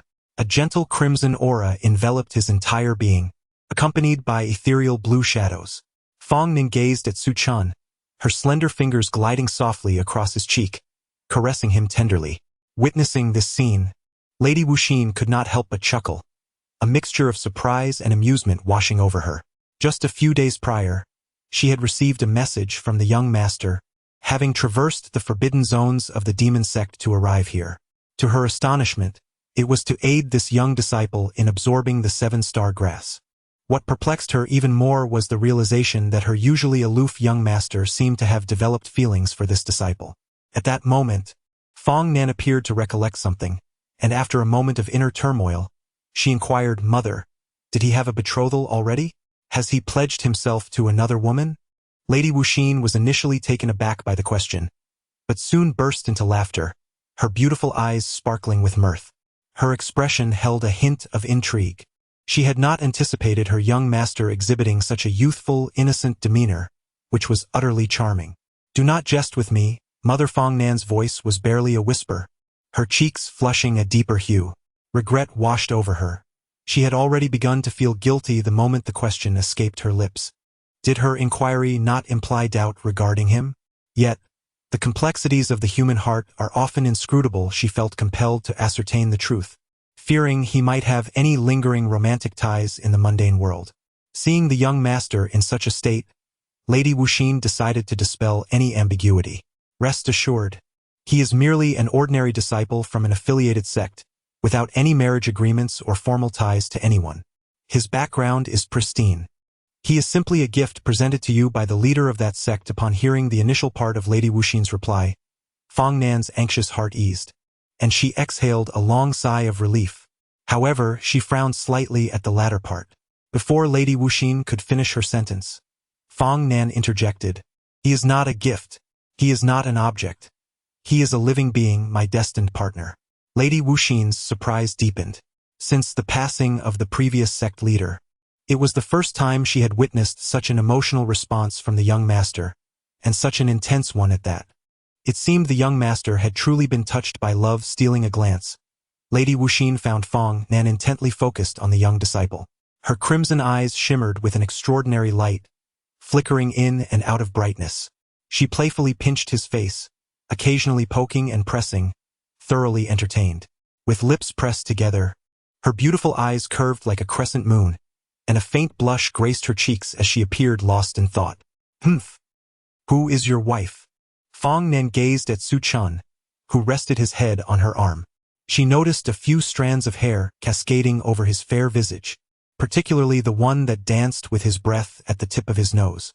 She observed him intently, her gaze unabashedly fixated upon him, as if wishing to possess every part of him. Unlike her usual cool demeanor, her eyes now radiated an undeniable heat, devoid of innocence. Slowly, she lowered her head, her hands gently sweeping the hair from Su Chen's forehead, their foreheads touching. Fong Nan's long hair fell around them, and she softly pressed her lips to his, a clandestine kiss. However, as soon as she pulled back, she suddenly remembered that Wuxin Yangyang was still nearby. When she lifted her gaze, she found herself locked in a mutual stare. Fong Nan's face instantly flushed crimson. Wuxin Yangyang hastily interjected, "Do not worry. Young master, I did not see anything. Please continue." Her words, rather than alleviating Fong Nan's embarrassment, only intensified the redness on her cheeks. She had been so focused on Su Chen that she had completely forgotten the presence of another. Fong Nan felt a wave of dizziness wash over her, recalling her mother's words about his lack of a partner in this worldly realm, which had filled her with joy, causing her to forget the current circumstances. She shook her head, chastising herself for such an indiscreet display, an act of utter imprudence. Taking a few deep breaths, she attempted to regain her composure, her expression settling somewhat. Meanwhile, Wuxin Yangyang wore a peculiar expression. Her curiosity about the nature of their relationship piqued. It appeared she had come to a realization. It is truly remarkable. Your disciple was once your furnace, and now he has become your partner. You two are indeed a match made in heaven. Even the heavens conspire for your union. Fong Nan typically despised flattery, finding it distasteful.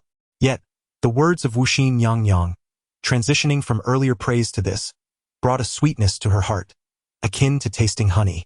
Did my mother think I was well suited for him? Naturally, this young disciple possesses the pure young body, harmonizing perfectly with your unique constitution, young master. Just as Wuxin Yangyang finished speaking, she seemed to recall something and quickly added, if you two were to cultivate together, before long, within a year, you could reach the integration stage. Integration stage. Fong Nan blinked in surprise, but soon, her cheeks flushed a visible shade of crimson, her ears burning with embarrassment.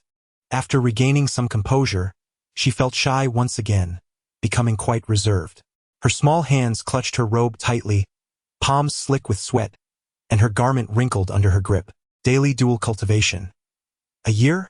No, he could see me, No, absolutely not. She murmured to herself, her mind spiraling with peculiar thoughts, her face growing ever redder, as if it were about to bleed, exuding an unspoken allure. Wuxin Yangyang smiled gently. Who could have envisioned that the once cold and ruthless young master, the cruel and tyrannical demon emperor, would possess such a countenance? If the 18 kings of hell were to discover that their demon emperor bore such an image, their composure would surely shatter. Moreover, the goddess Wuxin never anticipated that her mere words would linger in the young master's thoughts, echoing repeatedly. The young master has undergone a transformation. This is indeed a positive development. A glimmer of joy appeared in Wuxin's eyes, and her heart swelled with satisfaction. The current young master no longer embodies the solitude and desolation of before. She no longer bears the weight of the world upon her shoulders. Compared to her previous self, she now resembles a true girl. At this moment, she has already assisted Su Chun in fully refining the 7 stars grass and the residual energy within his body. Yet, this is not the conclusion. From the outset, Wuxin sensed the lingering sword intent within Su Chun's Dan Yuan. The magic she wields is exceptionally unique, classified as a supportive secret art. Now, she must aid Su Chun in absorbing this ethereal sword intent. Chapter 55. Rivals. The Lady of No Heart performed a series of intricate hand gestures, her lips whispering incantations as ethereal wisps of light emanated from her fingertips. This delicate azure glow extended towards Su Chun, serving to harmonize his chaotic spiritual energy. After the passage of a fragrant incense stick's duration, Su Chen's condition stabilized. In his slumber, he furrowed his brow slightly, as if lost in a dream. Unbeknownst to him, he had begun to grasp the essence of sword intent. This was the secret art of the Lady of No Heart, the dreaming technique. It allowed her to manipulate her spiritual energy, transforming points into lines and lines into planes, ultimately creating a dreamlike space. Within this realm, the consciousness of other cultivators could manifest, enabling her to subtly influence them or enhance their cultivation efficiency. Clearly, the latter was the case now. Under the influence of this technique, Su Chun absorbed the full potency of the 7-star grass, gradually comprehending the fierce sword intent and digesting it slowly. How is he? Inquired Fong Nan, stepping forward with genuine concern. Worry often breeds confusion. She couldn't help but gaze at Su Chun. The Lady of No Heart waved her hand reassuringly. Do not fret, my lord. In just over half an hour, this disciple will have completed the absorption. Good. Upon hearing this, Fong Nan's anxious heart finally settled, and she released a long breath. The Lady of No Heart glanced at Su Chun, then turned to Fong Nan. My lord, did you already intend to bestow the sword intent upon him? Yes. The sword intent was, in fact, a concept that Fong Nan had previously comprehended and sealed within that jade pendant. She had planned to wait until Su Chen's strength had progressed further before allowing him to activate the pendant. However, the dynamics of their relationship had shifted unexpectedly, and numerous events had transpired in between. Even if she wished to voice her intent, it seemed impossible. Later, succumbing to the cold poison, he directly activated the pendant and absorbed the sword energy, disrupting Fong Nan's original plan. Without the Lady of No Heart's presence, it would have been exceedingly difficult for Su Chun to refine that sword intent solely through his own efforts. Yet, under the enhancement of this secret art, refining the seven-star grass entirely before assimilating the sword intent would prove far more manageable. At this moment, everything unfolded in a well-ordered manner. Su Chen's brow remained furrowed, beads of sweat forming on his forehead. Fong Nan delicately wiped his brow with a handkerchief she carried, her movements gentle, fearful of disturbing him. This tender gesture brought a smile to the Lady of No Heart, who was pleasantly surprised to witness her lord's nurturing side. My lord truly cares for this young disciple. I. Fong Nan's cheeks flushed slightly, her heart inexplicably anxious, even her ears reddening. Lady, please refrain from such remarks. They are rather embarrassing to hear, and I am not accustomed to them. Very well. The Lady of No Heart, respecting her lord's wishes, refrained from further comments, though a knowing expression lingered on her face. The forest was tranquil, now deep into the night, the stillness of the evening enveloped in a silvery moonlight.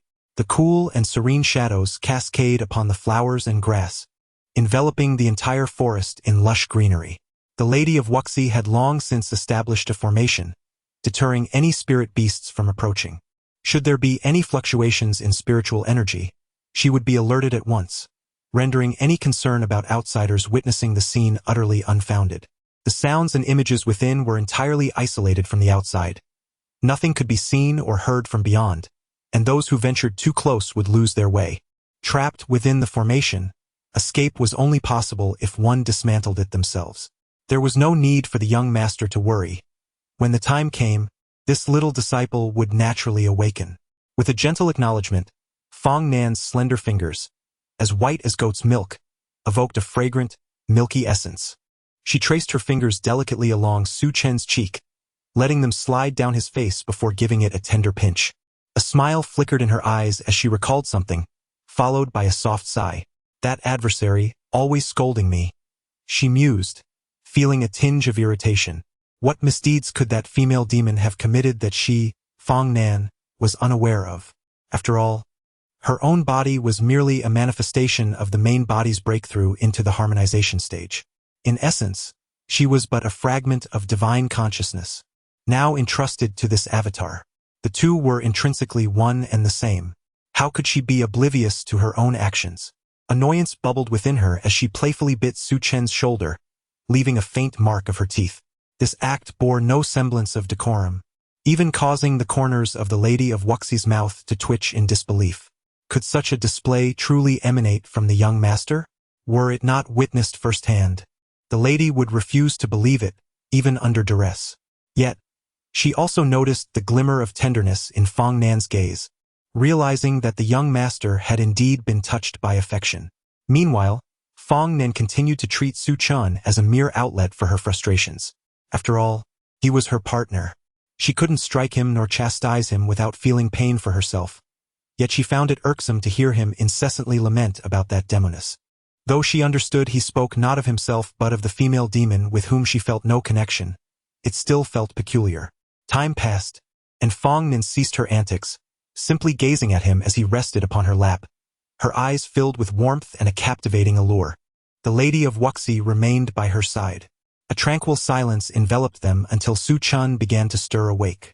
At that moment, Fong Nan seemed to recollect something and softly spoke. Previously, I mentioned reducing conflicts in our respective territories, but upon my recent visit to Yunsha City, I discovered that there are still demonic cultivators causing unrest.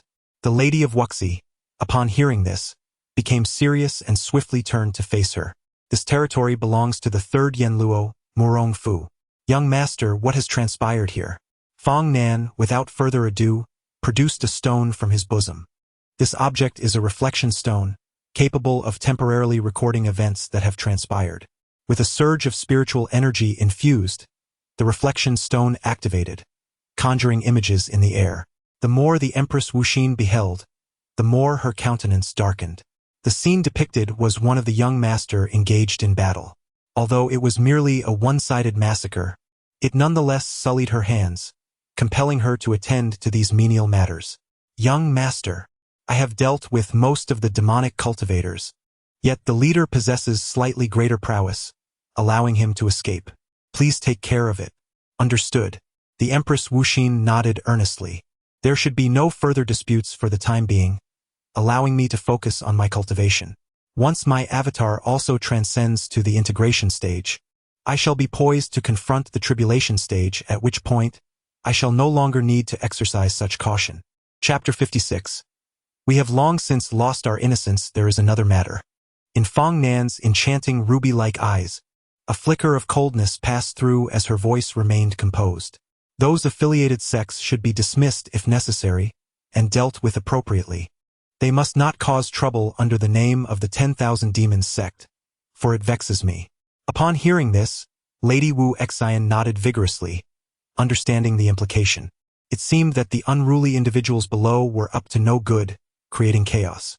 The young master had intended for the 10,000 Demons sect to recuperate and gather strength, and could not tolerate such unruliness. As the two conversed, Su Chun, who lay on Fong Nan's lap, slowly opened his eyes, feeling as though he had just awakened from a remarkably vivid dream. In that dream, he had absorbed the 7-star grass and refined the essence of sword intent. And then he had awakened. Bewildered, he surveyed his surroundings. Next to him was Fong Nan, and not far away stood a woman. Suddenly, Su Chun became reserved, his expression growing peculiar. He hurriedly lowered his voice to inquire of Fong Nan, "Master, how should I address this elder?"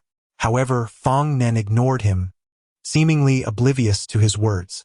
This only heightened Su Chen's anxiety. Dono diest, master. Fong Nan smiled with her lips pressed together, clearly amused. You may simply call her mother alongside me. As she spoke, it seemed a thought struck her, and she added, if we exclude you, she is my only kin in this world. Su Chen frowned. That counts for me. I am also your kin. At this, Fong Nan's eyes glimmered with an unusual emotion, her gaze shimmering, and her eyes began to redden. We have not yet been wed, she murmured softly. Without hesitation, Su Chun grasped her hand, leaning closer to whisper fiercely in her ear, we have long since lost our innocence. Regardless of whether we are wed or not, you belong to me. Fong Nan's pupils widened in shock. What are you saying? Who belongs to you? She hurriedly covered Su Chen's mouth, fearing he might utter more inappropriate words. Su Chen, realizing his words were ill-suited with an elder present, merely squeezed Fong Nan's hand gently. The woman standing not far away had remained silent, allowing the young couple their moment. Lady Wu Xian felt a sense of contentment. The young master had endured hardships for so long, and now he could finally savor some sweetness. The phrase "after hardship comes happiness" aptly described this moment. Moreover, there was another point. When the old sect master was still present, he had urged the young master to consider matrimony. After the old master's departure, this matter had been set aside. Lady Wu Xian had genuinely worried about the young master's affections, even suspecting that the object of his affection might be a woman. Fortunately, it seemed she had been overly concerned. As she pondered, the two approached her. We request Mother to witness our union. Witness? What union? Lady Wu Xian was taken aback. But before she could respond, she saw Fong Nan pulling Su Chen down to kneel. Her pupils instantly contracted. Even though her prowess was formidable and her status elevated, she remained merely a subordinate. Her previous achievements alongside the old sect master had fortuitously propelled her to the realm of virtual refinement, becoming the youthful mentor of the young master. How could she possibly endure the young master's act of kneeling? Just as the word "less" began to form on her lips, Fong Nan lifted her gaze, and the goddess of unintentionality promptly swallowed her words. She altered her address, saying, "Xiao Nan, what is this?" Fong Nan mimicked Su Chen's prior words, responding in kind. "This is the customary ritual of marriage in the mundane realm. My mother is now my sole kin, so it is only natural to pay homage to you." The goddess of unintentionality was utterly bewildered. When summoned, she had never heard the young master mention the matter of marriage. She was only aware of her role in aiding others' cultivation through her secret arts. Who could have anticipated such a development? Standing there, she was at a loss for words. At that moment, she heard Fong Nen speak again. Mother, please do not refuse any longer. You are now my only elder. Please consent to this. The goddess felt the weight of the young master's gaze, rendering her incapable of uttering a word of rejection. Well, very well. The words came out with great reluctance. It was not due to her pride or stature, but rather because she could not bear the consequences. The young master's kneel would surely cost her several hundred years of life. They performed the 3 bows, first to heaven and earth, second to ancestors, and third to the high hall, followed by the couple's bow to each other. There were no red veils, no ceremonial garments, no lavish banquets, nor crowds of onlookers. Yet, in that moment, they felt an overwhelming noise. The pounding of their hearts drowned out all rational thought. Their cheeks flushed slightly, and they were unsure where to place their hands. They proceeded through the ritual step by step. While Fong Nan was oblivious to the intricate details, Su Chun was acutely aware. The bows to heaven and earth, to ancestors, and then to the mother had been completed. Only the couple's bow remained. They stood facing each other, their gazes evading one another. Following the ritual, they gradually lowered their heads, only for their foreheads to collide. Ah! Fong Nen exclaimed softly, rubbing her head. With a mix of irritation and amusement, she remarked, "You bumped into me. Oh, my apologies. Let us try again. We shall redo the couple's bow." They both stepped back, creating some distance to avoid another collision. However, as Fong Nan observed the space between them, an unusual sensation arose within her. "Never mind. Let us move a bit closer. Come over here." Thus, Su Chun approached once more. They lowered their heads again, this time with perfect distance control. Finally, they completed the couple's bow. Now that they had performed the ceremony, she had also absorbed the 7-star grass and fully refined her sword intent. Was it possible? Su Chun turned to Fong Nan, his eyes shimmering with a mix of brightness and shadow. "Did my master forget that there is still something we have yet to do? What is it?" Fong Nan turned her face away, avoiding his gaze. The silvery moonlight filtered through the branches, cascading gently like fragments of light, illuminating her face and rendering her already fair complexion akin to that of an exquisite jade. Yet, this jade now bore a blush, a deep crimson hue. Fong Nan's ears flushed with warmth. Her body felt somewhat rigid, and her expression was peculiar, for she vividly remembered the promise she had made to Su Chun. Not only did she recall it, but she had also practiced diligently for an extended period, rehearsing tirelessly in the days leading up to this moment. She had prepared thoroughly. However, when the time came for her to utter those words, her heart raced uncontrollably. Yet, the mere thought of vocalizing those 2 syllables felt overwhelmingly embarrassing. Fong Nan clasped her hands behind her back, her feet resting on a small stone she had found somewhere. Su Chun, observing her demeanor, felt both amused and exasperated. "You promised me before, and besides, we have already wedded, haven't we?" he pressed. "I don't know," Fong Nan replied, her voice barely a whisper. Su Chen, Resolute, cupped her chin with one hand while grasping her shoulder with the other. "Call me husband." Chapter 57. My affection for him. Fong Nan's cheeks flushed slightly as she lowered her head, avoiding his gaze. Her voice was barely audible. At that moment, Lady Wuxin was watching from a short distance. Her eyes narrowed with keen interest, showing no inclination to depart. She had never before witnessed her young master in such an embarrassed state and could not bear to miss out on this delightful spectacle. Should she let this opportunity slip away, it might never present itself again. Fong Nan stammered for quite some time, struggling to articulate the title that eluded her. Though it comprised merely 2 syllables, they seemed impossible to utter. The mere thought of Lady Wuxin observing from afar made her cheeks burn with embarrassment. If it were just the 2 of them, her and Su Chun, standing here, it might have been manageable. Yet, the presence of her mother made it undeniably difficult to express herself. After much internal conflict, Fong Nan finally managed to utter 2 words. "No." Su Chun, startled by her response, grasped her shoulders with urgency, leaning in closer. "Master had clearly promised me before. How can you retract now?" He should have kept his silence, for once he spoke, Fong Nan's face grew even more crimson, her ears aflame. "You mustn't utter such embarrassing words. I never agreed to your request. Not in the inn, and that night we—" Before Su Chun could finish, Fong Nan hastily covered his mouth with her hand, shooting him a warning glare. If she didn't intervene, who knew what else might slip from his lips? Flustered and indignant, she bit her lip, her cheeks nearly burning with intensity. You must first break through to the Yuanying stage and then we can discuss these matters. Then there can be no turning back. Very well, I shall not waver. I keep my promises. You must strive for your breakthrough. Upon witnessing Su Chun finally close his eyes and enter a meditative state, Fong Nan felt a weight lift from her heart as she exhaled deeply. Meanwhile, Lady Wuxin, observing the scene from afar, could no longer contain her laughter, her mirth causing her to tremble and sway. Having spent centuries within the 10,000 Demon sect, she had never encountered such an endearing display from the young master. Ordinarily, if someone disturbed her peace, they would have met an untimely fate. Reflecting on it, the courage and fortune of this young disciple were truly remarkable. Had it been anyone else, they would have long since perished. One could only conclude that the young master genuinely cherished him, so indulgently allowing such behavior. At that moment, Fong Nan's expression returned to normal. She gently raised her hand, and the two stepped beyond the formation, isolating their conversation from prying ears. Mother, please do not tease me, she implored. I am merely happy for the young master.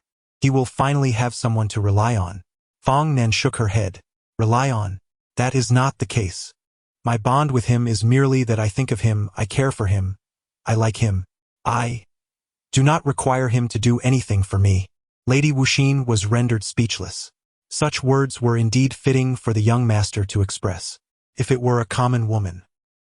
In the pursuit of a partner, one often considers compatibility in social standing and aspires to ascend the ranks, seeking their ideal companion. However, the young master of the demonic sect is no ordinary woman.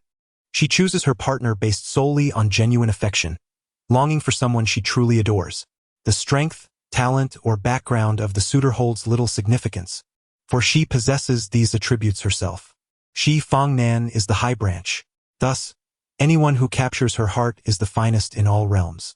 Her affection for Su Chun, the son of the sacred land, surpasses even that of the esteemed elder. Yet, the heartless goddess has unspoken concerns. The young master does not anticipate any aid from her suitor. Love, after all, is reciprocal. If she continually gives without accepting anything in return, complications may arise. The heartless goddess contemplated this but refrained from voicing her thoughts, choosing instead to observe the character of her young disciple. Should he harbor feelings for the young master, he would surely strive to excel. Conversely, if he does not, he may grow increasingly indulgent, taking her kindness for granted, perhaps even engaging in frivolous pursuits. The heartless goddess pondered her course of action. If the young master is the former, she would treat him with utmost respect and serve him diligently. If he turns out to be the latter, causing the young master heartache, she would not hesitate to create another puppet or add a soul general to her myriad of souls. Ah, mother, what do you think of him? The young master and the young lord seem like a match made in heaven, a divine couple to be envied. Fong Nan felt a smile bloom upon her lips, her eyes curving like crescent moons. Mother is merely flattering me, trying to lift my spirits, she thought. The heartless goddess noticed a noticeable increase in her young master's words, a newfound cheerfulness.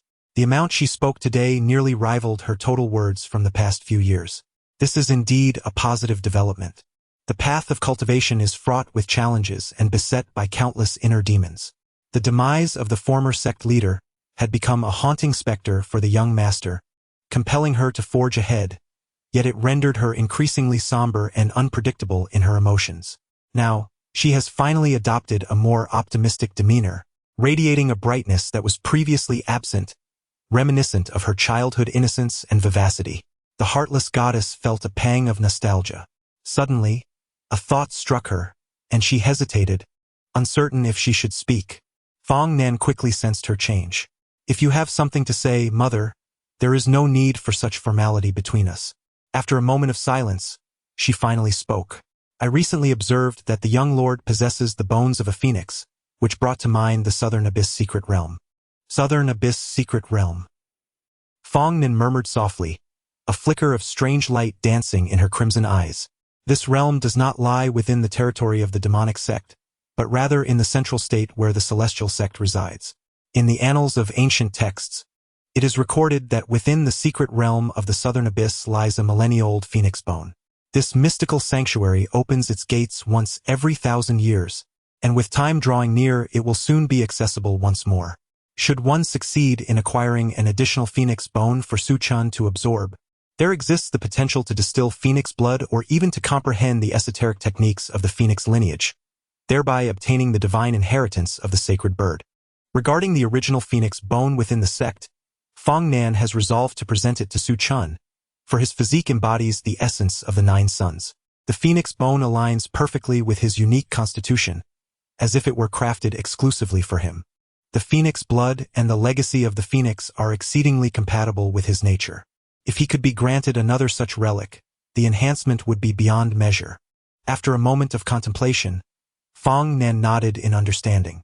Lady Wuxin spoke little, merely offering a gentle reminder, for the ultimate decision regarding this matter must rest with the young master. Following a brief exchange, Lady Wuxin departed from Yunxia Forest, leaving Fong Nan with a vial of elixir, a precious medicine designed to stabilize the realm of those in the nascent soul stage. Chapter 58. Do not flee. My lady, when Su-chan awoke, it was already afternoon. Sunlight filtered through the branches, casting a golden glow upon the leaves, bathing the entire Yunxia forest in a radiant light. Among the flowers and grass, a few small creatures occasionally scurried by, daring to glance at the 2 figures nearby. A man and a woman sat beneath a tree. The man squinted, appearing to be in a half-sleep, while the woman beside him gazed at him with an amused smile. Though both were awake, he pretended to be in meditation. Su-chan remained silent. Noticing his demeanor, Fong Nan raised her hand to pinch his face with her slender fingers. Must I utter those 2 words for you to awaken? Su-chan mumbled in response, but inwardly questioned what he should do since he did not wish to speak. His lips twitched slightly, yet he kept his eyes closed, remaining motionless as if in deep contemplation. Fong Nan's delicate fingers gently caressed his face, occasionally poking him. After a prolonged moment of this, Su-chan could no longer hold back. His eyes widened as he seized her hands. Where is the master who would speak so unreasonably? I have clearly entered the nascent soul stage, yet you refuse to call me. Fong Nan's eyes sparkled with mirth, but she remained silent, simply observing him with a gentle shake of her head. Though she made no sound, her lips moved, forming the words, "Not going to?" Seeing this, Su-chan felt a mix of amusement and irritation. He decided not to waste further words and pinched her face, his fingers sinking into her soft cheeks. Her rosy lips pouted. At that moment, Fong Nan anticipated Su-chan's next move. She struggled to escape, but it was too late. With one hand still gripping her face, he pressed his other hand against her neck. In the next instant, their lips met. Fong Nan's pupils constricted slightly, a mix of embarrassment and annoyance flickering in her beautiful eyes. Her cheeks flushed. She pushed Su-chan away with all her might. Who kisses so recklessly? Where did you learn such bad habits? I don't care, Su-chan declared fiercely, cupping her face with both hands. If you don't call me husband, I shall continue to kiss you. I always keep my word. Fong Nan stammered, hesitating. It was curious. Though Lady Nian was no longer present, she still felt a flutter of anxiety. No matter how she tried, those 2 words remained stuck at the tip of her tongue, impossible to utter. Can you not say it? Of course. Fong Nan's expression brightened at his response, but before she could fully process it, a shadow loomed before her. She struck him playfully with her small fists, though it did not hurt. Her fair neck grew increasingly flushed. Fong Nan had initially wondered why he had suddenly agreed, but now she understood. This kiss lasted longer than the last. She dared not push him away with too much force, fearing it would only cause herself pain later. After what felt like an eternity, they finally parted. Could you grant me some time? I assure you, I will fulfill my promise. Very well. Now please release me, allowing me a moment to gather myself. All right. A sense of anticipation welled within Su-chan. Yet, scarcely had he loosened his grip when Fong Nan swiftly soared into the air. With a delicate touch of 1 foot to the ground, she ascended like a celestial being. Witnessing this spectacle, Su-chan felt a surge of urgency. You are cheating.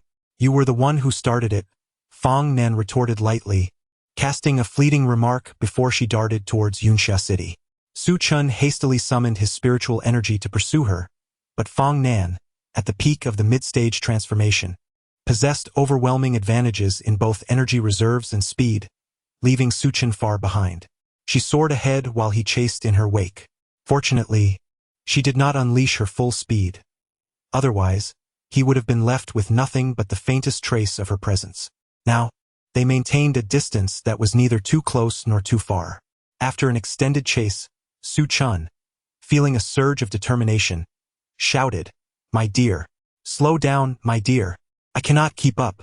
At these words, Fong Nan's pupils widened, her teeth biting into her rosy lip, her small fists clenched tightly. It was not anger that stirred within her. Rather, the title he had bestowed upon her was overwhelmingly embarrassing. As they neared Yunxia City, numerous couples roamed outside, either walking hand in hand or enjoying the scenery beneath the trees. Upon hearing Su Chen's voice, they all turned in unison to gaze in their direction, causing Fong Nan to feel several pairs of eyes upon her. Just as she contemplated increasing her speed, a voice echoed from behind. "My dear, do not leave. Our child is longing for you." How cruel of you! Fong Nan's pupils contracted, and at last, she could no longer contain herself. She turned and rushed towards Su Chun without uttering a word, wrapping her arms around his waist and channeling all her spiritual power. To her astonishment, she lifted him directly into the heart of Yunxia City. In less than 10 breaths, they had entered the city. Fong Nan's voice was a mixture of embarrassment and indignation. "Who is your dear? Where did this child come from? You were talking nonsense." She raised her hand to point at Su Chun, her words stumbling. Yet, before she could finish her retort, she felt his large hand enveloping hers. Looking up, their gazes locked. Su Chun beamed at her, a playful smile gracing his lips. "If my master declares that someone is my dear, then indeed that person is. I do not know. In any case, I am not. I am certainly not your dear." Su Chun held her hand firmly, refusing to let go, while his other hand gently grasped her chin. "Does my master truly not know? I do not know. I do not know." Fong Nan's initial defiance began to wane, her voice dwindling to a whisper. "What do you intend to do? I will not kiss you. Do not kiss me or I will become angry." She struggled, attempting to retreat. "Release me first, and then I shall call you." Upon hearing this, Su Chun burst into laughter, his eyes narrowing in mirth. "Does my master take me for a fool? Once is enough. There shall not be a second time. You must either respectfully call me husband or allow me to shower you with 100 kisses." Fong Nan's small mouth widened in astonishment as she gazed at him. 100 kisses! She couldn't help but exclaim in disbelief. Madness! If he were to truly kiss her 100 times, her lips would surely swell. As she observed Su Chun drawing nearer, Fong Nan grew anxious. "Do not kiss me any further, for if you do so excessively, you shall no longer cherish it. You mustn't." Yet her words fell on deaf ears. In a mere breath he was upon her, poised to kiss. Fong Nan felt her heartbeat quickening, her cheeks aflame. At last, unable to contain herself, she whispered softly, her voice barely a breath, almost imperceptible, like the fragrance of orchids. Those 2 words floated delicately, imbued with shyness. "Husband. P.S. Happy Qixi Festival. Even the divine must take time to revel in festivities." Chapter 59. Is it not natural for a husband to be close to his wife? Steamed buns, fresh and piping hot. Fried tofu and grilled tofu, fragrant and crispy, utterly delectable. The streets are alive with the sounds of vendors calling out their wares. Shops line both sides, adorned with an array of stalls, displaying either culinary delights or various trinkets. Today marks the day of the sacred trees bloom, and within Yunxia City, the atmosphere is vibrant and bustling, with pedestrians shoulder to shoulder. Couples stroll hand in hand, some shy and reserved, others calm and composed, yet each face radiates with the glow of happiness. As evening approaches, the sun sinks low, painting the horizon with hues of fiery clouds. The sunset casts a warm glow upon the rooftops, illuminating them with a brilliant light. Su Chun and Fong Nan walk hand in hand along the street. Despite having held hands numerous times before, the ambience of the moment imbues a peculiar sensation within both of them. Given Fong Nan's disposition, she is not particularly fond of displaying such intimacy in public. She finds herself somewhat unaccustomed to the feeling. This gesture feels exceedingly intimate for her.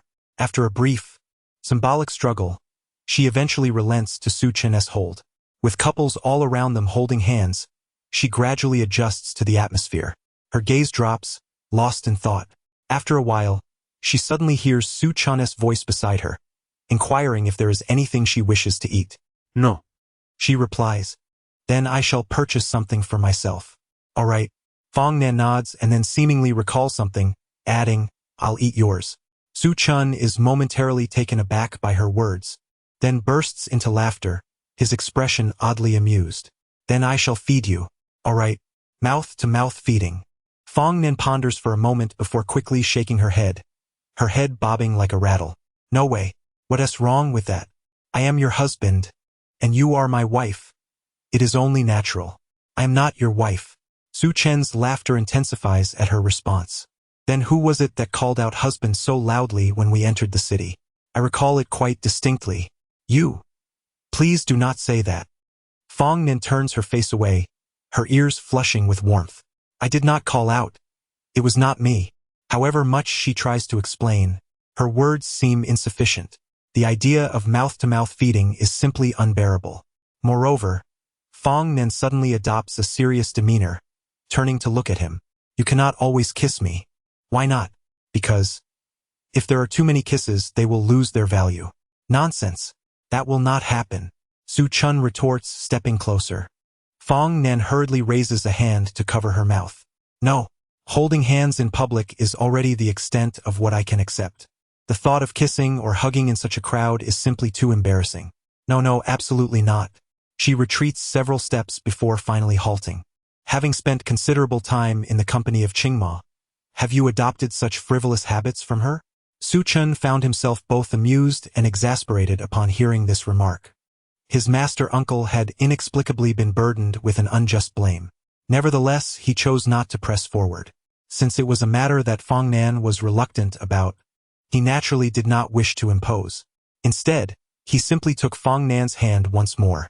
Perhaps due to her recent breakthrough in cultivation, or perhaps as a result of their shared experiences in training, Fong Nan's hand felt significantly warmer now, no longer as cold as before. It was moist and warm in his palm, with a light sheen of sweat. "Is she feeling nervous?" Upon hearing this, Fong Nan quickly shook her head. "No." She sensed Su Chen's fingers tracing circles in her palm, occasionally pressing or pinching gently. It felt strange. Despite the contact being merely on her hand, her heart stirred in response, creating an unusual sensation within her. Fong Nan mumbled softly, "Who is your wife? Don't say such things." Su Chen squinted at her, deliberately mimicking her previous tone and shy demeanor. "Husband." As those words fell, Fong Nan's pupils dilated, and her cheeks flushed with a rapid intensity, her fair neck turning crimson, as if it might bleed from the embarrassment. You mustn't say that." She clenched her small fists tightly, her bones cracking, and her spirit energy becoming palpable, a blue aura swirling around her, oscillating with fervor. The ground around her began to sink, fissuring outward, a testament to the terrifying pressure emanating from her mid-stage transformation. At this moment, the atmosphere was eerily silent, as if a pin drop could be heard. All eyes in the vicinity were fixated upon the two, enveloped in a profound stillness. Su Chen was taken aback by Fong Nan's overwhelming reaction, staring at her in astonishment. After a brief moment of shock, he grasped her hand and bolted away. "Let us go. We cannot linger here. The longer we stay, the more awkward it becomes. Just the gazes of passers-by are enough to bear." Fong Nan obediently followed behind Su Chen, and they ran from the southern part of the city to the north. Finally, they found a moment of respite. After their lengthy sprint, Su Chen halted and turned to Fong Nan. "Master, it seems we have become quite famous now." Fong Nan's previously eased expression flushed once more. Clutching her robe, she murmured, "You cannot blame me." Then her voice grew slightly louder. "It was your fault first. You were the one imitating me, which caused me to lose control of my spirit energy." As she spoke, she nodded affirmatively, as if validating her own words. "Yes, that's precisely it." After finishing her statement, She encouraged herself with a small cheer. Su Chen couldn't help but chuckle.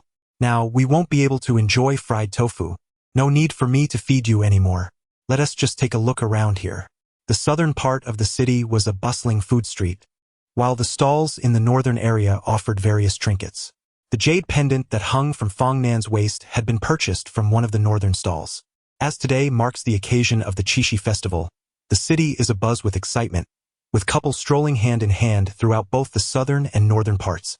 They meander about, purchasing various trinkets, whether it be love locks or fragrant sachets. The blooming of the spirit stone flowers is indeed swift. After wandering for half the day, they realize that there remains some time before the sacred tree blossoms. At this moment, Su Chen suddenly notices a particularly lively shop, where numerous couples are lined up before the entrance. This establishment lacks any external stalls, and only pairs are permitted entry, with those exiting allowing the next couple to enter. The quaint little shop exudes an air of mystery. How intriguing! Master, shall we go take a look? Very well. Fong Nan, lacking in decisive direction during their shopping, typically follows Su Chen wherever he leads. Thus, the two of them join the queue outside the shop. Chapter 60. Do not even think about it. This shop exuded an air of mystery, lacking any sign outside, leaving one utterly unaware of what it offered within. Fong Nan stood on her tiptoes, peering inside, her beautiful eyes filled with confusion. After observing for quite some time, she still could not discern what the establishment was selling, only growing more curious. Although she possessed the ability to extend her consciousness and ascertain the situation within, that would be rather dull. Instead, she squinted, carefully observing the couples who emerged from the shop, studying their reactions and the items they carried. However, Fong Nan noted that none of them bore anything extra. Yet, their faces radiated peculiar smiles, an enigmatic blend of intrigue and ambiguity. Her mind was a whirlpool of questions. What exactly did this shop sell? It seemed that every couple who entered was thoroughly satisfied, a mystery that perplexed even her, the young master of the demon sect. Beside her, Su Chen, equally bewildered, shared her confusion. The queue was not particularly long, and since they had arrived early, there were only a few couples ahead of them. After nearly the duration of an incense stick, they found themselves at the forefront. Standing at the entrance was a middle-aged woman, her face adorned with a gentle smile as she ushered Su Chen and Fong Nan inside. They traversed a dimly lit passageway, which, though short merely 7 or 8 steps, led to a brightened space. Moreover, a faint, delightful fragrance wafted through the air. Are you two a couple? She inquired.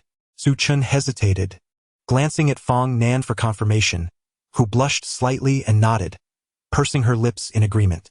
It appeared he had been waiting for her response, and without it, he would likely remain silent, brooding in uncertainty.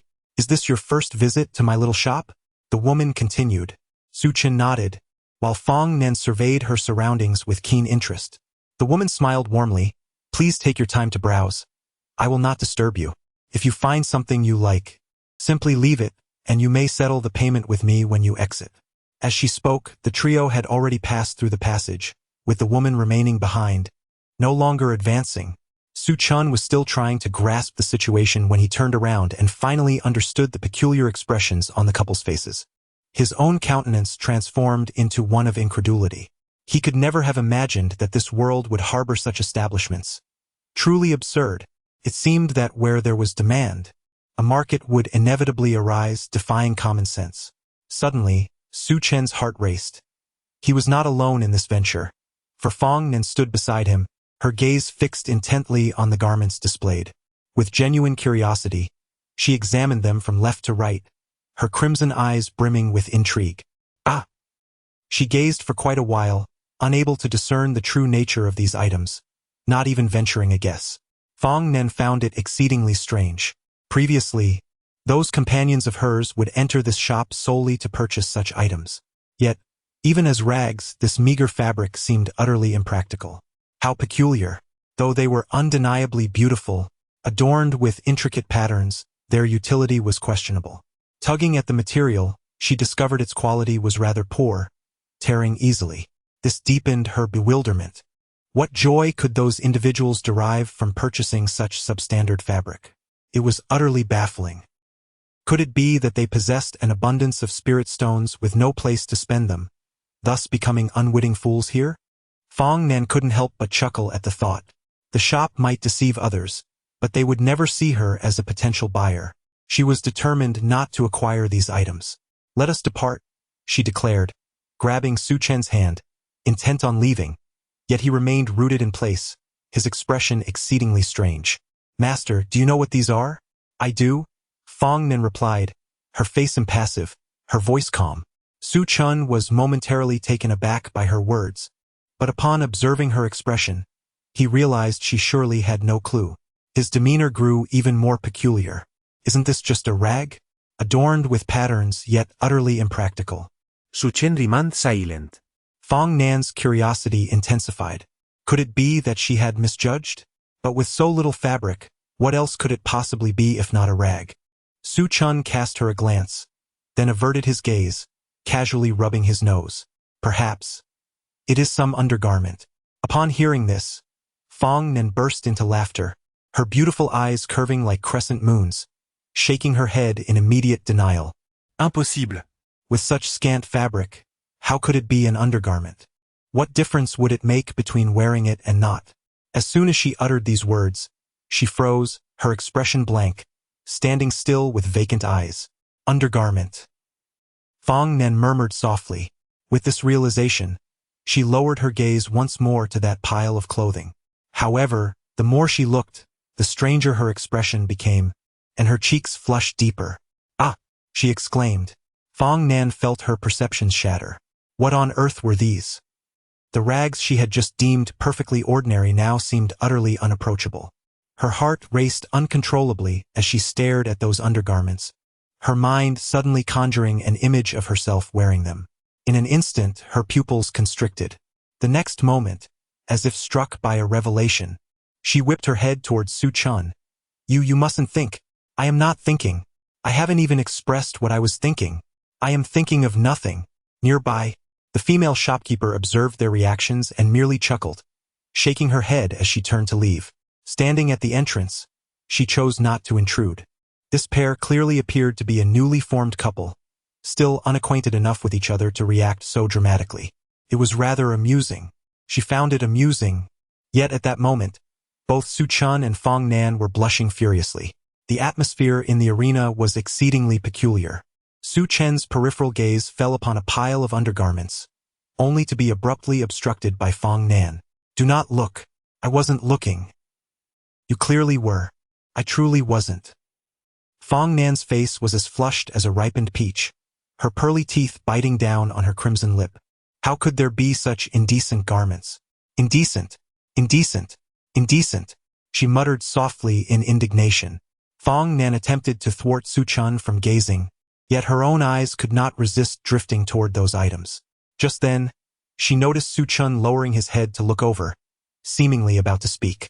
A tremor coursed through her heart, and she hastily covered his mouth, resembling a protective lioness. "Do not even think about it. I could never wear such things." Chapter 61. I wouldn't feel shy at this moment. The atmosphere within the shop was undeniably peculiar. Neither of the two spoke. Their expressions were exceptionally strange, and Su Chen's gaze was somewhat evasive. Noticing his demeanor, Fong Nan raised her voice slightly. You needn't think about it. I absolutely refuse to wear such things. Absolutely refuse." "I haven't said anything." "Then why do you keep staring at these items? Don't entertain any bizarre thoughts." "Bizarre?" Observing Su Chen's increasingly intriguing expression, Fong Nan bit her crimson lips until they turned pale. With her head slightly bowed and her long hair cascading down, only her fair profile was visible, concealing her facial expression. Her voice was barely above a whisper. "I want to wear it." Seeing Fong Nan like this stirred an unusual feeling within Su Chen. Her current demeanor appeared soft and vulnerable, almost inviting mischief. Suddenly, he felt an urge to tease her. He lifted his hand and pinched her cheek, grinning widely. "My master always advises me against such thoughts. Yet your face has turned this shade of red." Fong Nan flustered. Previously, her aura was cool and aloof, standing there like an imposing iceberg that strangers dared not approach. She exuded confidence in all her endeavors, as if there were few challenges beyond her capabilities. Yet now, she possessed a newfound, adorable contrast.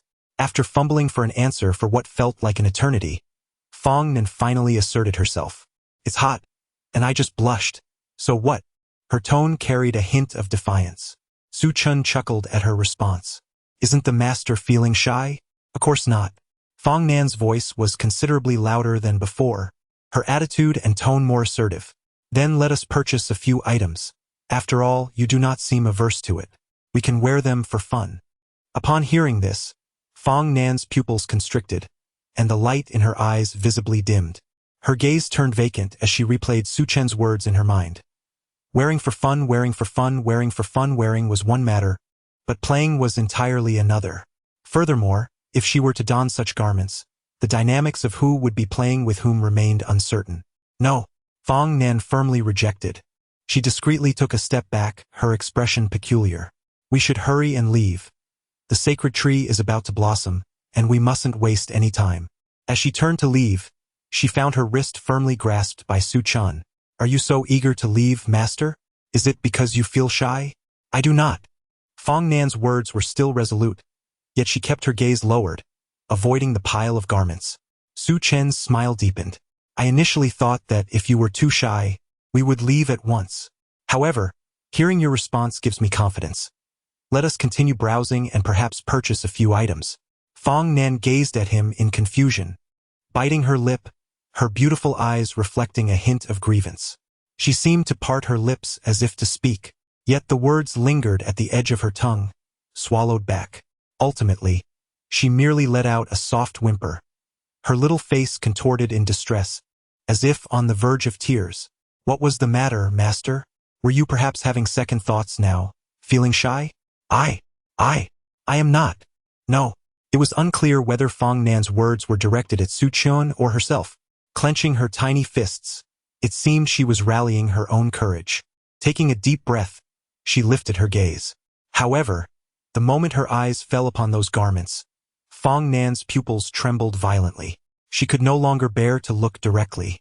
Initially, when she was unaware of what those items were, she had thought they were merely cloths or large handkerchiefs. But now, knowing their true nature, the imagery in her mind had drastically transformed, conjuring scenes of herself adorned in such intimate attire. Fong Nan's expression grew increasingly bitter. Torn and hesitant about whether to voice her thoughts, she felt a surge of defiance upon encountering Su Chen's subtly provocative gaze. Gritting her teeth, she responded with a newfound resolve. If we are to buy, then let us buy. Who is shy? Who is like a little puppy? Very well. Su Chun replied, maintaining an unperturbed demeanor. As usual, he took Fong Nan's hand and led her toward the rack of clothes, surveying the selections. Yet Fong Nan felt her body stiffen, unsure where to place her hands. As they meandered through the options, their hands gradually filled with chosen items. Although they were said to be selecting together, it was predominantly Su Chun making the choices, while Fong Nan barely glanced at the offerings. In truth, she found it impossible to look directly, often covering her eyes and peering through her fingers instead. How many pieces do you intend to select? After a prolonged deliberation, Su Chun showed no signs of stopping, eliciting a sense of urgency in Fong Nan. Do not entertain those peculiar thoughts. I absolutely will not wear such things. Su Chun remained calm, even turning to her with an air of curiosity.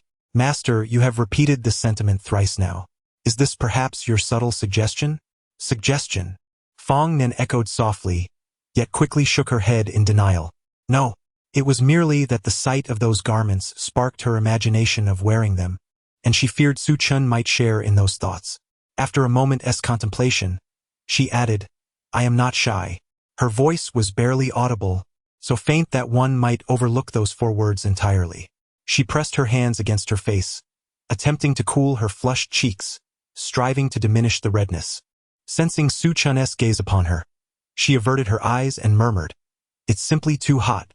Su Chun found it amusing.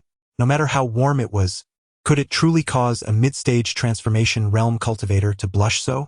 What a jest. Nevertheless, this could indeed serve as a clever tactic. He then continued to select several pieces of intimate apparel, finding the styles and patterns quite appealing. After a thorough selection, his hands were now laden with an abundance of garments. Standing beside him, Fong Nen covered her face, avoiding his gaze, lost in her thoughts. At that moment, Su Chen leaned in and spoke up. Master, may I attempt the size? Attempt. Fong Nen echoed Su Chen's words, seemingly not quite comprehending, her expression filled with bewilderment.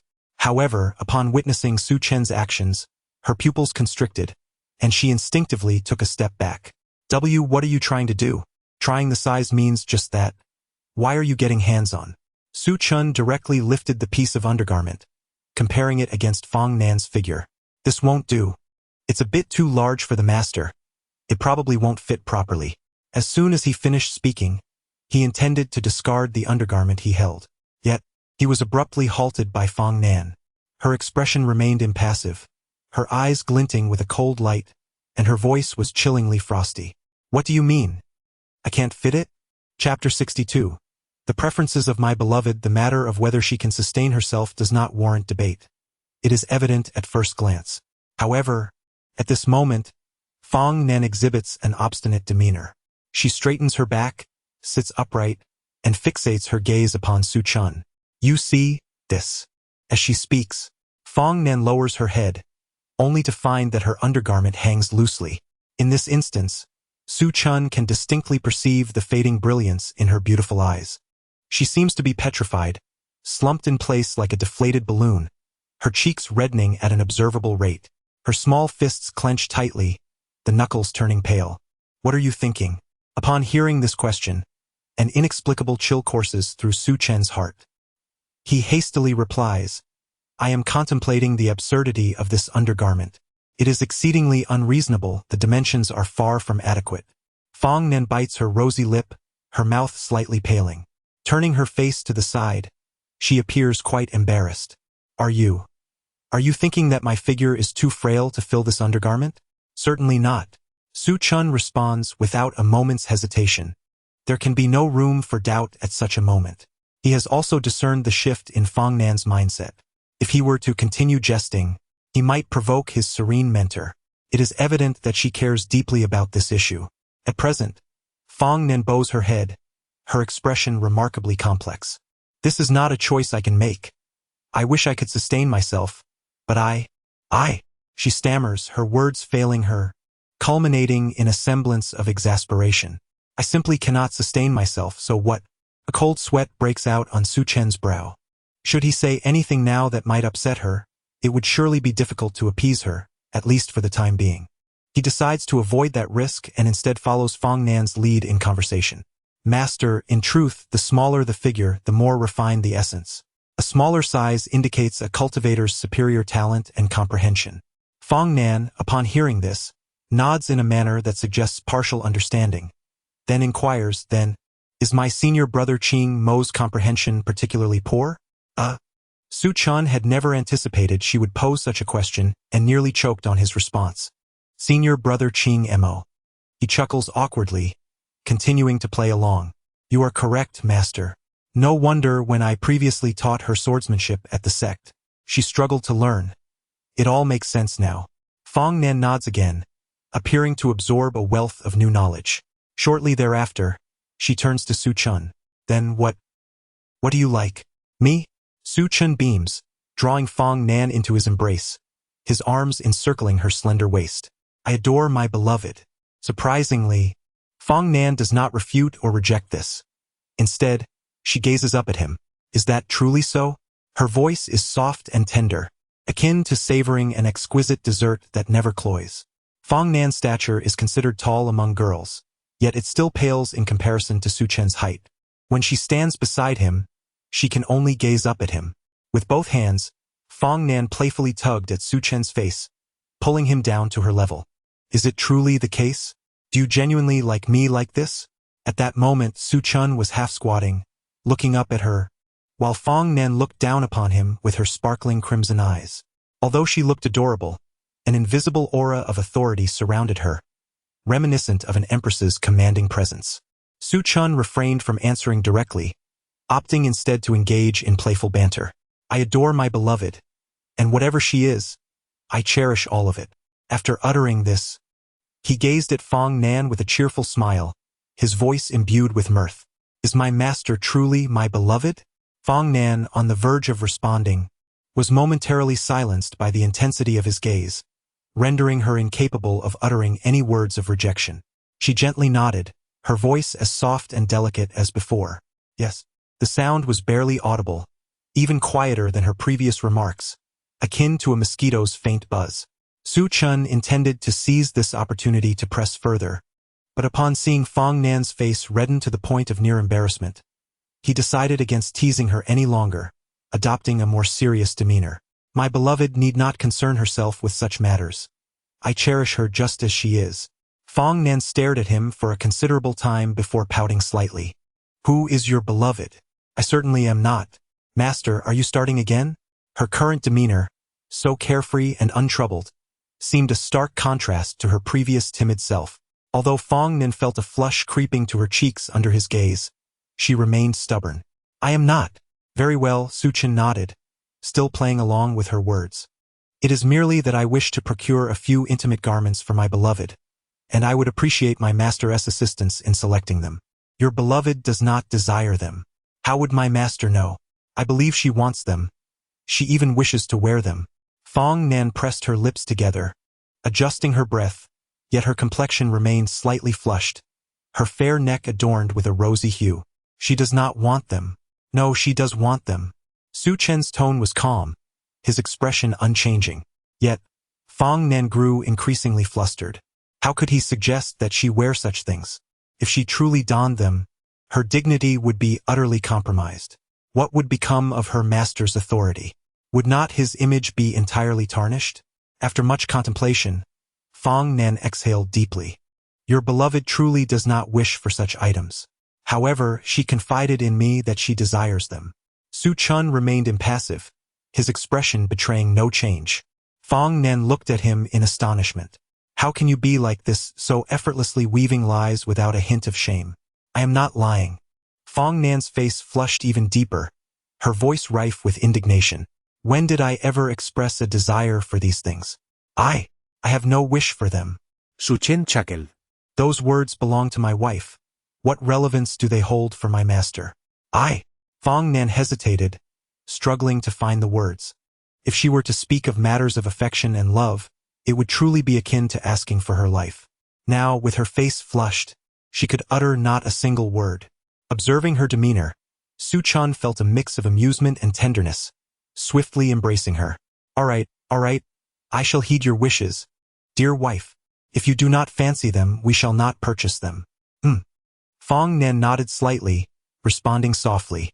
Yet, just as the two were about to turn away, she grasped Su Chen's hand once more, her voice trembling slightly. If you truly like them, then, perhaps, buy a few pieces, but you must not coerce me into wearing them. Upon hearing this, Su Chun was momentarily taken aback, only to be filled with elation, his eyes brimming with astonishment. Excellent. My dear wife. Chapter 63. Who made you so beautiful today marks the day when the sacred tree blossoms, coinciding with the annual Qixi festival. It is said that witnessing the moment the sacred tree flowers ensures that soulmates will be together in eternal happiness. The city of Yunxia is bustling with life. A long street stretches from the south to the north of the city, adorned with vibrant decorations. Between the houses, colorful ribbons hang, embellished with exotic flowers and numerous beautiful lanterns.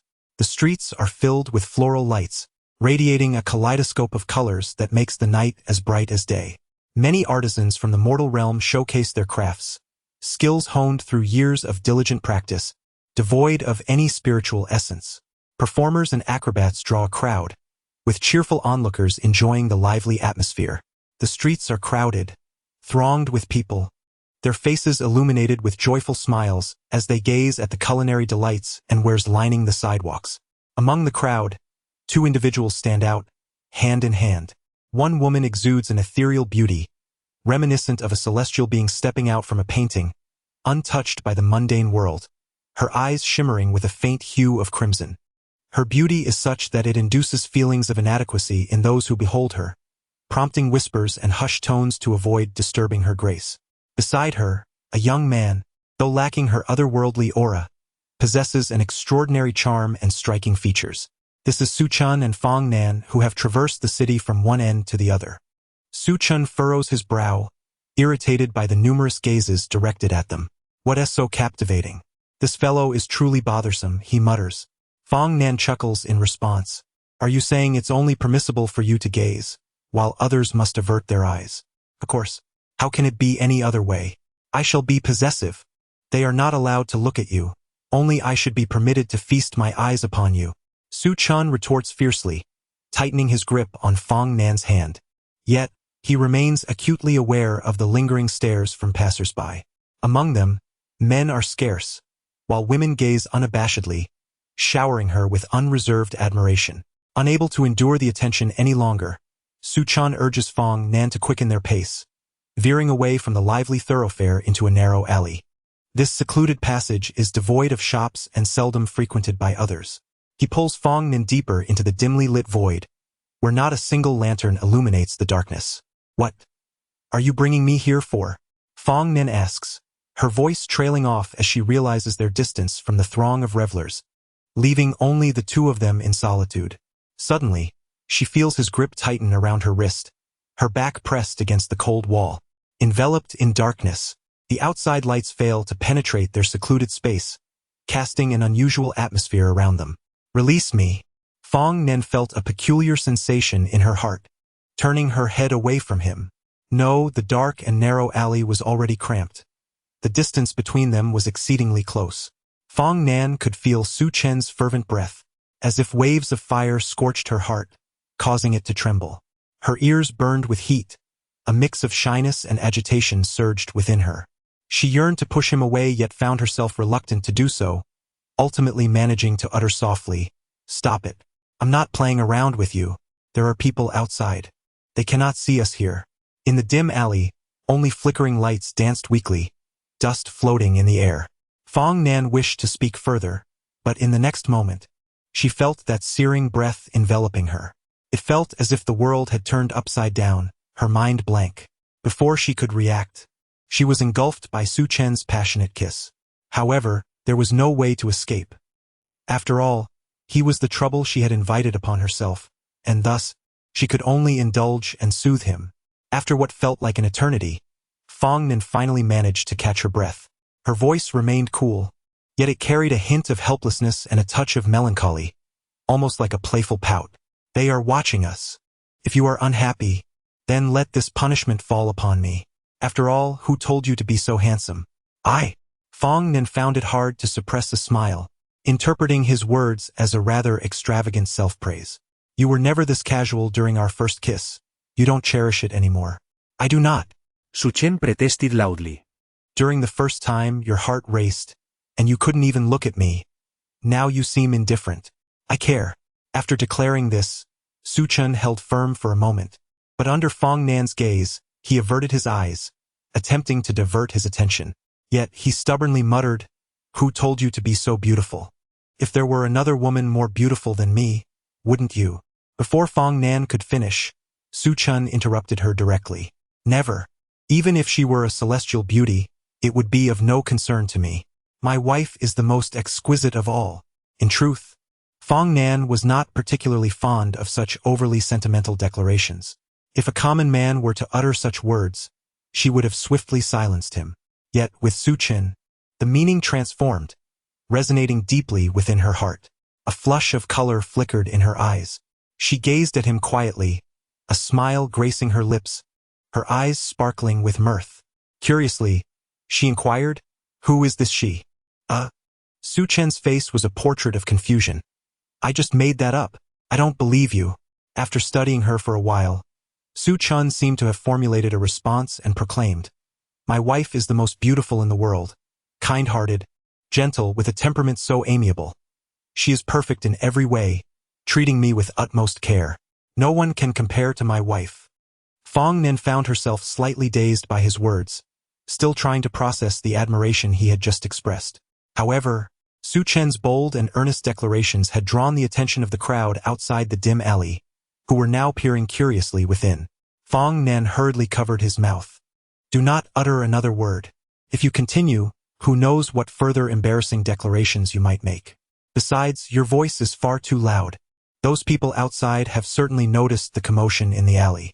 Fong Nan's ears flushed slightly. She found herself somewhat admiring Su Chen's ability to utter such sentimental words without a hint of embarrassment.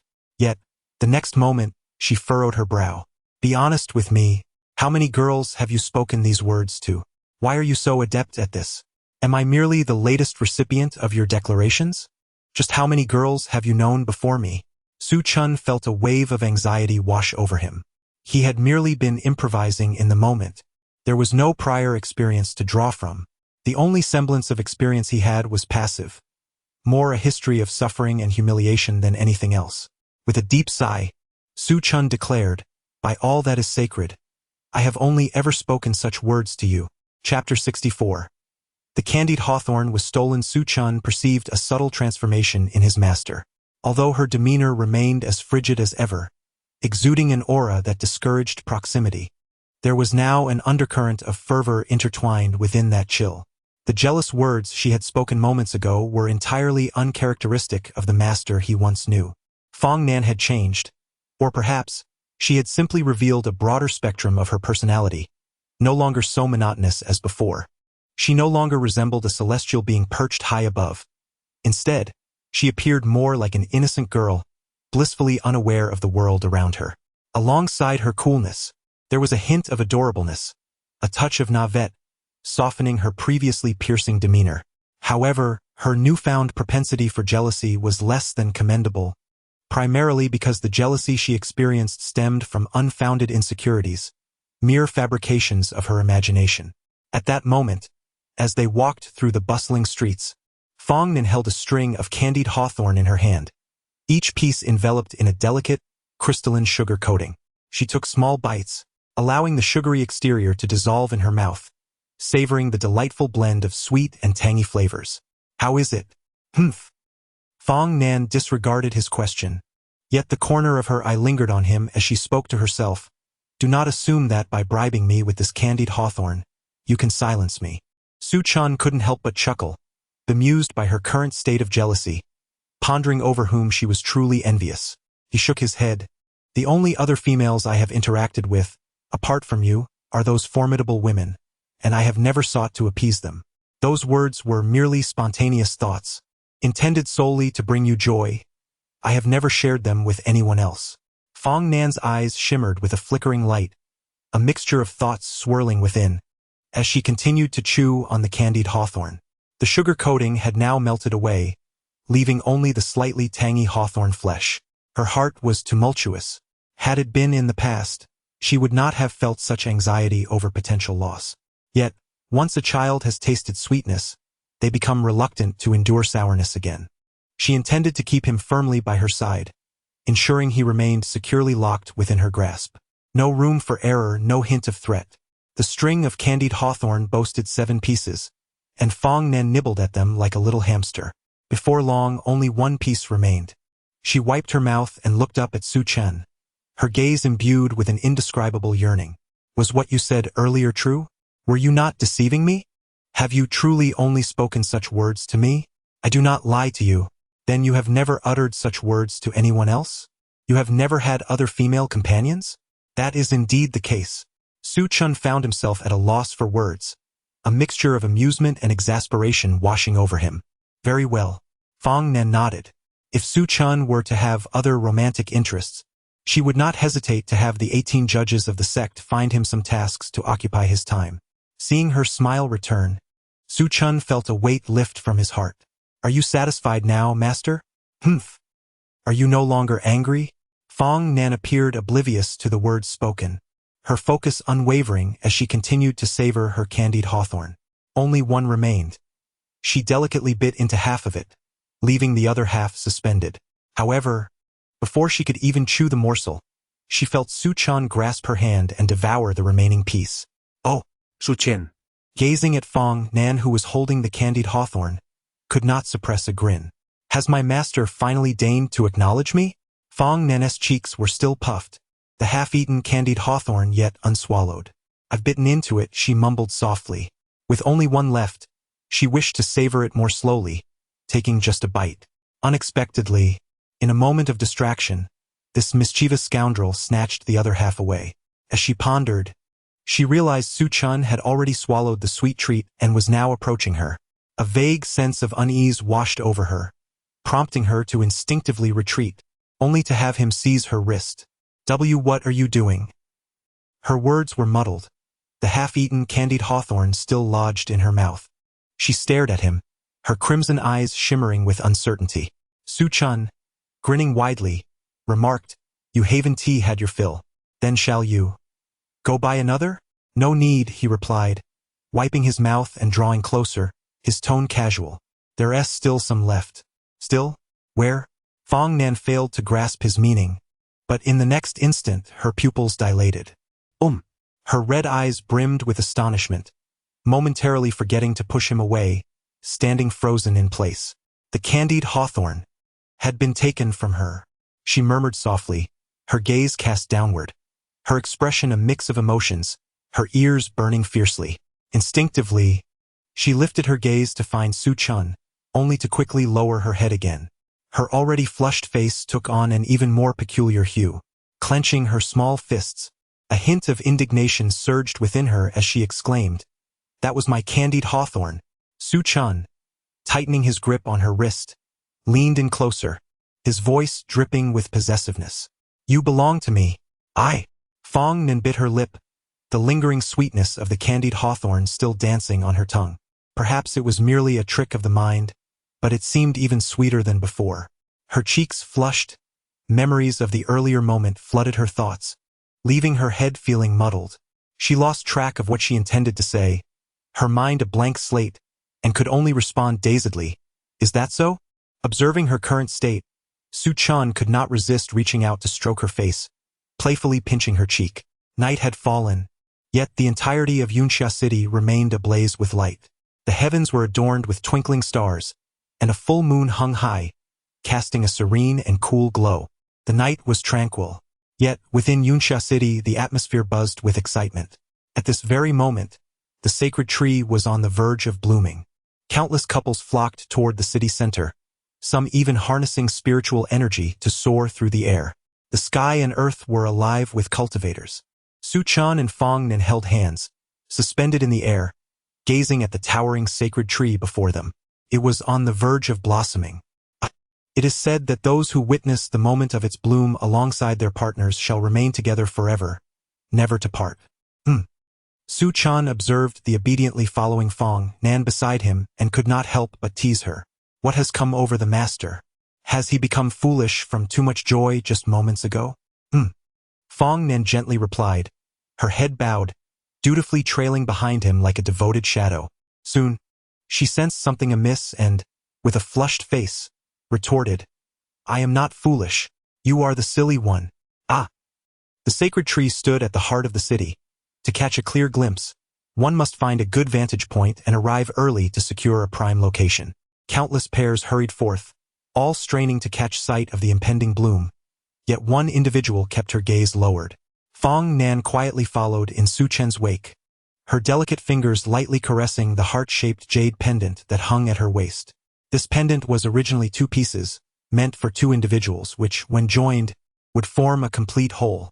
However, Fong Nan disliked this notion. She believed it to be inauspicious and, thus, claimed Su Chun's piece for herself. Su Chun belonged to her, and so, this jade was inherently hers as well. The gentle blush in Fong Nan's eyes deepened, reflecting only the image of Su Chun, and no one else.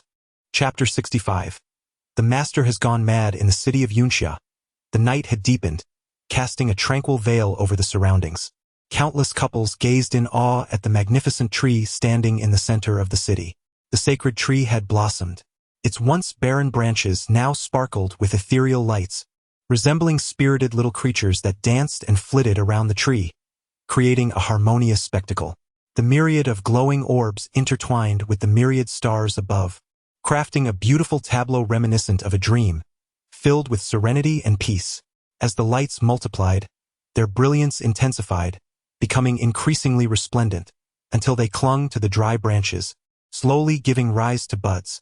Each bud, poised to bloom, radiated colors of 5 hues, illuminated by the cold moonlight, enhancing the dreamlike and tranquil scene. Gradually, the buds unfurled, releasing a delicate fragrance that enveloped the air, refreshing the spirit and invigorating the senses.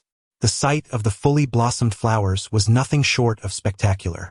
The flowering of the sacred tree was fleeting. It was said that couples who witnessed its bloom would enjoy eternal togetherness, sweetly bound and never to part.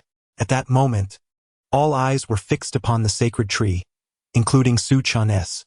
He hovered in the air, quietly admiring the distant tree, his heart silently praying. Unbeknownst to him, Fong Nan's gaze remained steadfastly upon him. Her soft, rosy eyes reflected a singular figure, only Su Chen. As she observed him, a subtle smile graced Fong Nan's lips, her attention sharpening with each passing moment. She gazed at him unabashedly, as if wishing to etch his image into her heart. Her eyes, typically cool, now burned with an intensity that was anything but innocent. The flowering of the sacred tree was brief, lasting merely 10 breaths. Countless couples either held their breath in focused wonder or frantically recorded the moment with capturing stones. Su Chen wished to immortalize this scene as well. However, he regrettably had no recording stone at hand. What a pity! If only we could preserve such an experience, he thought, so we could revisit it whenever we wished. With a shake of his head, he expressed his helplessness, sighing softly. Beside him, Fong Nan chuckled lightly. Precious things are valued for their rarity. Capturing them may seem like preserving beauty, yet it often leads to a loss of their original significance. Significance. Su Chen murmured her words, pondering their complexity. What significance? He noticed Fong Nan's smile fade as she gazed at him, her eyes filled solely with his presence. The flowering of the sacred tree was inconsequential. What truly mattered was experiencing it alongside the one you love. Without you by my side, no matter how magnificent the sight, I would find it utterly mundane. Su Chen was taken aback by her words, momentarily unable to meet her gaze, feeling the heat of her stare burn into his heart. Master, he whispered softly. Unexpectedly, Fong Nan stepped closer, lightly lifting herself onto her toes to lean in by his ear, her voice barely a whisper. It felt as if a diminutive creature, akin to a flying beast, had burrowed deep into his heart, and once it entered, it would not emerge. He exhaled softly, uttering a few words. My lady. These 3 words settled directly into his heart, echoing incessantly in his mind, akin to a colossal hammer striking upon him. Su Chen stood frozen in place, a myriad of emotions flickering in his eyes, surprise, shock, and a hint of excitement. When had his master become so flirtatious? He hesitated, yearning to articulate something, yet the words my lady lingered on the tip of his tongue, refusing to be spoken. Under ordinary circumstances, he would have simply said it, but in this peculiar atmosphere, each thought only heightened his discomfort. It felt as though she had him under her spell, and Su Chen sensed his own confidence plummeting. He even felt a touch dizzy, as if his mind were clouded with confusion. The countless blossoms upon the towering tree had gradually wilted, the vibrant branches reverting to their former starkness, while the onlookers among the cultivators began to disperse, leaving only a few pairs of couples behind. Su Chen and Fong Nan were among them. Though some time had passed, Su Chen's mind continued to replay her words incessantly. This time, he found himself at a disadvantage, having lost ground to Fong Nan. His ears flushed with warmth. His heartbeat quickened, and his senses seemed to amplify. Instinctively, he raised his gaze to meet Fong Nan's, only to discover that she was already looking at him. Her eyes sparkled with the cunning of a sly little fox, her red irises glinting with mischief. With her hands clasped behind her, she tilted her head slightly, her gaze imbued with an unspoken allure. Master, you are toying with me. Fong Nan could no longer contain her laughter, having held it back for quite some time. Now, she finally succumbed. Humph. Often teased by this little rascal, today she had managed to turn the tables. Fong Nan smiled, her lips curving in delight, her beautiful eyes crescent-shaped like the moon. What is this? Am I only allowed to be bullied by you, yet I cannot utter a word in return? How is that fair?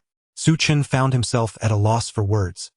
He rapidly contemplated, various thoughts flashing through his mind, until a notion took form.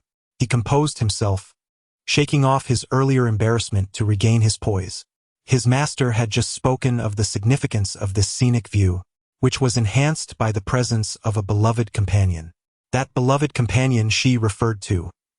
Before Su Chun could finish his thought, Fong Nan promptly answered. Naturally, it is you. Her expression remained unchanged, her voice calm and unequivocal, devoid of hesitation. Su Chun was taken aback, gazing blankly at Fong Nan, his lips twitching involuntarily. What was going on with his master today? Under normal circumstances, after such inquiries, she would have stammered, unable to articulate her thoughts. Yet today, she delivered one direct hit after another, leaving him unsure of how to respond and somewhat flustered. Perceiving his astonishment, Fong Nan gently grasped his hand, unwilling to let him off the hook so easily. She rose on her toes, leaning close to his ear, exhaling softly. Now, call me my lady and let me hear it. As anticipated, Su Chen's pupils instantaneously constricted, and his expression grew increasingly peculiar. He felt as if engulfed in flames. Gazing at his revered master before him, an inexplicable sense of contrast surged within him, rendering his emotions all the more bewildering. Su Chun sensed that he was truly unable to contend with her. His master had succumbed to a frenzy, stirring a tempest within his heart and soul. Yet suddenly, a thought flickered across his mind, and a glimmer of brilliance shone in his eyes. With a smile, he inquired, "If I were to call you my lady, would you be willing to don that seductive attire?" As his words lingered in the air, Fong Nan remained momentarily stunned, simply gazing at him in disbelief. However, her complexion soon began to redden. The previous air of arrogance had entirely dissipated, replaced by an aura of bashfulness and restraint. She clutched the edges of her robe, lowering her head and turning to the side. "No, I cannot." Chapter 66. The master is once again at a disadvantage within the inn. Fong Nan sat on the bed, nestled in the corner, her arms wrapped around her legs, completely devoid of her earlier bravado. As she observed Su Chun approaching, she instinctively shrank back, tucking her feet beneath her. Before he could utter a word, she preemptively declared, "I want tea, wear it." In truth, Fong Nan felt a twinge of regret. How could she have so impulsively agreed to his purchase of those items? Was she not digging her own grave? The moment images of those garments flickered through her mind, she could not help but envision herself adorned in that intimate attire, leaving her utterly flustered. Merely contemplating it sent her thoughts spiraling into disarray. Su Chun remained silently seated beside her, not uttering a single word. Yet, his silence only intensified the peculiar sensation within Fong Nan. A sense of foreboding began to brew in her heart. She instinctively recoiled further, but with her back pressed against the wall, there was nowhere left to retreat. In a hushed tone, she murmured, "You promised me before that I could wear it only when I wanted to. You wouldn't force me to wear it." "Indeed, that is the case," Su Chun replied, his smile unwavering, his gaze fixed upon her with keen interest. "Master, you seem far less playful than before. Now you appear quite harmless." Fong Nan tilted her head, blinking in confusion, as if she could not comprehend his words. "I don't understand." This woman had once again assumed the role of the Na'vi. "Didn't you say that if I called you wife you would allow me to warm your feet? Why deny it now? Preposterous. Where did I err? I distinctly remember saying it was for changing into intimate attire, not for warming your feet. Where did you conjure such absurdity?" Fong Nan, inherently clever, felt a sudden jolt of realization that she had once again fallen into his trap. She pressed her lips together, falling silent. Under normal circumstances, she would never have succumbed to such a clumsy ruse. Yet, for reasons unbeknownst to her, being in his presence rendered her thoughts muddled, as if her mind were engulfed in a fog, leaving her utterly perplexed. Before long, the flawless elegance of her neck turned a shade of crimson, and her ears flushed with warmth. A hint of melancholy flickered in her soft, rosy eyes. You, how can you be so wicked?" As she watched Su Chun's joy intensify, Fong Nan felt a surge of indignation swell within her. "Do not laugh." Yet her words lacked any real force.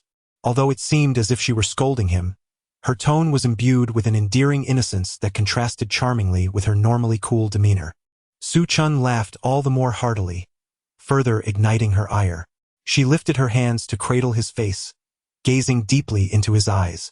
If you laugh again, then her voice trailed off, not due to any occurrence, but rather because she could not conjure a suitable threat. It felt as if any words she could utter would be inappropriate. Hitting or scolding him was out of the question. His injury would cause her greater distress. The mere thought of it was unbearable.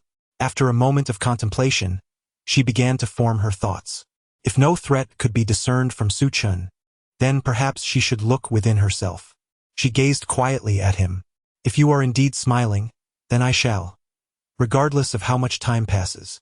I shall. Though she had clearly devised words to intimidate him, they faltered on her lips, refusing to emerge. Watching Su-chun nearly break into laughter, Fong Nen mustered her resolve and blurted out those few words.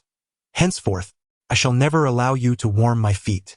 Despite the fact that this statement was meant to threaten him, upon uttering it, Fong Nen felt a surge of agitation within herself. She subtly shifted her feet beneath her robes, even tugging at the fabric to cover them. Nevertheless, this threat proved effective. The moment her words fell silent, Su-chen's smile vanished, and he sat up straight with an air of seriousness. Master, I shall not laugh again. His demeanor was so grave, as if something dire had occurred, that it elicited a laugh from Fong Nan. I meant for you to stop mocking me, not to refrain from laughter altogether. If you do not laugh, who shall I turn to? The latter part of her statement dwindled to a whisper, leaving her uncertain whether Su-chan had heard her clearly. The room was enveloped in silence, so quiet that one could hear a pin drop, and the atmosphere felt oddly charged. The two of them regarded each other intently. Su-chen subtly inched closer. Fong Nen wished to retreat, but she had already pressed against the wall, feeling its cold surface against her back. Before long, she sensed a warm hand resting on her back, radiating heat. Fong Nen noticed him drawing nearer. Her eyelashes fluttered delicately, her heartbeat quickening. Even her slender brows seemed to inch closer together. A sheen of sweat glistened on her fair forehead. Strands of hair cascaded down, framing her face, swaying gently in the evening breeze. Fong Nan tightly shut her eyes, holding her breath. Yet, after an extended wait, the anticipated moment did not arrive.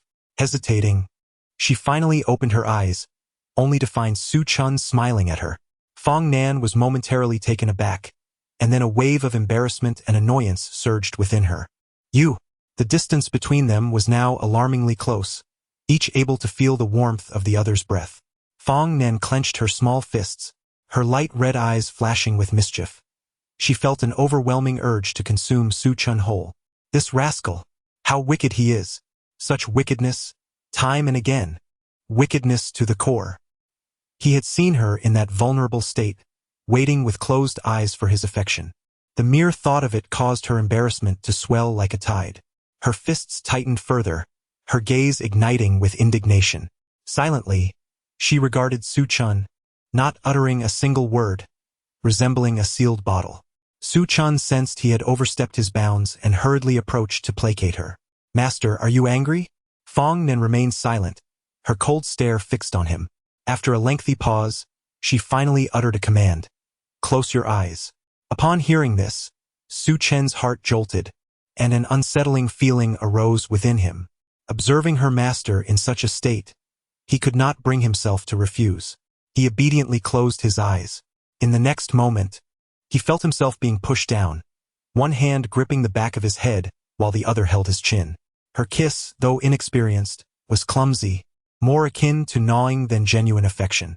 After several awkward attempts that likely left Su-chen's lips sore, they finally met in a proper embrace. However, while she was lost in her feelings, Su-chen's mischievous thoughts began to rise. During his time in the sect, he had not only studied alchemy but also learned a few basic formations. With a casual gesture, he summoned a soundproof barrier around them, effectively isolating their surroundings. Seeing this, Fong Nan panicked. No. She said, her voice laced with embarrassment. If you take too much, you won't treasure it. Yet her struggles were merely symbolic, and she soon surrendered to him. As the night deepened, the moonlight shone brightly, casting dancing shadows around them. Chapter 67. Could there be deception? The following morning, as dawn broke with a soft light, two figures soared through the air, their speed astonishingly swift. Su-chun had initially intended to linger a bit longer with his master, But to his surprise, the communication jade suddenly illuminated. It indicated that there was an issue with the elders. Several elders accompanied the disciples during this expedition, and should the disciples find themselves in peril, they could call upon the elders. If the elders were unable to resolve the situation, they would then summon Fong Nan, for her strength surpassed that of all others. Master, can you sense the location? Fong Nan responded softly. The message from the communication jade pinpointed a location to the west, where a tranquil canyon lay, seldom trodden by human feet. The nature of the incident remained unknown. Su Chen unleashed his full speed, augmented by Fong Nan's spiritual energy, and within less than half an hour, they arrived at their destination. The canyon was serene and secluded. One would hardly notice its entrance without careful scrutiny. The ground was ablaze with flourishing creeping daisies, and the valley was adorned with these petite blossoms. Su Chen surveyed his surroundings with a hint of confusion. It appeared that no signs of conflict had transpired here, so who had activated the jade pendant? Fong Nan extended her spiritual awareness, scanning the vicinity, yet discerned no fluctuations of spiritual energy. Just as the two were pondering the circumstances, a voice rang out. Over here. Come here.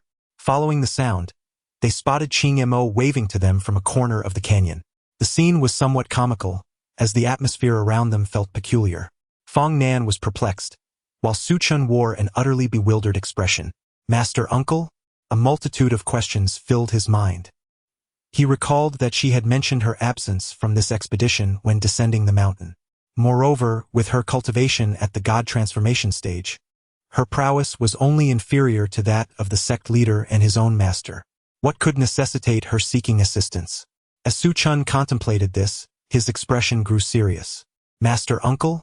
Have you encountered a troublesome predicament? Qing Mo grinned widely. Look at this. As she spoke, she retrieved an object from her storage bag, a transparent jade box.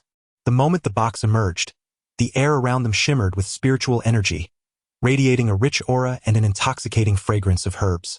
Inside the box lay a spirit herb, adorned with golden veins, resting quietly. It was the coveted Qi Yen spirit herb. This herb could alleviate the cold poison afflicting Fong Nan, significantly suppressing the toxin. When used in conjunction with her cultivation, it could even eradicate the cold poison at its source. Thus, this herb was of considerable importance. Fong Nan was astonished, while Su Chen was left in shock. Observing their expressions, Qing Mo's lips curled into a proud smile, lifting her chin slightly, resembling a child awaiting praise, her eyes sparkling with delight. Impressive, isn't it? Indeed, quite impressive. In the following moments, Qing Mo elucidated the circumstances that had transpired. After descending the mountain, she did not accompany the other elders in supervising the disciples' training but had instead made her way directly to the land of Shu.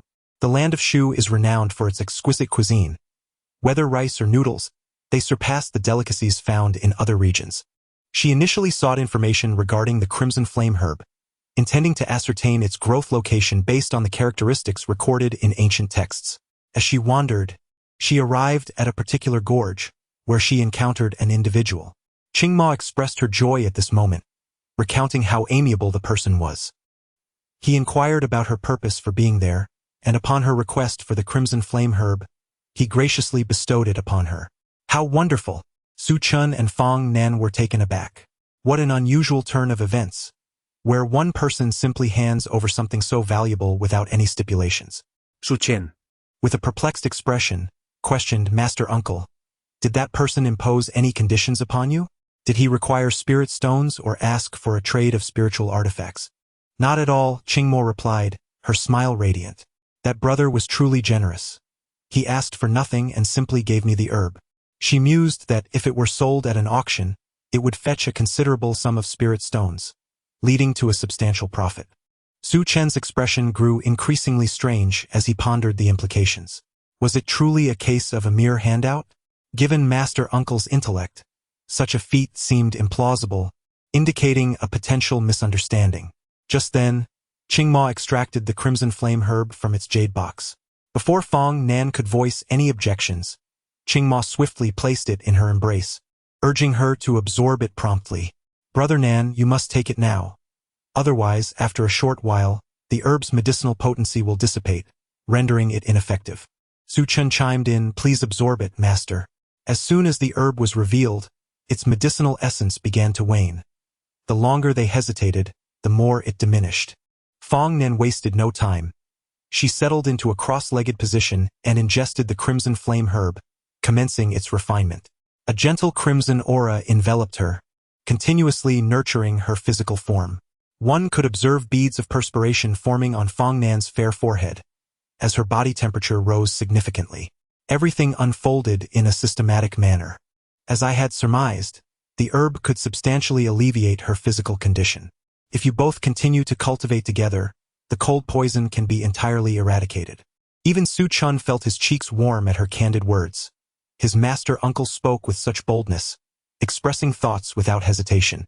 "Master uncle, that person gave you a millennium herb without requiring anything in return?" "No," Qingma shook her head, reflecting carefully as if to confirm her memory, then repeated her denial. "He said nothing and simply handed it to me. Truly a good brother." Qingma continued to express her admiration. "A good brother? Indeed. Who would casually gift such a precious herb?" Su Chen's expression grew increasingly odd. The more he listened to Qingma, the more he sensed something amiss. Yet, the herb itself was undoubtedly genuine, suggesting that Qingma had likely misunderstood the situation, leading to this confusion. "Master uncle, you haven't made any promises to that person, have you?" Qing Mo inquired, scratching her head and pondering for a moment before slapping her thigh. "Well, yes. He knew I am an alchemist and asked if I could refine a pill for him each year for a lifetime. I told him that was no trouble at all, just a trivial matter." Upon hearing Qing Mo's words, Su Chen's expression became quite remarkable. His lips trembled involuntarily, and his countenance grew increasingly peculiar. He stared at the rather blunt woman before him, momentarily at a loss for words. How could she claim that nothing was requested? The demands were far greater than that. Conversely, Qing Mo seemed utterly unconcerned with the implications and simply accepted the spiritual herb. Su Chen felt a headache coming on, unsure of how to broach the subject. At that very moment, Qing Mo also sensed that something was amiss. She blinked her eyes in confusion. What could there be a deception at play? Chapter 68. Is he trying to embarrass me? Su Chun opened his mouth, intending to speak, but upon seeing Qing Mo's demeanor, the words caught in his throat. Finally, he exhaled a long sigh, his face a canvas of helplessness, or perhaps a blend of laughter and tears. He found himself questioning how Qing Mo had managed to survive to this age. If this fellow were to be sold by someone, he would likely end up counting the money for them. "Master uncle, are you not essentially selling yourself?" "What do you mean? 1 pill per year, and you are to refine it for him your entire life." Indeed, the corners of Su Chen's mouth twitched involuntarily, his expression indecipherable. The conversation had reached such a point. How could she still not comprehend? At that moment, Qing Mo furrowed her brow and, with an air of maturity, patted Su Chen on the shoulder. "Young man, we must be magnanimous in life. We cannot be petty. Look, he has graciously gifted me a crimson flame spirit herb." Gifted. The mere sound of those words caused Su Chen's eyelids to twitch uncontrollably. If it were truly a gift, that would indeed be splendid. However, upon deeper reflection, he realized it was implausible. The crimson flame spirit herb was exceedingly precious, and judging by the earlier display, it was a millennium-old specimen. Who would be so selfless as to bestow such a valuable item without any expectation of return? That would be madness. Though Su Chen was unaware of the nature of the dialogue that had transpired between the two, he could sense that they were undoubtedly engaging in a conversation that transcended their realms. After a moment of contemplation, he finally spoke. "Master uncle, could it be that there exists a possibility that when he mentioned spending the latter half of his life refining pills, he was merely speaking metaphorically?" "Metaphorically?" Fong Nan blinked in confusion. "What I mean is, his original intention was for you to spend the latter half of your life with him, to become life partners." Upon hearing this, Qing Mo was momentarily taken aback, her eyes widening in disbelief, her mouth agape in astonishment. She burst into laughter. "You must be overthinking this. He is not blind. How could he possibly have any interest in me? Absolutely impossible." She waved her hands dismissively. However, after a while, she noticed Su Chen gazing earnestly at her, his expression grave. Qing Mo felt a wave of bewilderment wash over her. Could it be that this was indeed the case? But how was I supposed to understand such a notion? Is this not an embarrassment for me, Qing Mo? This cannot be valid. Does Master Uncle have any feelings for him? Qing Mo shook her head vigorously, her head bobbing like a rattle drum. I only have affection for my pickled vegetable noodles, as well as my shredded pork noodles and pickled radish. Dating? Observing others in love is far more interesting. As for my own romantic escapades, I shall pass. Moreover, Qing Mo's brow furrowed slightly, her expression complex. Why would anyone harbor feelings for her? Is he out of his mind? A flood of confusion filled her heart. Does he truly comprehend how much I consume in one meal? If he were to witness my appetite, he might well faint from shock. After a moment's hesitation, she turned her gaze back to Su Chun. Are you certain that fellow does not wish to become sworn brothers with me? You know, the kind that becomes blood brothers. What on earth? Su Chun sometimes found it difficult to comprehend the peculiar thought processes of his master uncle, which were rather absurd. Perhaps he had lost his senses, or was indeed blind to have chosen someone like me. How pitiful. Qing Mo shook her head, sighing in disbelief. Her demeanor suggested that she felt as though she had agreed to something that was not truly herself. Su Chun stared at her in confusion. Master Uncle, what do you intend to do? What to do? Just prepare a dish. I promised to refine a pill for him each year, so I shall do just that. After saying this, Qing Mo appeared to have an epiphany and added, I could even refine 2 pills in a year. At that moment, Qing Mo felt somewhat at a loss. Her journey to this canyon was solely to seek a millennium herb for Brother Nan. Yet she found herself inexplicably entangled in this situation. She shook her head. Enough about me. What is the current status of you two? Do share. No comment. Really?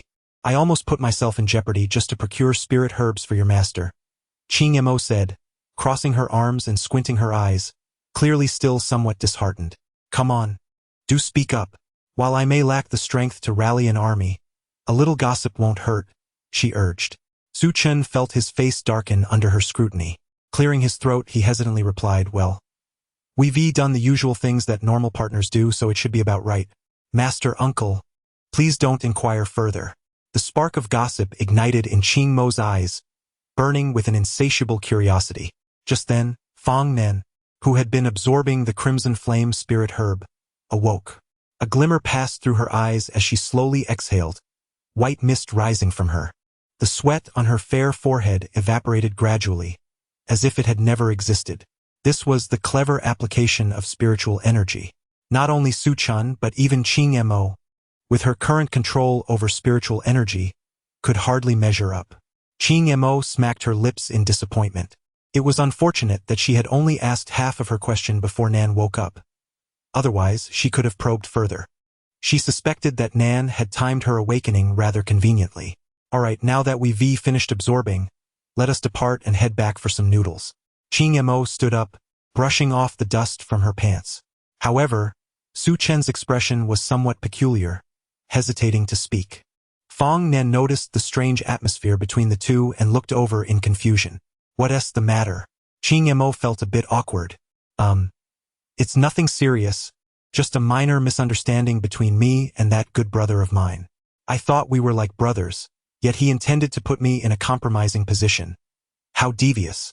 Upon hearing this, Fong Nen frowned, her slender, fair fingers resting on the hilt of her sword, her spiritual energy subtly vibrating, causing the atmosphere to intensify. He wishes to harm you? Her voice was calm yet carried an undeniable weight of authority. To be honest, having Fong Nan by one side truly provided an immense sense of security. However, Su Chun felt increasingly uncomfortable. Master, this matter is not the same as that matter. The two are not synonymous. Fong Nan did not comprehend. Tilting her head, she remained utterly bewildered. Did your martial uncle not mention that the individual intended to harm her? Before Su Chun could speak, Qing Mo had already interjected. She wore an awkward expression. Never mind, you two wait for me here. I shall first enter and clarify things with him. Without waiting for the two to react, she turned and dashed inside. However, she was quick to return. In less than a quarter of an hour, Qing Mo emerged from the canyon. Feeling Su Chen's gaze upon her, Ching Mo smiled broadly, her face radiating confidence. I made it abundantly clear to him, alchemy is merely alchemy, with no further implications. And then, what was his reaction? The fellow broke down in tears on the spot, and I found it quite exasperating. He left behind all his valuable elixirs, equivalent to an investment in the next 20 to 30 years' worth of potions. Su Chen was both amused and bemused. This truly is something only my martial uncle could accomplish. She is indeed remarkable. Yet, while that may be the case, can I even live for another 30 years? Perhaps in that time, I might ascend to the heavens. Who can say for certain? Chapter 69. Fong Nan would never feel jealous after the trio departed from the canyon. They sought refuge in a tavern in a nearby town. A feast ensued, leaving them thoroughly satiated. A gentle breeze, carrying the remnants of a light rain, wafted through the window, scattering a few leaves upon the wooden table. Ching Mo glanced at the leaves, picked one up, and held it before her eyes, studying it intently for a moment. To you, dear leaf, I raise a toast. As she spoke, she poured herself a drink, toasting each of the 3 leaves in turn. Second brother. Drink. Third brother. Burp.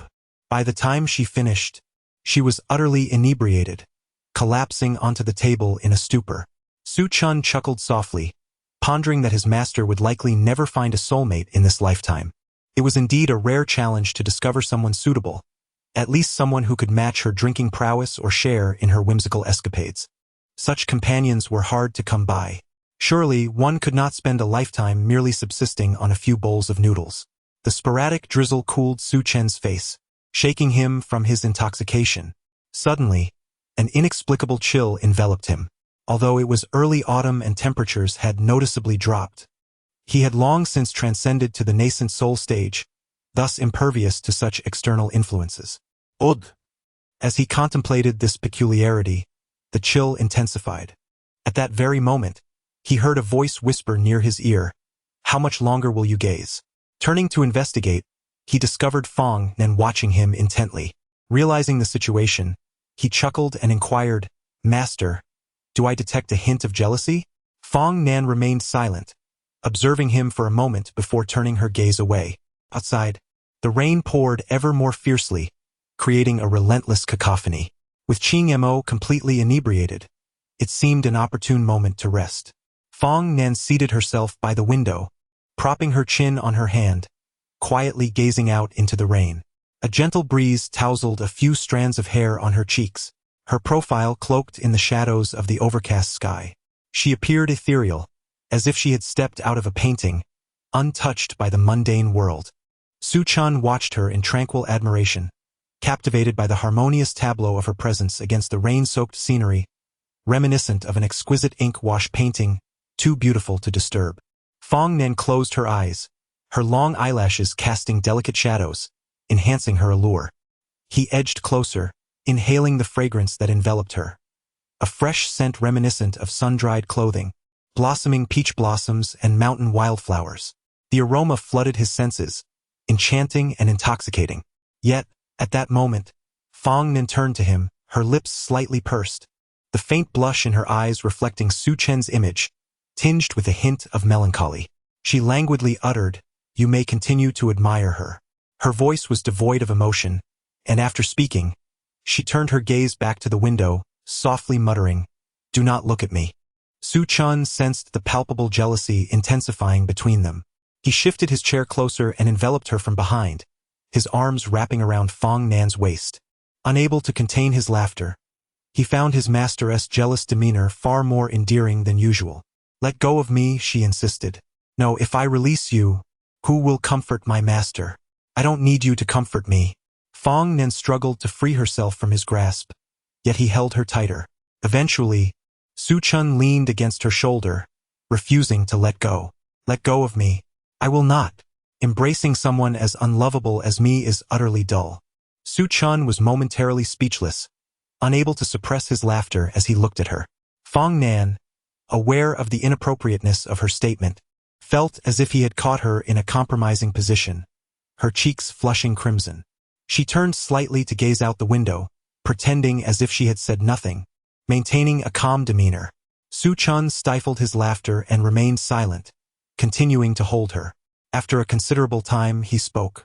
My master is the most adorable person, whether in her daily life or when she is jealous. Fong Nan let out a light hum, acknowledging his words, yet she still did not turn around, continuing to look outside. My master is the most charming person in the world, a celestial being in my heart, my most treasured possession in this life. As he spoke, Fong Nan felt her face heat up. The more he continued, the more embarrassed she became.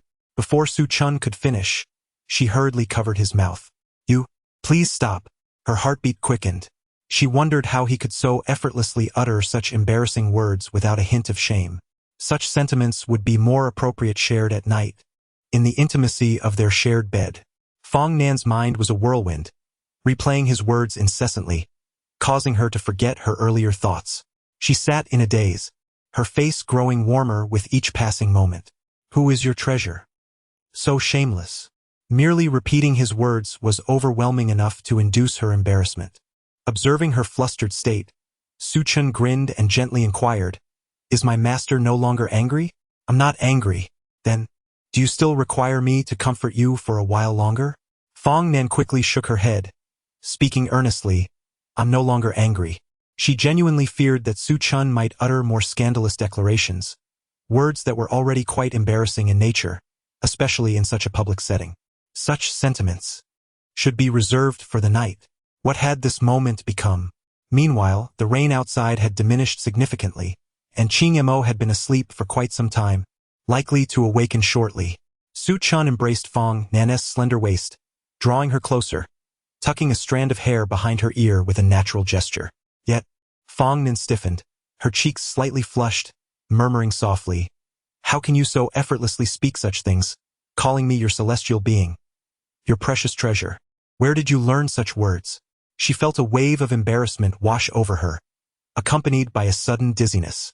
Just after she had spoken, a warm breath brushed against her ear, sending tingles to her heart. Was her master pleased to hear that? Fong Nan instinctively looked up.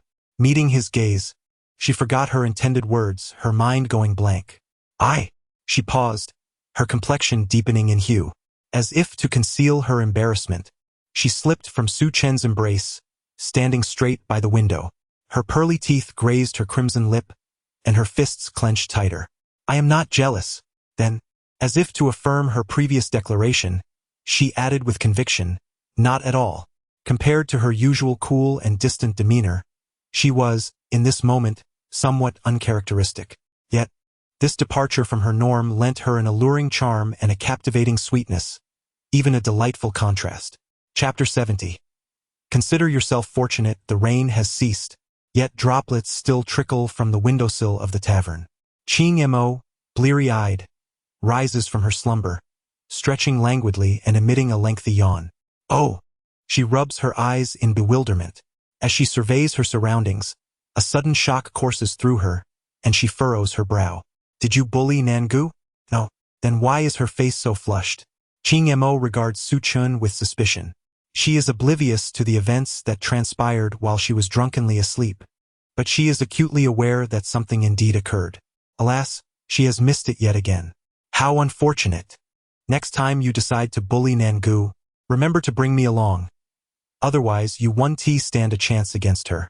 The moment Qing Mo utters these words, an eerie silence envelopes the scene, so quiet that one could hear a pin drop. Fong Nan glances up.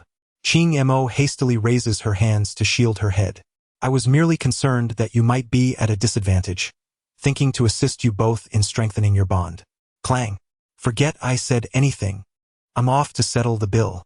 Upon exiting the tavern, dusk has already descended. The clouds at the horizon blaze like fire, as the setting sun paints half the sky crimson. The radiant glow reflects upon the rooftops within the city, rendering them even more resplendent. Under the warm hues of the twilight, Fong Nan appears to possess an ethereal beauty. Nangu, you are truly striking. May I embrace you? Clang. Very well. Consider it unspoken. After casually posing her question, Qing Mo dutifully scurries away. She had not genuinely expected to succeed in her endeavor, having never embraced anyone before. Rolling up her pant cuffs, she ventures off to splash in a nearby puddle. The two remaining individuals observe the spectacle with a mixture of exasperation. Fong Nan, resting her forehead in frustration, is mirrored by Su Chan, who is caught between laughter and dismay. If Ching Mo were to remain silent, standing there quietly, she would exude an air of elder authority. However, once she speaks, the illusion shatters. Should she engage in any further antics, her image would be utterly compromised, as evidenced by her current joyful splashing in water. Master, shall we not intervene? As soon as Su Chen poses this question, he notices Fong Nan subtly retreating a few steps, creating distance. He is taken aback. It appears even the master has her own moments of vulnerability, someone she cannot control. For now, she must keep her distance and feign ignorance. Having just experienced a heavy downpour, the city's ground, long neglected, is uneven and riddled with puddles of various sizes. Ching Mo gleefully hops from one puddle to another, reveling in her play. Meanwhile, Su Chan's Fong Nan pretends not to know her, maintaining a respectful distance behind. They walk together, yet without holding hands. Su Chan had intended to grasp her hand but was deftly evaded by Fong Nan, who forbids his touch. Hasn't the master expressed jealousy before? What has changed? Nothing at all. Su Chan attempts to reach out again, but still finds his efforts thwarted. Though his master occasionally fears causing him harm and refrains from resisting, she still manages to elude him with ease. It appears that he was rendered shy by his earlier words, feeling a sense of embarrassment. Yet, he struggled to articulate anything further, leaving the situation awkward. Su Chan chuckled softly, imitating the words of his master. Nonggo, you truly are exquisite. May I embrace you? Fong Nan was momentarily taken aback by this statement, her expression transforming into one of peculiar surprise as she gazed at Su Chan. Her slender fingers rested hesitantly on the hilt of her sword, wavering for a moment without drawing it. She lifted her gaze towards him and asked, "Are you all right?" There was a hint of genuine concern in her voice, as she truly feared something was amiss with him. "I'm perfectly fine," he replied. "Then why would you mimic your master's words? I thought something was wrong with you. I merely wished to tease you." "You?" Fong Nan's cheeks flushed crimson once more. She had already been flustered earlier, and now the situation felt even more peculiar. She had intended to uphold her image as a respected master, but this was becoming a repeated occurrence. Fong Nan furrowed her brows slightly. "You mustn't tease me." "Why not?" "Because you simply cannot. I cannot allow it. My image is at stake and it cannot be like this." Su Chan hesitated, suppressing the words that lingered on the tip of his tongue. He contemplated mentioning that a master's image was hardly significant, but he feared it might provoke her ire, making her difficult to appease. Thus, he chose silence instead. "Then if I refrain from teasing you, could you grant me the simple pleasure of holding your hand?" Fong Nan seemed to ponder for a moment before nodding. "Very well." It was as if she had reached a compromise, finally placing her petite hand into Su Chen's larger one. Together, they walked side by side.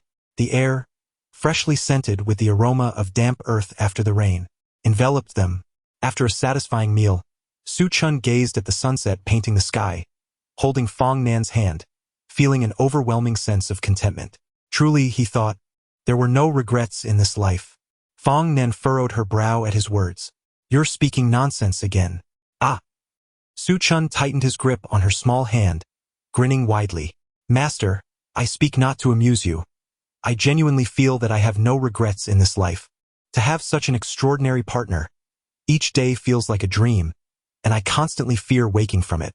With every word, Fong Nan's face grew increasingly flushed. "You mustn't utter such embarrassing sentiments, especially in public. Cease this at once." However, she did not anticipate that Su Chan would lean closer at that moment, lowering his voice. "Master, am I dreaming right now?" Fong Nan shook her head. "No." "Then would you embrace me?" "I." A slight sheen of perspiration formed in her palms, and delicate beads of moisture appeared on her fair forehead. Unable to bear the thought of rejecting him as she gazed into his eyes, she could only nod. "All right." Wrapping her arms around Su Chen's waist, her rosy cheeks pressed against his chest, she found herself too enraptured to listen to the rhythm of his heartbeat. Her own heart raced ever faster. Fong Nan's ears turned a deeper shade of red. The echoes of his voice still lingered in her mind, speaking of precious treasures and celestial maidens. Such embarrassing words. Learned from some unseemly individual, she mused. After a moment of contemplation, Fong Nan resolved to keep Su Chun at a distance from her master in the future. Otherwise, he would surely lead her astray. Her thoughts were in disarray, and when she regained her senses, she realized she had been holding on for an indeterminate time. Just as she contemplated releasing her grip, she looked up to find Su Chun gazing at her with keen interest. Why? Why are you looking at me? Fong Nan stammered, suddenly hesitant to meet his gaze. Upon seeing him, the words that had plagued her mind surged forth like a tide, each phrase stirring her heart into chaos. Earlier, when she had seen her master, she had wondered who would be fortunate enough to marry such a beautiful celestial being, only to later realize, with a start, that the answer was herself. Biting her lower lip, she felt a deeper flush of embarrassment at this revelation. You. After much hesitation, she struggled to articulate her thoughts, finally managing to utter a few words. Consider yourself fortunate. Chapter 51-57, the segment of the wedding ceremony, has been rewritten overnight and is now complete. Chapter 71. Enchanted at a glance in the following days, Fong Nan and Su Chun were guided by Qing Mo to explore the bustling capital of Shu, both inside and out. Uncle Qing Mo was a connoisseur of leisure, always aware of delightful culinary gems nestled in the corners of the streets, each offering surprisingly delectable flavors. They indulged in exquisite food and drink, frolicking for several days. However, today marked the end of their training, and all the elders and disciples were required to return to the sect punctually. King Montak, eager to plant the new seeds he had acquired in the city, hurried back to the medicinal hall, while Su Chun accompanied Fong Nan back to Yaoguang Peak. Now officially a Yuanying stage cultivator, Su Chun had sufficient spiritual energy coursing through him, enabling him to soar to the peak without Fong Nan's assistance.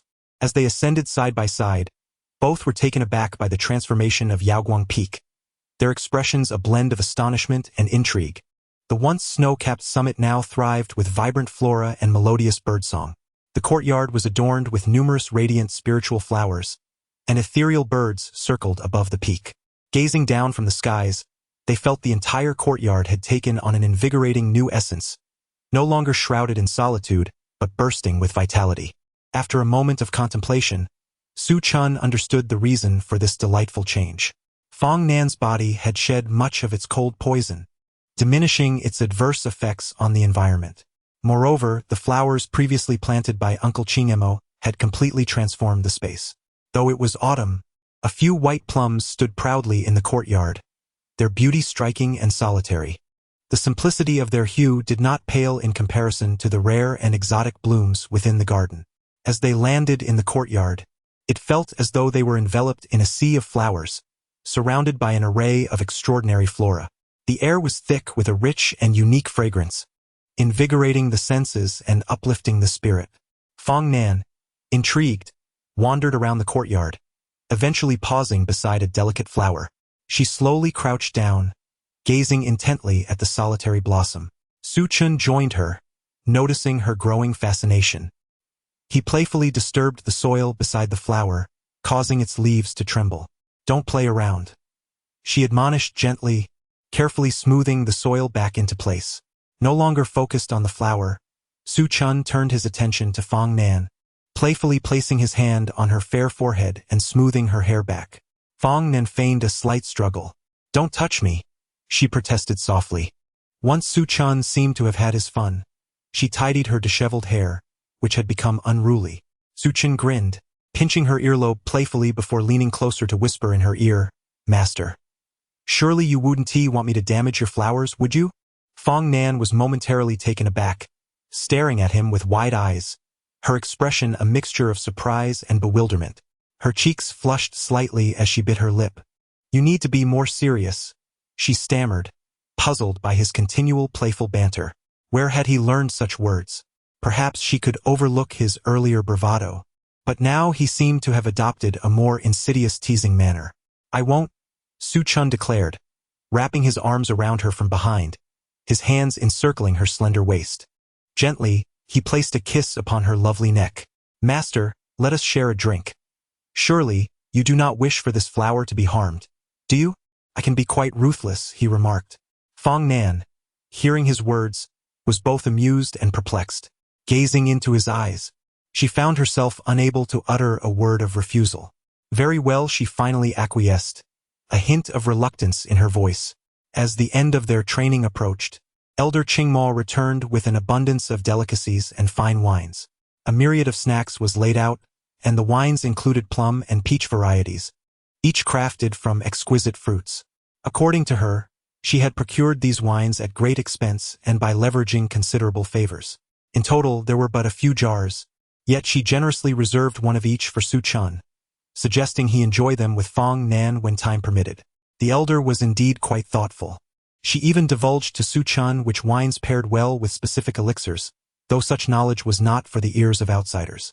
Despite the prolonged absence of the master and disciple, the courtyard remained as tranquil as before, now enriched with a more profound floral fragrance and the lively presence of birds and beasts, presenting a unique and picturesque scene.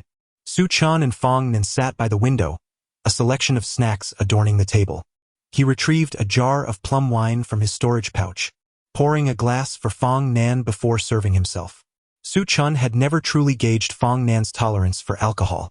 More importantly, it was said that a person's true self emerged only when inebriated. He yearned to witness the transformation of his master once her icy demeanor faded. However, getting her intoxicated proved to be a formidable challenge.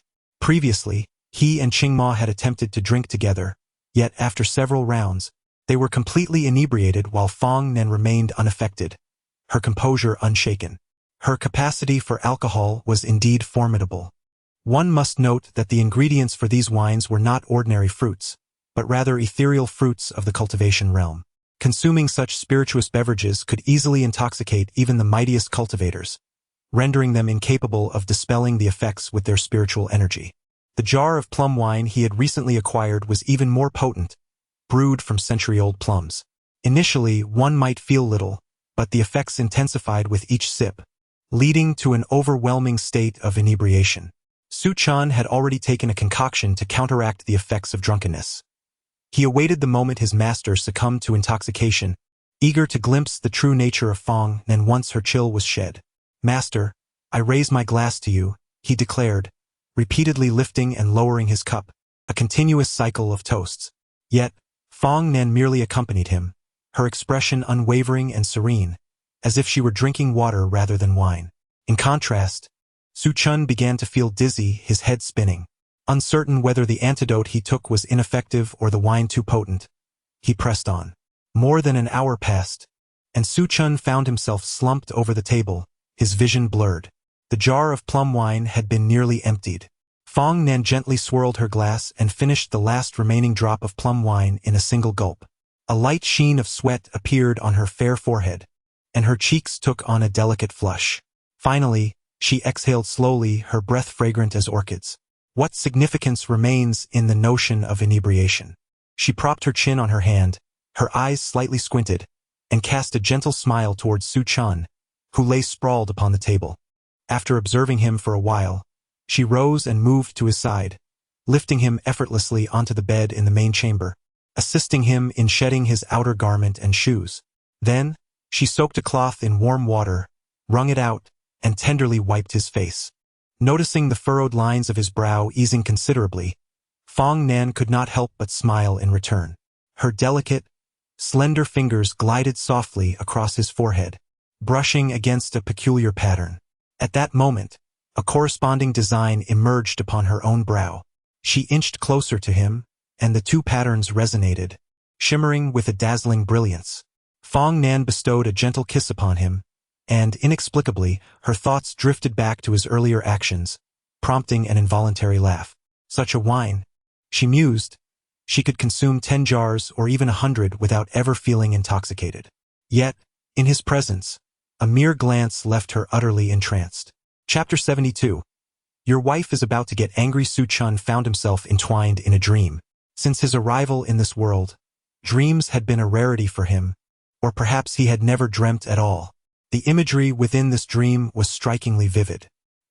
He sensed a figure standing before him, shrouded in obscurity, rendering the person's face indiscernible.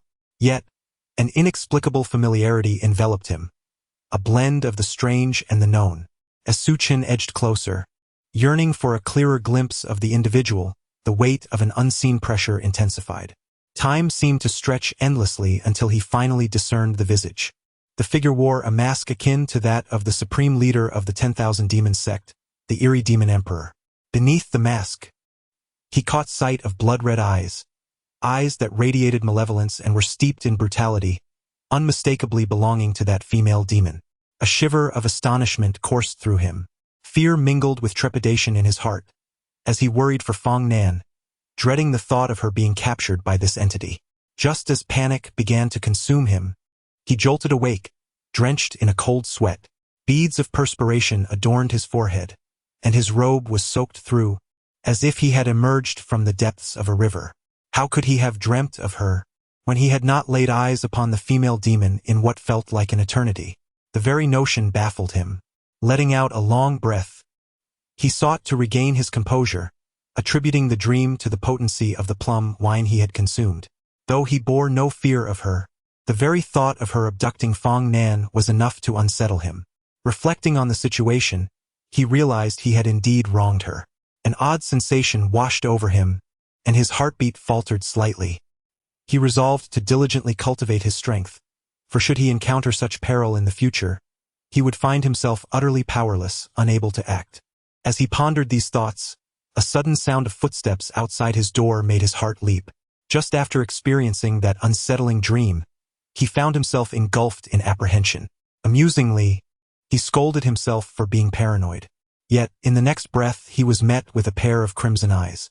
Under the moonlight, they shimmered with an exquisite beauty, reminiscent of radiant rubies. The night was serene. With his vision clouded by drowsiness, Su Chen could not discern the figure's features, but a captivating fragrance wafted towards him. An inexplicable tremor raced through him as the silhouette before him began to merge with that of the female demon. It felt as though she had materialized in his presence.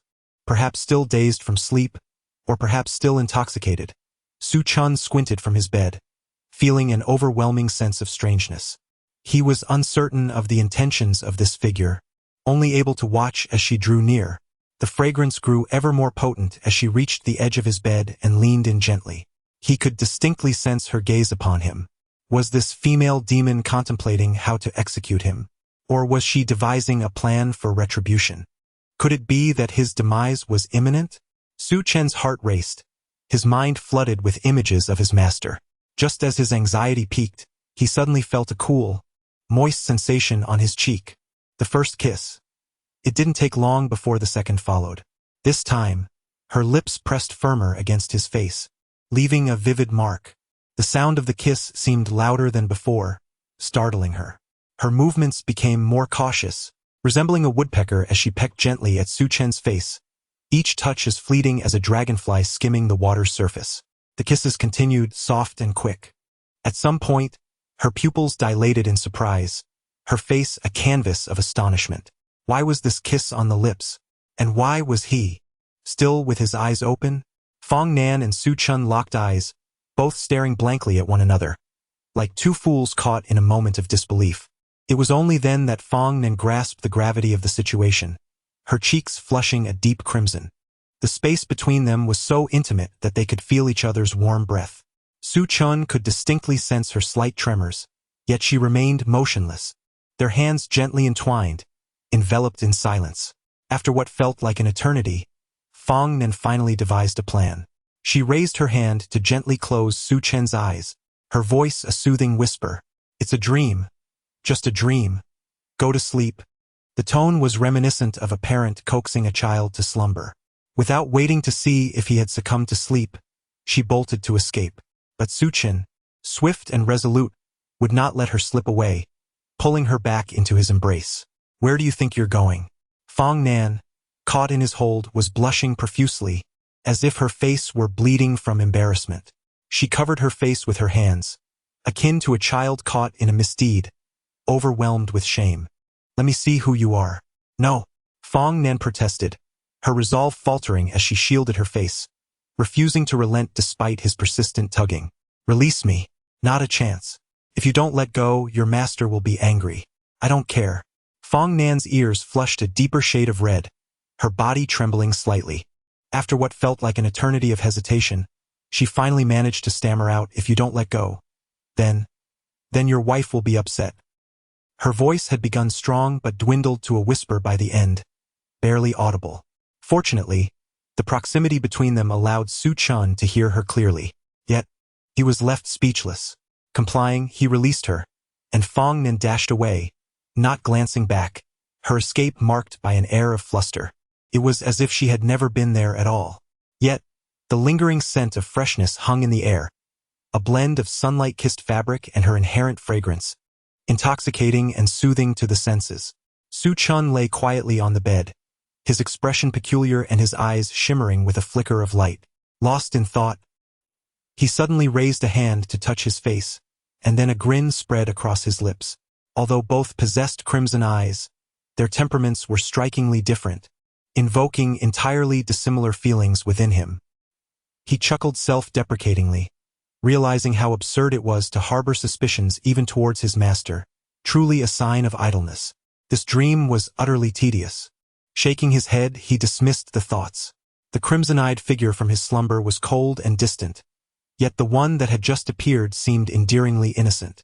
A fleeting desire to capture her and shower her with kisses crossed his mind. As time passed, the effects of the alcohol combined with fatigue began to weigh upon him, and his weary eyes gradually closed once more, plunging him into sleep. Before long, a figure appeared at the doorway. She tiptoed to the bedside and waved her hand before Su Chen's eyes. Noticing his lack of response, she cautiously leaned down and planted a soft kiss on his lips. Satisfied, she then climbed onto the bed, curling up and nestling into his embrace, where she too drifted off into slumber. Chapter 73. This person is truly wicked. The mist lingered in the air as the first rays of morning light cascaded over Yaoguang Peak, filtering through the window and casting a warm hue upon the room.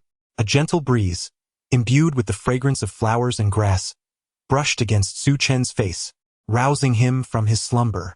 As he slowly opened his eyes, he discovered Fong Nan nestled in his embrace, resembling a clingy little beast. Her porcelain skin radiated a delicate pink, reminiscent of fresh goat's milk. Unable to resist, Su Chun reached out to caress her face, his fingers gliding through her hair. "Master," he whispered softly, yet Fong Nan, still curled against him, showed no sign of awakening.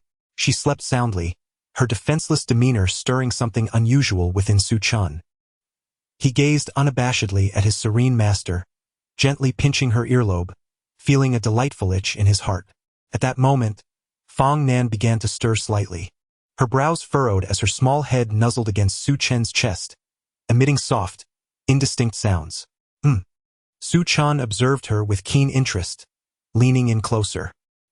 He could distinctly feel the warmth of her breath and was captivated by the flawless beauty of her visage. Suddenly, he noticed her eyelashes quivering ever so slightly. A smile crept onto his lips as he pondered for a moment before placing his hand on her abdomen, gently kneading it. She murmured again. Why was Master pretending to sleep even though she was clearly awake?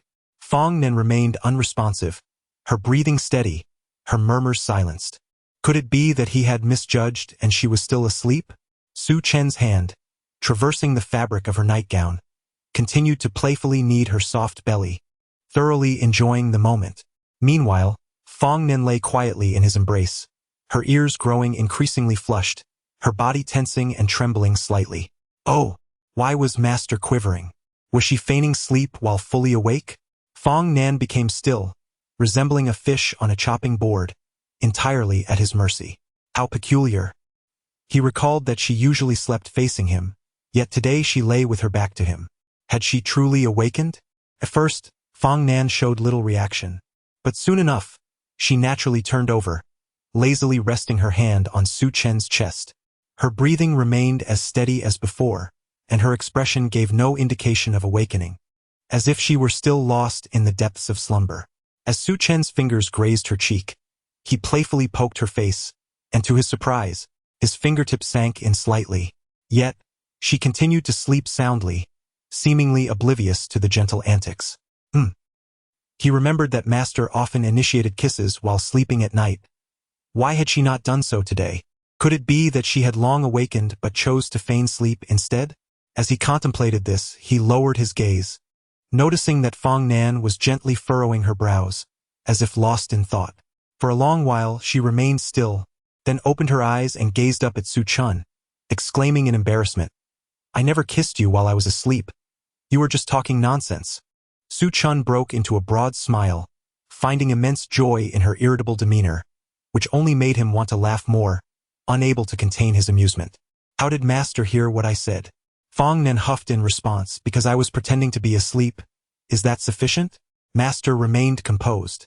As Su Chun spoke, he gently lifted her chin with his hand. "However, someone stealthily kissed me last night. I wonder if Master knows who it was?" Fong Nan's previously calm expression shifted to one of awkwardness. Her cheeks slightly flushed. She turned her head slightly away, her voice barely audible. "I did not kiss you." Most would respond to such an accusation with "I don't know" or "it wasn't me." But Su Chen's eyes sparkled with mirth, and he could not help but laugh. Fong Nan attempted to retort, but she realized she had no grounds for a rebuttal. Once those words left her lips, no matter how she tried to explain, clarity eluded her. She could only stubbornly insist, "It wasn't me." If it wasn't Master, then who could it have been? There are just the two of us on this mountain. How would I know? Fong Nan blinked innocently, her light red eyes filled with innocence. Then Su Chun remarked, "That person is truly mischievous, sneaking in to kiss me while I was asleep." Fong Nan nodded in agreement. "Indeed, very wicked. How could someone do such a thing and not dare to admit it?" Fong Nan nodded again. "Yes, so cowardly." The atmosphere in the room was quite intimate, their voices low enough for only each other to hear. A glint of thought crossed Su Chen's eyes as he smiled brightly.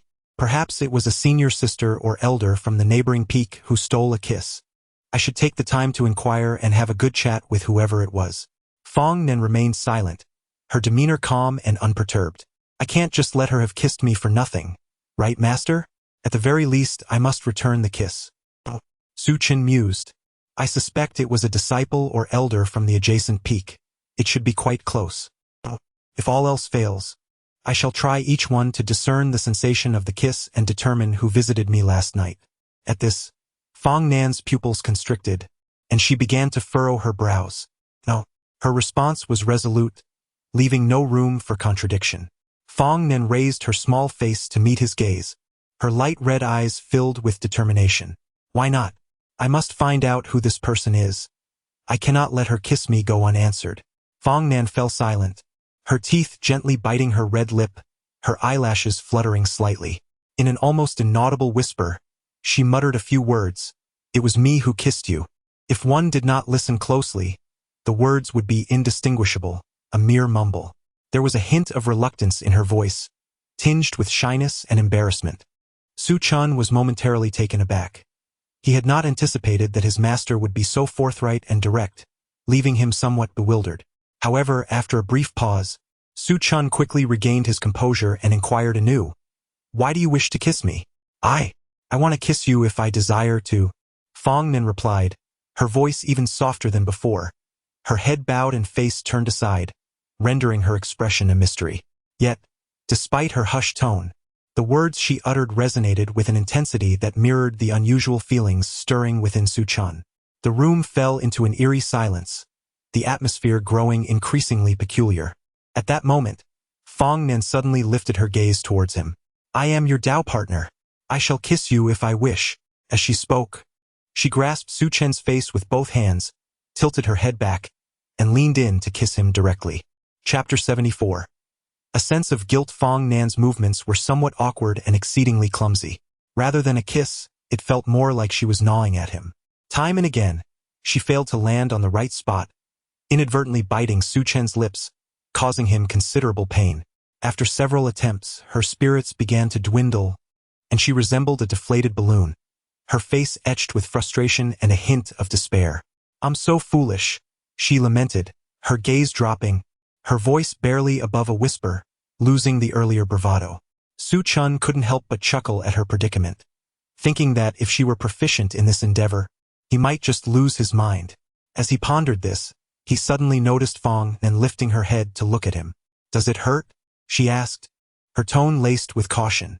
She felt genuinely embarrassed, recalling how her kisses had landed painfully on his lips. Not at all, he reassured her. Really?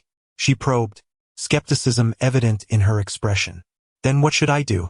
She asked, gazing at him with a puzzled look. After a brief pause, she muttered softly, "Then I won't kiss you anymore." This declaration startled Su Chun, prompting him to respond hastily. "No, please. I was just joking. How could it possibly hurt? It doesn't hurt at all." Fong Nin shook her head and sighed, maintaining her cool demeanor. Yet there was a newfound endearing quality to her. "I really want to kiss you again," she insisted. "Absolutely not. That cannot be," he exclaimed. How could she simply decide not to kiss him anymore? That was out of the question. Fong Nan's slender, pale fingers brushed lightly against Su Chen's lips, cool to the touch. "Does it still hurt?" she inquired. "It never hurt at all, really. I was just teasing you. There's nothing painful about it." "I don't believe you," she retorted, and Su Chun suddenly felt a headache coming on. It seemed he had inadvertently dug his own grave by trying to tease his master. Never kiss again? What kind of joke is that? Isn't that tantamount to a death sentence for me? He hurriedly attempted to clarify. It's all about practice, you know? Just like swordsmanship. No one is proficient at the start, but with enough practice, one becomes skilled. It's the same principle. Fong Nan nodded, her understanding vague yet present. Then, she suddenly furrowed her brow. "So, are you quite skilled?" Empezable, Su Chen replied. But he quickly sensed the awkwardness of his statement and amended it. "I'm actually quite clumsy. I hardly know anything. I've never practiced this before." "Really?" Fong Nin scrutinized him with skepticism, her light red eyes narrowing as she fixed her gaze upon him intently. "Haven't you practiced with anyone else before?" "Never," he replied. "Not a single person." Su Chun hesitated, uncertain of how to respond. His expression turned peculiar. He had only kissed 2 individuals thus far, the female demon lord of the demon sect and his own master, Fong Nan. If one were to call it practice, it hardly qualified as such.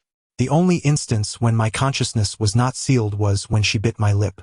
Su Chun sensed that this female fiend harbored some psychological issues. At the very least, her mindset diverged significantly from that of a typical individual. During my previous escape with Fong Nan, she nearly discovered us, and in that moment, her bite had drawn blood from my mouth. It was evident that her actions were entirely deliberate, a calculated act of vengeance aimed at me. In contrast, my esteemed master was merely inexperienced and clumsy in such matters, lacking any prior exposure. After a moment's hesitation, Su Chun replied, "Well, it's not as if there's absolutely no one else." Upon hearing this, Fong Nan's pupils instantly constricted, her brows furrowing tightly, a fierce crimson glow igniting in her eyes. "Who is the other person you speak of?" She remained oblivious to the icy undertone that had crept into her voice, veiling a latent murderous intent. Her scarlet gaze was fixed unwaveringly upon Su Chun, as she tilted her head to look at him. Su Chun then remarked naturally, "It is that female fiend." "The female fiend?" Fong Nan was taken aback, softly murmuring the phrase as the red glow in her eyes gradually diminished. "Are you referring to her?" Of course, Su Chun nodded. "There is no one else." The atmosphere in the room turned peculiar. The anxious Fong Nan had transformed into a picture of tranquility. She seemed to have recalled something, and a glimmer of strange colors flashed in her eyes. Then, "If you speak from the heart, who is closer to me, her or you?" "Undoubtedly, it is you," Su Chun replied without a moment's hesitation. This inquiry was akin to a life or death question. Given the 2 options, there was essentially but one correct choice. A wrong answer would undoubtedly shatter Fong Nan's composure. On the day we fled from the 10,000 Demon Sect, it coincided with the female fiend's emergence. She attempted to forcefully kiss me, yet it was far from a kiss. It was more akin to gnawing. This creature was like a dog. Fong Nan blinked her large, watery eyes, appearing innocently adorable. That truly is excessive. Indeed, she deliberately sought to discomfort me, her actions quite brutal. At that moment, Su Chun seemed to have an epiphany. Suddenly, he suggested, "How about we practice, master? A few more repetitions should suffice." "Absolutely not."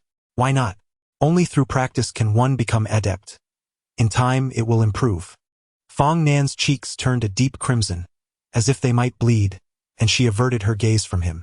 Let us discuss future matters when the time comes. Could it be that my esteemed master is shy? There is no need for that. We are merely practicing, after all, with a clear conscience. Upon hearing this, Fong Nan was momentarily taken aback, then stared at him blankly, her beautiful eyes filled with incredulity, softly repeating, "A clear conscience." With her face aflame, she shook her head and stammered, "We have long since formed a bond as partners and have wedded. You cannot use such words to frighten me." Her voice dwindled to a whisper, but Su Chan clearly heard her final words. He was not at all embarrassed and merely smiled broadly. Is it not better this way?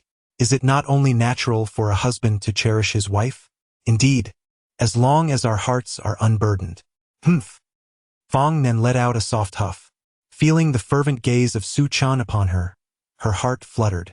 She decided to close her eyes, presenting herself as an offering, a sight that stirred an insatiable yearning within. Then, practice as you wish.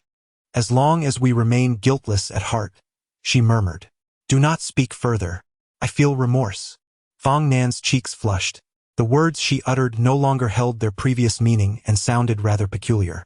The bond between them had long since transcended innocence. How could they claim to be guiltless? In truth, she found it impossible to feel unburdened.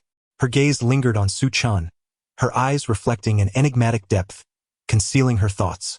That rascal, so insistently professing a clear conscience, yet cleverly toying with her emotions. Humph. Very well, I suppose I owe him this indulgence.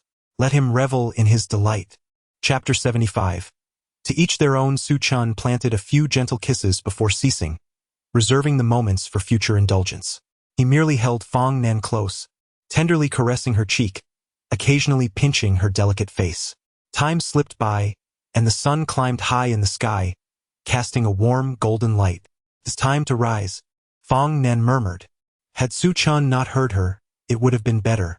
Upon catching her words, he tightened his embrace. Let us not get up. You should go cultivate, just a little longer in my arms. Fong Nan, resting her head on Su Chan's arm, draped her hand around his waist, nestling closer. My mother mentioned that the Northern Abyss secret realm will open in a year, where the second piece of the phoenix bone lies. You must cultivate diligently so we can enter together. Is the secret realm dangerous? Fong Nan nodded, then shook her head. It is indeed perilous, but with me by your side, I will ensure you remain unharmed. However, you must elevate your cultivation level swiftly to absorb the second piece of the phoenix bone.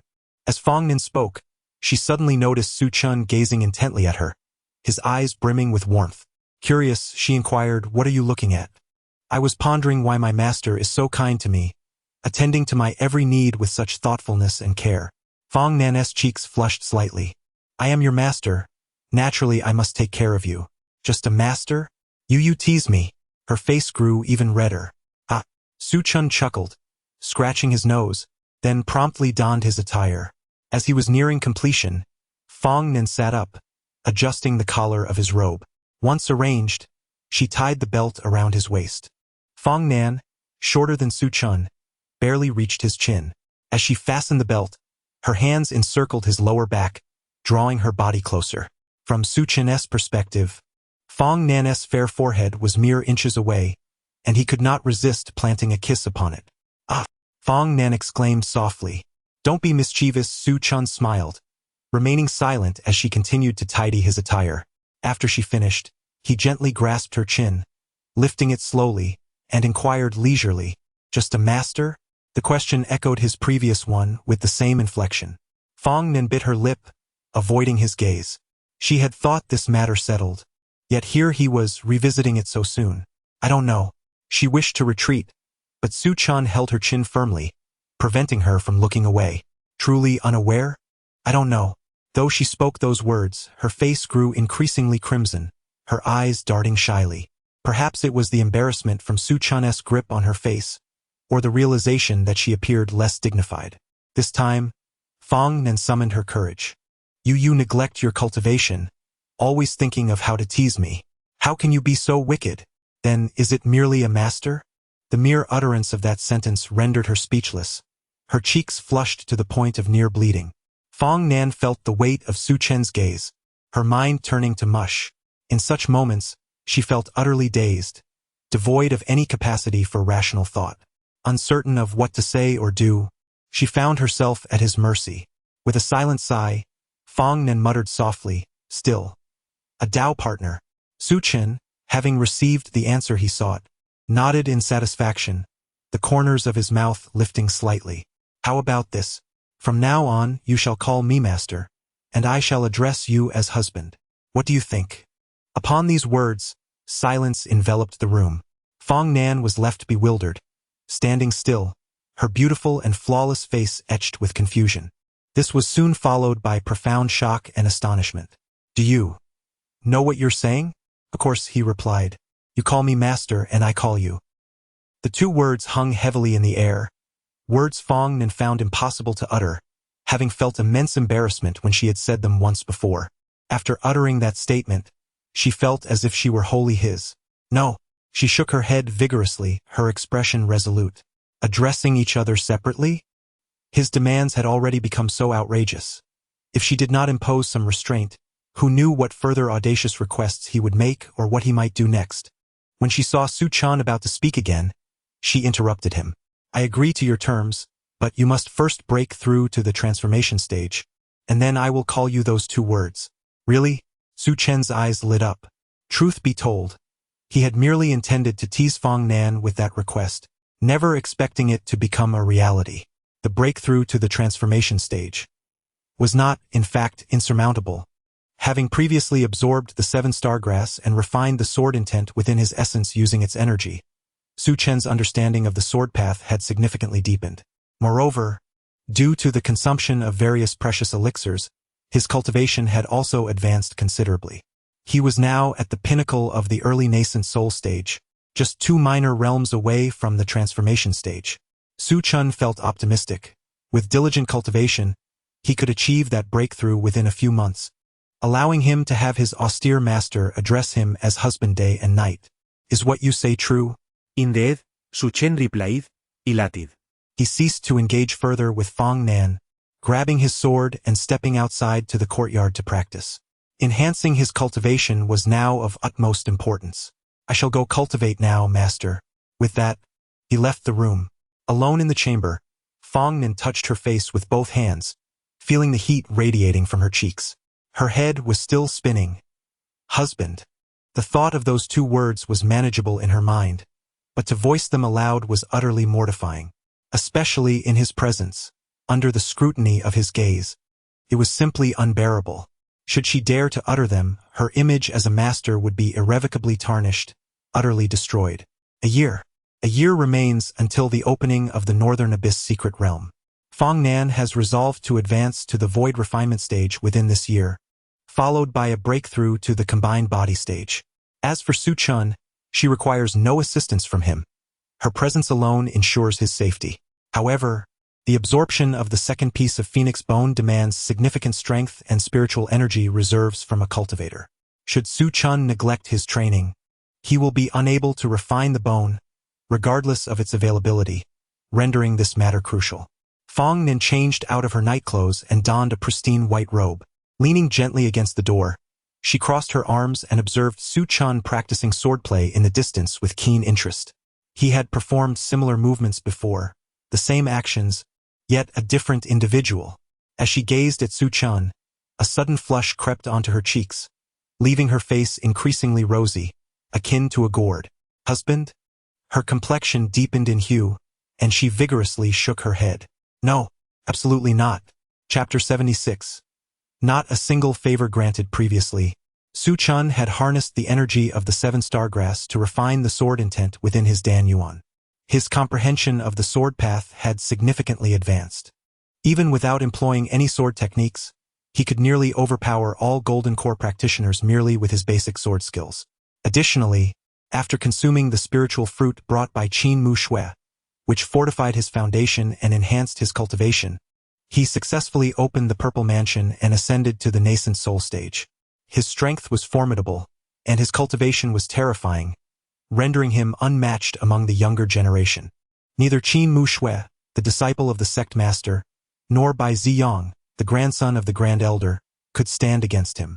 Taking a deep breath, Su Chun stood in the courtyard, firmly grasping his spirit sword, executing basic sword techniques, thrusts, slashes, and cuts. The simpler the technique, the more crucial it was. A solid foundation was essential for future stability. These lessons were imparted by Fong Nan, and Su Chun had committed them to memory. A faint blue aura enveloped his body, a manifestation of his cultivated spiritual energy. Aside from the portion of medicinal pills he had consumed recently, most of the remaining energy stemmed from the supplements he had been compelled to take within the demon sect. Even now, significant medicinal potency lingered within his body. Upon reflection, Su Chun realized that the female demon leader had treated him rather well, demonstrating a degree of benevolence. He had been well-fed and provided with high-grade medicinal pills. Over the past 6 months, he could not fathom how many advanced pills he had ingested. Much of their potency remained in his being, but with the assistance of his master in refining his physical form, he absorbed it swiftly. He had essentially become a mobile repository of spiritual energy, able to absorb and refine a little each day. Su Chun felt confident that within a year, he would break through to the God transformation stage, possibly even sooner. The morning passed swiftly. After a brief wash and donning clean garments, he was poised to resume his cultivation when he suddenly spotted a shadow appearing in the sky, growing larger as it approached. By the time Su Chun regained his focus, the shadow hovered above Yaoguang Peak. It was none other than Qing Mo, the master of the herb hall. She surveyed the courtyard with keen interest, nodding in satisfaction. The flowers in the courtyard were all her handiwork. Had she not brought seeds from afar to plant in the flowerbed, such vibrant blossoms would not have flourished. This charming scene was delightful, yet Qing Mo's visit was not solely for admiration. She produced several items from her storage bag, various bags that resembled seeds. As she retrieved them, she spoke, "I filled every space in the herb hall. Since your mountain is empty, why not allocate me a patch of land?" Su Chun couldn't help but chuckle at her request, discerning the nature of the items in her hands. Merely seeds of mundane fruits from the secular world. Would this land yield fruitful crops? Perhaps, he mused. Qing Mo smiled slightly, feeling no trouble at all.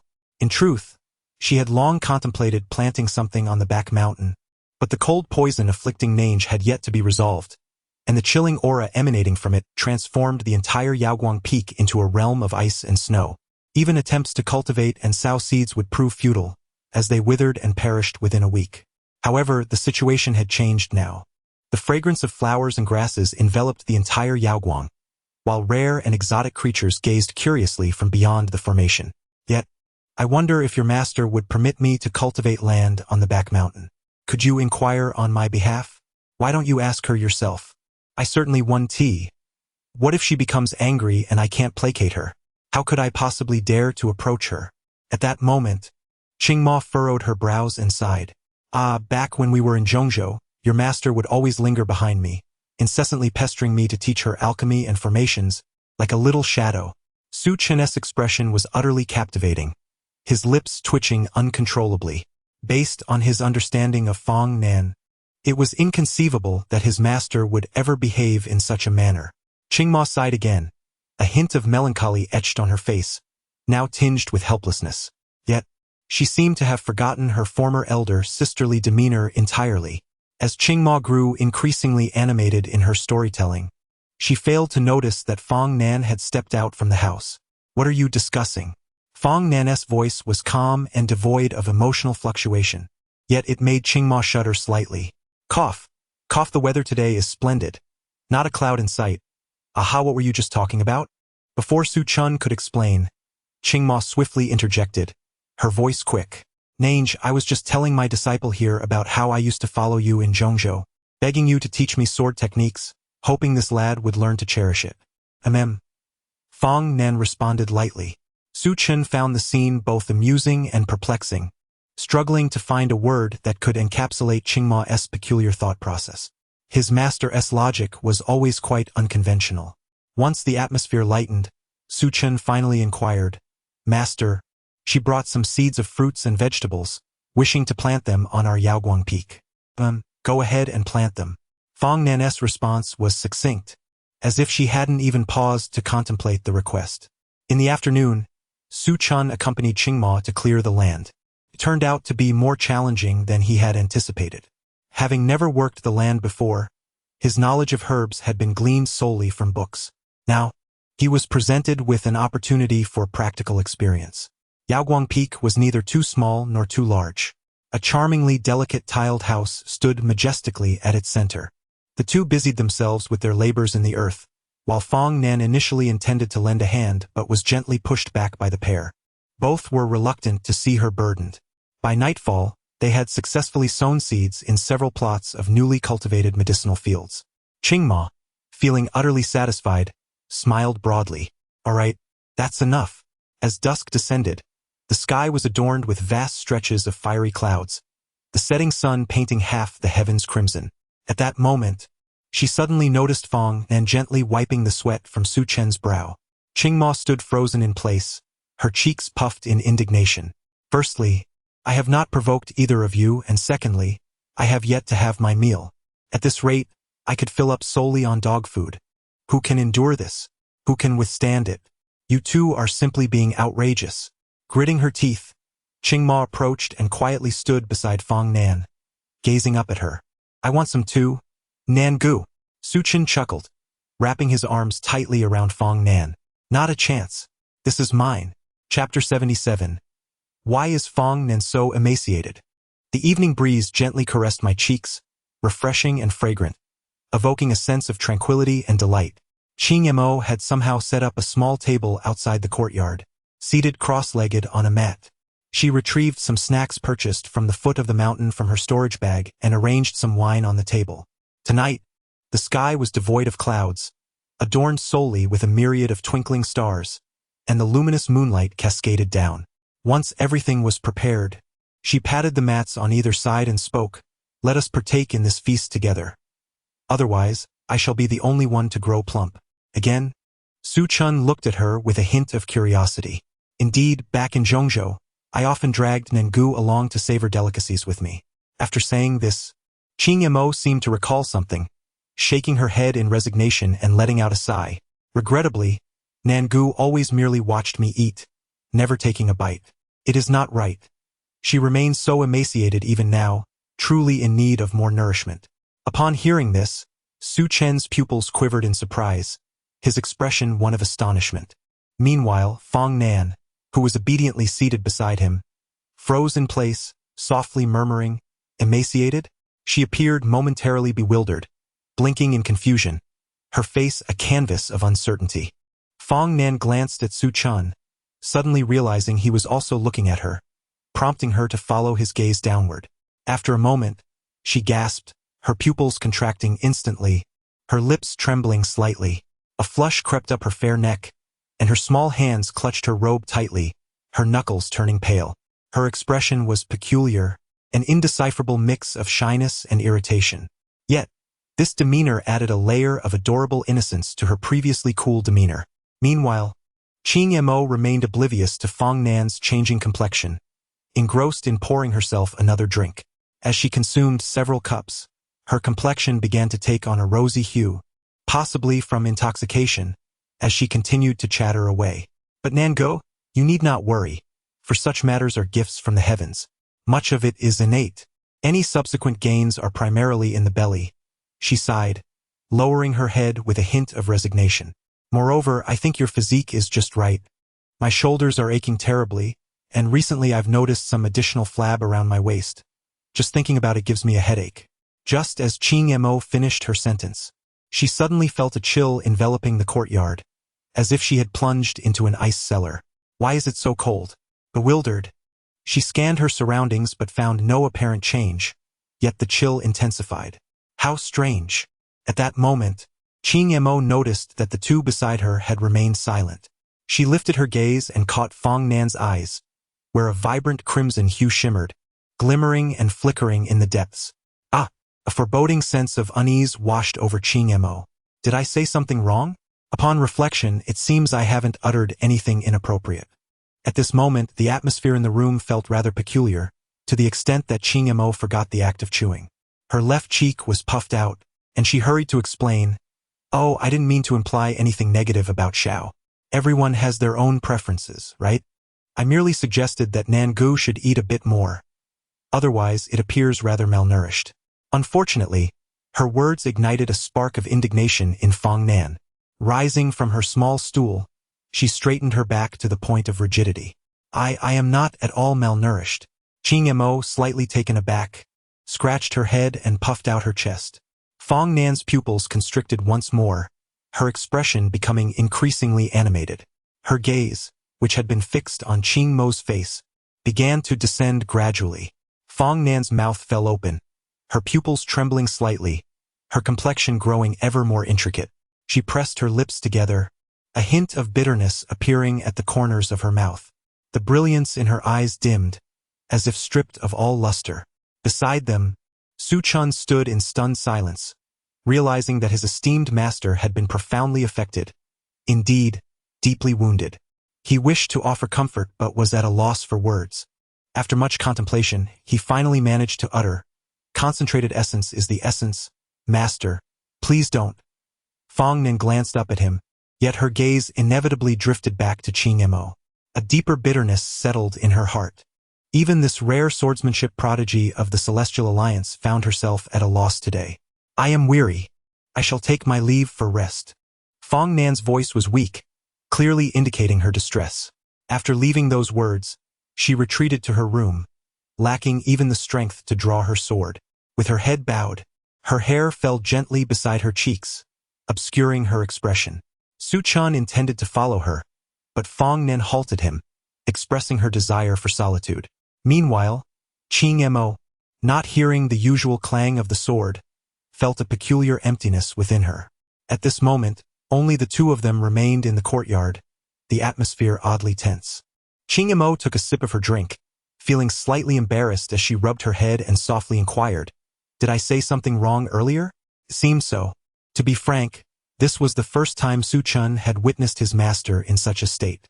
Had it not been for his uncle bringing up the matter, he would have never imagined that his master could retreat into such a shell. It appeared that even the proud and talented had their areas of vulnerability, or perhaps, their own shortcomings. Su Chun found himself inexplicably amused. While he pondered, Ching Mo suddenly patted his shoulder. "Tell me, how far have you two progressed? Did you make significant advances during this outing?" Su Chun, taken aback by his uncle's eager curiosity, found himself torn between laughter and tears. Her eyes seemed to blaze with two fiery embers. Clearly, there was a greater sense of joy and anticipation emanating from her than even the person involved. "Master Uncle, why are you so inquisitive?" she exclaimed. "Oh, let us not dwell on that. What progress have you and Nan made? Such excessive curiosity is indeed unwarranted. At a time like this, why treat me as an outsider? After all, who is closer to whom? That very thing of yours was a gift from me." However, after posing her question, Ching Ma seemed to feel it was somewhat inappropriate and shook her head. "Never mind, I shall refrain from inquiring further today. What is it? Has Nan become displeased today? If I continue to pry, she may withdraw even more." "Ah!" Su Chun absent-mindedly touched his nose, choosing not to engage with the topic. Thus, he shifted the conversation. "Master Uncle, how are the seeds you planted in the apothecary doing? Are they flourishing?" "Seeds?" Ching Ma blinked in surprise. Suddenly, a realization struck her, and she smacked her thigh. "Oh no! I forgot to deactivate the formation. That lad seems to still be inside watering the seeds." In a flurry, she rose, leaving the wine on the table untouched. "I must return now. I shall visit again in a few days." With that, she departed, disappearing into the horizon. Chapter 78. My master is the best ever since the climate on Yaoguang Peak changed. The summit has been adorned with melodious birdsong and fragrant blossoms, while the moonlight appears considerably gentler. The night is tranquil, with twinkling stars scattered across the sky. Su Chun observed the hurried departure of his uncle Ching Ma, feeling somewhat perplexed. The most puzzling part was her parting remark. "That boy is watering inside?" "Which boy?"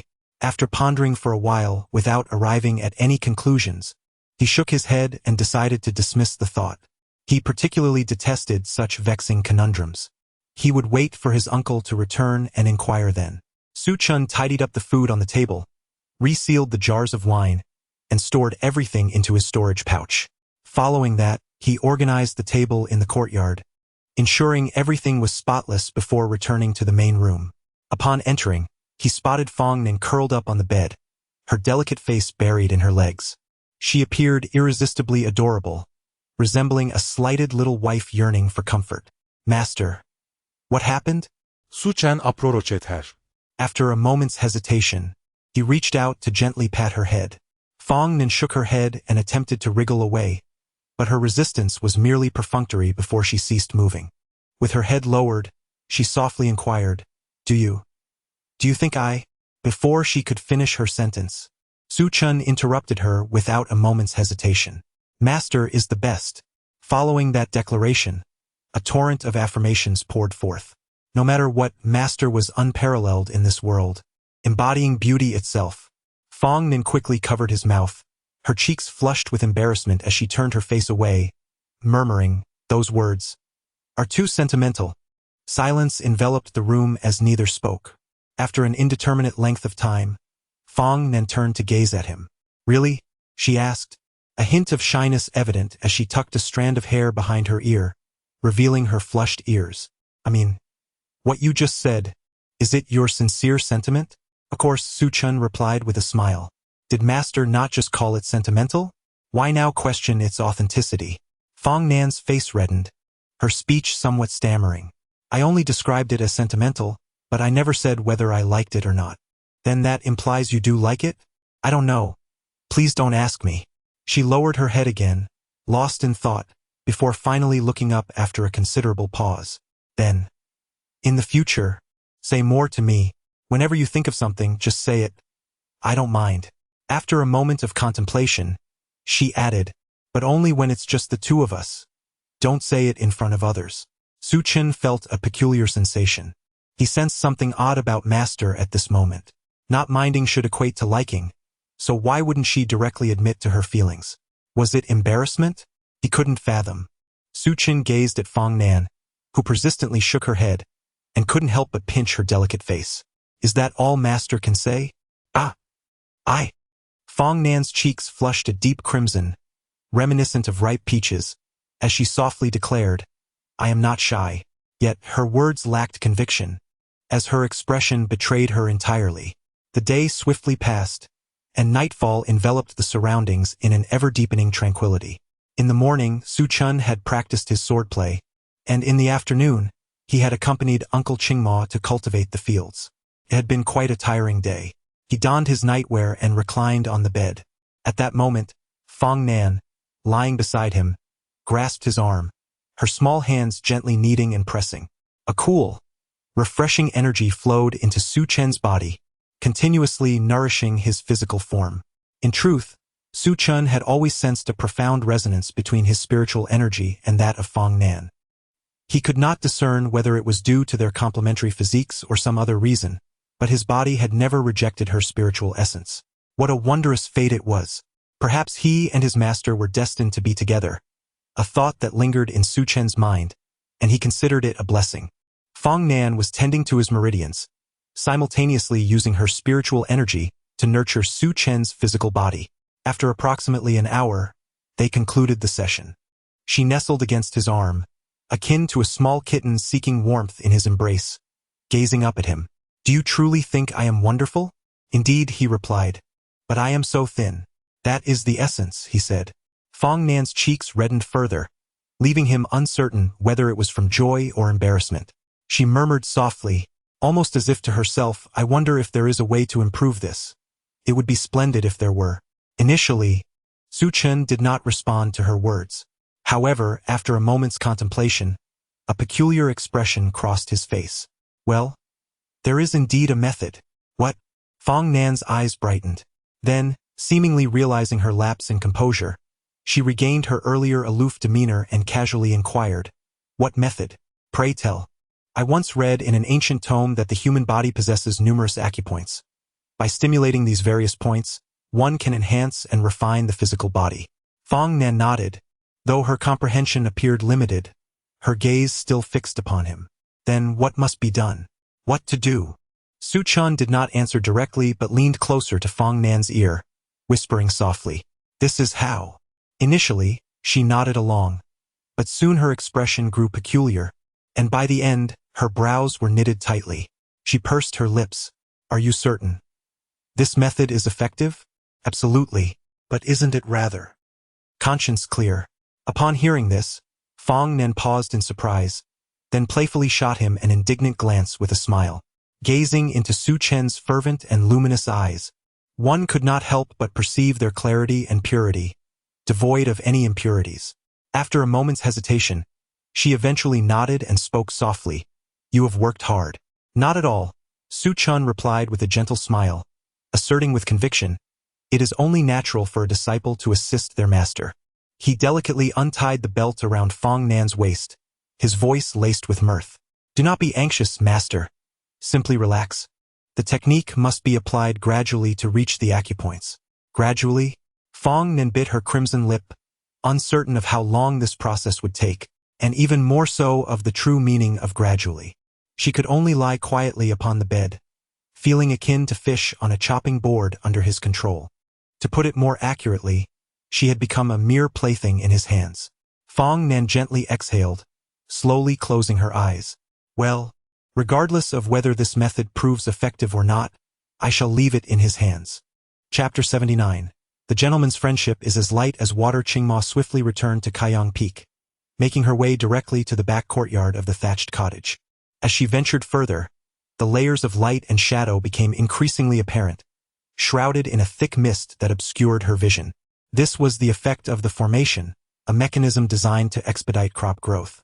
However, in such an environment, a person's internal spiritual energy would inevitably become chaotic. Oh no! Qingma felt a pang of anxiety. She swiftly formed a seal with her hands and chanted an incantation, promptly dispelling the formation she had previously set up. The overlapping shadows gradually faded away, and the dense fog slowly dissipated, revealing a stretch of dark soil. Seeds had already been sown there. Additionally, a pallid figure stood alone, disheveled in the wind. Shu. It was Bai Xiang, his hair in disarray, crouching in a corner with an empty water bottle in hand. Qingma felt a headache coming on. Ever since she arrived at the Southern Wilderness Four Directions sect, she had spent her days alone on the mountain, tending to fields and fishing. Oh, and teasing Nangu. That had become her routine. However, unexpectedly, during one of her trips down the mountain for noodles, she had collided with the eldest elder's grandson, who had seemingly devoured a dozen bowls of noodles that day. Afterward, the lad insisted on recognizing her as his elder brother, claiming he had never encountered anyone so bold and carefree, harboring a genuine admiration for her. It was indeed a good thing for him to acknowledge her as his elder brother. Having a loyal subordinate was quite advantageous, making many tasks simpler. For instance, during the recent matter concerning the 7-star grass, it was the eldest elder who laid out the formation for the divination. Moreover, he had proven to be a source of valuable items and even showed promise in culinary skills. Yet, accustomed to solitude, she often forgot about him. Present, she had been so preoccupied with the thought of drinking with Nangu that she had entirely disregarded this young man's plight. Qingmo rubbed her nose, turning to address him. How are you? I am listening to the question. If you were to find a high-grade spirit stone on the road, what would you do? I would hand it over to Shu Qingma. Upon hearing this, Qingma let out a sigh of relief. Thank goodness his mind remained intact. After being trapped for so long, he had not lost his wits. I just had something to attend to and stepped out momentarily. I did not forget you. Then hurry out, don't linger inside. It seems as if I am mistreating you. After responding a couple of times, Bai Xiang awkwardly extricated himself from the formation.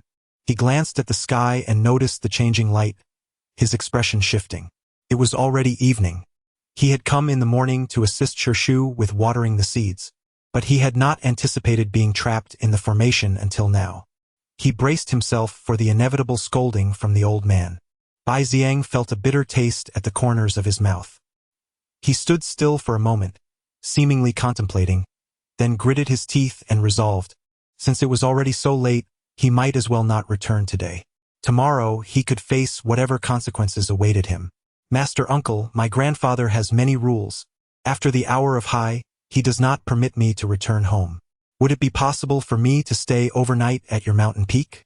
Qingma listened intently, blinking thoughtfully. First and foremost, I must make it clear that the wine here is scarce, and do not even think about my snacks. They are mine, and I shall not share them with anyone. Ah, I see. You indeed have such intentions. I advise you to abandon that thought. The provisions I brought to the mountain are already limited, and I shall not distribute any of it to you. Qingma shook his head vigorously, raising his index finger in disapproval. Bai Xiang's expression turned peculiar, and he hurriedly waved his hands. Of course, all these are naturally yours, Master Uncle. Really? Is that truly your sentiment? Bai Xiang hesitated for a moment before adding, Master Uncle, our relationship is one of gentlemanly friendship, as light as water. I have no desire for anything. I merely wish to learn from your regal aura and bolster my standing as the eldest disciple of our sect. His roundabout words left Qingma somewhat bewildered, blinking in confusion and mumbling, gentlemanly friendship. Qingma furrowed his brow. Where did you learn such terms? They sound rather pompous and strange. Indeed, it is a gentlemanly friendship, but I wish to be the leader. You must address me as elder brother. Bai Xiang was momentarily taken aback, yet he obediently complied, cupping his fists and bowing deeply, his voice filled with ambition. Elder brother, have you not eaten? Speak louder. Elder brother. This time, his voice was considerably louder, clearly more practiced. Very well, very well. Given your show of respect, you may join me for a drink. Certainly, Master Uncle. I instructed you to call me elder brother. Yet you still display a rebellious spirit as my junior? Not at all, elder brother. Qingma nodded in satisfaction, grinning widely as he patted Bai Xiang's shoulder. Let us share a drink and you can recount the events of your training journey. What transpired? What transpired? Bai Xiang scratched his head, contemplating. It seemed that this time, during their descent from the mountain, nothing significant had occurred. Initially, the demonic cultivators near their sect had been quite rampant, committing various misdeeds. At the beginning of the training, the disciples accompanied the elders to vanquish demons. However, one day, inexplicably, all the demonic and evil cultivators vanished, as if they had evaporated from the mortal realm, disappearing entirely from the region of Shu. No one knew the reason, and they muddled through several days in confusion. Nothing notable transpired during the training. What they had anticipated to be perilous turned out to be merely a leisurely excursion down the mountain. Bai Xiang felt it was odd. In truth, it was not just him who felt this peculiarity. His fellow disciples who had descended with him wore equally bewildered expressions. They had expected a thrilling battle, yet the training concluded in such an ordinary manner, as if someone had been aiding them from the shadows. They had also considered this possibility. Initially, it was presumed that Elder Fong was involved. However, upon further reflection, certain discrepancies emerged. Within the vicinity of Shu, the vanished demons included even those of the transformation stage, yet they disappeared without a trace, as if they had simply evaporated. If it were indeed Elder Fong, there would invariably be some residual traces of battle, no matter how exaggerated the situation might be. Qingmo, with a piece of marinated lotus root lodged in his mouth, held a cup of plum wine in his hand, speaking animatedly despite not having swallowed his food. And then, are there no amusing anecdotes? Amusing anecdotes. Bai Xiang scratched his head. There were no amusing tales to share, but there was indeed a peculiar matter concerning the main peak's Qin Muxue. What happened to her? It is unclear what she witnessed upon leaving the sect, but her resolve wavered, and after descending the mountain, her sword techniques faltered to a degree that even the most novice disciples would surpass her. Such a dire state? Perhaps she has experienced a romantic disappointment. Chapter 80. Another heart-shattered. The modest cottage stood with a square courtyard. Within the confines of the yard, Qingmo and Bai Xiang sat across from each other at a table. Upon the table lay a jar of wine and several plates of delicacies. Qingmo's mouth was incessantly occupied, mirroring the incessant nibbling of a hamster as she savored the marinated lotus slices. When the spice became overwhelming, she would delicately sip on the sweet and refreshing plum wine. Engaging in delectable morsels while listening to Bai Xiang recount tales proved to be quite entertaining.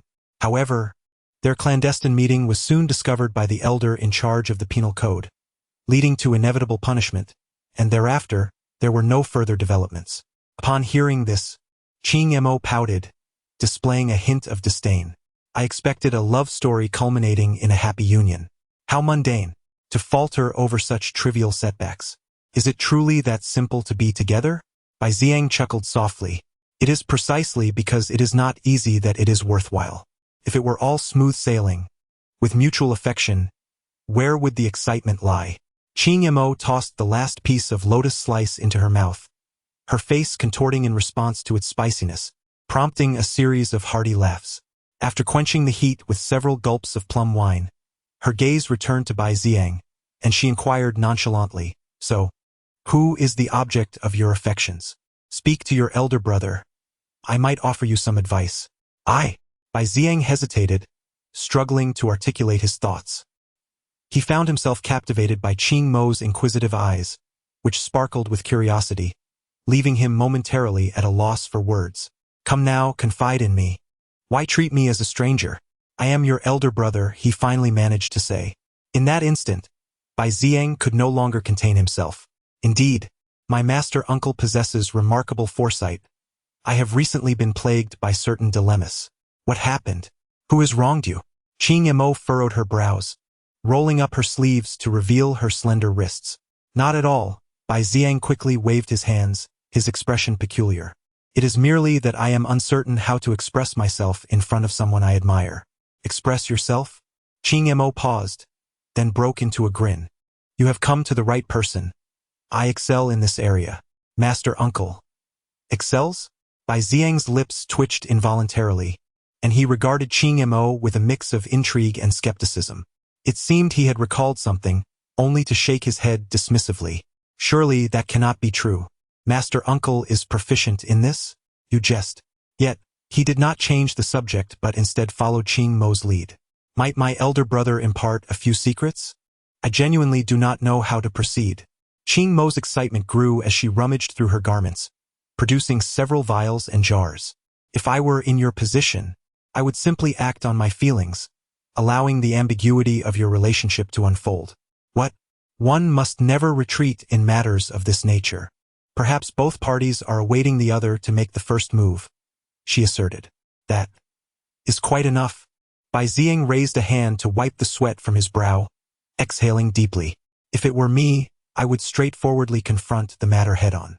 However, the one I hold dear possesses a remarkable proficiency in the art of herbs, rendering her particularly perceptive to such matters. She should be able to discern the truth." "So strong?" Qing Mo mused, cradling her shoulders and resting her chin in contemplation. After a moment of deep thought, she concluded that they would have to resort to the second plan. "Just tell her you are the beloved grandson of the Grand Elder of the Four Directions sect. Is that not a splendid condition? You could treat her to the finest delicacies thereafter." Bai Ziang shook his head in disagreement. "Yet, she herself lacks for nothing and enjoys an exalted status." "Is that so? That complicates matters, indeed." Qing Mo furrowed her brow, engaged in earnest contemplation for quite a while, yet her furrowed brow remained. "Is this woman truly so troublesome? Indeed, this is precisely why I have been at a loss for solutions, merely waiting for a breakthrough." "Waiting for what? You must take the initiative." Upon hearing this, Bai Ziang felt a flicker of hope. He turned to her, only to be met with the fierce flames of the Bagua. Her eyes dimmed. "What my master uncle said is indeed wise. So when do you plan to take action? Why not tell me who this person is? I shall refrain from divulging that." "Oh, come now. After all this time, do not keep me in suspense." Bai Ziang continued to shake his head, shifting the topic. "While I was honing my skills on the journey down the mountain, I did not encounter my master uncle. Has he ventured elsewhere?" "Oh, I went on an excursion. I wonder if my master uncle encountered anything interesting during his travels." Upon uttering this, he inadvertently opened the floodgates for Qing Mo, who then chattered away animatedly about various delights. Where the fried tofu is delectable, where the palma is fragrant, and where the buns are most generously filled with meat. Yet, amidst all these tales, there was one matter that troubled me the most and struck me as peculiar. What was it? At one point, someone handed me a herb and requested that I refine a pill for him once a year, for a lifetime. Bai Ziang was taken aback by this revelation. A lifetime? His pupils constricted, and an odd expression overtook his face, a bewilderment he could scarcely articulate. To then, Master Uncle, did you agree? After posing the question, his gaze fixed intently on Qingma, awaiting her response. With a leisurely tone, she replied, I did indeed agree. This pronouncement struck Bai Ziang like a bolt from the blue, leaving him utterly dumbfounded, standing there in sheer astonishment. Is it really so simple as that? Qingma, witnessing his reaction, could not help but chuckle. You must allow me to finish. I initially agreed but later had a change of heart. I gave him all the valuable pills I had on me, which collectively amounted to a supply for 20 or 30 years. Qingma grinned widely. I could not possibly devote my entire life to refining pills for him. I am not his servant. Upon hearing this, Bai Ziang's anxieties dissipated, and he exhaled a long breath of relief. That is a relief. Why were you so worried? I am your elder brother, and you are my younger brother. What is there to be concerned about? My master uncle is truly sagacious. Bai Ziang hesitated for a moment, yet ultimately resolved to voice his inquiry. Does that master uncle have someone he holds dear? Upon uttering these words, his gaze remained fixed upon Qingma, unwavering. To his surprise, the latter nodded affirmatively. Indeed. Ah! This response took him utterly aback, his eyes widening in astonishment. Before he could press further, Qingma continued, Of course, it's my idol, Brother Nan. Unfortunately, I forgot to bring my weapon when I was born. Alas, I possess the will but lack the means. As Qingma spoke, he shook his head, exuding an air of profound resignation, completely oblivious to the dark line that had formed on Bai Ziang's face. He was utterly stunned into silence. In that moment, he suddenly comprehended why Qin Muxue had become so withdrawn. All he could hear was a solitary sound. Crack. It was the sound of his heart shattering. Chapter 81. The dissonance of words and heart. Su Chun lay in bed, unable to find solace in sleep. Despite being physically exhausted, his nerves were in a state of exhilarating excitement, brimming with vitality. In the main chamber, he held Fong Nen tenderly, nestled against him on the bed. He embraced her gently from behind, his arm draped over her slender waist, applying pressure to specific acupressure points. The night was tranquil, with the silvery moonlight casting a soft, ethereal glow within the room. Fong Nen curled up slightly, resting comfortably in his embrace, obedient and serene. In this moment, she resembled a small creature, yielding to his whims without uttering a word, simply allowing him to indulge in her presence. Does this truly work? She pondered aloud. Indeed, it requires time. Su Chun replied with a smile, though he acknowledged the necessity of a process. How long? She inquired, her curiosity piqued.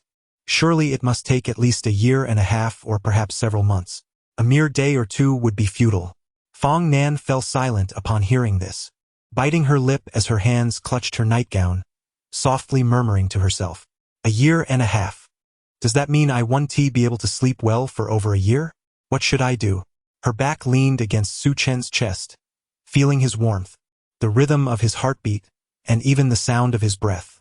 Time passed, yet Su Chun showed no signs of stopping, even intensifying his ministrations. It's getting late. Perhaps we should sleep? She suggested tentatively. No, he firmly rejected her.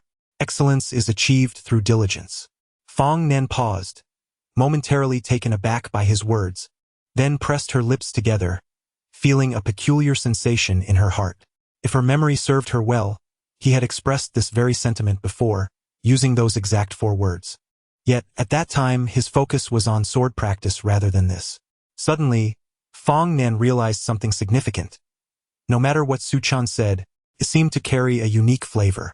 Whether it was his previous declarations of integrity or his current assertion of diligence, each utterance felt imbued with an unusual resonance.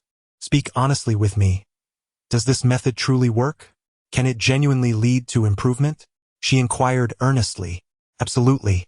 Su Chun affirmed, his sincerity evident. Fong Nen blinked, gazing at him with skepticism. After a moment of contemplation, she posed a question that elicited a chuckle from Su Chun.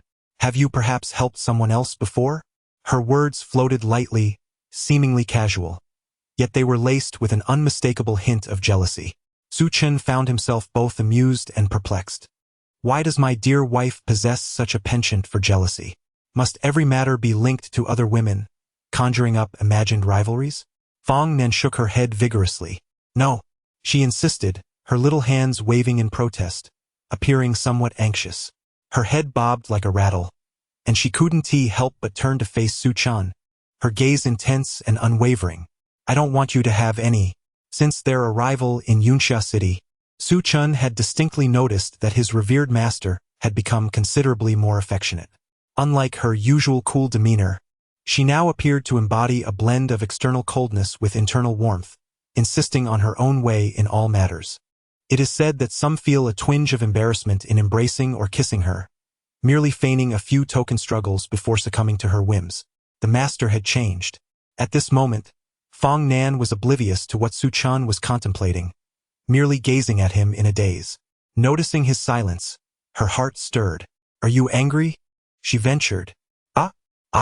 I won't ask anymore. Please don't be upset. Su Chan, taken aback, looked at her with a mix of amusement and bewilderment. He glanced down at her delicate, rosy eyes, which appeared enchanting and exquisite under the luminous moonlight. They radiated purity and sanctity, reminiscent of a flawless ruby. The soft red glow in her gaze stirred a deep, tremulous emotion within him. He inhaled deeply and hurriedly replied, I am not angry. Su Chan could not bear to see Fong Nan in this state. Her slight sense of grievance made him feel at fault, regardless of whether he truly was. Master, I wish to make you happy rather than be angry with you. Fong Nan pursed her lips, turning her face away, her expression more desolate and forlorn. When you are happy, you call me wife. When you are not, you address me as master. You are the one who calls me both. Yet now you do not call me wife? Su Chan looked at her in astonishment, taken aback for a moment, his expression oddly amused. He realized that he and his master were quite alike, both tangled in their own complexities. He gently touched her fair cheek, his fingers trailing from her forehead to her hair, speaking softly. Master, you are truly not straightforward. What is it? You clearly wish for me to call you wife, yet you circle around the subject, saying so much. I do not. Fong Nan's face flushed crimson, her voice trembling. Do not speak nonsense. I wouldn't feel joy simply hearing you call me wife. It's just that your varying titles reflect your moods. And I shall teach you. Su Chan nodded along as she spoke, a smile spreading across his face. When will master be as candid as I am? Fong Nan gazed at him, her lower lip turning pale from being bitten, her ears flushed with color. I am quite candid. Her voice was barely above a whisper, uncertain whether she was addressing Su Chan or merely contemplating aloud. Su Chan leaned in closer, gently pinching her earlobe. Master, if you were sufficiently candid, could you honestly tell me if hearing wife brings you joy? Fong Nan fell silent, turning her back to him. I don't know. Joy is joy, and displeasure is displeasure. What does I don't know even mean? I don't know simply means I don't know, she replied without turning back. Master. Why? Before Su Chan could finish his words, Fong Nan seized his chin directly. Her other small fist was clenched tightly. Can't you discern my true feelings? Why do you not comply with my desires? You keep addressing me as master, yet you know well what title would bring me joy. Yet you stubbornly refuse to utter it. How can one be so unreasonable? Su Chan realized that this was perhaps the most his master had spoken at once thus far. He felt momentarily stunned by her words. It was already the latter half of the night. Su Chan shifted closer, leaning towards her ear, exhaling warm breath. Do not be angry, my dear. The latter phrase buzzed in Fong Nan's ears like a persistent insect, stirring a flutter in her heart. However, she maintained an impassive facade, merely lowering her head and murmuring softly, This is not something I coerced you into saying. It is you who expressed it willingly. Even if you say so, it does not bring me much joy. I am not happy at all. Chapter 82. My beloved is jealous again upon returning from Yunxia City. My master has indeed become more clingy than before. She has undeniably changed. In the past, her demeanor was cool and aloof, her words sparse and measured, akin to a sage emerging from a painting or a celestial being from the heavens, untouchable and divine. Now, while she retains that essence, there is a newfound warmth that accompanies her coolness. Her speech has become more abundant, no longer limited to mere words. This is a positive development. In a relationship, it is not merely one party's favoritism or affection that suffices. What is essential is the mutual investment and transformation of both individuals involved. My master has indeed evolved. I sense that Fong Nan has shed some of her icy remoteness, revealing a more endearing side. Her jealousy remains as charming as ever. Upon hearing my words, Fong Nan's cheeks flushed momentarily, followed by a furrowing of her brow as she turned to look at me. Not a single word escaped her lips, nor did she utter a sound resembling a closed book. I gazed back at her, our eyes locking in silence, creating an oddly charged atmosphere within the room. After a considerable pause, I finally broke the silence. "Oh dear, I called you my beloved out of habit," momentarily forgetting to amend my words. "Please do not take offense." Fong Nan shot me a glance, remaining silent, merely pursing her lips. After a spell, she finally spoke. "Who is your beloved? Whoever responds to you is, but I am not. This is not a decision you can dictate." As soon as I finished speaking, I summoned my spiritual energy and pressed it against her acupuncture points. "Ah!" Fong Nan gasped, her pupils dilating, her eyes wide with disbelief. You are teasing me again," she murmured softly. I grinned in response. "Isn't this merely an act of expanding my beloved's heart? A perfectly reasonable endeavor that no one can contest. I am not your beloved." Suddenly, an idea struck me. I lifted my hand and gently pinched her cheek, remarking, "My beloved is quite adorable when she is jealous." I am not jealous." Upon hearing her denial, I couldn't help but smile knowingly, remaining silent as I gazed at her. Fong Nan blinked in confusion, and then suddenly it dawned on her. "Ah, no." However, before she could elaborate, I, lying beside her, chimed in. "Just a moment ago, you insisted you weren't my beloved. How is it that now you seem to fit that description?" Fong Nan opened her mouth to retort, but her words faltered, her face reddening as she struggled to respond. "You cannot do this. You know I am at a loss for words. Please do not tease me further." Her voice was soft and sweet, reminiscent of a delightful little treat, evoking an irresistible urge to embrace and pamper her. Naturally, I could not resist. Observing her demeanor and hearing her voice, I leaned in and planted a kiss on her cheek. "Ah!" Fong Nan attempted to shield herself but was utterly unable to. A crimson mark was left upon the fair cheek, its imprint unmistakably vivid. Meanwhile, the instigator, Su Chun, stood nearby with a grin plastered across his face. Fong Nan, feeling helpless, raised a hand to wipe her face, her voice soft and gentle. "You should sleep. Soon the dawn will break." "How can I possibly sleep?" "Then release me, and I'll retire to rest myself." "Would you truly part with me?" Upon hearing this, Fong Nan lifted her gaze to meet his eyes, momentarily rendered speechless. She could only softly murmur, "I cannot bear to." Now deep into the night, the hazy moonlight enveloped the surroundings in a tranquil stillness, as silence reigned supreme. Even if this method proves effective, a mere day's effort would yield little improvement. "You should sleep. Shall we then do this every day?" Fong Nan felt a faint blush creep to her cheeks upon hearing this. She did not respond immediately but took a moment to ponder before speaking again. "In the future, you shall practice diligently during the day. Later I shall observe your progress. If it is commendable, then I shall permit you, and if it is not, then you shall not be allowed to touch me, nor shall you reside in the main quarters. You will be relegated to the side room." Su Chun was taken aback. He had not anticipated such a distinction in treatment. What if he did not achieve his daytime training goals but still wished to share the night with his beloved? Fong Nan hesitated for a moment. Then, after some contemplation, she spoke. "Then I shall accompany you to the side room." Su Chen chuckled in disbelief. "Isn't that rather redundant? Regardless of your training success or failure, we can still share the night together." "Indeed." She nodded and then shook her head. "It is because I cannot bear to part from you, yet you must also strive earnestly." "Agreed." Su Chen nodded vigorously. He was determined to exert himself, not for any other reason but to avoid disappointing his beloved. She had been tirelessly supportive, caring for him in every way, and he could not bear to let her down. In truth, even without Fong Nan's encouragement, Su Chun would have pursued his training with utmost fervor. He was eager to break through his current limitations, seeking to bring joy to his beloved with his progress.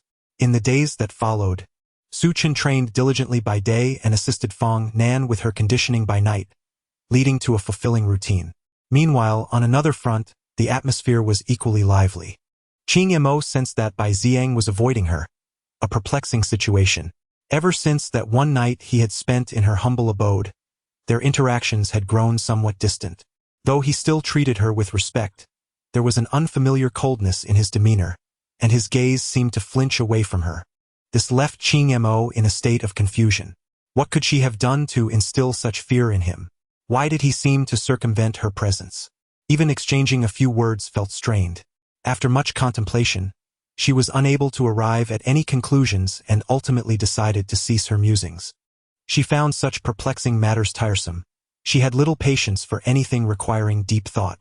To put it bluntly, aside from the simple pleasures of eating, drinking, and leisure, she had no desire to engage her mind in anything else. If one can stand, then stand. If one can lie down, then lie down. Another day has passed. The Four Directions Gate, the back mountain.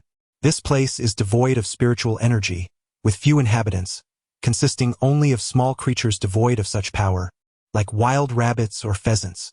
The snacks that Qingma Zhenren had brought from the foot of the mountain have nearly been consumed, yet some wine remains. However, how can one indulge in wine without a proper meal?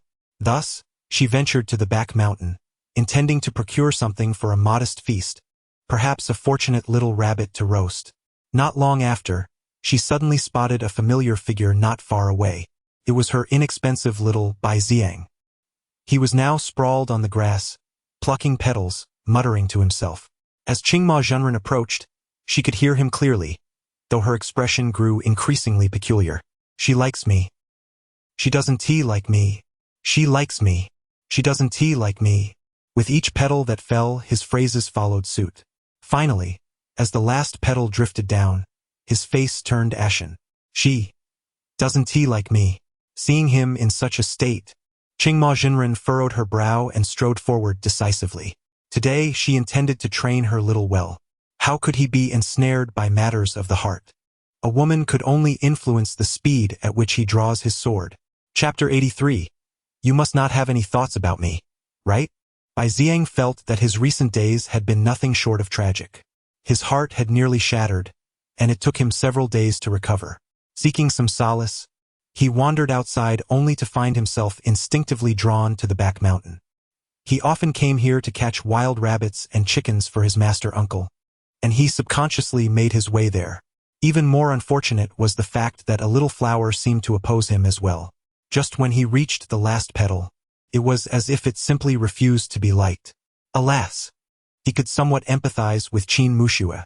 It was no wonder that this disciple of the master was in such a state of despair, unable even to steady her sword. While others paired off, he remained solitary, relegated to perusing romantic tales and witnessing the stories of others. The thought itself was pitiful. With a heavy sigh, Bai Ziang contemplated the little flower in his hand, stripped of its leaves, and found himself wanting to count the petals once more. If the first count indicated dislike, then perhaps the subsequent count would reveal affection. Alas, how unfortunate! At that moment, he suddenly heard footsteps behind him and instinctively turned to look. Who could it be? Upon recognizing the person before him, his pupils constricted in surprise, and his expression turned peculiar. He stood up to leave, but was halted by the individual. Qing Mo, one hand on her hip and the other pointing at him, questioned, "Why are you running away? I'm not some man-eating monster. What makes you flee from me? Are you afraid of me?" No. Bai Ziang muttered, lowering his head and absently touching his nose. "What do you mean, no? You don't even dare to look at me. Is that not disingenuous? Did your grandfather say something to you? Or have you chosen to disregard your master uncle?" "That's not it." Qing Mo scrutinized him and then glanced at the little flower he held, deep in thought. A moment later, she nodded as if coming to an understanding. "I see you are concerned about the feelings of your beloved, hence the distance from the opposite sex." Bai Ziang appeared baffled, attempting to explain but swallowing the words before they could escape his lips. He simply found himself at a loss for words. Just then, Qing Mo spoke again. but you can assure her that she need not worry about me. After all, I am your master uncle. Our relationship is one of gentlemanly friendship, and I harbor no ill intentions towards you, so she can rest easy. Bai Xiang's response was notably strained, reflecting a semblance of sadness. His countenance resembled that of someone burdened by hardship. Merely acknowledging her felt as if it drained every ounce of strength from him. He sighed quietly to himself. Qing Mo placed a reassuring hand on his shoulder. I haven't properly inquired before, but who is this beloved of yours? Why not introduce her to me? No. Are you really that stingy? I heard you mention she also practices alchemy. Could she be an elder from another sect? Bai Xiang hesitated for a moment before nodding slightly, responding with a bittersweet tone. Yes, I just saw you counting leaves here. How pitiable. Does that girl have no interest in you? Well, that's a good thing. As the grandson of the Grand Elder, you are more than worthy of her. You could hardly be beneath her. Bai Xiang opened his mouth but refrained from responding, ultimately shaking his head. It is I who am unworthy of her. In terms of both status and talent, I fall short, and I am keenly aware of this. Qing Mo furrowed her brows and lightly tapped his forehead. What nonsense are you speaking? Not only are you the Grand Elder's grandson, but you are also my little brother. Such weakness brings shame to me as your elder brother. It is no wonder she doesn't look your way. Bai Xiang found himself at a loss for words. His gaze fell, and he stood quietly with his arms hanging limply at his sides, appearing quite withdrawn. Qing Mo's frown deepened. She suddenly patted his shoulder. Be a little more confident. How can you attract a girl looking like this? If I were in her place, I wouldn't give you a second glance.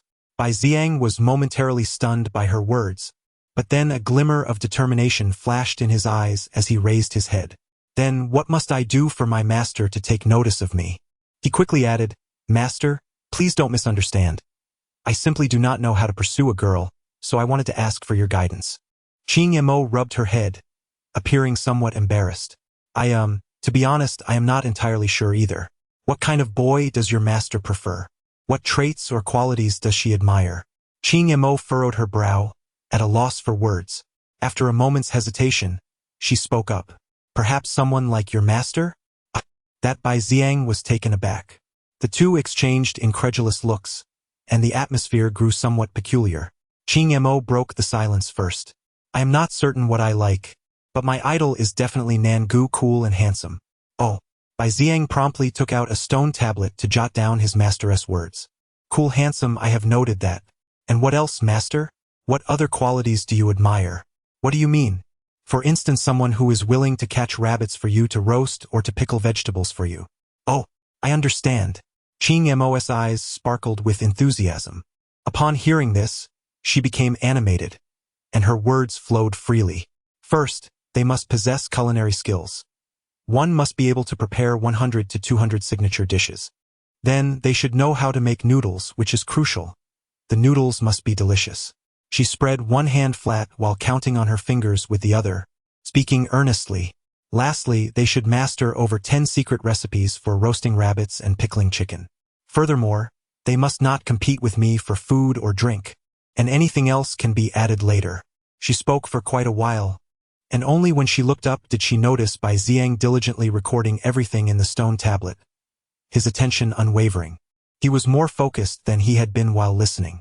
Feeling a tinge of embarrassment at his demeanor, Qing Mo touched her forehead. You need not remember every detail. This is merely my personal preference and does not reflect the majority. Moreover, I am unlike other girls, so your efforts to remember may prove futile. Bai Xiang flashed a brief smile, having committed all the information to the engraved stone. Rest assured, Master Uncle, I shall exercise my own discretion. That is acceptable. Upon finishing her words, Qing Mo seemed to ponder something, furrowing her brow and placing her hands on her hips. Why call you Master Uncle? You should address me as elder brother. Oh, elder brother, do not wear such a woeful expression. Girls are not fond of boys lacking confidence. Bai Xiang nodded earnestly, quickly inquiring, and what about elder brother? Me? Qing Mo blinked in astonishment. Why are you so focused on me? Wait, you don't harbor any feelings for me, do you? Chapter 84. Is it not a matter of course for an elder brother to assist his younger sibling? Bai Xiang's breath hitched upon hearing these words. His heartbeat momentarily stilled, leaving his mind in a haze. Just then, Qing Mo continued, "Do not harbor any thoughts of manipulating me in your bid to claim the position of elder brother. I assure you, that is utterly impossible. Your elder brother shall forever remain your elder brother, while I am the true leader." Her confidence radiated as if she had discerned the schemes of her opponent, a subtle smile gracing her lips. Bai Xiang, after a brief pause, exhaled deeply and echoed her sentiment. "Rest assured, no matter the circumstances, you shall always be the elder brother, the true leader." "Really? Indeed, more genuine than gold and silver. I would never conceive of any means to manipulate or threaten you." Qing Mo nodded in satisfaction. The hierarchy of leadership was of paramount importance. If he were to ascend to the role of elder brother, would he not then be compelled to catch wild rabbits for roasting? That simply could not be permitted. Although the camaraderie of gentlemen transcends status, distinctions between elder brother and younger brother must still be acknowledged. He must remain the elder brother. However, upon hearing Bai Xiang's declaration, she furrowed her brow in curiosity, scrutinizing him with suspicion. "Then why have you been asking me so many questions?" "Because I am not adept at conversing with girls, so I can only implore my elder brother to teach me some techniques for courting them, thus allowing me to gain a better understanding." "Oh, I see now." King Mo's Realisation dawned. Given that her younger brother was facing such a predicament, it was only fitting for her, as the elder sibling, to step forward and lend her assistance wholeheartedly. She patted her chest and declared, "Fear not. I shall undoubtedly help you with this matter. Whatever you require, simply ask." "Excellent." Bai Xiang beamed. "Does my elder brother prefer a bit of confidence?" "Indeed. Very well." He meticulously inscribed this detail upon the stone tablet, reviewing it thoroughly from top to bottom, committing it to memory. He had already resolved to return home and recite it verbatim, determined to master it flawlessly. "Elder brother, may I now engage in some practical exercises? Allow me to practice." "Practice?" he inquired. "Yes, I would like to attempt the tasks you mentioned, such as roasting rabbits or chickens to hone my skills." "Roasting rabbits?" Qing Mo's eyes sparkled with excitement, her enthusiasm palpable as she nodded vigorously, granting her approval. "What a delightful opportunity! I have always relished observing others in romantic pursuits, and who would have thought I could experience such joy myself? Though not as a romantic partner, I can still relish the happiness of being in that role. Truly, this is a remarkable gain." Bai Xiang, elated, contemplated for a moment before adding, "Rest assured, my elder brother, our bond is one of gentlemanly friendship. This transgression is solely for the purpose of practice." Iarbo no ulterior motivas. Before he could finish, Qing Mo waved her hand dismissively. I understand. Do you take me for a fool? I am well aware. Is it not a matter of course for an elder brother to assist his younger sibling? Such trivial matters need not be dwelled upon. Mutual understanding suffices. She yearned to savor the roasted rabbit. As noon approached, sunlight filtered through the branches, casting fragmented rays upon the ground. A gentle autumn breeze carried the rich fragrance of flowers and grass. Ah, autumn has arrived. Qing Mo gazed at the fallen leaves beneath her feet, picking one up and blowing gently on it. She reclined on the grass, holding the leaf aloft, peering through its tattered edges at the sky. Bored, she crossed her legs, her robe swaying slightly with the movement. Turning her head, she noticed that Bai Xiang had, unbeknownst to her, caught a wild rabbit, skillfully preparing it with focused diligence. This younger brother certainly knows how to handle matters. Quite commendable. Qing Mo lay on the grass, propping her head with one hand while the other held the leaf. She gently fanned herself with the leaf, though it served little purpose. Her action stemmed from mere boredom. Suddenly, curiosity struck her. What kind of elder does her younger brother fancy? After contemplating for a while, she found herself at a loss. All she knew was that the person was adept in alchemy and held a respectable position. But the rest remained a mystery. Alas, if only that individual were not also well-versed in herbal medicine. She could have handed him those jars and bottles, allowing him to transform raw ingredients into a finished dish. What a pity! Now, it had become rather troublesome. Yet, after a moment, Qing Mo shook her head. Well then, from what he had said earlier, It seemed the girl currently held little interest in him. Forcing a match might not yield favorable results. Such methods are only suitable when both parties harbor mutual affections, merely accelerating their progression. Should one party be enamored while the other indifferent, such tactics would be somewhat unethical. It appears she must take matters into her own hands and teach him the art of courtship. This is not too burdensome, for she often finds herself idle. Seeking a task to engage in is rather pleasant. Qing Mo placed 2 leaves over her eyes, resting her hands behind her head as she lay back on the grass. Time slipped away unnoticed until the delectable aroma of roasted rabbit wafted through the air. She could distinctly hear the fat sizzling in the fire, and she quickly sat up. "Is it ready?" "Reporting to you, elder brother, it will be ready soon, but allowing it to roast a bit longer will enhance the flavor." The rabbit, skewered and suspended over the flames, had developed a golden brown crust, the rendered fat dripping down steadily. The scent grew increasingly enticing. Qing Mo rose and approached, squatting down with her gaze fixed on the roasted rabbit, unable to look away, swallowing hard. Did something special go into this? It seems even more delicious than before. Bai Xiang grinned upon hearing her words. "It's a secret recipe I acquired during my training at an inn. I'm glad you like it. Then teach me." "No need. I'll prepare it for you in the future. Such trivialities are not a burden for you, elder brother." "Very well." The aroma of the roasted rabbit intensified, not only emanating the scent of meat but also the spices Bai Xiang had sprinkled on it. The combination of these aromas made the roasted rabbit all the more alluring. The forest was enveloped in a profound tranquility. As the autumn breeze swept through, a few strands of azure hair danced gently beside Qing Mo's ear. She gazed at the roasted rabbit, while Bai Xiang fixated on her, both unable to tear their eyes away. "Will elder brother be happy?" "What?" "I meant to ask if elder brother would be delighted to have this roasted rabbit." "Of course." Qing Mo responded with a swift nod.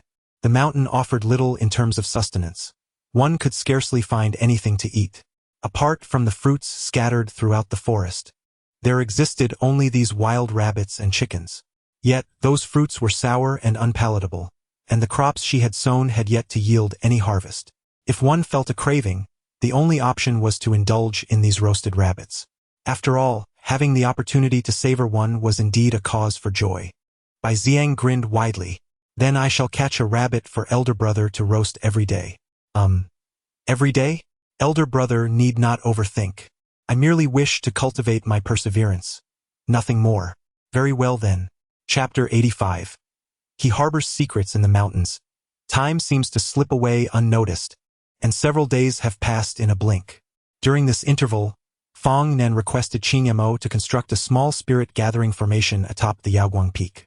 This formation is situated at the rear of the courtyard, where a natural hot spring also resides. When Fong Nen lived alone, the spring had long since dried up, and she had neglected its care. However, after Su Chun arrived on the mountain, unable to resist his persistent urging, she eventually restored the spring. Enhanced by the spirit gathering formation, and with the infusion of spiritual herbs, it became an exquisite locale for dual cultivation. As long as the mountain's protective formation is activated, all spiritual senses are effectively isolated from the outside world. Furthermore, even Qing Mo is unable to enter. At this moment, the water in the spring ripples outward in concentric circles, enveloped in a misty haze. The vapor lingers in the air, imbued with an enchanting and suggestive aroma. Su Chun gently gathers Fong Nan's damp hair, playfully pinching her cheek. "Are you happy, my dear?" Fong Nan casts a fleeting glance at him, remaining silent, her cheeks flushed. After a prolonged silence, she finally murmurs, "Who is your dear?" Su Chun, unfazed by her words, squints slightly, quietly attuning himself to the flow of spiritual energy.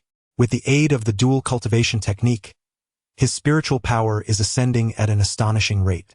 In just half a month, he has advanced to the mid-stage of the nascent soul realm. Yet, having only recently broken through, his energy feels somewhat unstable, and his realm has not fully solidified. Moreover, in these past few days, he has been plagued by recurrent dreams. Strangely, Su Chun had seldom dreamt before. It was almost as if he had never dreamt at all. However, since returning from the Yunsha forest, he has been dreaming every few days, and these dreams are remarkably consistent, featuring the same female demon with those striking red eyes. Additionally, there is another peculiar sensation. Whether it is merely his illusion or not, he feels an uncanny affinity with his dear's spiritual energy. Their energies intertwine seamlessly, devoid of any obstruction. This is undoubtedly a fortuitous circumstance for both, yet it seems almost too perfect, as if they were destined to be together. Su Chen finds himself puzzled. Could it be that fate has calculated his fortune in aligning with his esteemed master's favor? How could their connection be so harmonious? He cannot fathom it. Furthermore, he cannot shake the feeling that this energy feels oddly familiar, as if, at that moment, Su Chen withdraws from his meditative state and slowly opens his eyes, only to find Fong Nen gazing intently at him. Their eyes lock, and Su Chen chuckles. With such a gaze, it seems you hold a fondness for me. I did not look. She shakes her head in denial, but then adds, it was your dear who looked. Your master did not. Your master is guiltless. At these words, Su Chen's smile deepens, his interest piqued. So, are you my master or my dear now? His gaze is fervent, causing Fong Nan to shy away, turning her head. I don't know. Before she can utter a second word, she finds herself enveloped in Su Chen's embrace. Ah, she gasps softly. Stop it, I'm tired. Even cultivators in the transformation stage can experience fatigue. Master, how is it that you cannot even tell a lie anymore? No, my dear? I am not your dear. Su Chen fell silent and gently kissed her delicate neck. Mist rose in the air. The spiritual energy within the hot spring began to flow anew, their energies gradually intertwining. By the time Fong Nan left the hot spring, dusk had settled, painting the horizon with vast swathes of fiery clouds. The evening glow illuminated the entire Yaoguang Peak, casting a radiant light upon the flowers and grass, enhancing their allure. Fong Nan assisted Su Chen in adjusting his robe, completely devoid of any elder's authority, resembling a gentle and dutiful wife instead. Her movements were tender and obedient, her slender fingers deftly smoothing out the wrinkles in his clothing. Slowly, she laid it flat and gave it a couple of light pats. The garment had become somewhat ill-fitting. Su Chen's cultivation had steadily progressed, his realm breaking through, and his physical strength had significantly increased. He was no longer as frail as before. He had become sturdier, and his stature had risen considerably. Standing beside him, Fong Nan only reached his chest, accentuating the height difference between them. How does it feel after the breakthrough? Are there any discomforts? Not really, Su Chen replied with a smile. An increase in cultivation is certainly a good thing, and the breakthrough is quite exhilarating. However, he had been experiencing strange dreams lately. Even during their recent rest, the blood-red eyes of that female demon flashed in his mind. Curiously, they bore a resemblance to his dear wife's eyes. It was somewhat amusing, even absurd. He sensed a striking similarity between the two pairs of eyes. Even their spiritual energies seemed alike. One might mistake them for the same person. Yet, his dear wife was so gentle and endearing, while the female demon was crazed and cruel. No matter how he pondered, they could not be the same individual. Su Chen gazed into her eyes, where the soft crimson depths reflected only him, just as her heart held space only for him. He shook his head, choosing not to dwell on it further. Master, would you care to share a drink with me? I still have some plum wine left, and if we wait too long, the flavor will diminish. As you wish. At that moment, the sun dipped below the horizon. They set a table in the courtyard, with Su Chen seated on a cushion and Fong Nan leaning into his embrace. He admired the twilight, while she gazed at him. One cup after another, he sensed a weight on his heart. What troubles you? Nothing. Unwilling to share with me? Really, it's nothing. Su Chen smiled broadly. Though he believed himself to have a robust tolerance for alcohol, after fewer than 8 cups, he began to feel slightly tipsy. His vision blurred, and his mind grew hazy. Holding Fong Nan close, he mumbled incoherently, lost in a daze. Fong Nan allowed him to embrace her. Before long, within the hour, Su Chen had drifted off to sleep. Fong Nan watched over him, finishing the remaining plum wine. As night fell, the weather turned cooler, with a gentle evening breeze carrying the fragrance of blooming flowers. Fong Nan gently placed him on the bed in the main chamber, removed his shoes and socks, and soaked a towel to wipe his face. Once she finished, She quietly knelt by the bed, gazing at him intently. She lowered her head and bestowed a soft kiss upon him. Feeling as though she had committed a transgression, she became somewhat bashful. Noticing that Su Chun remained unresponsive, she exhaled a sigh of relief and stole another kiss, her cheeks blushing faintly. Subsequently, she changed into her nightclothes and climbed onto the bed, lying beside him. The night was tranquil, already past the midnight hour, yet Fong Nin found herself unable to sleep. She was acutely aware that he was lost in his own thoughts, though she could not discern their nature. She could distinctly sense that Su Chen's cultivation was advancing, his strength becoming more robust, yet his aura remained unstable. It was likely that some injury to his spirit was affecting him. Fong Nin bit her lip, seemingly recalling something that brought a flicker of guilt to her face. As the night deepened, the main chamber remained eerily silent. After a long while, a deep sigh pierced the stillness. Chapter 86.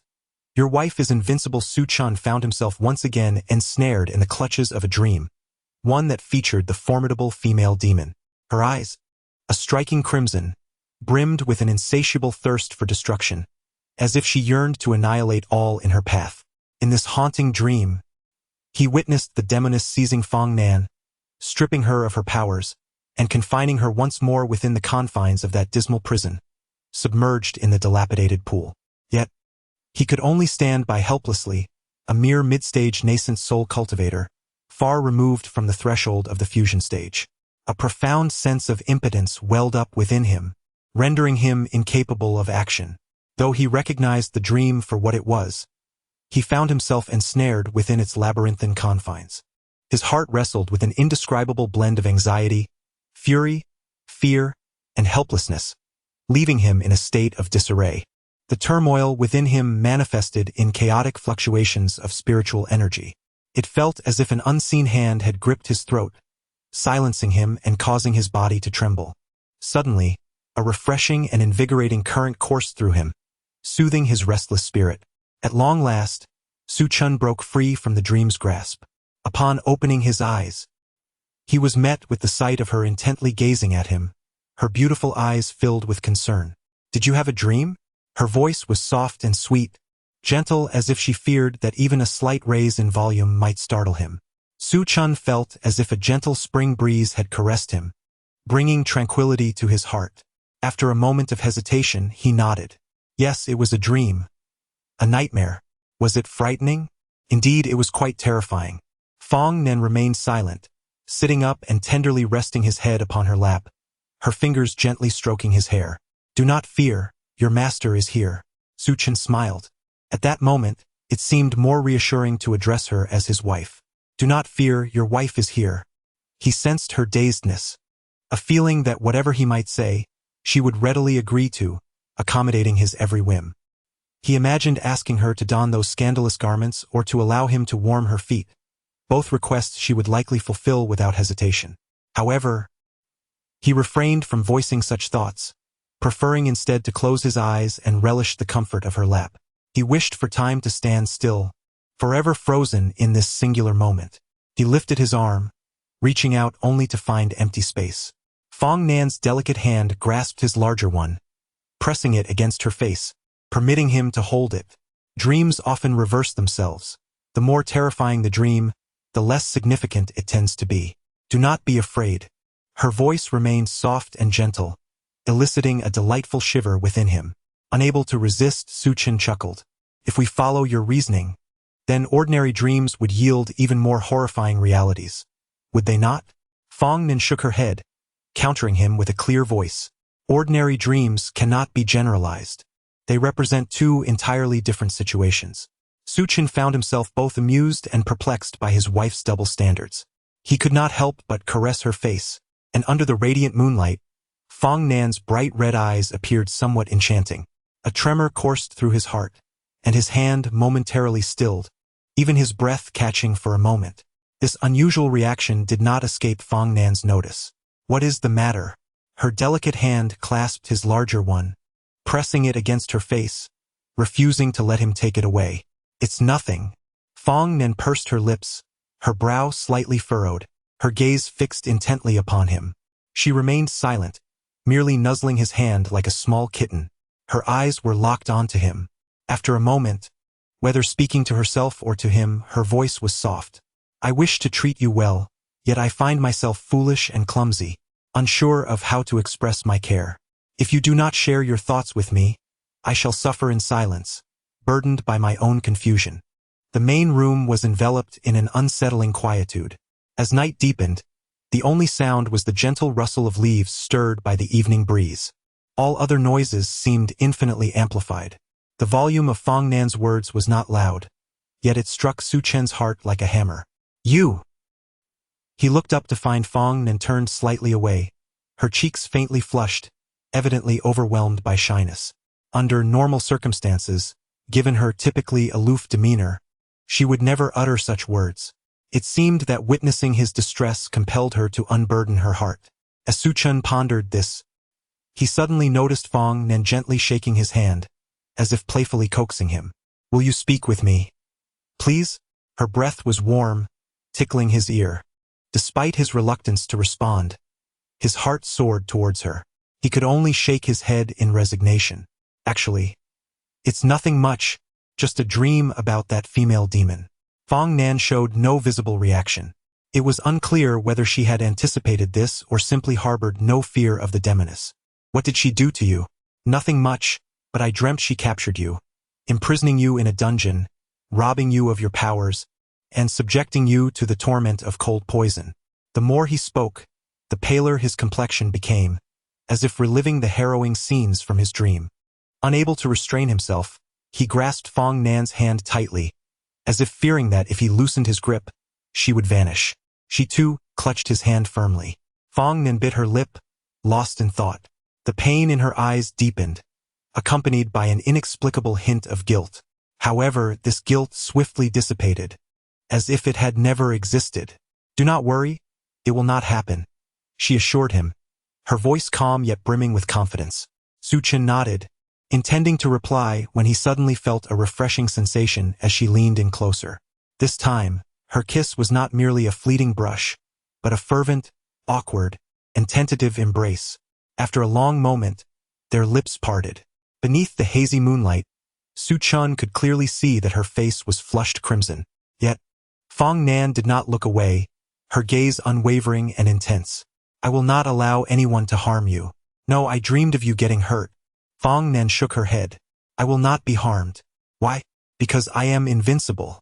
Her words were spoken with utmost seriousness, yet they inexplicably carried a touch of humor. Su Chen was momentarily taken aback, unable to suppress a chuckle. How could his wife utter such grandiose claims? However, to his surprise, Fong Nan simply shook her head, her tone remaining as tranquil as before.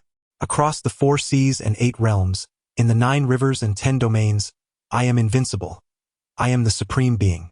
And how do you compare to that female demon? Should I now summon all my life force, I could transcend to the pinnacle of the great ascension stage. Su Chen was astounded, quickly furrowing his brows, his expression tightening. You must abandon such thoughts. What do you call this invincibility? He grasped the gravity of Fong Nan's words. Indeed, she was invincible, capable of becoming the strongest being in this world, yet with a time constraint. Until the very last moment of her vitality is consumed, until she approaches death, she can maintain the prowess of the great ascension pinnacle. Noticing Su Chen's troubled demeanor, Fong Nan reached out to pinch his cheek gently. Her voice calm. Do not fear, my husband. A hint of crimson adorned her fair neck, and her voice softened slightly. Your wife is invincible. Chapter 87. I only wish you well. Su Chen's realm had indeed transcended, yet the spiritual energy within him grew increasingly chaotic. He often found himself awakening in terror from nightmares, drifting through days in a daze. It was only after consuming some restorative elixirs that he began to feel a semblance of relief. At Yaoguang Peak, within the main chamber, Su Chen slowly opened his eyes. These past few days he had been oblivious to when he fell asleep or when he awoke. In the initial days, nightmares plagued him, but after taking the pills, he was finally free from the haunting presence of that female demon. Yet, a lingering headache persisted.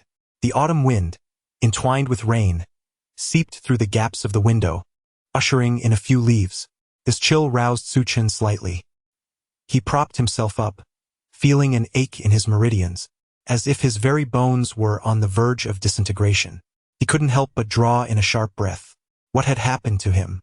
Reflecting on the past days, he realized he had not engaged in any strenuous activities, save for practicing together with his wife a few times. Perhaps he had overexerted himself. But surely, it shouldn't have led to such a state? Unbidden, a familiar sensation crept into his mind. Frowning, he shook his head as if trying to cast the thought away. He opened the window wider, allowing the brisk autumn breeze to envelop him, while the sound of rain intensified. Below, puddles began to form on the bluestone ground. A veil of mist shrouded Yaoguang Peak, the rain and fog swirling together. Previously, due to his master's unique constitution, the mountain was perpetually cloaked in white, enduring year-round snow. This sight, however, was rare, perhaps even unprecedented. Leaning against the window, Su Chen gazed outside. The flowers in the courtyard bloomed vibrantly, harmonizing beautifully with the bamboo by the window, a picturesque scene of delicate contrast. Still groggy from sleep, he inhaled the brisk autumn air, which finally sharpened his senses. The gentle autumn rain caressed his face. Suddenly, a tremor coursed through him. He felt as though he had forgotten something of utmost importance, a wave of anxiety washing over him. His pupils dilated in alarm. "Master!" He sprang to his feet, searching through the study, the side chambers, and even the hot spring behind the courtyard. Yet he could not find Fong Nan. Su Chen's complexion, already pale, grew even more as he furrowed his brow, allowing the rain to drench him. Standing alone in the courtyard, his thoughts were tumultuous. Where had his master gone? She seldom left Yaoguang Peak. Could it be that she had been captured by that female demon? Su Chen's body swayed slightly, feeling as if his heart might cease its beat. No, that cannot be. He forced himself to regain composure. That female demon, no matter how deranged, would not dare to invade the Four Directions sect.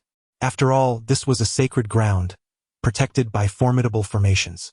Even if she were powerful. The more he pondered, the graver his expression became. He suddenly realized that such a scenario was not entirely implausible. Perhaps that female demon's strength could indeed breach the protective array. Had she truly intruded? Su Chen's face turned ashen. There is a saying, debts must be repaid, and vengeance sought. If death were to come, let it claim him alone. If she sought retribution, let it fall solely upon him. His gaze hardened with resolve. As I summoned the meager spiritual energy within me, preparing to depart from the shaking light peak in search of the female demon, a dark figure in the distance gradually enlarged, drawing nearer. The familiar fluctuation of spiritual energy was unmistakably that of Fong Nan, who had been absent for quite some time. She descended directly to the peak. At that moment, Fong Nan spotted Su Chen still caught in the rain in the courtyard, and hurried over. "How did you get out?" she inquired. Yet, he remained silent, opening his arms to embrace her tightly, as if he wished to meld her into his very being. Fong Nan's arms hung naturally at her sides before she slowly raised them to rest on his lower back, gently patting him on the back. "It's all right, I'm here," she spoke softly. "I went to your master's uncle to ask her for some medicine. I didn't go anywhere else. Let us go inside. We shouldn't linger here in the rain, or our clothes will get soaked." The two of them clung to one another as if they were a single entity. Su Chen refused to release his hold, exuding a sense of desperate attachment. Upon entering the house, he continued to embrace her. Fong Nan chuckled lightly. "I am entirely yours now. Are you afraid I might run away? Please let me go." "No." After a moment longer, Fong Nan gently caressed his back, her voice tender. "Did you have another dream?" "No." "Then what is the matter?" Su Chen remained silent, his heart feeling as though he had recovered a most cherished treasure, wishing only to hold on tightly, never to let her slip away again. Noticing his demeanor, Fong Nan deduced the underlying cause. "Did you wake up and not find me? Did you think that female demon had taken me away?"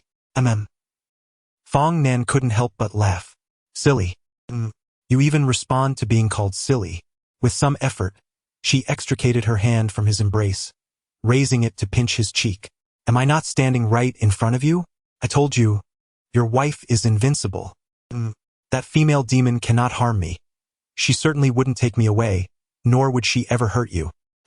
Fong Nen realized that Su Chun was merely acquiescing to her words, not truly absorbing their meaning. She hesitated, lightly biting her lower lip, her faintly crimson gaze shimmering. Actually, Before she could finish, Su Chun spoke up. I want you to be safe. His gaze was intense, filled with fervor. Fong Nen felt the heat of his stare and found herself at a loss for words, unsure where to place her hands. Then he continued, if that female demon truly wished to retaliate against me, she could come at me alone. I want you to be well. She won't retaliate against you. Fong Nan instinctively uttered this reassurance, but immediately felt an oddity in her words. Raising her gaze, she found Su Chun looking directly at her. Their eyes locked, and silence enveloped them, creating a peculiar atmosphere. Fong Nan was the first to break the silence. I won't allow her to seek revenge on you. We will both be fine. Su Chen remained silent. After a moment of quiet, he softly acknowledged her with a murmur. Fong Nan felt her heartbeat quickening. She lowered her head, gripping her robe tightly, her knuckles turning pale from the pressure, resembling a wayward child.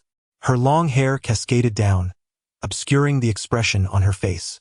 The room was enveloped in a profound stillness, as silent as death itself, where even the fall of a pin could be heard. Fong Nan sensed her own heartbeat echoing in the silence, and an overwhelming discomfort began to suffuse her heart. Just then, she felt two warm hands gently cupping her cheeks, lifting her face. As she looked up, she met Su Chen's gaze, still as fervent and warm as ever. He softly uttered, no matter what, I only wish for your well-being. As long as you are happy, I can endure anything. Chapter 88. Is this not a matter of course? Fong Nan was uncertain how long it had been since she had felt this way, a wave of emotion threatening to bring her to tears, her nose tinged with a slight ache. She imagined her expression must be quite unappealing at the moment, and she didn't wish for him to see her in such a disheveled state. Don't look at me. I must look terrible. Beautiful, he replied. My wife is the most beautiful. Whether she cries or smiles, she is lovely in every way. Stop trying to coax me. If I do not coax you, whom shall I? Should I go and comfort other women? Should I utter such words to anyone else? Despite the turmoil in Fong Nan's mind, feeling as if her thoughts were muddled, she shook her head at his words. Her small head bobbed like a rattle drum. No, the sound was crisp, unwavering, and decisive. I cannot say such things to anyone else. With her eyes reddening, the mist of tears gathering in her beautiful gaze, she tilted her face upwards to look at him. She was already stunningly beautiful, and in that moment, with a touch of fragility, she exuded an irresistible allure that made one yearn to embrace and cherish her. Su Chen's heart raced involuntarily. Master, your current demeanor is somewhat inappropriate. What do you mean? You are simply too beautiful. Anyone would be moved by such a sight. Fong Nan rubbed her eyes, seemingly taken aback by the implication of his words. After a moment, she realized he was complimenting her.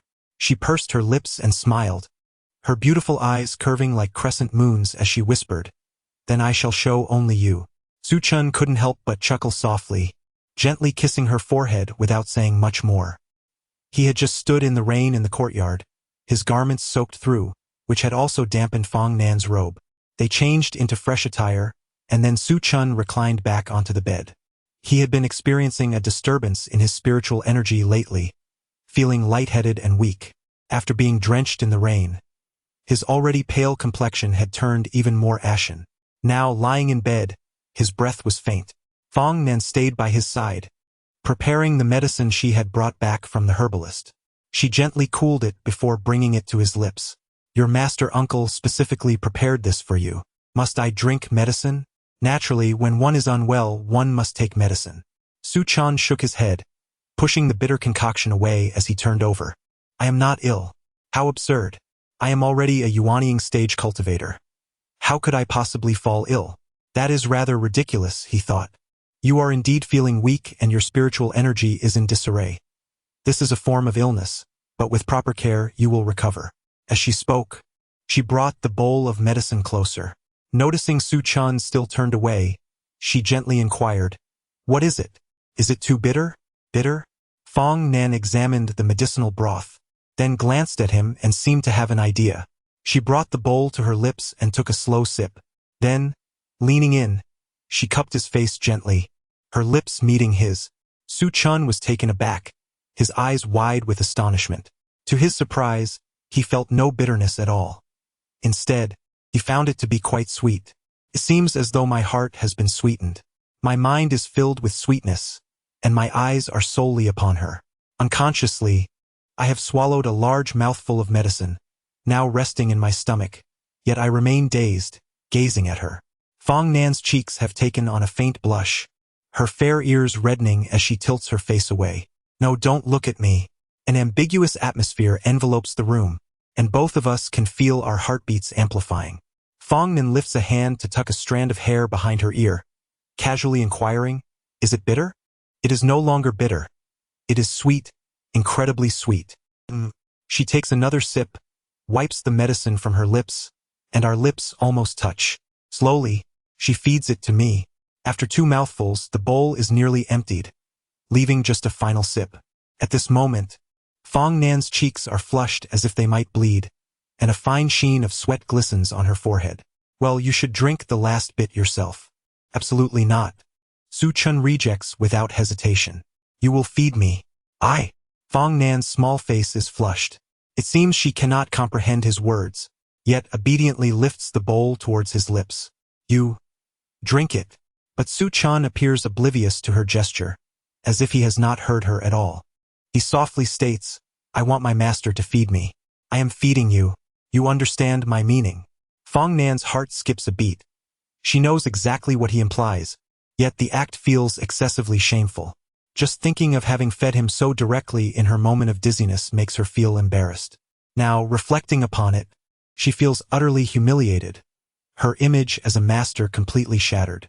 She foresees that if this becomes the norm, every time she has to administer medicine, it will likely have to be done in the same manner. And indeed, Su Chun has not disappointed her. The situation has unfolded precisely as she anticipated. While Fong Nan is deep in thought, she suddenly feels her chin being lifted by him. "Feed me," he commands emphatically, enunciating each word. Fong Nan's lips curl into a bitter smile as she mumbles softly, "I feel guilty." With guilt comes obligation. A wife assisting her husband is only natural, so why should there be any sense of guilt? Fong Nan is taken aback, blinking in confusion. Natural? Natural. This fellow always speaks in convoluted terms. Starting with notions of purity and a clear conscience, he has now transitioned to declaring it a natural duty. Fong Nan purses her lips, sighing softly within. "Very well. I have brought this upon myself. I shall indulge him." She lifts the bowl and drinks the last bit of medicine, savoring it before attempting to feed him. Upon encountering Su Chun, who gazes at her with intrigue, arms crossed and eyes narrowed, she wonders why he must be so mischievous. He has caught sight of her disheveled appearance. Fong Nan's previously softened expression began to flush anew, her cheeks tinged with a blend of embarrassment, anger, and indignation. With medication still lingering in her mouth, she could articulate nothing but muffled protests. "Is my lady in such a hurry? Does she wish to kiss me? Before Su Chun could finish his thought, he found himself seized by Fong Nan, her hand gripping his collar while the other firmly clasped the back of his head, unceremoniously administering the last of the medicine. "You cannot bully me. You take advantage of my affection for you, and persist in this manner." She wiped her mouth and offered a quiet objection, only to catch Su Chen's gaze once more. "What is this?" Fong Nan's pupils constricted. What manner of person has he become? Enough. Let it be." She shot him a delicate glare, her slender arms encircling his neck as she gradually reciprocated, clumsily returning the kiss. This is a simple sweet story, devoid of any sharp turns. Even if there are, they serve only to sprinkle sweetness. Recently, I have conceived some delightful ideas and may embark on a new book when the mood strikes me. Now, I would appreciate your gifts and 5-star reviews. Chapter 89. If you think she is good, go find her. The rain has ceased. The droplets lingering at the eaves cascade onto the stone slabs, infusing the air with a refreshing scent of earth. This aroma is quite invigorating. The pervasive clouds gradually disperse, allowing the sunlight, previously obscured by the heavy overcast, to gently cascade down. A brilliant beam of light pierces through the gaps in the clouds, illuminating Yaoguang Peak and enveloping the small courtyard in a warm hue. Inside the room, Su Chen leans against the window. His thumb lightly taps the edge of the bed as he gazes outside, lost in thought. The medicine recently administered by Fong Nan has begun to take effect, alleviating much of the soreness in his body. His once tense spirit has also relaxed, yet he still clutches Fong Nan's small hand tightly, unwilling to let go. After staring outside for a considerable time, he turns his head to find Fong Nan watching him intently. His master gazes at him in such a manner, it almost seems as though she holds a fondness for him. He intended this as mere jest, a playful tease. To his surprise, Fong Nan nods and softly replies, "I like you." Her obedient demeanor, with her small hand resting in his without any intention of withdrawing, catches Su Chen off guard, piquing his curiosity further. "What do you like about me?" he inquires. She purses her lips, seemingly contemplating her answer. Su Chen chuckles. "Could it be that my master, like that female demon, is only enamored with my physique?" "No," she retorts, this time without hesitation, her response firm and resolute. After saying this, Fong Nan seems to recall something and adds, "Then, we won't cultivate together anymore. I can practice without relying on your physique." "Ah!" Su Chen is taken aback. He remains frozen on the bed for a moment, his expression shifting as he quickly shakes his head. "That won't do. Isn't that akin to shooting oneself in the foot? This is not a jest. If we truly don't cultivate together, then the hot spring we built in the back of the courtyard would be wasted." His intentions are not selfish. He merely considers the hot spring, which took considerable effort and resources to construct. It would be a shame to abandon it. "No, master, if that is the case, wouldn't the hot spring be rendered useless?" Fong Nan shakes her head once more. "In my heart, you are far more important than the hot spring. If it goes to waste, so be it. It matters not." Su Chen is left bewildered. "Oh no. I truly regret saying that earlier. Why was I so idle as to tease her? Look what trouble I've stirred up." A hint of bitterness lingers on his lips. "Perhaps I should reconsider. It would be such a pity for the hot spring to be abandoned." "It is not a pity." Fong Nan turns to look at him, her gaze fervent. I do not even know why I like you, but it is certainly not because of your physique. I simply enjoy being with you. When I cannot see you, my heart feels empty.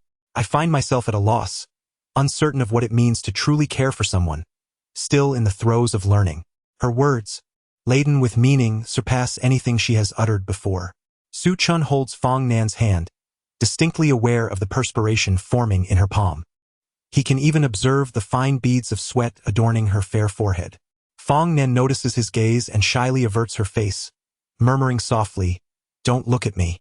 "I'm not shy," she adds, her voice barely audible, tinged with nervousness.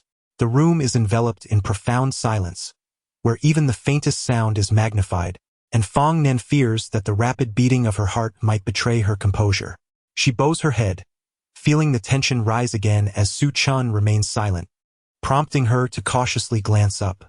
However, upon meeting his gaze, she realizes he is looking back at her. "What are you staring at?" she inquires. "Who else would I be looking at?" Su Chen grins, intrigued by the unexpected warmth in his usually aloof master. "Please, do not mock me," she implores. "It's just that you often seem so distant, yet today you appear so fervent." Fong Nan feels her cheeks flush at his words, her mind a blank canvas, unsure of how to respond. "Do not mock me." More sweat accumulates in her palm, strands of hair clinging to her dampened cheeks. Her face is flushed. "These are my true feelings, my sincere thoughts," she insists, her urgency rising as if to validate her words. "If you doubt me, then let us cease our mutual cultivation from this moment forth. I shall uphold my word."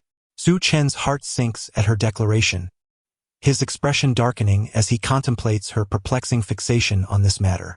If they truly stopped their cultivation, it would not only betray the sanctity of the hot spring but also cause him distress. How could one resist something so tantalizingly close yet unattainable? He pinches her cheek, gazing into her eyes. "My dear, there is no need for proof. I trust you implicitly." Let us continue our cultivation. Yet, Fong Nan, stubborn as ever, shakes her head. No. Su Chun is bewildered, questioning whether his beloved is entering a rebellious phase. Fong Nan, sensing his confusion, provides an explanation. Your master uncle informed me that your ailment stems from a weakened constitution, and thus indulgence must cease. Su Chen feels so overwhelmed. Just as he attempts to clarify, she continues, beyond physical factors, you have also been plagued by frequent dreams which greatly impact your mental state. Therefore, during this period, focus on nurturing your body, refrain from any activities, and diligently take your medicine. Hearing this, a troubling sensation wells up within Su Chun, prompting him to grasp her hand tightly. When will we be able to cultivate together again? Let's talk about it once you have recovered. I believe I am already in a good state. Fong Nan shook her head, still refusing. No, if this continues, it will harm your foundation. You should take good care of yourself. But how long will it take? You must at least reach the transformation stage before we discuss it further. And it must wait until you cease dreaming. Su Chen's expression darkened. He was merely at the mid-stage of the nascent soul, and it would take at least 1.5 years to reach the transformation stage. Moreover, who knows when he would stop dreaming? This was beyond his control. He felt a twinge of anxiety and blurted out, but I did not damage my foundation while cultivating with that female devil. How could it be with you? Before he could finish his sentence, he noticed Fong Nan's expression shift. He quickly fell silent, but the words had already escaped his lips. Fong Nan bit her lip, her small fists clenched tightly, her voice icy and devoid of emotion. If you think she is better, then go find her. Cultivate with her. I will no longer concern myself with you. Chapter 90.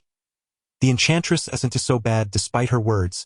Fong Nan found herself leaning beside him, her head bowed, refusing to meet his gaze, brimming with indignation. There was a hint of grievance in her demeanor. At that moment, Su Chun realized he had misspoken. Unsure of how to placate her, he simply expressed his thoughts as they came. I admit my fault, I reflect upon my words. I should not have said that. I was wrong. There is a reason for this. I crave your presence, and even a moment apart feels unbearable. I only wish to be with you, to be united. Initially, Fong Nan maintained a neutral expression as she listened, but as his words progressed, unease crept in, particularly when she heard the latter part. Her pupils dilated, and her mouth fell agape in shock. What was he saying? Did he truly comprehend the implications of his words? How could he utter such scandalous things with such composure? Su Chen's declarations left Fong Nan's cheeks flushed and her ears burning. His voice echoed incessantly in her mind. Before he could finish, she hastily covered his mouth, exclaiming, "Stop! Please, do not say any more." Her tone was a blend of embarrassment and anger, her face as crimson as if it might bleed. How could he be so indiscreet? How could he dare to speak so boldly? Even though they were alone, with only the two of them present, his words felt excessively audacious. Fong Nan could scarcely bear to hear one line, let alone the many he had uttered, leaving her head spinning. Do not speak any further. Allow me a moment to collect myself. She released her grip on Su Chen's mouth, gently massaging her temples, her expression a tapestry of conflicting emotions. His words, while audacious, were imbued with sincerity, devoid of any pretense. Her gaze unconsciously fell upon Su Chun. Do you truly desire me? Desire. Su Chun replied fervently, nodding vigorously. Just as he was about to continue, she swiftly interrupted him. Do not speak. Who knew what further audacious declarations might escape his lips? After hearing just those few statements, Fong Nan felt overwhelmed, her heart racing. Time passed, yet his voice lingered in her mind, especially those pivotal phrases. Even a moment apart feels unbearable. Being separated even for a breath is akin to death. Such sentiments were beyond her capacity to articulate, let alone to express them aloud. Fong Nan took several deep breaths to steady herself. At that moment, she noticed Su Chun gently shaking her hand. Are you no longer angry? I spoke in haste and I apologize. The truth is, I cannot bear to be apart from you, not even for a fleeting moment. Fong Nan stared at him, speechless, her small hand rising to cover her face. How hot! Surely, she had lost her senses. Even her thoughts seemed sluggish. After a long pause, she finally stammered, What separation? It is merely a matter of not cultivating together. There is no need for such sorrow. Oh, but it is very much a matter. If you wish to engage in dual cultivation, seek out that enchantress. Has she not already inflicted wounds upon your foundation? No, no. Su Chen hastily shook his head. The room fell into silence, with neither of them uttering a word, creating an atmosphere that was both ambiguous and peculiar. Noticing her continued silence, Su Chen lowered his gaze towards her, only to find Fong Nen gazing back at him. Their eyes met, and he heard her softly murmur, just endure a little longer. Would that be all right? The gentle tone was almost like a soft breeze caressing Su Chen's heart, rendering him incapable of uttering a single word of refusal. He nodded dreamily, all right. He found himself unable to resist his master in such a manner. At that moment, regardless of her request, he felt incapable of denying her. Her tenderness was overwhelming, infused with a hint of pleading. It seemed that no one could refuse her. Had it been Master Ching Mo, she might have lost her composure on the spot. Then, Fong Nen spoke again in a soft voice. Focus on your cultivation for now and refrain from entertaining unnecessary thoughts. In time, the disparity in our realms is too great. Engaging in dual cultivation would have a significant impact on you. Su Chen, somewhat puzzled, quietly inquired, I have a question, but if I say this, please do not be angry, Master. Is that acceptable? Yes, go ahead and ask. Isn't my realm with that enchantress even more disparate? Why would dual cultivation with her not have such a profound effect? Then you should cultivate with her. Su Chen was taken aback, his expression a canvas of confusion as he stared at her. But didn't you agree to this? Aren't you angry? Why then say such harsh words? I am simply narrow-minded. Fong Nan's expression remained unchanged as she cast a fleeting glance at him. Yet she soon elaborated, dual cultivation is inherently a mutual enhancement. However, if the difference in realms is too vast, it becomes a one-sided demand. But if the stronger party does not unrestrainedly take, and instead offers their spiritual power, the weaker party can still gain benefits without harming their foundation, resulting in a win-win situation. After processing her words, Su Chen's expression turned peculiar. He blinked, so, that enchantress is actually rather kind to me? As soon as he spoke, he noticed a shift in Fong Nan's expression and quickly covered his mouth. No, no. That enchantress is ruthless and merciless, cruel and brutal, devoid of humanity. My beloved master, however, is adorable, beautiful, graceful, as captivating as a fish sinking or a flower hiding, truly the treasure of my heart. Indeed, upon hearing this, Fong Nan's demeanor softened considerably, no longer as frigid as before. Humph. Then, master, if you were to engage in dual cultivation with me, would you not care for me in the same way? Yet why? Is it due to one's constitution? The compatibility between us is striking. Our spiritual energies intertwine with remarkable closeness. However, the disparity in our realms is vast. The resonance of yin and yang has resulted in a scenario akin to the absorption of yang to replenish yin. Thus, Su Chen seems to have grasped the situation. Despite the significant difference in cultivation levels between the two individuals and himself, they are willing to offer their spiritual power. Yet, due to the extreme coldness of the Master's constitution resonating with his own, a forced absorption of yang to replenish yin has occurred, leading to the current predicament. Su Chen's expression darkened. If this is the case, it implies that only after surpassing my master in cultivation can we practice together again. This notion feels like a death sentence. It may take an eternity before that day arrives. Su Chen felt a sense of despair. Just then, he noticed Fong Nen lifting her hand, revealing her fair wrist. My wrist. It's healed. Initially, Su Chen was taken aback, but upon seeing her bashful demeanor, his eyes widened in surprise. Ah! He murmured, his expression turning peculiar as he nodded in acknowledgement. Well, I suppose that's acceptable. Chapter 91. Your elder brother will always be your elder brother as the month reaches its midpoint. It is the most joyous time for the elder disciples. The reason is simple. It is the day of their stipends. The elder disciples receive their cultivation resources, such as elixirs and spirit stones, while the elder stipends are collected by their disciples. Bai Xiang arrived early at the entrance of the main peak's grand hall, queuing for the distribution of stipends. In addition to collecting for his grandfather, the Grand Elder, he also needed to receive his own and that of his master, Qingma. At this moment, the sky was just beginning to brighten. Bai Ziang took out a small notebook from his pocket and glanced around, ensuring no one was watching before opening it.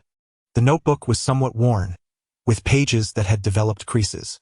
Not only that, but each page was densely filled with notes and annotations. He flipped through the pages, from front to back and back to front, reading with utmost seriousness.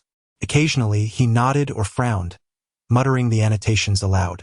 To an outsider, it might have seemed he was engrossed in studying some profound technique. Just then, Bai Ziang suddenly heard a voice beside him. "When did you become so diligent?"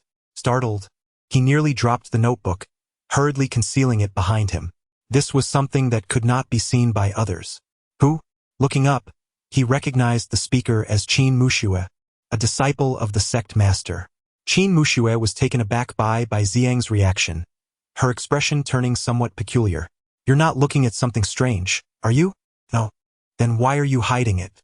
Why do you care?" He directly channeled his spiritual energy, placing the small notebook into his storage bag, maintaining an impassive demeanor. The notebook contained the preferences of his master, Qingma, meticulously recorded with over 200 entries. He often took it out to memorize and review, now able to recall them effortlessly, even more fluently than the heart mantra itself. "Judging by your demeanor, it seems you are doing better?" Upon hearing this, Qin Muxue seemed to recall something, her expression shifting dramatically, her lips twitching involuntarily. The image of her master, Feng, nestled next to that disciple surfaced in her mind, delicate and graceful, like a little bird dependent on its mate. She felt a pang in her heart, and her eyes grew numb. "This is bad. I feel like I'm dying." "Huh? It's nothing, just ignore me." Bai Ziang scratched his head, wanting to offer some words of comfort but unsure how to begin. At that moment, she continued, "I just hate being a woman." "What's wrong?" "Everything is inconvenient." Bai Ziang tentatively asked, "Is it because you don't have a weapon?" "What?" Qin Muxue stared blankly at him, still processing his words, sensing they were not particularly pleasant. "What weapon?" "Nothing. Forget I said anything." Bai Ziang laughed awkwardly and advised, "You should try to be more open-minded. Some matters should not be overly entangled with, or they may become your inner demons." After speaking, he proceeded to collect his stipend. In a swift departure, only Qin Muxue remained standing in place, her heart filled with confusion. What weapon? Where did the weapon come from? She could not comprehend the words, yet the more she pondered, the more she sensed something amiss. Why? Was there an inexplicable mention of weapons? Women possess fewer weapons. Suddenly, Qin Mushue's pupils constricted.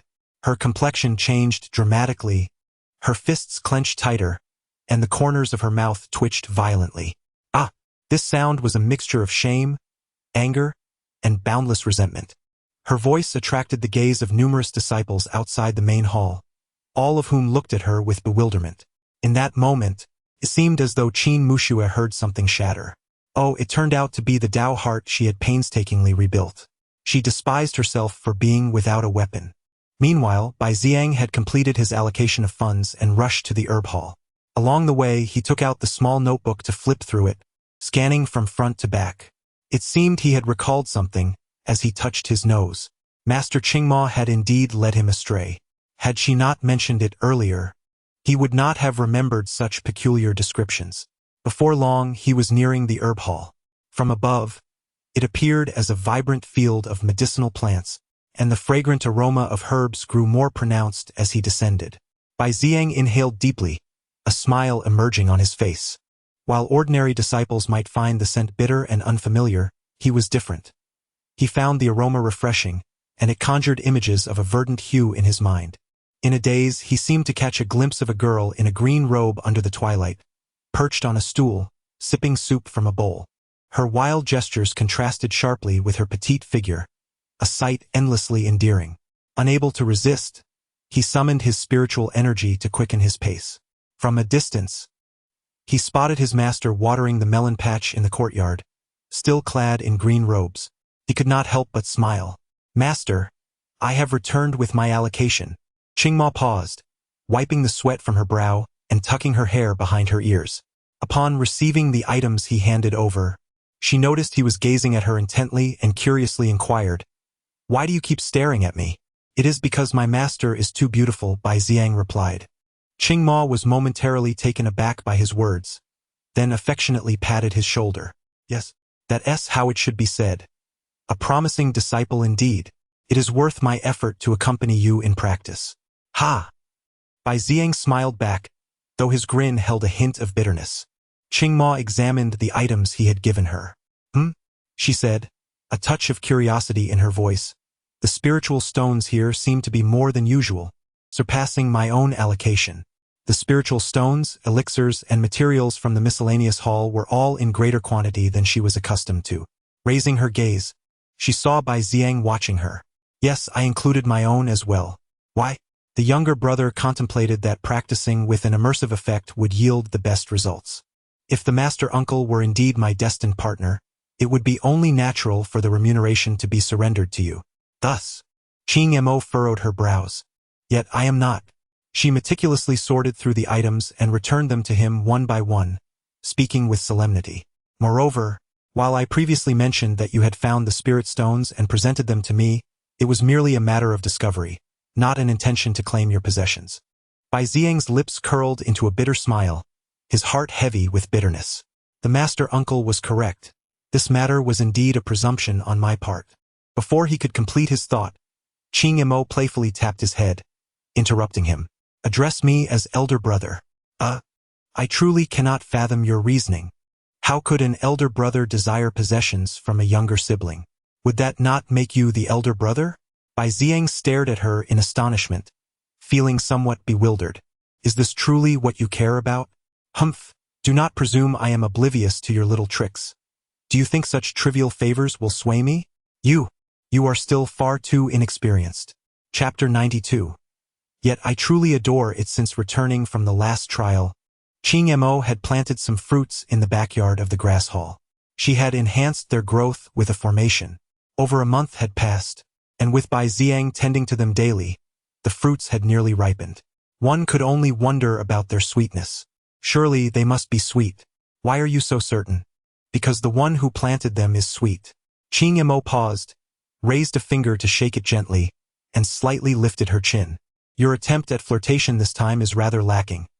It is too stiff and direct, bordering on clumsy."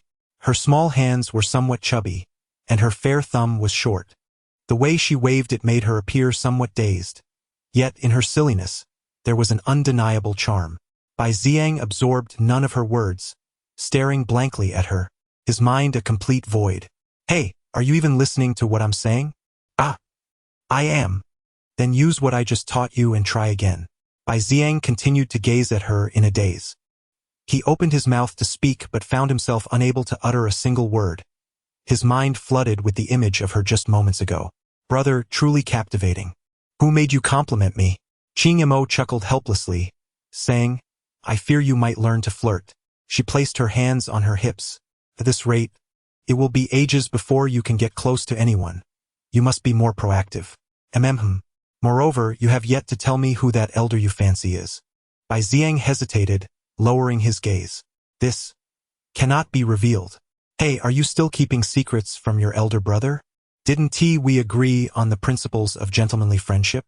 "He will know in time." "Really?"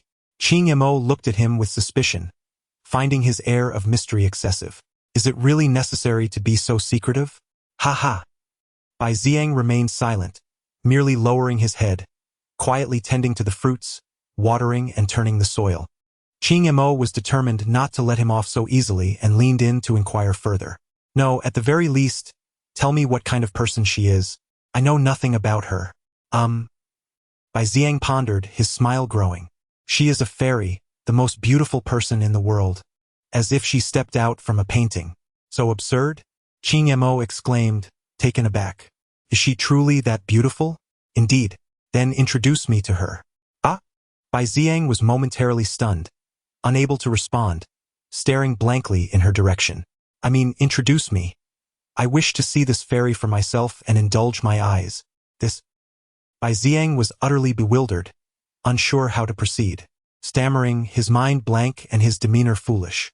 This. She. King Montag frownet. Oh, I'm not trying to steal her away. I merely wish to see how truly beautiful she is. What is it that you and your elder brother are being so secretive about? Do you think I could possibly deceive you? Bai Xiang felt a shiver run down his spine. It seems that one is burdened with thoughts. Two pieces of news have arrived. One favorable, the other unfavorable. The good news is that there is no longer any concern of the master perceiving one's thoughts. The bad news, however, is that it appears the master will never be aware of them in this lifetime. Bai Xiang's expression was complex, leaving him momentarily unsure whether to feel joy or sorrow. After a lengthy pause, he exhaled a deep sigh, a hint of loneliness and resignation evident in his demeanor. Brother, let's wait until my confession is successful. Once it is, I shall bring her to meet you.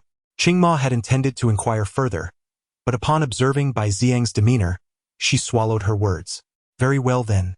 A silence enveloped the two, an inexplicable atmosphere that felt rather peculiar. Qingma was not fond of such an ambience. She preferred the vibrancy of lively interactions. The stillness felt tinged with melancholy, and she had little affinity for sadness. Hey! She tugged at Bai Xiang's robe. Please smile a little. Do not wear such a somber expression. Oh, never mind my inquiries. What is troubling you? My curiosity is simply piqued. Well, once again, silence descended upon them, a profound quietude. The only sound was Bai Xiang watering the melon field. Qingma detested this atmosphere but felt powerless to alter it, resorting instead to idly kicking small stones from side to side, a futile distraction. By the way, are you truly intent on remembering my preferences? It seems rather pointless. Not at all. It is quite valuable. But I am different from her, from most people, really. Who would ever like someone like me? Suddenly, Bai Xiang was overcome by an impulse to voice his innermost feelings, to articulate his thoughts. He turned his gaze and beheld her with her hand raised, slightly tilting her head as she gazed skyward through her fingers. The morning light cascaded down, enveloping Qingma in a golden veil, a sanctified glow. Bai Xiang felt his heart skip a beat, and he quickly lowered his head, sensing it might leap from his chest. He was seized by a sense of inadequacy. The words that had almost escaped his lips were now firmly locked within his heart. After several deep breaths, his heartbeat began to steady, yet he still dared not look up. Bai Xiang let out a few dry laughs and, still looking down, said, Brother, do not say such things. Many people do indeed admire you. Qingma grinned widely, squinting at the sun with carefree delight. Who is mad enough to like someone as gluttonous as I? Bai Xiang could no longer contain himself. Yet, after speaking, regret washed over him, and his heart began to race anew. Qingma looked at him with amusement. You, little brat, that is merely the admiration of a younger sibling for an elder brother. It is not the same.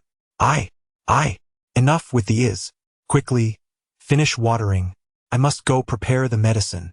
With that, Qingma turned and left, hands clasped behind her back, her posture slightly arched, resembling a carefree street urchin. Alone, Bai Xiang stood in place, watching her departing figure gradually fade into the distance, rendered speechless. It wasn't until she had truly walked away, leaving him unheard, that he softly murmured, But I truly like her. This declaration seemed less directed at Qing Mo and more a confession to himself. After a considerable time had passed, Bai Xiang raised his hand and struck his own cheek. Then, shaking his head vigorously, he forced a smile. A toad aspires to dine on swan meat. He slapped himself again, dutifully tending to the melon field, diligently cleaning for an extended period. He swept and mopped, ensuring everything gleamed. As he surveyed his surroundings, taking in the entirety of the thatched cottage, he sighed deeply within. The image of her, basking in sunlight moments ago, resurfaced in his mind. Pure and beautiful, a master alchemist, a formation master. How could he ever be worthy? Overwhelmed by inadequacy, Bai Xiang fled the thatched cottage, tail between his legs, slipping away discreetly. Chapter 93. The elder Qingma's confusion. Though autumn has arrived, the sun remains scorching.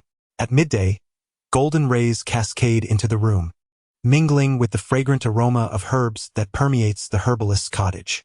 Qingma stands before the table, staring blankly at the powdered herbs, her brows furrowing in discontent. What is wrong with her today? She has compounded 3 prescriptions, each one a failure. It is indeed perplexing. Her mind feels chaotic. She shakes her head and takes a deep breath, exhaling slowly as she strives to regain her composure, attempting to clear her thoughts. Pouring the finely ground herb powder into a porcelain bowl, she retrieves a vial and adds the medicinal liquid. Focusing her attention, she observes the amalgamation of the powder and the liquid, gently swirling the bowl. Before long, she senses a surge of spiritual energy, a sign that the concoction is nearing success. Yet, in the next moment, a plume of black smoke erupts from the bowl, assailing her senses with an acrid odor. Coughing violently, she fans the air with one hand while covering her nose with the other, tears streaming down her cheeks. Another failure. It is merely a second-tier powder. Why is it so difficult? She used to be able to concoct it with her eyes closed. How is it that today, after 4 attempts, she has failed each time? Waving her hand, the dark mist dissipates, and the stinging scent vanishes. Qingma gazes silently at the discarded concoctions on the table, lost in thought. Gradually, she retreats, leaning against the door as she slowly squats down, resting her chin on her hands. Her face is a portrait of bewilderment. Why does her heart feel so restless? This inexplicable sensation is truly strange. Is it possible that she merely craves noodles or roasted rabbit? She ponders, patting her slightly hollow stomach, then nods. It must be so. Realizing this, Qingma concludes that she is simply hungry. Yes, that's it. In her storage bag, there are some already marinated rabbits. She could roast one casually for a meal. However, eating alone is rather dull. Rising, she opens the door and, channeling her spiritual energy, ascends slowly towards Yaoguang Peak. It has been quite some time since she last saw Nangu. Ever since her last visit, when she compounded medicine and left, she has not returned. Her junior disciple has made significant progress in herbal studies, becoming increasingly proficient. Now, all that is left is to consolidate her knowledge through reading. Thus, she has not visited Yaoguang Peak during this period. She wonders how her 2 junior partners are faring, and if they have perhaps created new life. She would love to have more juniors to entertain. Before long, she arrives at Yaoguang Peak. As she soars towards the summit, she increasingly senses an invisible barrier. Initially, she does not grasp the situation, but as she draws closer, the obstructive spiritual energy becomes unmistakable, and Qingmo realizes with astonishment that there is indeed a formation in place. Has she become an outsider? Without a second thought, she channels her spiritual energy, sending her consciousness forth to communicate. Brother Nan, let me in. I'm one of you. Yet, there was no response from within. I brought roasted rabbit. Please, let me in. Still silence reigned. Qingma huffed, her cheeks puffed out, hands on her hips. If you don't let me in soon, I will be quite upset. The formation remained unchanged. However, the birds and beasts circling above cast her a glance, their expressions akin to that of bemused onlookers. Initially, Qingma maintained her posture, but as time passed with no reaction from the formation, she deflated like a punctured balloon. Her tone softened. Good Brother Nan, wonderful Brother Nan, please, I beg you to let me in. You are the best, Brother Nan. At last, a shift occurred in the stable formation, the resisting spiritual energy gradually dissipating. Qingma stepped into the courtyard, but upon witnessing the scene before her, her expression shifted to one of bewilderment. Fong Nan remained silent, her head bowed, cheeks seemingly flushed. Seeing this, Qingma's expression grew more peculiar as she scrutinized Fong Nan from head to toe. The swelling on her face appeared worse than before. Logically, a practitioner in the transformation stage should not suffer such minor injuries. Minor bumps and scrapes typically heal swiftly. How could she be so swollen? Strange. Qingma furrowed her brow and approached. Brother Nan, are you feeling unwell? I. Fong Nan stammered, struggling to articulate her thoughts. After much effort, she managed to utter no. Her cheeks blushed fiercely, almost as though they might bleed, with a significant area of her ears turning crimson. Her expression was exceedingly peculiar. Qingma had never seen Fong Nan in such a state, momentarily frozen in place. Are you truly all right? No issues? Fong Nan's voice unexpectedly rose in volume.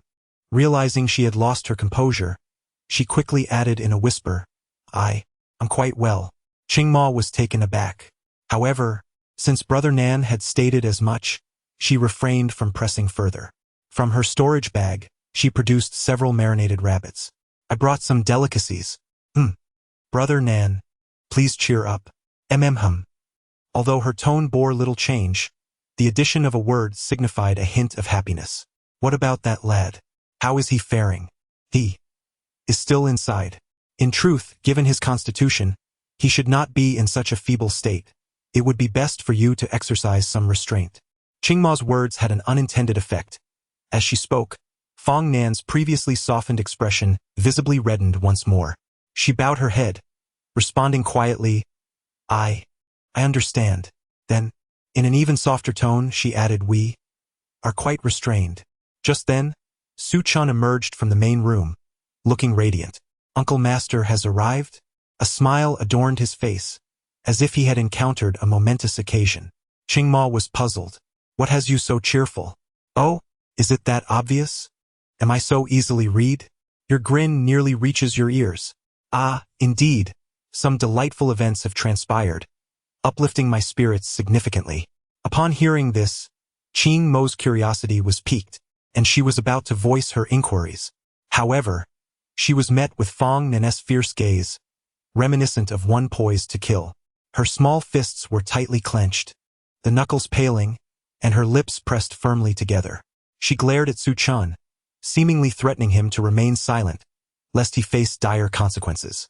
Qing Mo glanced between Su Chun and Fong Nan, feeling inexplicably overwhelmed.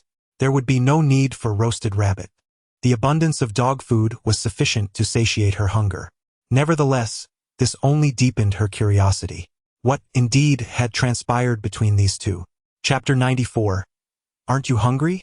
At the peak of Yaoguang, wisps of smoke curled gracefully from the small courtyard, enveloping the air with the rich aroma of roasted meat. Qingma, while tending to a rabbit over the fire, cast a suspicious glance at the two individuals before her. Was it truly merely a massage? As an alchemist well-versed in herbal medicine, she prided herself on her medical expertise. How could a simple massage leave one's wrist so swollen and red? Something was amiss. Profoundly amiss. Moreover, Brother Nan possessed the cultivation of the God transformation stage. Even during her sword practice, she would not sustain such an injury. What manner of massage could lead to this? As Qingma pondered, she narrowed her eyes at the pair. There stood Fong Nan with her head bowed, while Su Chun wore a wide, carefree grin. Brother Nan, why are you silent?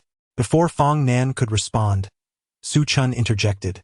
She has a bit of discomfort in her throat. Ah! Qingma was taken aback, blinking in confusion. How could one have discomfort in their throat? Perhaps she had caught a chill. Impossible. Qingma furrowed her brow. Someone of her cultivation level could not simply catch a chill. The more she listened, the more she felt that something was off. Fong Nan's face was growing increasingly flushed. An odd sight indeed. Brother Nan, tell me, what has happened to your wrist and throat?